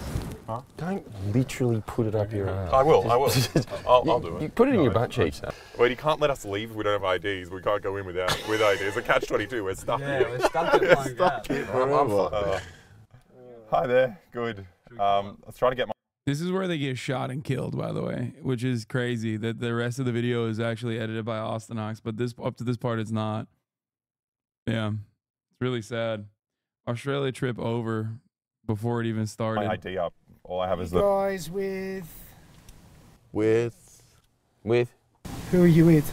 Who are we with? We're with these guys. We work here. I love that grunts globally are just the dumbest people, which is awesome. Like, every single interaction they've had is with a person, like, they almost got in. Like, they almost fucking drove in, and this guy almost revealed who, like, gave him an in, basically. They are henchmen. Like, the dudes are all henchmen type. Well, like, in this... Currently, we're working. Yeah. You're working at this space? Yeah, we're working right here. Okay, you guys stay right there, thank you. I think we're it. We're idiots. This is actually fucked what just happened. Yeah. Should I get out and ask him? No, don't No, leave the car. no. Maybe you can open the window and... Excuse me, can I go home, please? I'm scared. Oh no, the gate's closing. Wait, what? We're stuck? Oh, look at that. Wait, what are we meant to do? How come these guys get to leave? We're gonna get shot. We're fucked. Wait, I want to leave. I feel, you know what this feels like? Like we're just committing suicide. Yeah, I feel like we've done to something really stupid. And we're all G'ing each other up to like make No, jokes. let's just actually ask So him we just now. be like, Let's just say it was a bit. We're done. Yeah. Why? Okay, what do you want to do, Jordan? Just keep arguing and lying. Well, we've got to decide what we're actually saying. Are we going to keep talking about how we work here?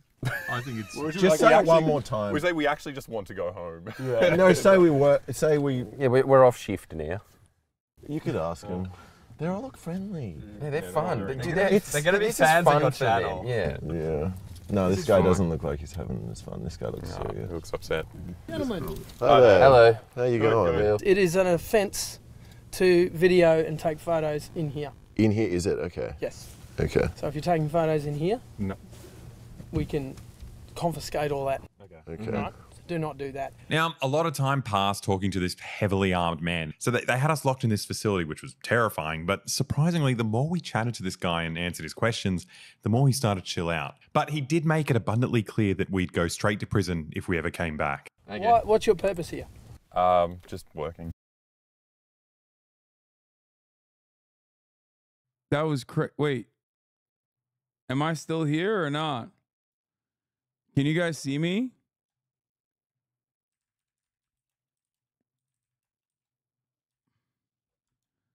The fucking Australian government got to me. Oh my God.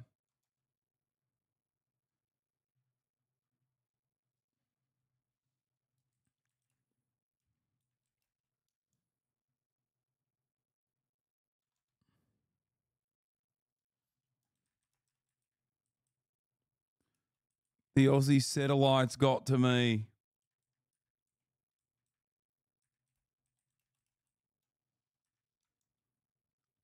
Is it still effing? What the fuck's happening?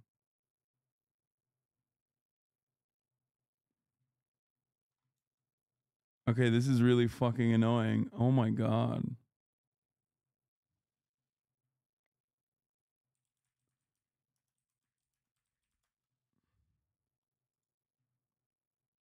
It says I have 5. It says I should be good.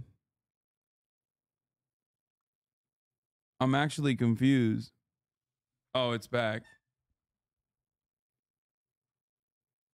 That was crazy, dude. What the fuck?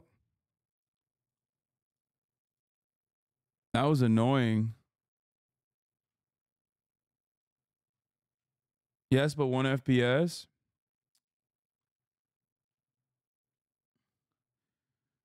I know I want to say that it's most likely, like, it's fun to think that this is the Australian government destroying my stream for the fucking truths to no longer be shown.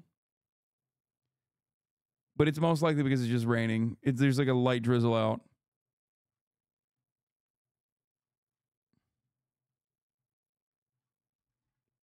You know what I mean? I go fucking Pine Gap, mate. Fucking hell. Good over, mate.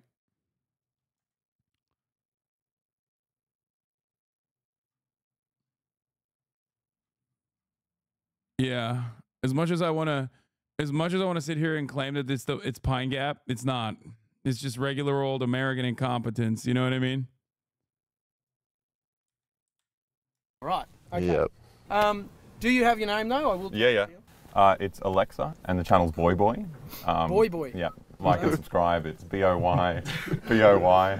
Not judging at all. Yeah. I watch a lot of YouTube stuff. And well, the base doesn't want you here. Okay. So you'll have to exit. What goes on in here? Well, they don't tell me that. I'm not important enough. It's not an access to anyone that comes along. All right, thanks guys. Thank you. He was casual. Very nice. If we do another thing, they're going to come back. Yeah, I don't think we should get arrested over it. Now, it was a pretty intriguing setup they had going. It seemed like the perimeter was staffed by Aussies doing security who had no idea what the Americans were doing inside the base. Nonetheless, they made it clear that we couldn't go back to the front gate without getting arrested. But then it occurred to me, what if we didn't go back at all? What if it was someone else? A completely different person with completely different proportions. I think it'll work. If you keep smoking the cigarette, I think it works. No, officer. You'd like to do a search and frisk, would you? Well, I'm going to have to see a warrant. This is awful. I thought the trench coat was going to be longer and wider. What, you thought? It just doesn't look like You thought this was going to be a visit to I thought that you'd get past the CIA with this one. I like it. You thought it was seriously. This is brilliant. I don't. Why are they laughing? This seems like a good idea. This had a lot more than you did, dude. This was your plan A. When I bought this, I asked the woman, is it long enough for 2 people? And she said yes. You're like genuinely disappointed. I thought this was a bit. He's actually disappointed. Well, since our disguise doesn't work and we can't show our face at the main gate anymore, maybe we can try a different approach and get them to let us in using the power of sympathy. We're just innocent soccer players in the middle of nowhere trying to get our ball back. I mean, we thought we were in the middle of nowhere, but we quickly realised we were being followed. We weren't alone. Someone did a shit. Someone did a shit. The CIA is trying to keep us out by making it smell really bad in here. So after a bit of a trek on the opposite side of this 5-kilometre wide facility, we finally made it to the first outer perimeter of Pine Gap. Oh fuck, look at that. What? Actually fucking camera up on the thingo, that white thing. Where? Right there. Oh shit. Fuck. Do you reckon it's not an automatic turret with like a fucking... No, it's just a big camera. Fuck, they're going to come now. No, that's cool. At least with a camera here, they'll have proof that we're regular dudes just playing soccer. Oh shit. Oh. Who's getting that? Why is the audio delayed? I don't understand. If it's delayed on your end, it's just delayed on your end. You just need to refresh because everything is stable on my end now. It looks like a missile, mate. I was passing it to you. Maybe, you get maybe it. we can call them. Do they have is there a number for Pine Gap? We're legally allowed to go over just to get a soccer ball, right? That's the rule. I think so. A little help. Can we get our ball back? Wait, at the very least, was that in or out? Go back to replay. Yeah, they got VAR on that thing. Yeah, come on. Can you tell us if that was in? I mean, if they don't arrive soon and give us our ball back, I think it's actually a pretty lousy spy facility. That could have been a bomb.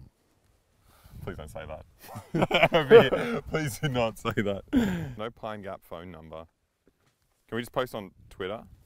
Oh yeah, let's post on Twitter. Let's say, CIA. Can we get our ball back, please? Yeah, can we have special exemption?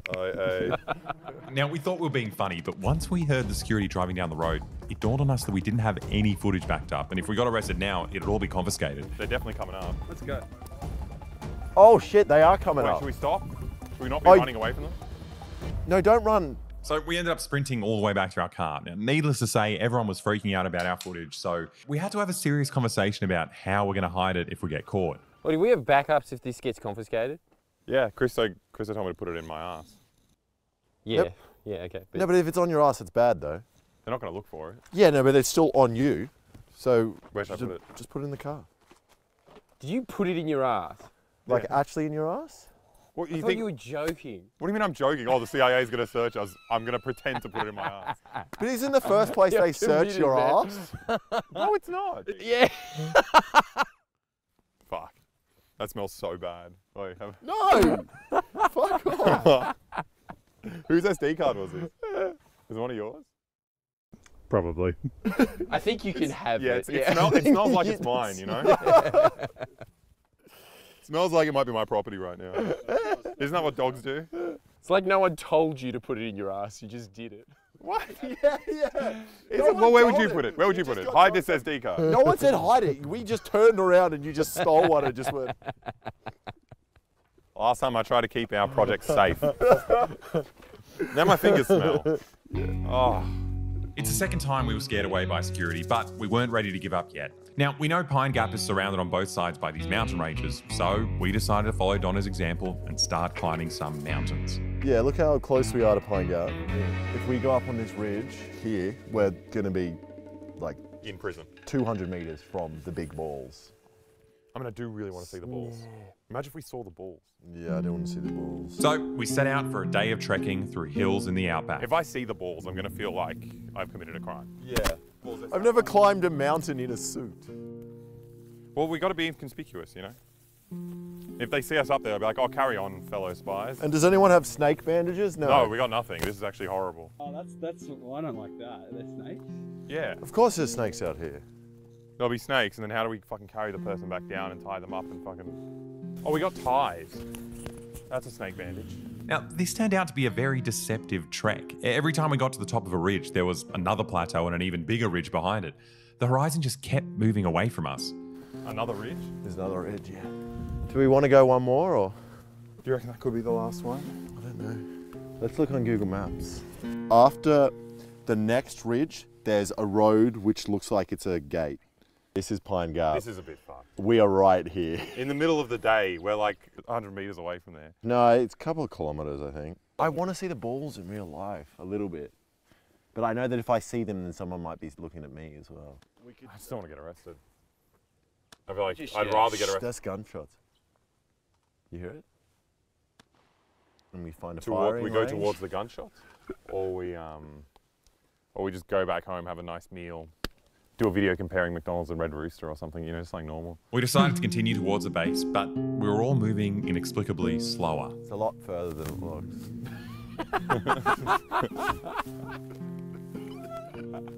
Yeah, I think we got a good like hour till we get up there. Yeah. It's not an hour.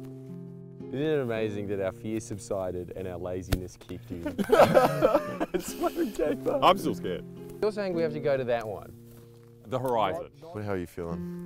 I mean, it's your call. We came all this way, but it's also easier not to. But you know, It's one of those things, if we get arrested, what happens to the rest of our footage and all that other shit? True. It's in your ass. It's not anymore. You guys won't let me put it in there anymore. But she was saying they were hiding from them for age. That's a gunshot. Such horrible timing. I hate this. Yeah, they're not shooting at intruders. They're just practicing their aim. For when intruders come. Yeah. Oh, that's the thing. If there's a firing range and you come on the back of it, you just get fucking murdered. I hadn't heard the gunshots until now, and they're very clear. Yeah. Ooh. Oh, we can call it. That's gunshots again. It's not even them getting arrested. If they lose the footage and there's no video, you know what I mean? That's way more annoying. I just don't think we should be walking that way. What, towards Whenever I've heard a gunshots? gunshot, I've always thought, go the other way.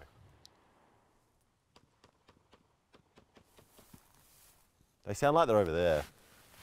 We're walking. Yeah, I don't think they're going up the mountain. Guns don't have such a big range. Yeah, we'll go that way. They won't get us. We're just peer pressuring each other because we get nothing from being up there.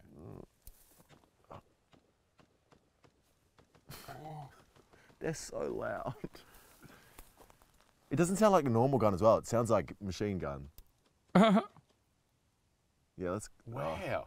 Yeah, that's scary. As if they need that much practice. When was the last time someone tried to get in? 20 years ago.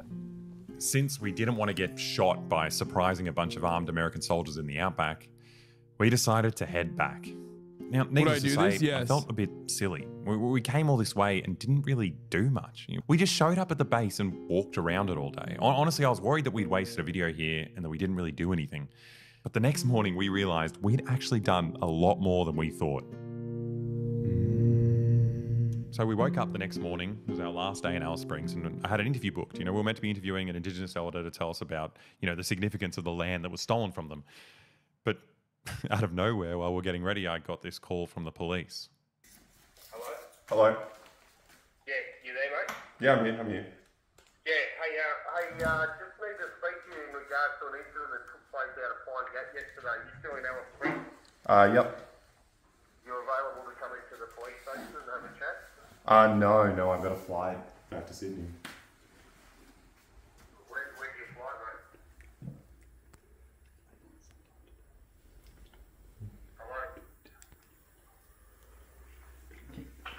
Hello? Sorry, don't give them the flight times. You don't need to talk to them that much. I choked. I obviously had no idea how to handle that call, but it was too late. The goddamn police were chasing us. They could rock up at any moment. It was now a race against the clock. We had to pack up the Airbnb and get on that plane out of town. Airbnb. That's so funny. Bro, book it. Fuck you mean, dude? He literally... There's not that many flights from whatever that bumfuck area to Sydney, so they know exactly what flight it is. You should have never said that, but now that you said that, why are you cleaning? At this point, we started losing our cool. Fuck. Freaking out. I'm just saying the smarter decision. Let's just pack up and go. They will call the airport. But we quickly realised, if the police do catch us, we'll definitely have our footage confiscated and wiped. So we started the 2-hour-long process of backing it all up online, which gave us a bit of time to just kick back, relax, and blame each other for the horrible predicament we're in. We're on the run now. Do you not clean your Airbnb? First of all, I don't really Airbnb. And secondly, cleaning your Airbnb when you're leaving is very different than cleaning your Airbnb when you're evading the police. Okay? I like that you thought I was just saying, like, what the fuck are you doing? Just cleaning your Airbnb. Like, that's not what that's not, is that the takeaway that you got here? The fuck? Yeah. I don't really like it. I don't know. I like it because they called you. I'm not the ringleader here, I'm just the one who booked the rental car. This is your channel, Alexa. I'm just the one who booked the rental car. We're all here because of you. I'm just the one who booked the rental car. All here because of you. I drove the car too. Lives at I mean, they've probably already got all the videos. Let's be honest. Yeah, that's it. If Pine Gap is as good as it is, then they would have our footage already. Yeah, prove it, boys. Yeah. I've hidden an Easter egg in all of our videos. If you're really the CIA and not just some hucksters trying to take us for fools, you'll know what we did at exactly 9:32 a.m. Now, the one upside was that we had enough time to practice some cool lines to deliver to the cops when they catch us. We should do this bit when we're arrested. Fools, fools, fools. I'm right where I want to be.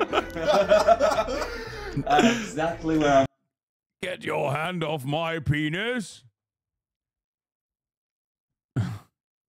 I see you know your judo.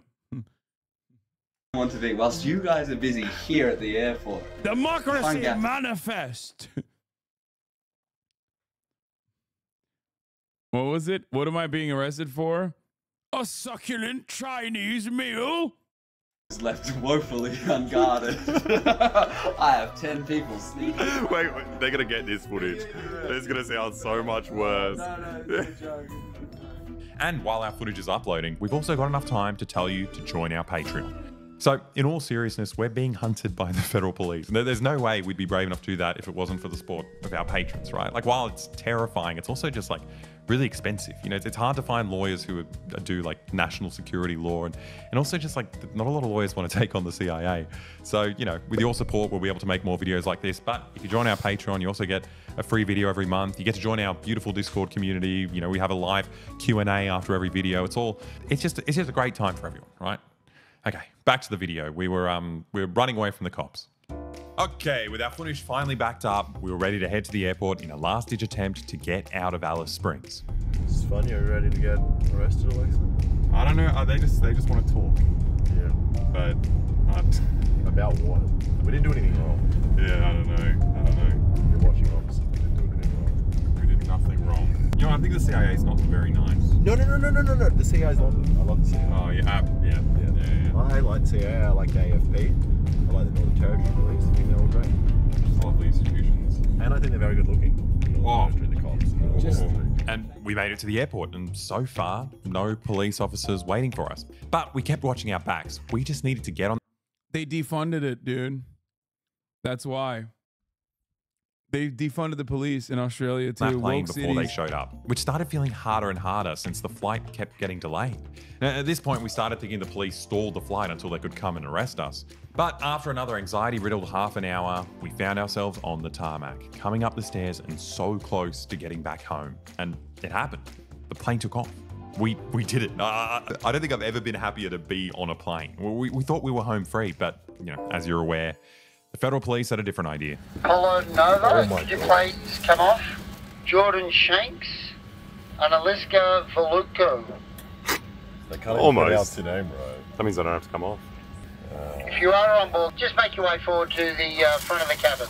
Now, we've never spoken to federal police before, and we don't know much about what you're meant to do when talking to cops, but the one thing we do know is that you don't talk to cops. Anything that you say or do will be recorded and may later be used in evidence.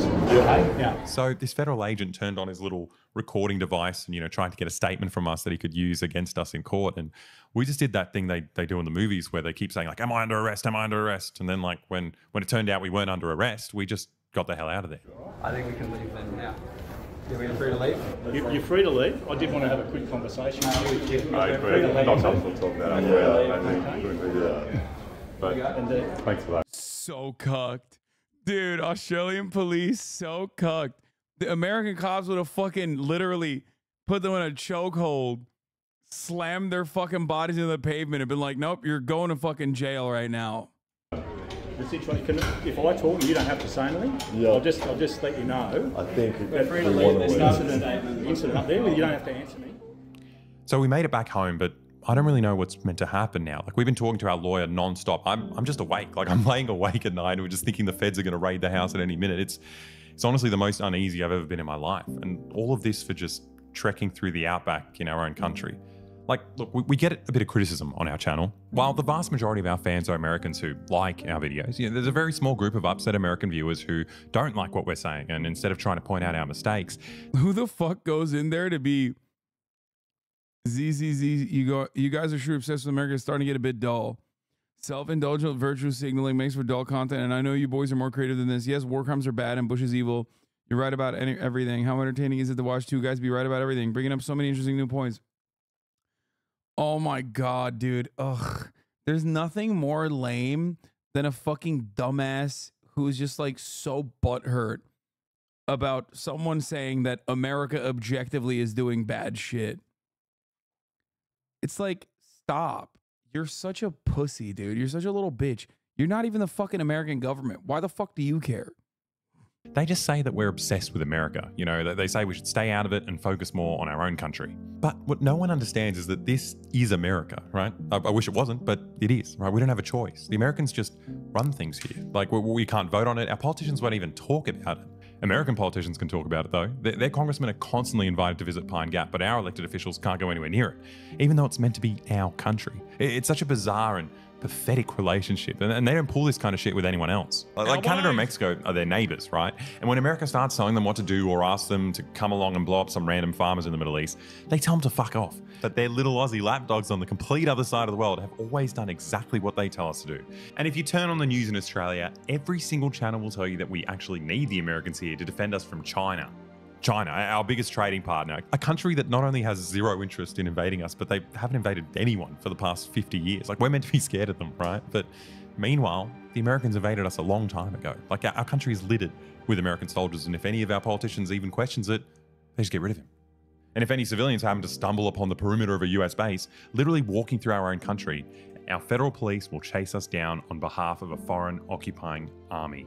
We're in America, right? We're just a giant US military base just floating in Asia. And if the Americans decide they want to go to war with China, then our beautiful island home is going to be on the front lines. No one ever gave us a say in it. Damn. Powerful message, mate. Fucking hell.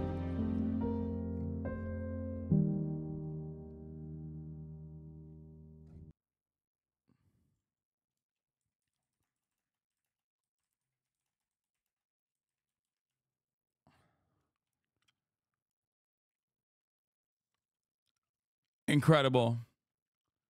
Phenomenal video.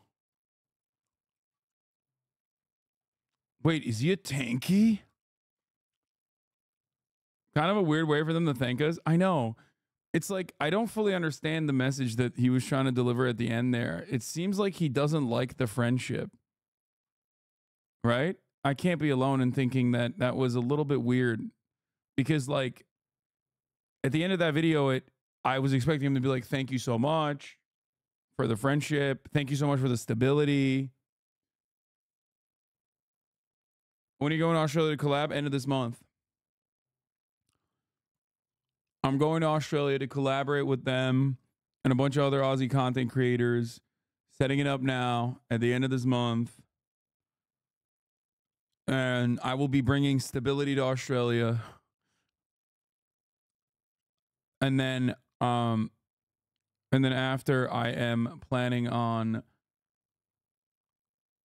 tell chat if they don't like the video pinned in chat right now, they'll be banned. Yeah, if you don't like it, you'll be banned. And then Japan. Will calls cap. I mean, I am going.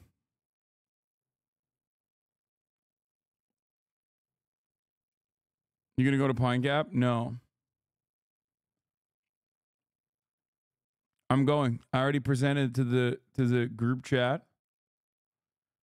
Careful, they may want to get revenge for Gallipoli. Your post is so millennial coded. Suck my dick. I'm 32 years old. I'll link up with the friendly Geordies too.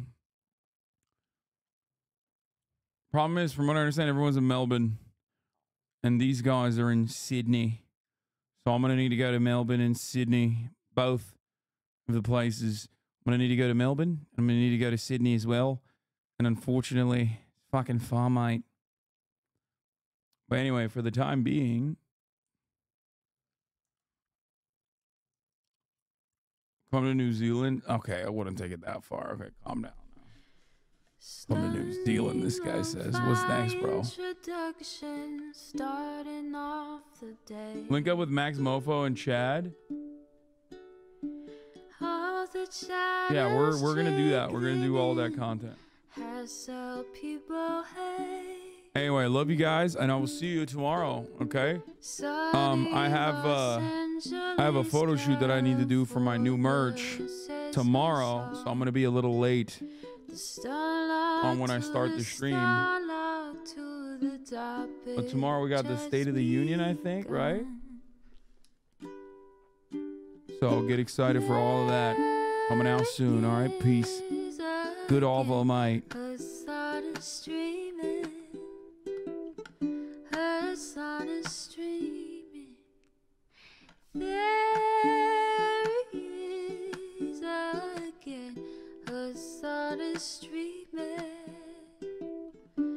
Hasan is streaming, reviewing the P.O. box, Uncle Uger's face. Sat in Discord at your prop, great names take embrace. Tiny Bernie Sanders, LGBTQ Air Force. The whole left at your fingertips, Ane at your door. H3 crowded debate, the Young Turks online show. 3 full fucking years of this, plenty more to go. 90-day fiance talks of champagne bourgeoisie. A Trump rally live reaction on mass riot at DC. There he is again, Hasan is streaming. Hasan is streaming. There he is again, Hasan is streaming. Hasan is streaming. Reading live stream fail comments, Austin show chat advice. And all the ways the right-wing pipeline can suck you in online. JCS react, Lord frame gets broken, cover blown. A full-blown mass pandemic monster streaming at your home. Total radicalization coming out to find. The system you were taught to trust in was broken the whole time. All these daily streams, whether big or whether small, have helped me and so many find the meaning through it all. There he is again, Hasan is streaming. Hasan